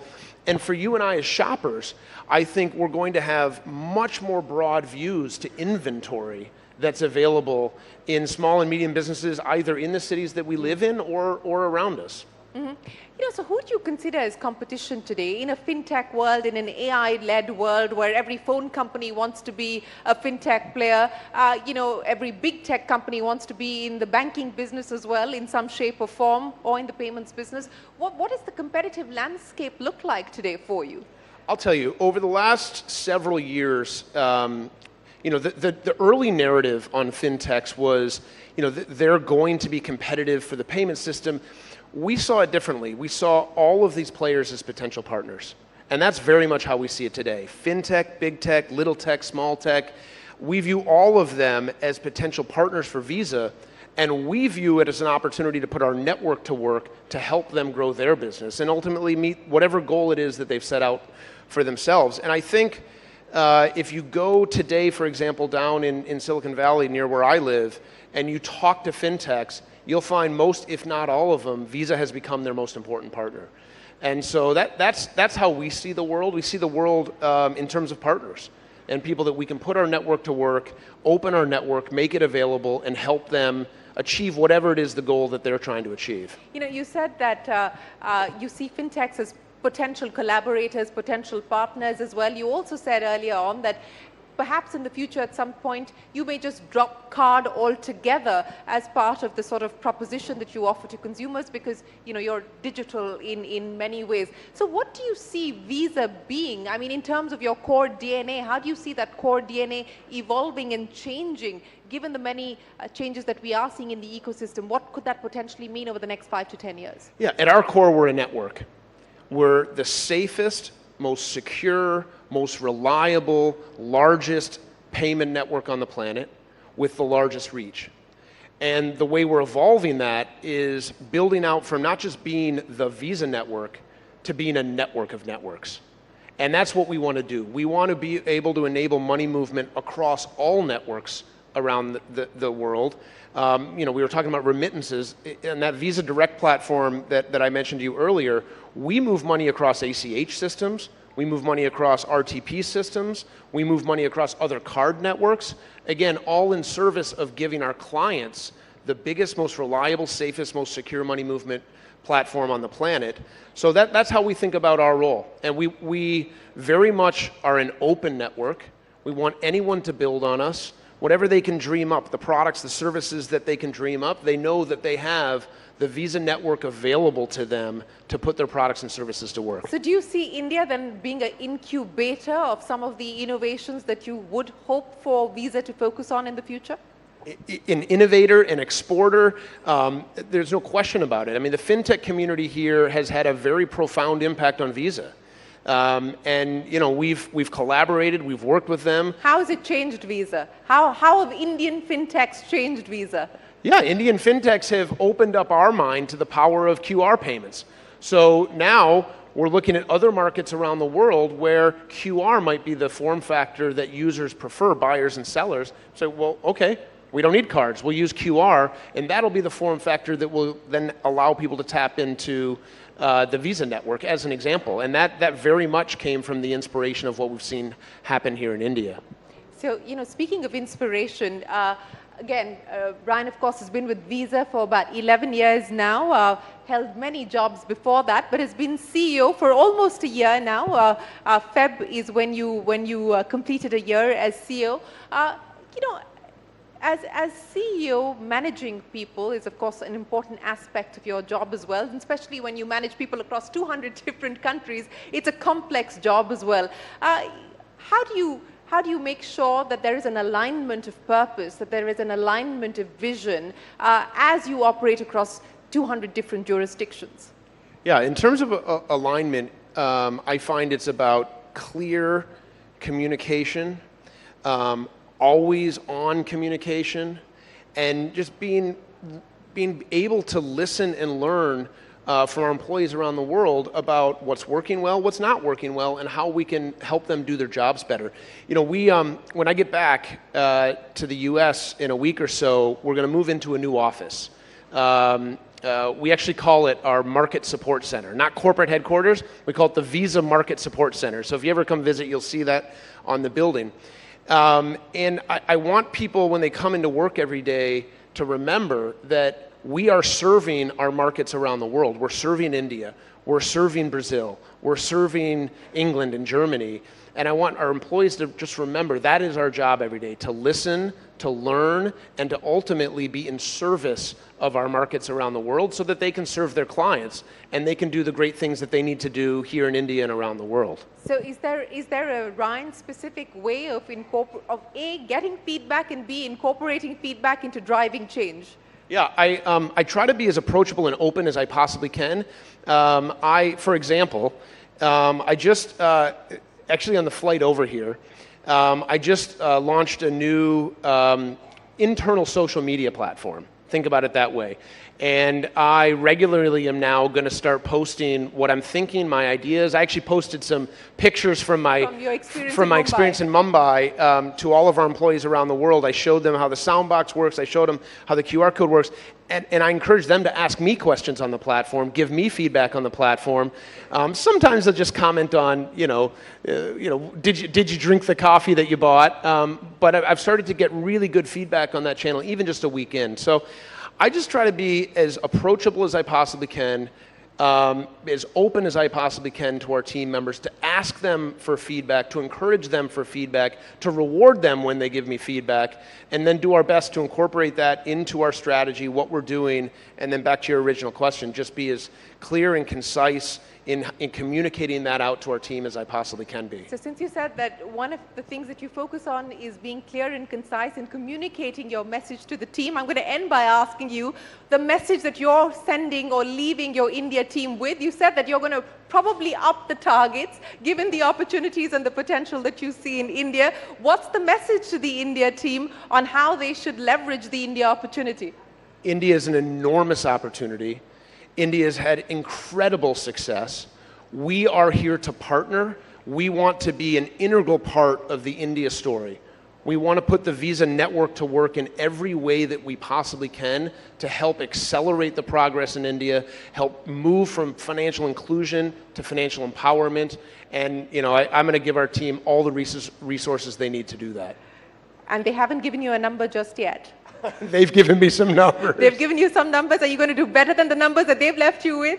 We're going to give them everything they need to be successful. Well, Ryan, thank you very, very much for joining us here. Ladies and gentlemen, the global CEO of Visa on their outlook for India, as well as the opportunities that it presents for the Visa network. Appreciate you joining us. We hope you have a fabulous trip back, and we look forward to seeing you back in India soon. It was fun talking to you. Thank you very much. Thank you so much. Thank you, Ryan. Thank you once again, Brian. Thank you, Shireen. That was indeed a fascinating conversation. Ladies and gentlemen, just a quick reminder, we do have a very exciting evening lined up for you, so don't forget to be here. Just a quick reminder, we have 4 shining stars of India, 4 Grammy Award winners amongst us. It's going to be an unforgettable performance. It's going to be a very exciting night. I hope you all are enjoying. We've had an array of discussions. We have had and also a very diverse mix of guests since the morning. We started off with Nitin Gadkari, we started off with Ashwini Vaishnav, and of course we did have a lot of business talks and on the economy, but most importantly on religion. A burning topic these days, and of course a very contentious Citizenship Amendment Act. We are just setting up for our next session. It's going to be also a very interesting one. We have a very prominent and a popular BJP politician who's going to be joining us for now. A quick reminder to kindly stay seated and not leave your seats, because the next session is going to begin in a short while from now. We're just waiting for our next speaker to come as well. That was Mr. N18L, who was in conversation with Shireen. He is, of course, the CEO of Visa Inc., and he was there with us all the way from the US and sharing his thoughts.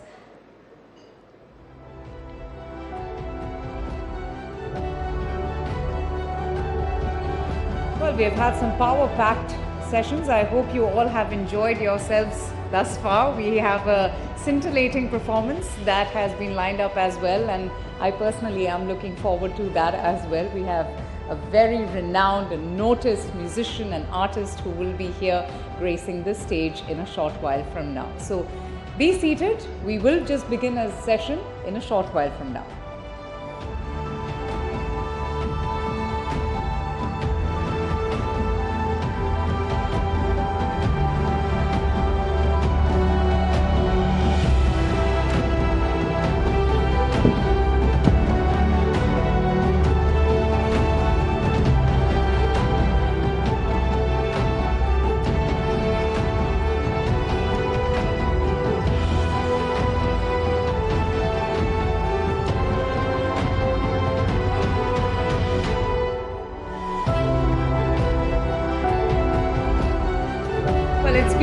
Action-packed day, hasn't it? Since the morning, I have been really excited listening to all those stimulating conversations and also the discussions, some very fiery ones as well. My colleague Toya, in fact, has also been catching a lot of guests on the other side for social media. Toya, what is the kind of response that you're getting? How's it going for you and for all of our guests who have come today? So on the social media side over there, we're asking softer questions. So we're asking some of the politicians, for example, we've had on stage, who your favorite authors are, what's the music you've liked when you've grown up, because it's always exciting to discover that side too, and you can only do that really on the social media platform. Obviously, these areas are for the more serious conversations.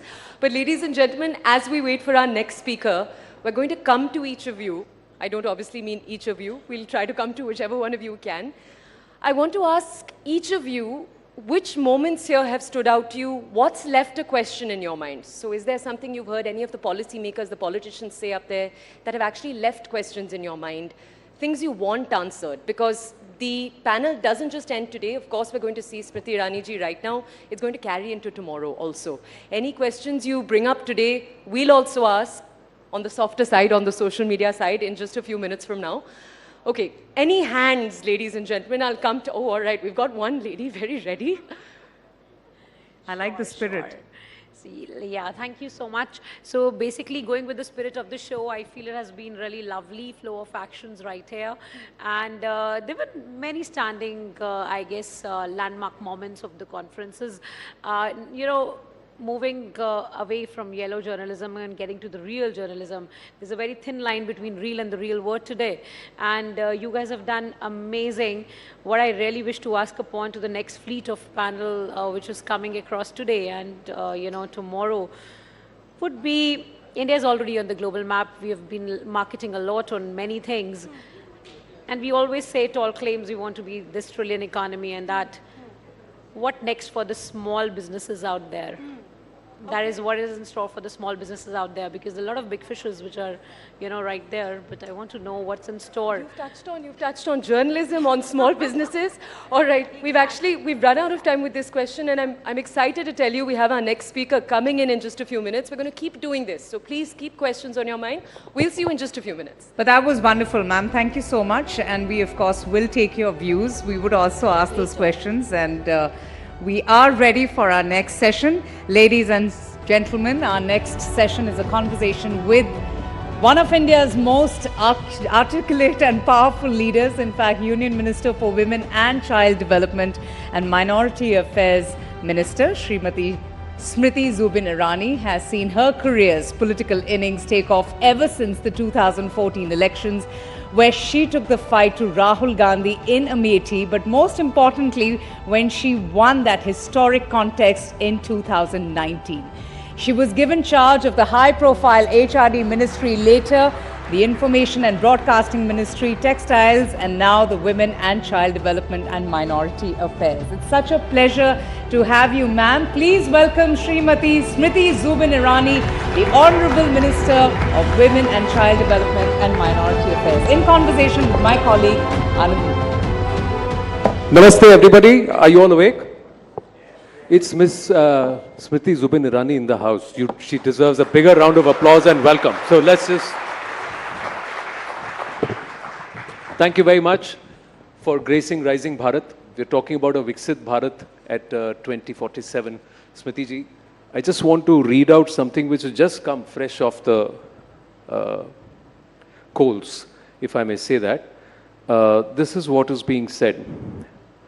In a time of high unemployment, rising prices, corruption and oppression, Rahul Gandhi is the only hope for 1.35 billion Indians dedicated to bringing justice to every corner of our country, and is the only leader who can end this regime of fascism and dictatorship. Hashtag only hope Rahul Gandhi. This is by Mr. P. Chidambaram. Your thoughts, ma'am? I think the sniggers in the audience speak louder than any statement that I can give. But I also believe that the destiny of a nation cannot be decided by a man who is scared of being defeated in Amethi. So a leader is one who does not leave his fleet behind. The gentleman hashtagged is somebody that I had the privilege of contesting against in 2019. Victory and loss are a part of electoral politics. But what defines a leader is that if they have grit enough, courage enough to stand with their own beliefs amongst their own people. And I don't think somebody who escapes and is feared of being conquered electorally is somebody who can lead a nation to better prospects. So I understand the compulsions of Mr. Chidambaram, but I also recognize that the voter at large respects the reality of a rising Bharat. लेकिन वो ये कह रहे हैं कि वो शक्ति को हराएंगे। देखिए, उन्होंने कहीं ना कहीं अपने आप को एक क्लैरिफाइड पोजीशन में अब रखा है। कहा है कि मैं उस शक्ति का उल्लेख नहीं कर रहा जिसका धर्म से कोई संबंध हो, लेकिन आज के एक एक्सपेंसिव कम्युनिकेशन और मीडिया के दौर में उनकी शब्दावली छुपी नहीं है किसी से देश में। ये पहली बार नहीं है कि उन्होंने मेरे धर्म हिंदुइज्म के खिलाफ कोई वक्तव्य दिया हो, लेकिन मेरा ये मानना है कि अगर वाकई में वो सेक्युलर हैं तो धर्म की आड़ में ना लड़ें, मुद्दों के आधार पर लड़ें। स्पष्ट रूप से पूरे राष्ट्र ने उनको सुना जब उन्होंने कहा कि शक्ति जिसका हिंदू धर्म में उल्लेख है वो उससे लड़ना चाहते हैं। तो मैं तो एक हिंदू के नाते इतना ही कहना चाहती हूँ कि आज तक जिसने मेरे धर्म को, मेरे आराध्य को ललकारा है, उसका क्या हश्र हुआ है। कोई रामायण, गीता, महाभारत पढ़ ले, उसको इस बात का अंदाज़ा हो जाएगा। लेकिन अगर कोई हमसे ये कहे कि हम उनके शब्दों को समझ नहीं पाए और शायद उनका उल्लेख जो था वो राजनीति के कॉन्टेक्स्ट में था, धर्म के कॉन्टेक्स्ट में नहीं, तो मैं जानना चाहती हूँ किस शक्ति से लड़ना चाहते हैं। प्रधानमंत्री मोदी ने इस देश में 4 शक्तियों का विशेष उल्लेख किया। एक नारी शक्ति, दूसरा युवा शक्ति, तीसरा कृषि की शक्ति और चौथा वो गरीब जो अब उत्थान की ओर बढ़ रहा है। तो इन चारों में से किस शक्ति से राहुल गांधी लड़ना चाहते हैं? ये वो शक्ति की बात कर रहे हैं जो ईडी को कंट्रोल करती है, ईवीएम को कंट्रोल करती है। देखिए, पुरानी एक हिंदी में कहावत है, चोर की दाढ़ी में तिनका।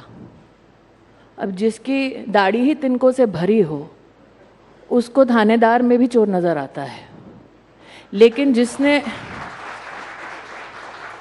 जिसने चौकीदार शब्द के इस्तेमाल के लिए सुप्रीम कोर्ट में माफी मांग ली हो उसको ये फॉल्स ब्रवाडो शोभा नहीं देता।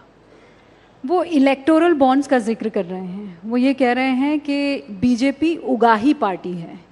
सीबीआई अमित शाह जी ने एक स्पष्ट रूप से रुबिका जी कहा है सार्वजनिक मंच पर कि 303 सांसदों की पार्टी को इलेक्टोरल बॉन्ड्स के माध्यम से ट्रांसपेरेंटली बैंकिंग सिस्टम के माध्यम से 6000 करोड़ का बॉन्ड मिला, लेकिन जिनकी ताकत 200 की भी नहीं है स्पष्ट रूप से, उनको 14,000 करोड़ रुपया मिला। तो मेरा पलटवार ये है कि ऐसी कौन सी उगाही कत्ती राहुल गांधी छोड़ गए हैं कि उनके पास 14,000 करोड़ रुपया है।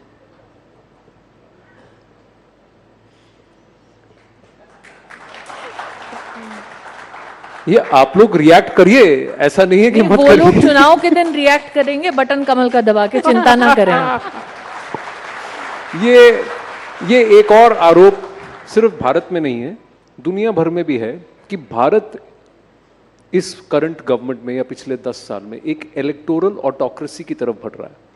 अगर हम एक स्टेटस को स्मैश करने की बात कर रहे हैं तो यहाँ पर how would you respond to this कि हम धीरे धीरे एक इलेक्टोरल ऑटोक्रेसी बन रहे हैं, यानी कि जनमत तो है लेकिन सब कुछ एक पर्टिकुलर डायरेक्शन में कंट्रोल के साथ आगे बढ़ाया जा रहा है। जिस देश ने अंग्रेजी हुकूमत को उखाड़ फेंका, जिस देश में आज 940 मिलियन वोटर आइडेंटिफिकेशन और ऑथेंटिक आइडेंटिफिकेशन के साथ अपना वोट देंगे, उस इलेक्टोरेट का इतना बड़ा अपमान मैंने आज तक नहीं सुना। To say that you are wiser than the voter just because you're an analyst overseas is one of the biggest hypocritical positions taken by anybody who tries to analyze our democracy, especially from countries which don't have such a large voting populace. What they cannot fathom is why the average Indian today is buoyant about their future prospects. What they cannot possibly come to terms with is why India and Indians are so blatant about their ambitions and their pursuits of excellence.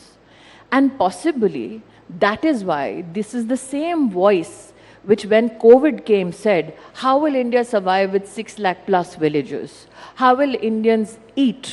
How will Indians receive pharmacological support? How will Indians get a vaccine? I think the mettle of a country and a leadership is best tested when your back is to the wall. India not only made vaccines, delivered it to 1.4 billion citizens, it also gave vaccines and pharmaceuticals to 160 countries. India is the only nation in the world today that at the doorstep of 800 million citizens consistently for the past 2.5 years is delivering free ration every month. No country in the world today has an expansive health coverage system like Ayushman Bharat, where 100 million people receive 5 lakh rupees worth of medical support across 28,000 hospitals, with not a single human being who's covered missing a treatment in any hospital in the country. So I think that those people who sit in these analogies and analysis possibly cannot come to terms with the fact that India has a functional government which is tested every time we go to polls, and that you have a leadership that responds to the people's needs and people who appreciate that leader. I also believe, Anand, when we go to vote, for too long and for too many years in our country, we have seen people vote on the basis of an emotion. Narendra Modi and before him Atal Bihari Vajpayee, I'm very proud, were two leaders who said, judge us by our development performance. What you see on the opposite are people who are pliant and depending on negative rhetoric. But Modi is the only leader right now who has given you a national ambition. Remember, after the independence freedom movement, we've never had a national ambition and a clarion call like 2047. So while Modi says for 2047, we need to create more opportunities for education, for enterprise, for skill, for manufacturing, what does Rahul Gandhi offer you? Division on the basis of religion, division on the basis of class, division on the basis of caste. While Modi says, let's talk about Atmanirbhar Bharat. What is Atmanirbhar Bharat? It is economic sovereignty of this country. What does Rahul Gandhi tell you? Atmanirbhar mat bano. While Modi says, let's pull 25 crore Indians out of poverty, and today the World Poverty Clock, forget anybody else, says that less than 3% people in India now live under the line of poverty. What does Rahul Gandhi tell you? He glorifies poverty. He glorifies a martyrdom at the altar of lost opportunities. So why should any informed voter then vote for Rahul Gandhi or an alliance which is barely together? लेकिन वो ये कहते हैं कि voter तो हमें vote करता है, लेकिन राजा की जान ईवीएम में है। देखिए, जो राजघराने में पैदा हुआ हो, जिसने उपहास उड़ाया हो एक ऐसे व्यक्ति का जो एक ज़माने में चाय वाला हुआ करता था, ये तो राजनीति की कैसी माया है कि अब उसको वो चाय वाला राजा दिखता है।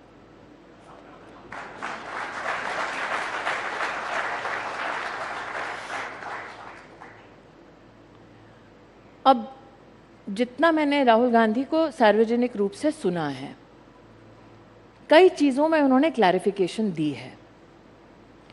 मैं एक क्लैरिफिकेशन बात मांगती हूँ। इलेक्शन कमीशन ऑफ इंडिया ने बार बार घोषणा की सार्वजनिक की, आइए टेस्ट कीजिए। क्या एक बार राहुल गांधी गए? बड़ा आसान है तोहमत लगाना, लेकिन आप किस पे तोहमत लगा रहे हैं? लोकतंत्र पर।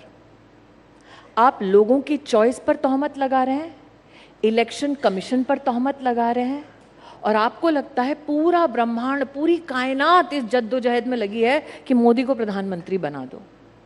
जद्दोजहद ये वोटर की है, क्योंकि वोटर ने 10 वर्ष की अवधि में मोदी को हर वचन की पूर्ति करते हुए देखा है।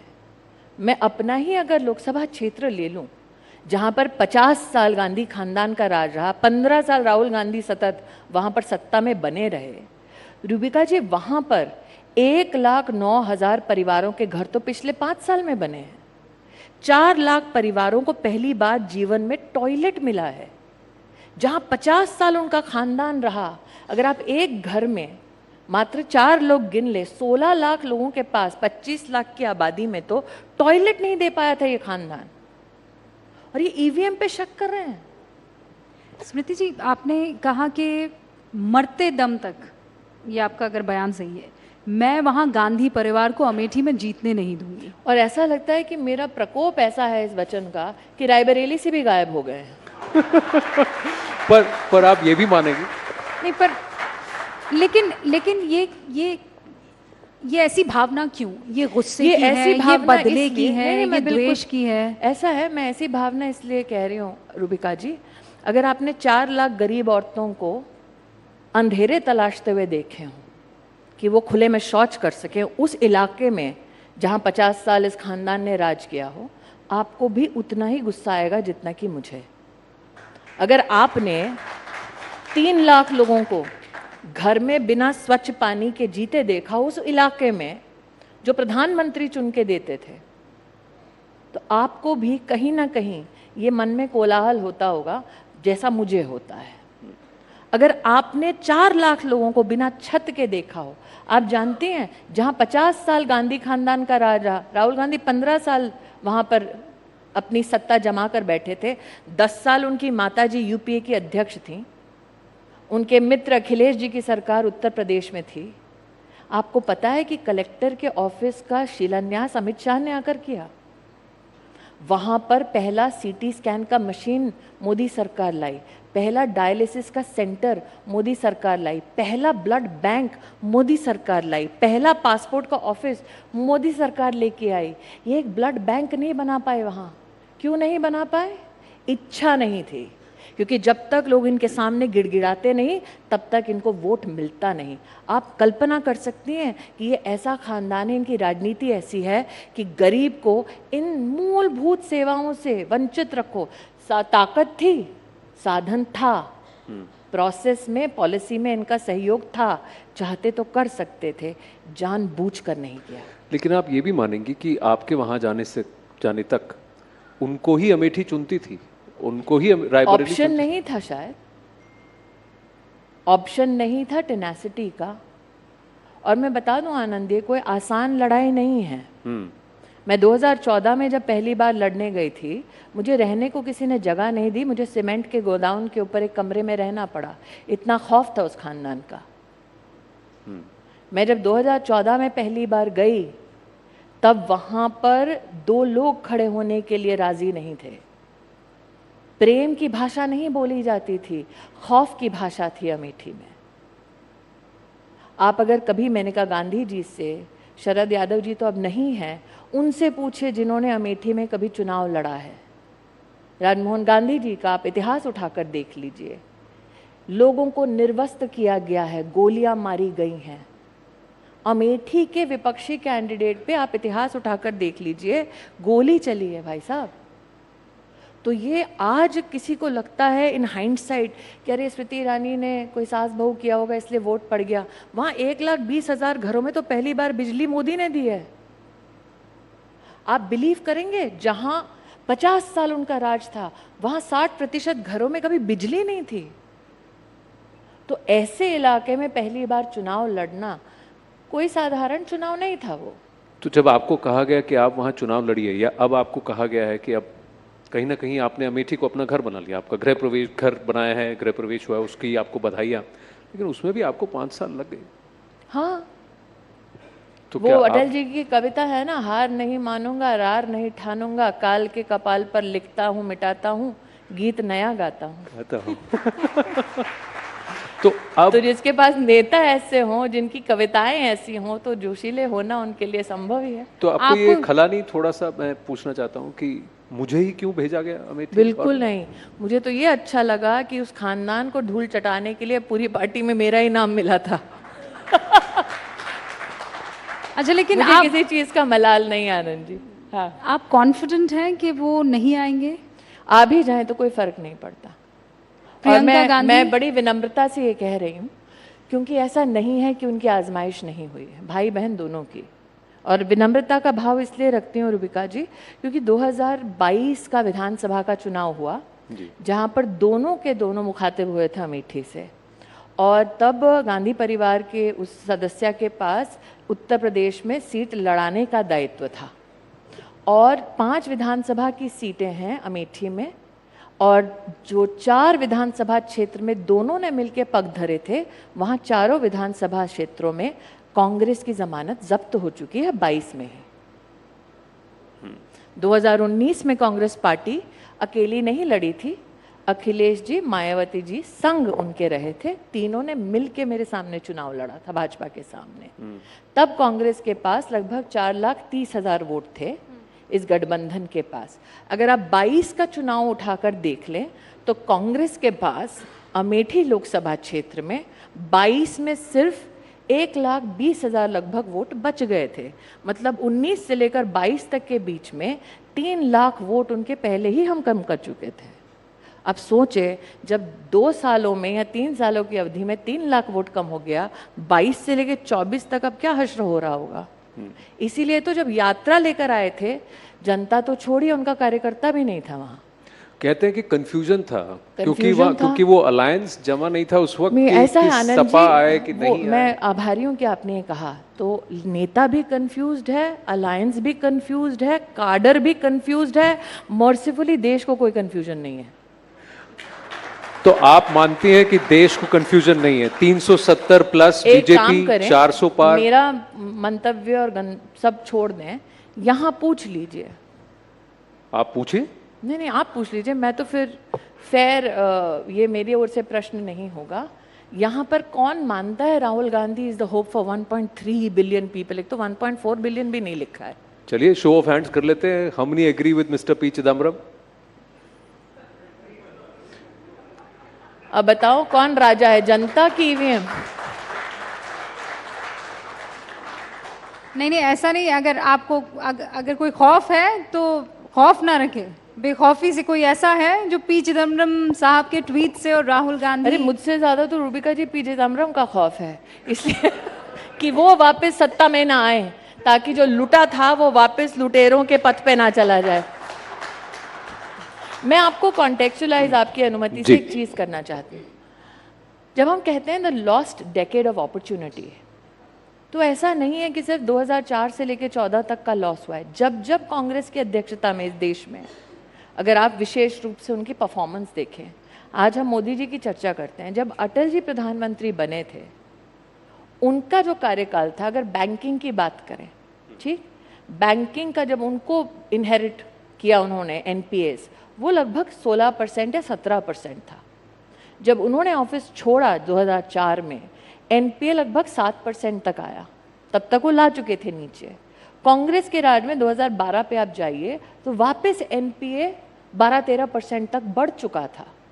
जब अटल जी ने अपनी सरकार छोड़ी थी और यूपीए की सरकार आई थी, आपका एग्रीकल्चर सेक्टर ग्रो हो रहा था 9% पे, आपका सर्विस सेक्टर ग्रो हो रहा था 7% पे, आपका ओवरऑल इकोनॉमिक ग्रोथ था 8% पे। आपके जो एडवांसेस देती है पब्लिक सेक्टर बैंक्स, वो थे लगभग 6 लाख करोड़ रुपए पे। यूपीए का अगर आप आज भी नंबर उठाकर देख लें, यूपीए ने 2012 तक, 4 से लेकर 12 तक, आपको पता है कितना एडवांसेस दे दिया था पब्लिक सेक्टर बैंक से? 39 लाख करोड़, जिसमें से 3.8 लाख करोड़ व bad assets and never declared. ये खामियाजा किसने भुगता? देश ने भुगता। तो इसीलिए कह रही हूं, उनकी परंपरा है देश को लूटने की, और जो 10 साल मोदी जी के रहे हैं, वो सिर्फ पॉलिटिक्स ऑफ परफॉर्मेंस के लिए नहीं रहे हैं, पॉलिटिक्स ऑफ रेवोल्यूशन भी रहे हैं। This whole family has been tested on its mettle, on its political performance and inputs, and the best test I think for the country was when COVID came. Revelation की बात करें तो even this government is blamed for not revealing numbers. Statistics are not out. The actual numbers are not out. But statistics don't endear themselves to the opposition. That's a different issue altogether. But you would also agree that they may not like the statistics. They don't like the growth numbers. Why would they? They are fighting on a negative. No, the allegation is that the numbers are the growth numbers are dressed up. Yes, there is growth, but there some of it is dressed up. Like I said, Anand, let's give me a small interjection. Okay, 30 crore mudra loans given to only women, 8 crore loans given to youngsters, first-time entrepreneurs. Okay, out of the 30 crore loans given to women, NPA is less than 2.5%, which means these loans got serviced, business got done, there was a profit. That's why the loans got serviced. So are those 30 crore women who got the loan, who did the enterprise, are they not employed? They are, right? 8 crore new entrepreneurs. Obviously they serviced their loans. Obviously they paid back. So were they not employed?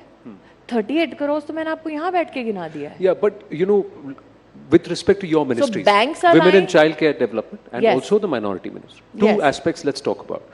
Malnourishment, we still rank one of the highest in terms of malnourishment. Who's ranking us? Who's ranking us? If you're a number cruncher, there's a public data available on a tracker called Partition tracker. Yes. What does Partition tracker track? 75 million children below the age of 6. Correct. Right? How do they track?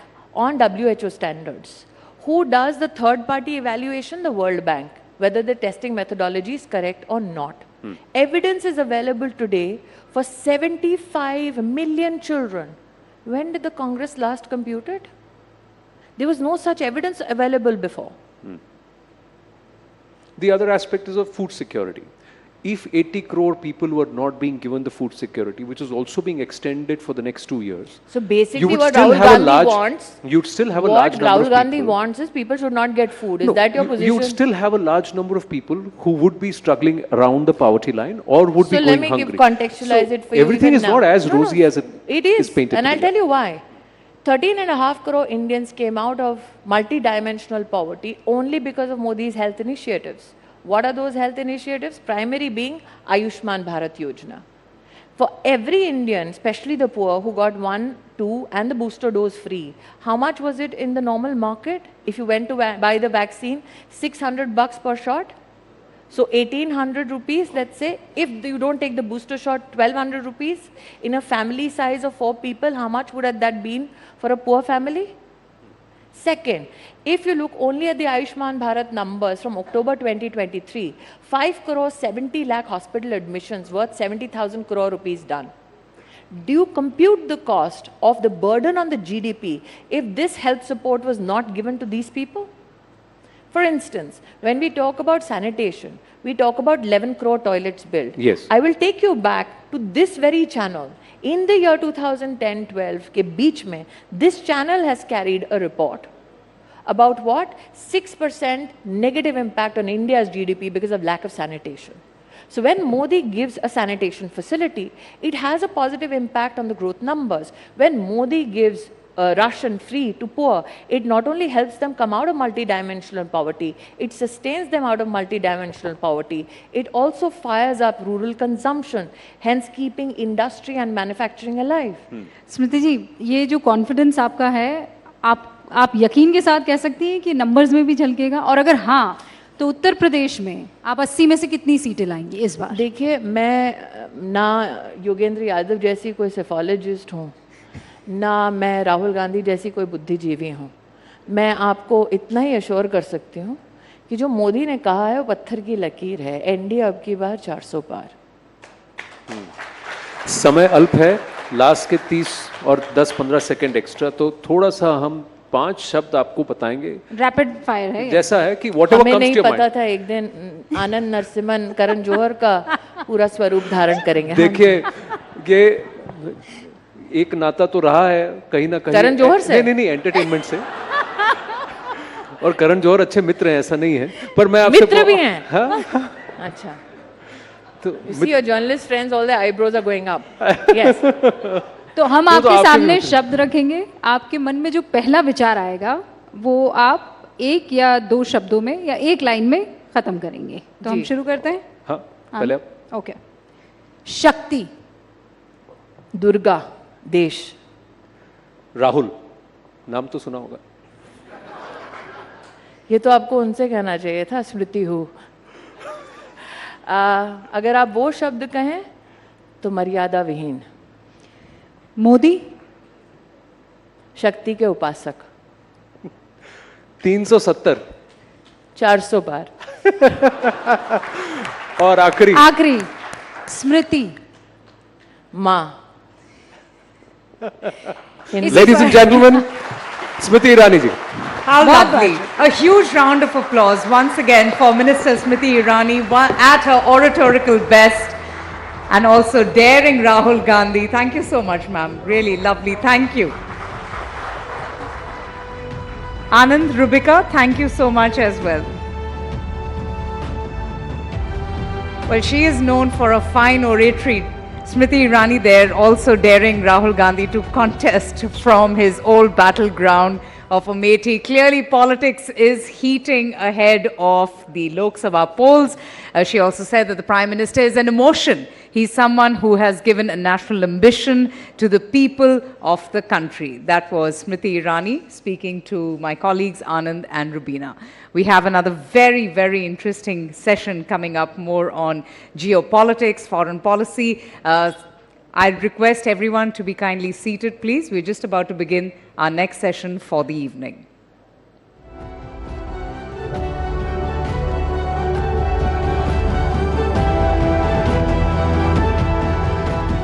So let's begin. Without further ado, ladies and gentlemen, it's a conversation that we're going to be having with a scholar and expert who is often described as one of the most influential realists of his generation. He has also been one of the most famous critics of American foreign policy since the end of the Cold War. His stand of thought, which is sometimes described as quote-unquote defensive realism, holds that the need for security and ultimately for survival makes states to be aggressive power maximizers. States do not cooperate except during temporary alliances, but constantly seek to diminish their competitors' power and to enhance their very own. He has also spread no punches in arguing just why Ukraine crisis is the West's fault and why the United States and its European allies actually share most of the responsibility for the ongoing crisis.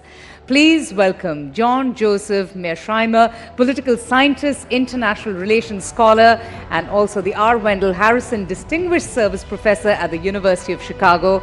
He joins us in conversation with News18's Palki Sharma for a session titled Geocalculus, Cracking the Code. Let's have a huge round of applause, ladies and gentlemen, for our esteemed guest.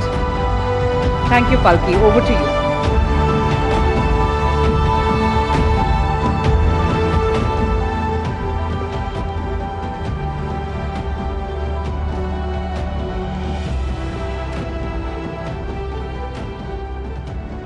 Thank you and good evening to all of you. We live in exciting but dangerous times geopolitically. There are two wars and many internal conflicts that are going on across the world. There are new alliances being forged and old ones being dismantled. And in this context, we're exploring a very important and complex question. What is the driving force of decision-making today? Is it realism? Is it power? Is it morals? Or is it a mix of everything? Also, where does India stand in this mix? What role will India play in the looming conflicts of this century? We look forward to exploring all of this with you, Professor Mearsheimer. Welcome to Bharat Rising. My first question to you is, what would you call the current world order? How would you describe it? Would you say it's still unipolar, with America in the lead? Would you say it's truly multipolar? How would you see this? I believe that the world today is multipolar. Most of you in the audience came of age during the unipolar moment, which ran from roughly 1991, when the Soviet Union collapsed, up until about 2017. And the United States was, of course, the most powerful state on the planet by far during the unipolar moment. But by 2017, roughly 2017, Vladimir Putin had rescued Russia from the dead, and Russia was back as a great power. And China, because of all of the economic growth that had taken place during the 1990s and the first 17 years of the 21st century, was also a great power. So we're now in a system where there are three great powers: the United States, China, and Russia. What about India? Where do you see India standing in this? And do you see India then as a bridging power, trying to bridge different ideological camps? Or is India just tilting things in the direction that suited? Well, I would say, first of all, India is an aspiring great power. The two building blocks of power in the international system are population size and wealth. You need a great deal of wealth, and you need a lot of people to qualify as a great power. The reason that China was not considered a great power until recently was because it didn't have the wealth. It certainly had the population size. What China now has is population size plus wealth. What India has for sure is population size, and it's growing wealthier and wealthier by the year.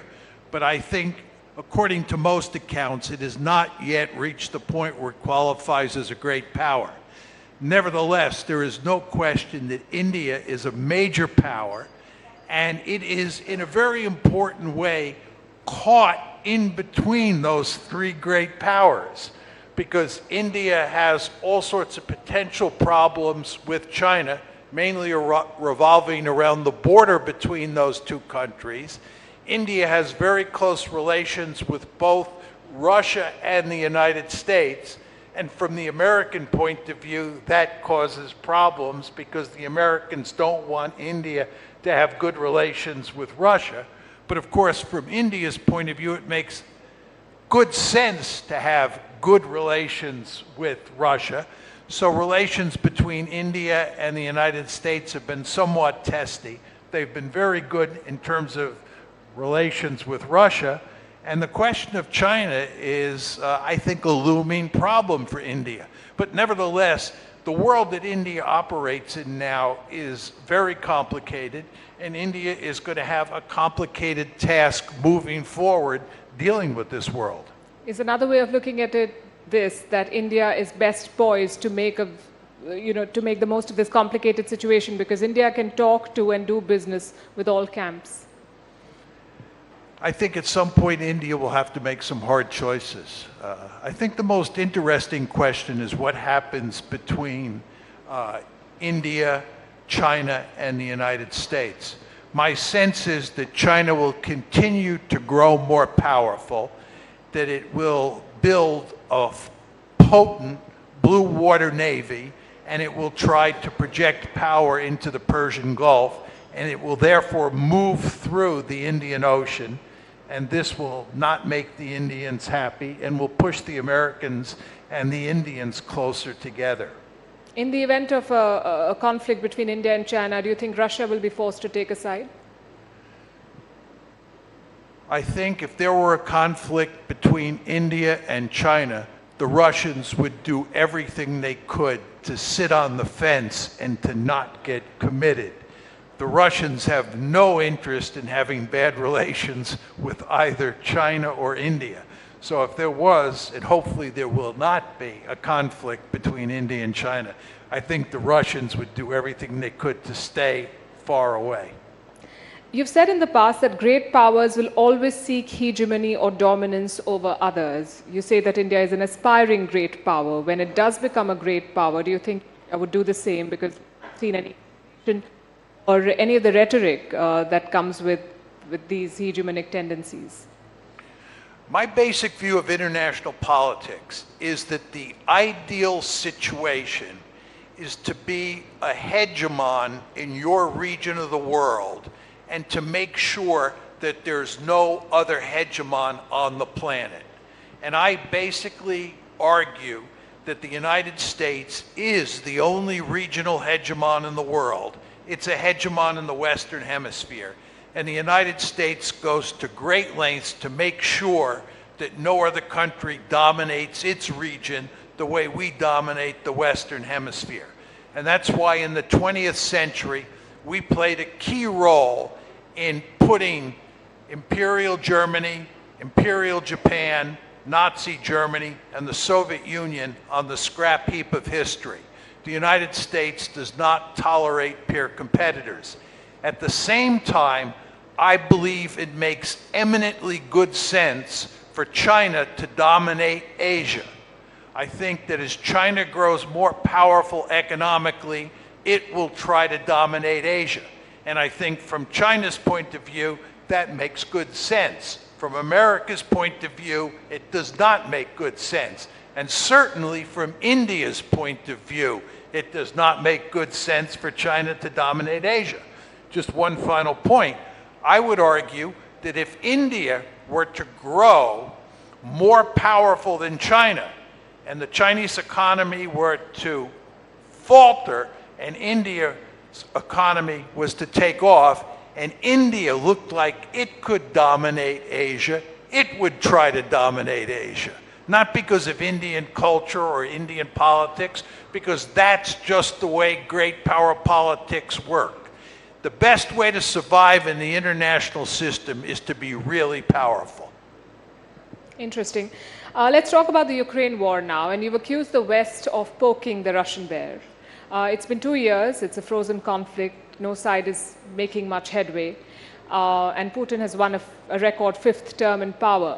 How do you see this war ending? And what do you think the West should do?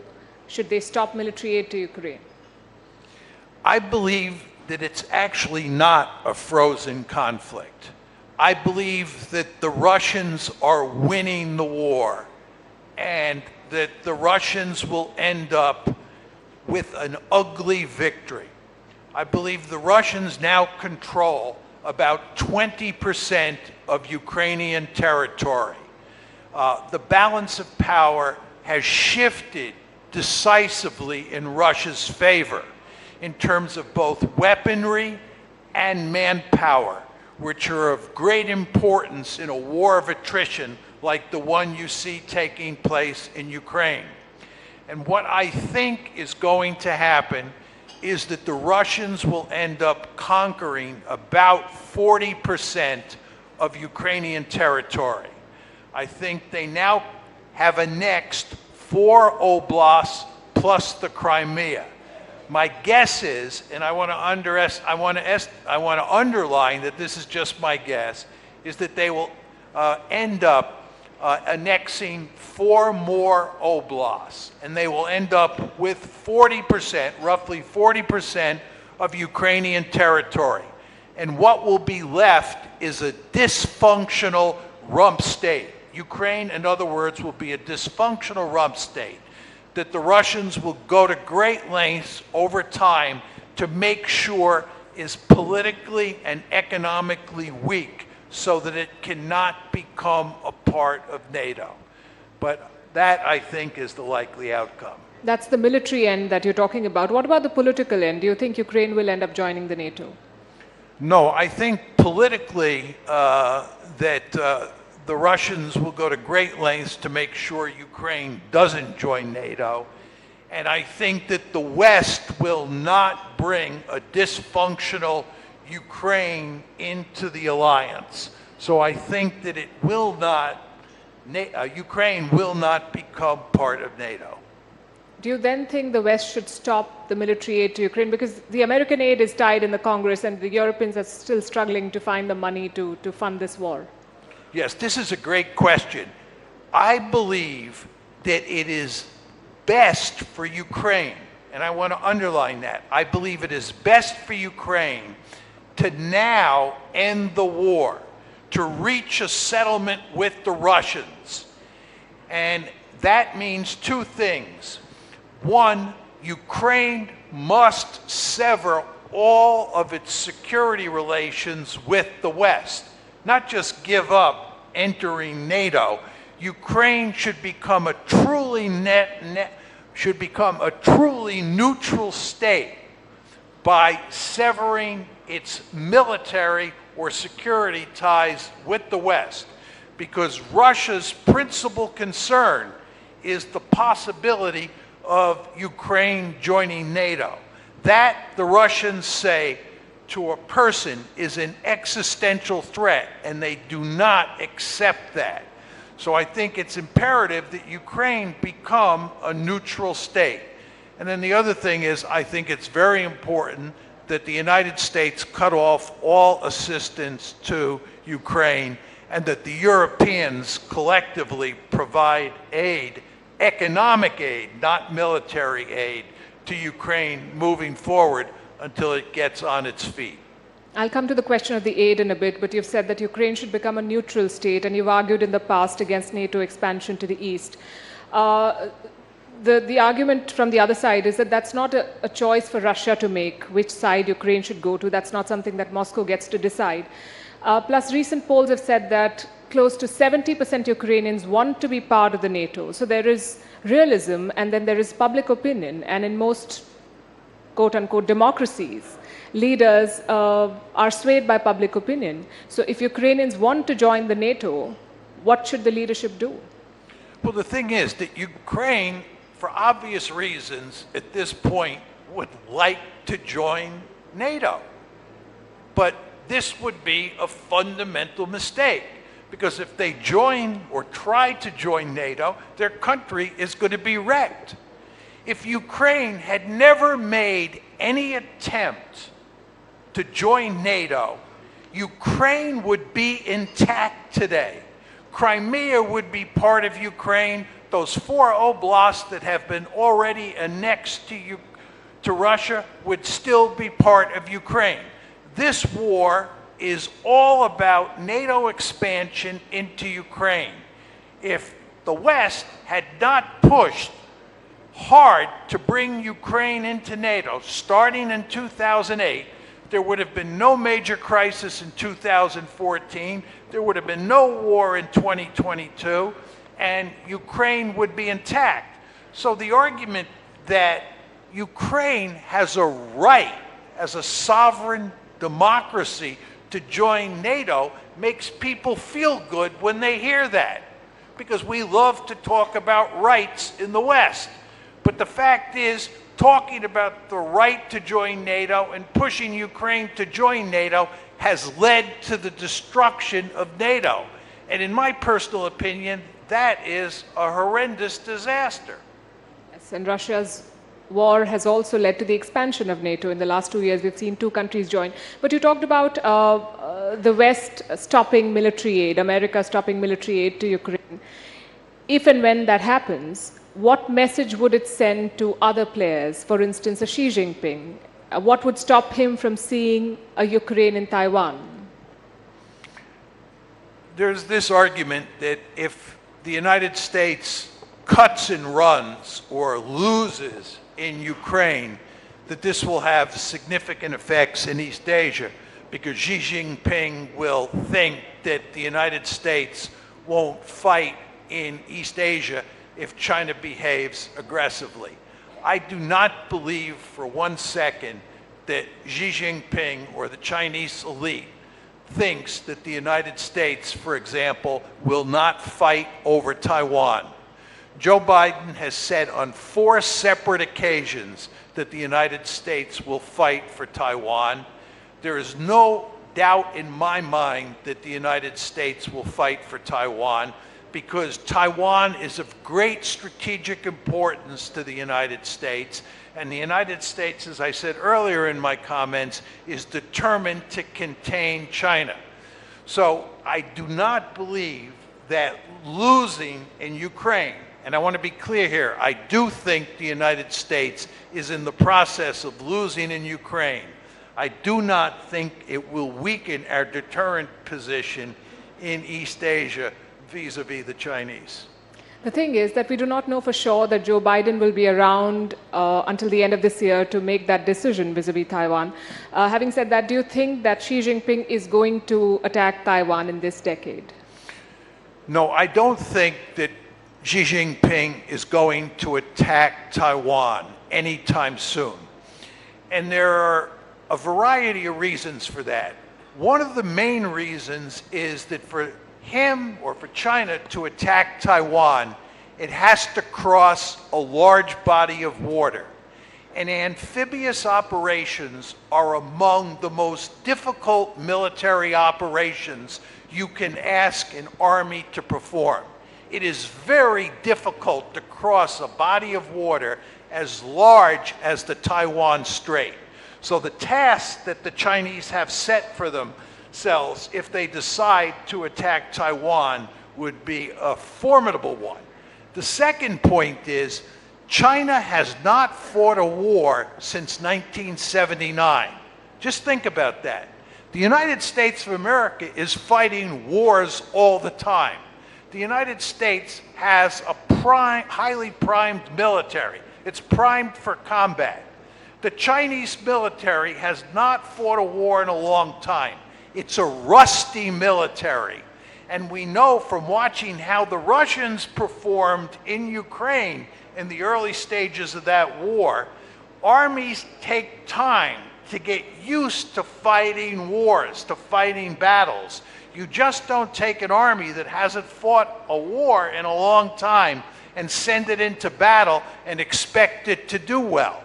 So what I'm telling you here is that the Chinese would have to perform an extremely difficult military task, launching an amphibious operation across the Taiwan Strait, number one. And number two, they don't have a highly tuned military that can perform that difficult task.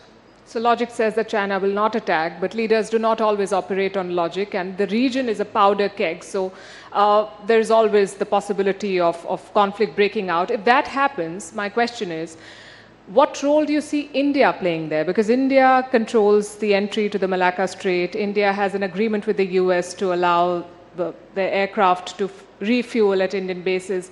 Do you think India will have a role, and will it support America militarily in a Taiwan conflict? My sense is that if a conflict were to break out, it would not break out over Taiwan for the reasons that I just stipulated. I think the most dangerous area in East Asia is the South China Sea. And I would not be surprised if a conflict broke out between the Philippines and China and the United States got dragged in, which then goes to your question, what would India do?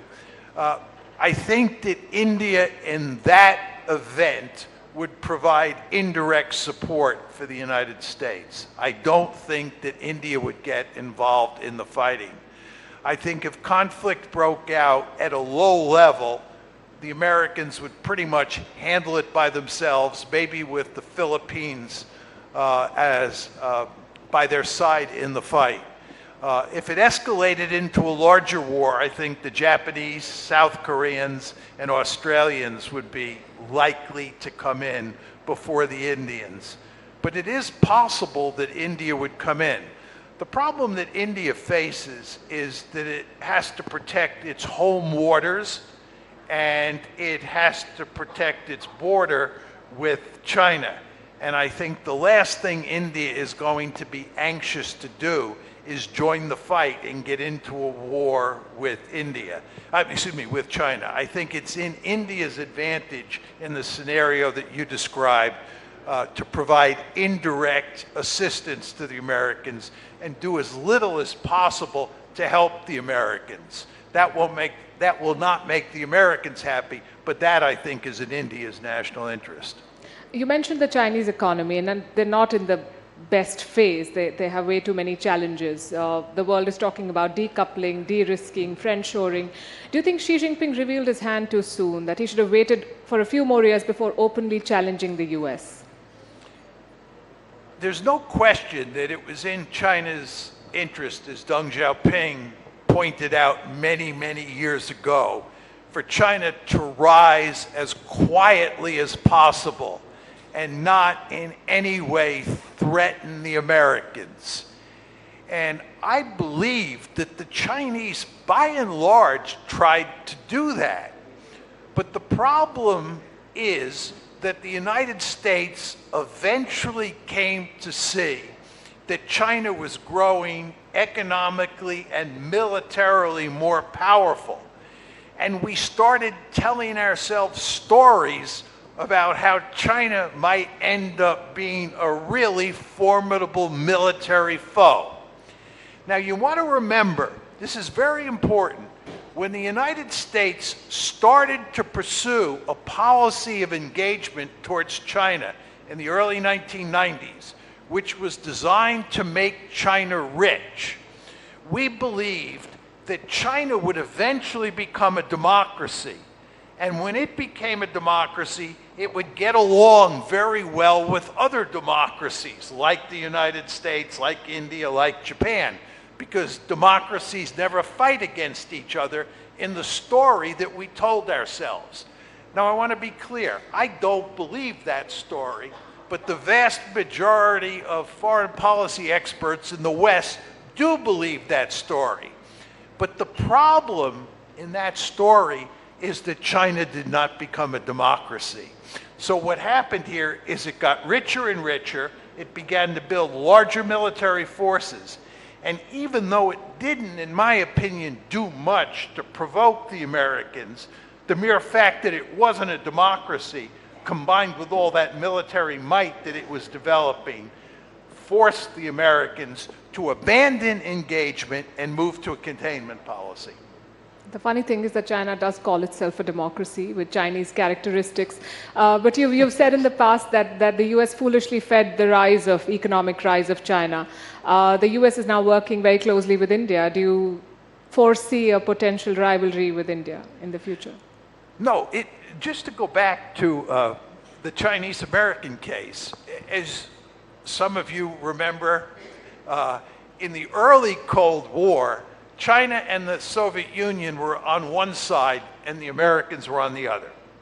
And then starting with Nixon and Kissinger in the early 70s, we brought the Chinese over to our side. So it was the Americans and the Chinese versus the Soviet Union. During that second half of the Cold War, we had a vested interest in helping China to get rich, because as China got rich, it helped us contain the Soviet Union.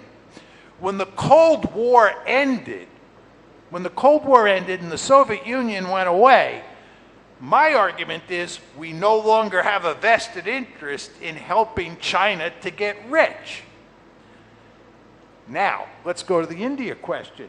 At this point in time, the United States has a deep-seated interest in seeing India grow wealthier and militarily more powerful, because India can help the United States contain China. India is a member of the Quad. If China develops a powerful naval projection capability into the Gulf area, India will play a key role in helping the United States deal with that scenario. So we have a vested interest in helping India grow. If, however, China at some point in the future goes the way of the Soviet Union, China breaks up, it's much weaker tomorrow than it is today, and India continues to grow more and more powerful, you can rest assured the United States will put its gun sights on India. All I can say is that American policymakers do not learn from their own history. They also supported the rise of Pakistan to counterbalance India, and that did not go very well.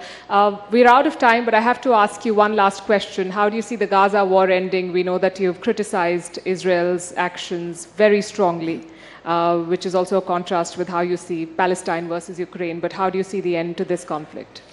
I think the Gaza war, from Israel's point of view, is a disaster. It's very important to understand that Israel conquered Gaza in 1967. And after the 1967 war, Israel ended up with the West Bank and with Gaza. And they built some settlements in Gaza after 1967, and they stationed military forces in Gaza after 1967. In 2005, Ariel Sharon, who was a super hawkish individual and who was prime minister of Israel at the time, pulled all of the Israeli settlements and the Israeli military out of Gaza and basically turned it into a giant open-air prison.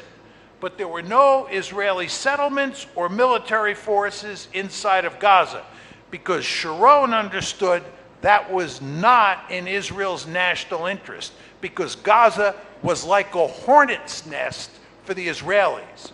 Well, if you look at what's happened as a result of October 7th, the Israelis are back in Gaza. They have large-scale military forces there, and they plan to stay there.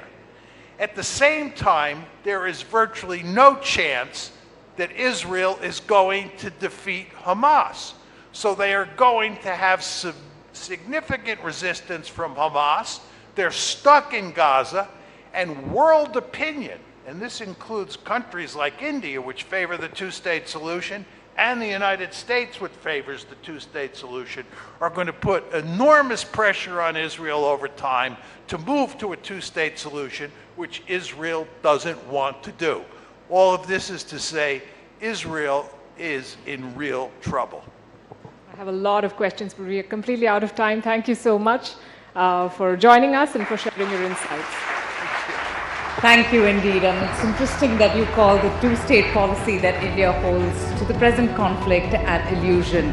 Ladies and gentlemen, once again, thank you for this engaging conversation with our guest, political scientist John Mearsheimer, expressing his insights, his recommendations, his very crucial and sometimes very interesting observations about geopolitics on just why the West is principally responsible for the Ukrainian crisis, firmly believing the reckless expansion of NATO that provoked Russia, and in his concluding remarks how he holds Israel responsible for the present turmoil in Gaza. So very controversial statements there, but he's also someone who is extremely respected in geopolitical circles. So that was, ladies and gentlemen, John Mearsheimer.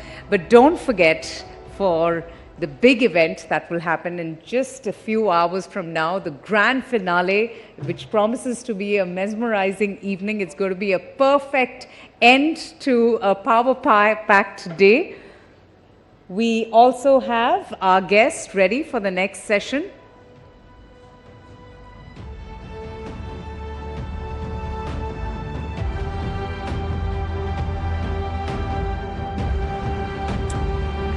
So like we promised, Bharat's march as a global leader is much about its economic arrival as about its rich and diverse socio-cultural soft power. And what better way to really invite the proceedings, a group of very distinguished artists whose compositions have made our country stand out on the global music map. Their creations are a synthesis of not only music from East and West, but also the classical forms from North and Southern India, transcending geocultural boundaries. They are, ladies and gentlemen, a quintessential embodiment of India's Shakti. Please put your hands together. Let's have a nice round of applause for our next guests and our Grammy Award winners, Shankar Mahadevan, V. Selva Ganesh, Ganesh Rajagopalan, and Rakesh Chaurasia, in conversation with my colleague Anand Narsiman.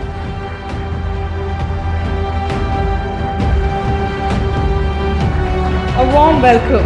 Wonderful to have you today evening amongst us. Let's have a huge, loud round of applause, ladies and gentlemen.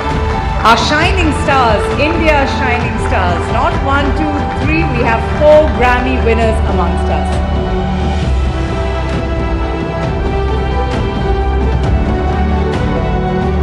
Over to you. Thank you. Thank you so much. Ladies and gentlemen, this is a very, very special moment personally for me and also for us at the News18 network and the entire family, and I must say it because this is a group of geniuses. To get them together on a platform like Rising Bharat is a historic moment. It's a phenomenal moment to get 4 Grammy winners who amongst them have actually won 3 of them with Shakti, and Rakesh Chaurasia ji has won 2 Grammys this year, 2024. So this group Shakti is a phenomenal one, and Ustad Zakir Hussain, we are missing you, sir. Ustad ji, we are missing you. But to have all of them here, from the far corner, the renowned violinist brothers Ganesh Kumresh to Mr. Ganesh Rajagopalan, who's flown in all the way from Seattle for us to be here with us. If you heard of Vikku Vinayak Ram, then that's the pedigree that follows. So from the Ghatam to the Kanjira, the son has immortalized the Kanjira if the father did what the father did with Ghatam. So Selva Ganesh ji, thank you very, very much. And I'm going back to many years ago. I shouldn't have said that, but yes, I first met him in college and I was an MC and he was performing. And there were others who said, and I remember Vikku sir telling me, that's my son. And he's not playing the Ghatam. But whatever he plays, people will remember the Kanjira. That's what he's done. So, fantastic, and I hope Vikku sir gets well soon. Thank you very much. Rakesh Chaurasia ji, aapka bahut bahut aabhar. Thank you very much for doing this. Now, he is getting into compositions and into the realms where many would not want to go, but as a flautist, he's taking another gharana, another legacy forward. That's from his uncle, Hariprasad Chaurasia ji. So, the entire lineage, phenomenal. And he's a genius who, from the age of 4, has been making music and mesmerizing audiences. From the age of 4, his first professional concert, and I think he's got a recording of that as a gift recently, was at the age of 11. He can play more than 20 instruments, but we all know him, the man with the golden voice and the magical compositions, the one and only Shankar Mahadevan ji. Gentlemen, thank you very, very much. Sabse pehle, let me ask you, Ganesh ji, what is Bharat for you, if I may ask you? Bharat is Shakti. Bharat is Shakti. Shakti. Why do you say that? Not from there. You try to steal it, but I'm going to push you over and I'm going to ask you why. You know, I think as you have rightly named this conclave as Rising Bharat, I mean, we are rising in all spheres. And music is one that you can see here. And even otherwise, we see that Bharat is the next hope for humanity. So I feel, that is why I'm saying Bharat is the Shakti of the world. Is the Shakti of the world. Yeah. Are we making the music of Bharat its Shakti? Selvaji, let me ask you this. When you play the Kanjira, you connect with people. When you play music, when we play classical music, and music gets interpreted. So, are we connecting? Is the world connecting with Bharat's music? Oh yeah, for sure. You already introduced 4 Grammys, but there are 5 Grammys from India. So Bharat is already noticed. And also 2 other Indians also nominated, and our beloved Prime Minister also nominated. So Bharat is you can see it, you can feel it. But do you see a change? You know, one of my other good friends, Ricky Cage, was part of the nominations. He's won Grammys a lot of times, so shout out to him too. But let me ask you this. Do you feel over the years that you've played, concerts that you've gone to, is there a greater appreciation for what Bharat brings to the table when it comes to music? Yeah, for sure. Definitely. It is definitely up front right now. And especially me, if you ask me, I follow the footstep of, the 3 legendary musicians. One is my dad. One is John McLaughlin, and Zakir Bhai. So whatever they do, they just do. They don't look for what we are going to get it. And they give the 100%. That's the Bharat. We give our 100% to music, which we definitely have to do that. Rakesh ji, when was the last time or the first time, let me ask you that Hariprasad Chaurasia ji said, "Acha kaam kiya." Jab Grammy jeete to what did he have to say? Well, it was never. That's okay. It's because maybe he's expecting a lot from me. Huh. I think that's the sign of a greater guru, not to compliment and then talk about your student with other people. He's doing good. So this has happened, that he doesn't say anything to you, but... No, but the world is around, it comes back to me. He was praising you. That is, my energy to keep me on my toes. So what was his reaction when you told him ki 2 Grammy jeete? Are wah. That was it. That was it? That was it. So did he like He was little confused. Why 2? For the same album? I said, this is a different category. Oh, what is category now in album? So I had to make him understand, one for the song and one for the album. So this is, I think there was 3 nominations and we got 2. One was for the composition also. Oh, fantastic. So, yeah, correct. There was a nomination for the composition.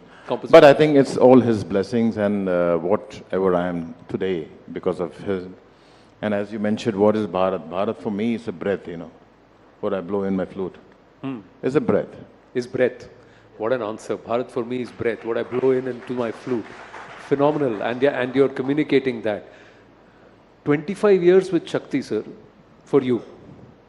And the first Grammy comes via voice note compositions. Take us to that story. How did it happen? This whole thing, the album that won the Grammy, it was via voice notes. Yeah, I mean, this album, it's the way it happened was very amazing, Anand.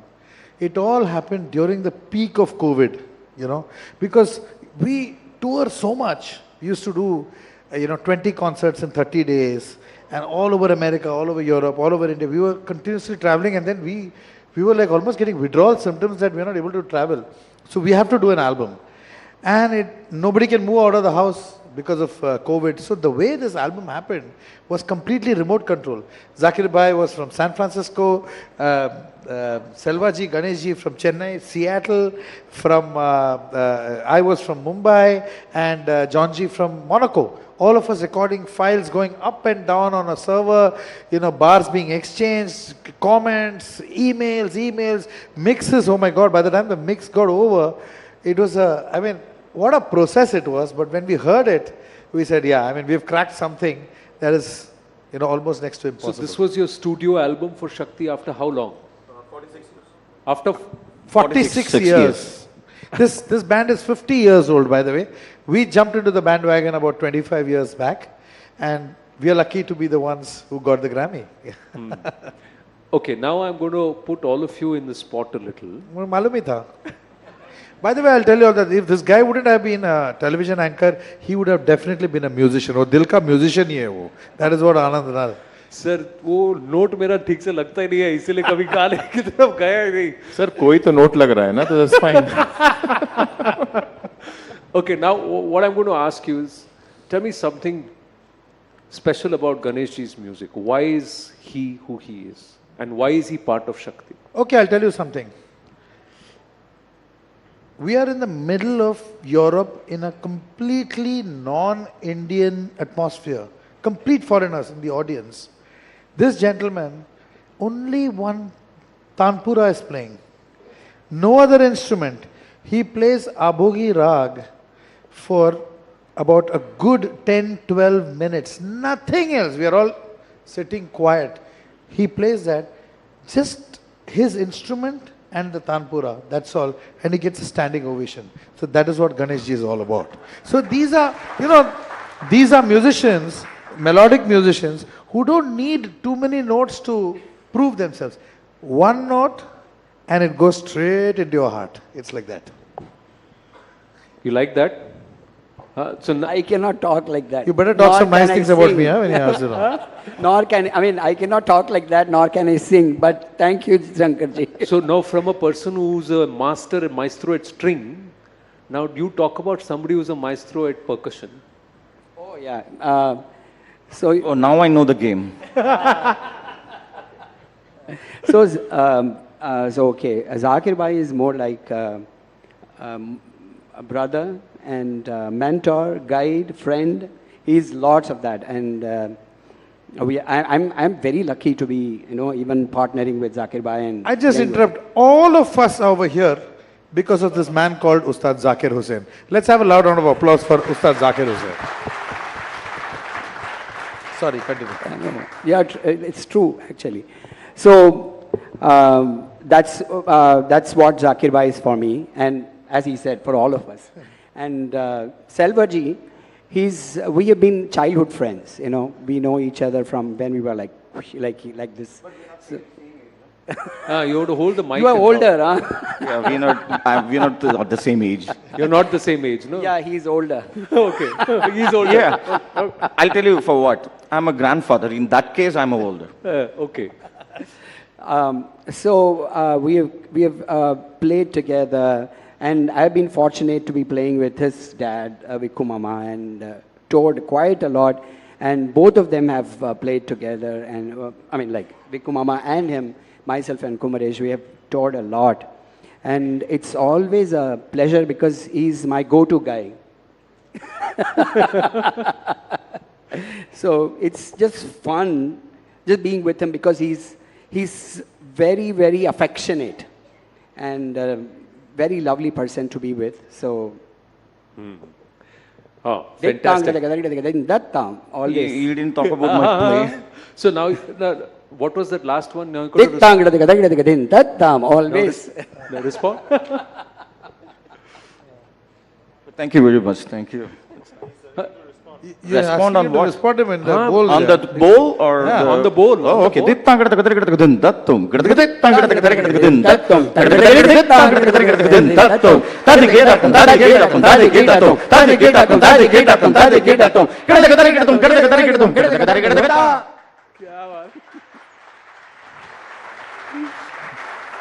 कहना क्या चाह रहे हो? Now, Selvaji, let me ask you. You've played with Hari Prasad ji also. At a time when your father was also there. I know there were butterflies in your stomach and all of that was there. Yeah. Then when you first played with Rakesh ji, was that, let's see how good he is? No. It was the same feeling like when I played it with Hari ji, and whenever I played with him too. And recently we did a concert too. He's not just amazing. It's a very tough guy on stage too and off stage too. But with some unbearable dirty jokes. Yeah. You could have said only joke. Jokes, sorry. Dirty तो picture भी होती है.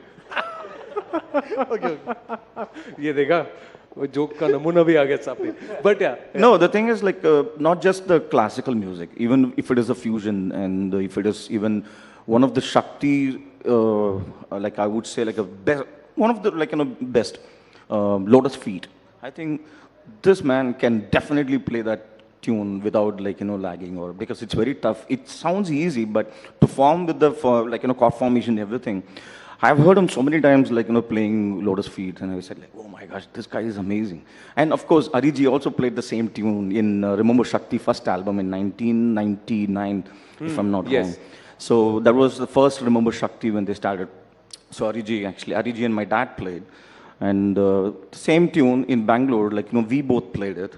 So father, son, whatever you call it. So this guy is amazing, seriously. And I was lucky enough to, with Zakir Bhai and Ganeshji was performing in Ajivasan with John G. And I was sitting in the audience, and suddenly he told me to come on stage and play this piece in Lotus Feet. They suddenly asked you to come out and play? Yeah. हाँ. So if he were to suddenly ask you कि sir आपके flutes अगर यहाँ आ जाएं तो आप कुछ हमें बजा के सुनाएंगे तो आप सुना सकते हैं? हाँ, क्यों नहीं, वही आता है मुझे. वही आता है मुझे. आप सुनना चाहते हैं? अरे हाँ, so you have to cheer him. You have to. Sir आपके flutes कहाँ हैं? वहाँ हैं. तो मैं हमारी टीम में से किसी को या मैम है यहाँ पर, अगर आप हेल्प कर दें, क्योंकि मैं जानता हूँ कि हर कोई By the way, she's Mrs. Rakesh Chaurasia. उनके लिए भी जोरदार तालियां. So ma'am, you've got to help us out. ये suddenly मैंने सोचा कि क्योंकि ये लोग तो सब हाथ और बोल से कर लेते हैं, आपका तो सांस है. तो जब तक बांसुरी हाथ में नहीं आएगी तो मुरली बोलेंगे कैसे? हाँ, वैसे घर में भी बजाना ही पड़ता है, उगले शादीशुदा हो बोलती बंद रहती है, तो it's better to practice ही कर लो इस बहाने. Okay, by then, please tell me why something special about this person here. He's a monster. Huh? Why? When it comes for singing, when it comes to finding cuisine, मतलब Google में जा जाके कौन ढूंढता है कि इस शहर का सबसे अच्छा cuisine कौन सा है, and then he takes everybody there. चलो उधर मैं ढूंढा है, ये बहुत बढ़िया खाना है. But it's very difficult for this kind of combination. Amazing artist and amazing human being. Very friendly, very friendly. Everybody wants to say something about He was saying about like वो छोड़ेगा नहीं इनको. Yeah. No, Shankarji was saying about Ganeshji playing just rag abogi with tambura. Just imagine most of the concert, not too many notes. He will do one top note, sustained. Like, this happens like, every concert when he does that.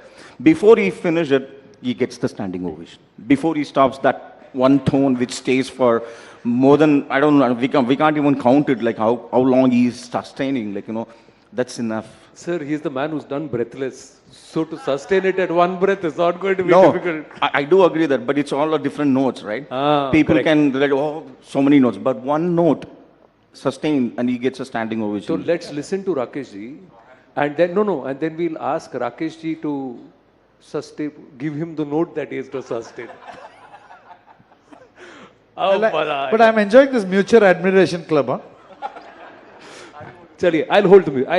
बताइए. No, please tell me where to. अरे मैं hold करता हूँ ना. हाँ. अरे आपको क्या सोचने का क्या जरूरत है, कुछ भी पश्तो ही बजाइए.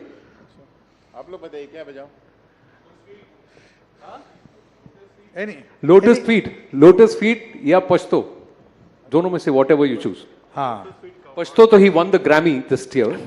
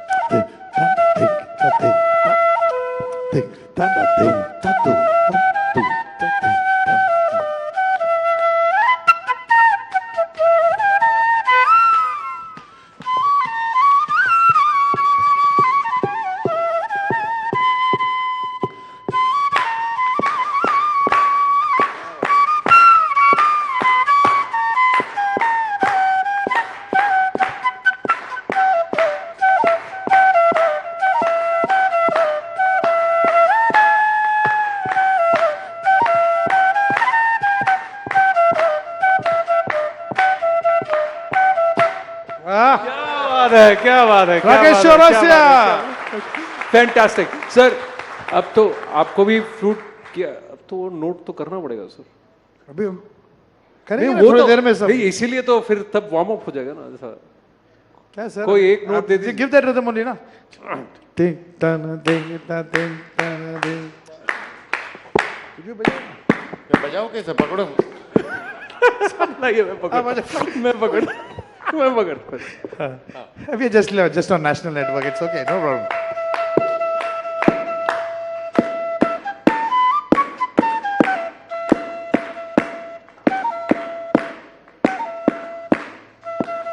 Come Vanessa,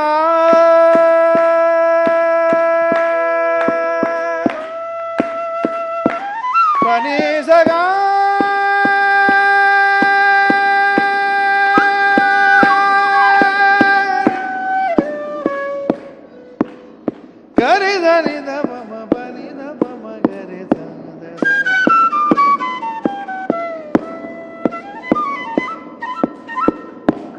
क्या बात है? Ladies and gentlemen, put your hands together for the one and only Shankar Mahadevan, Rakesh Chaurasiya, Selva Ganesh, Ganesh Rajagopalan. Do you want to hear more of them? Do you want to hear more of them? Ladies and gentlemen, if I remove this, their instruments are ready. It's going to be a grand Grammy winners performance right here on the Rising Bharat Summit.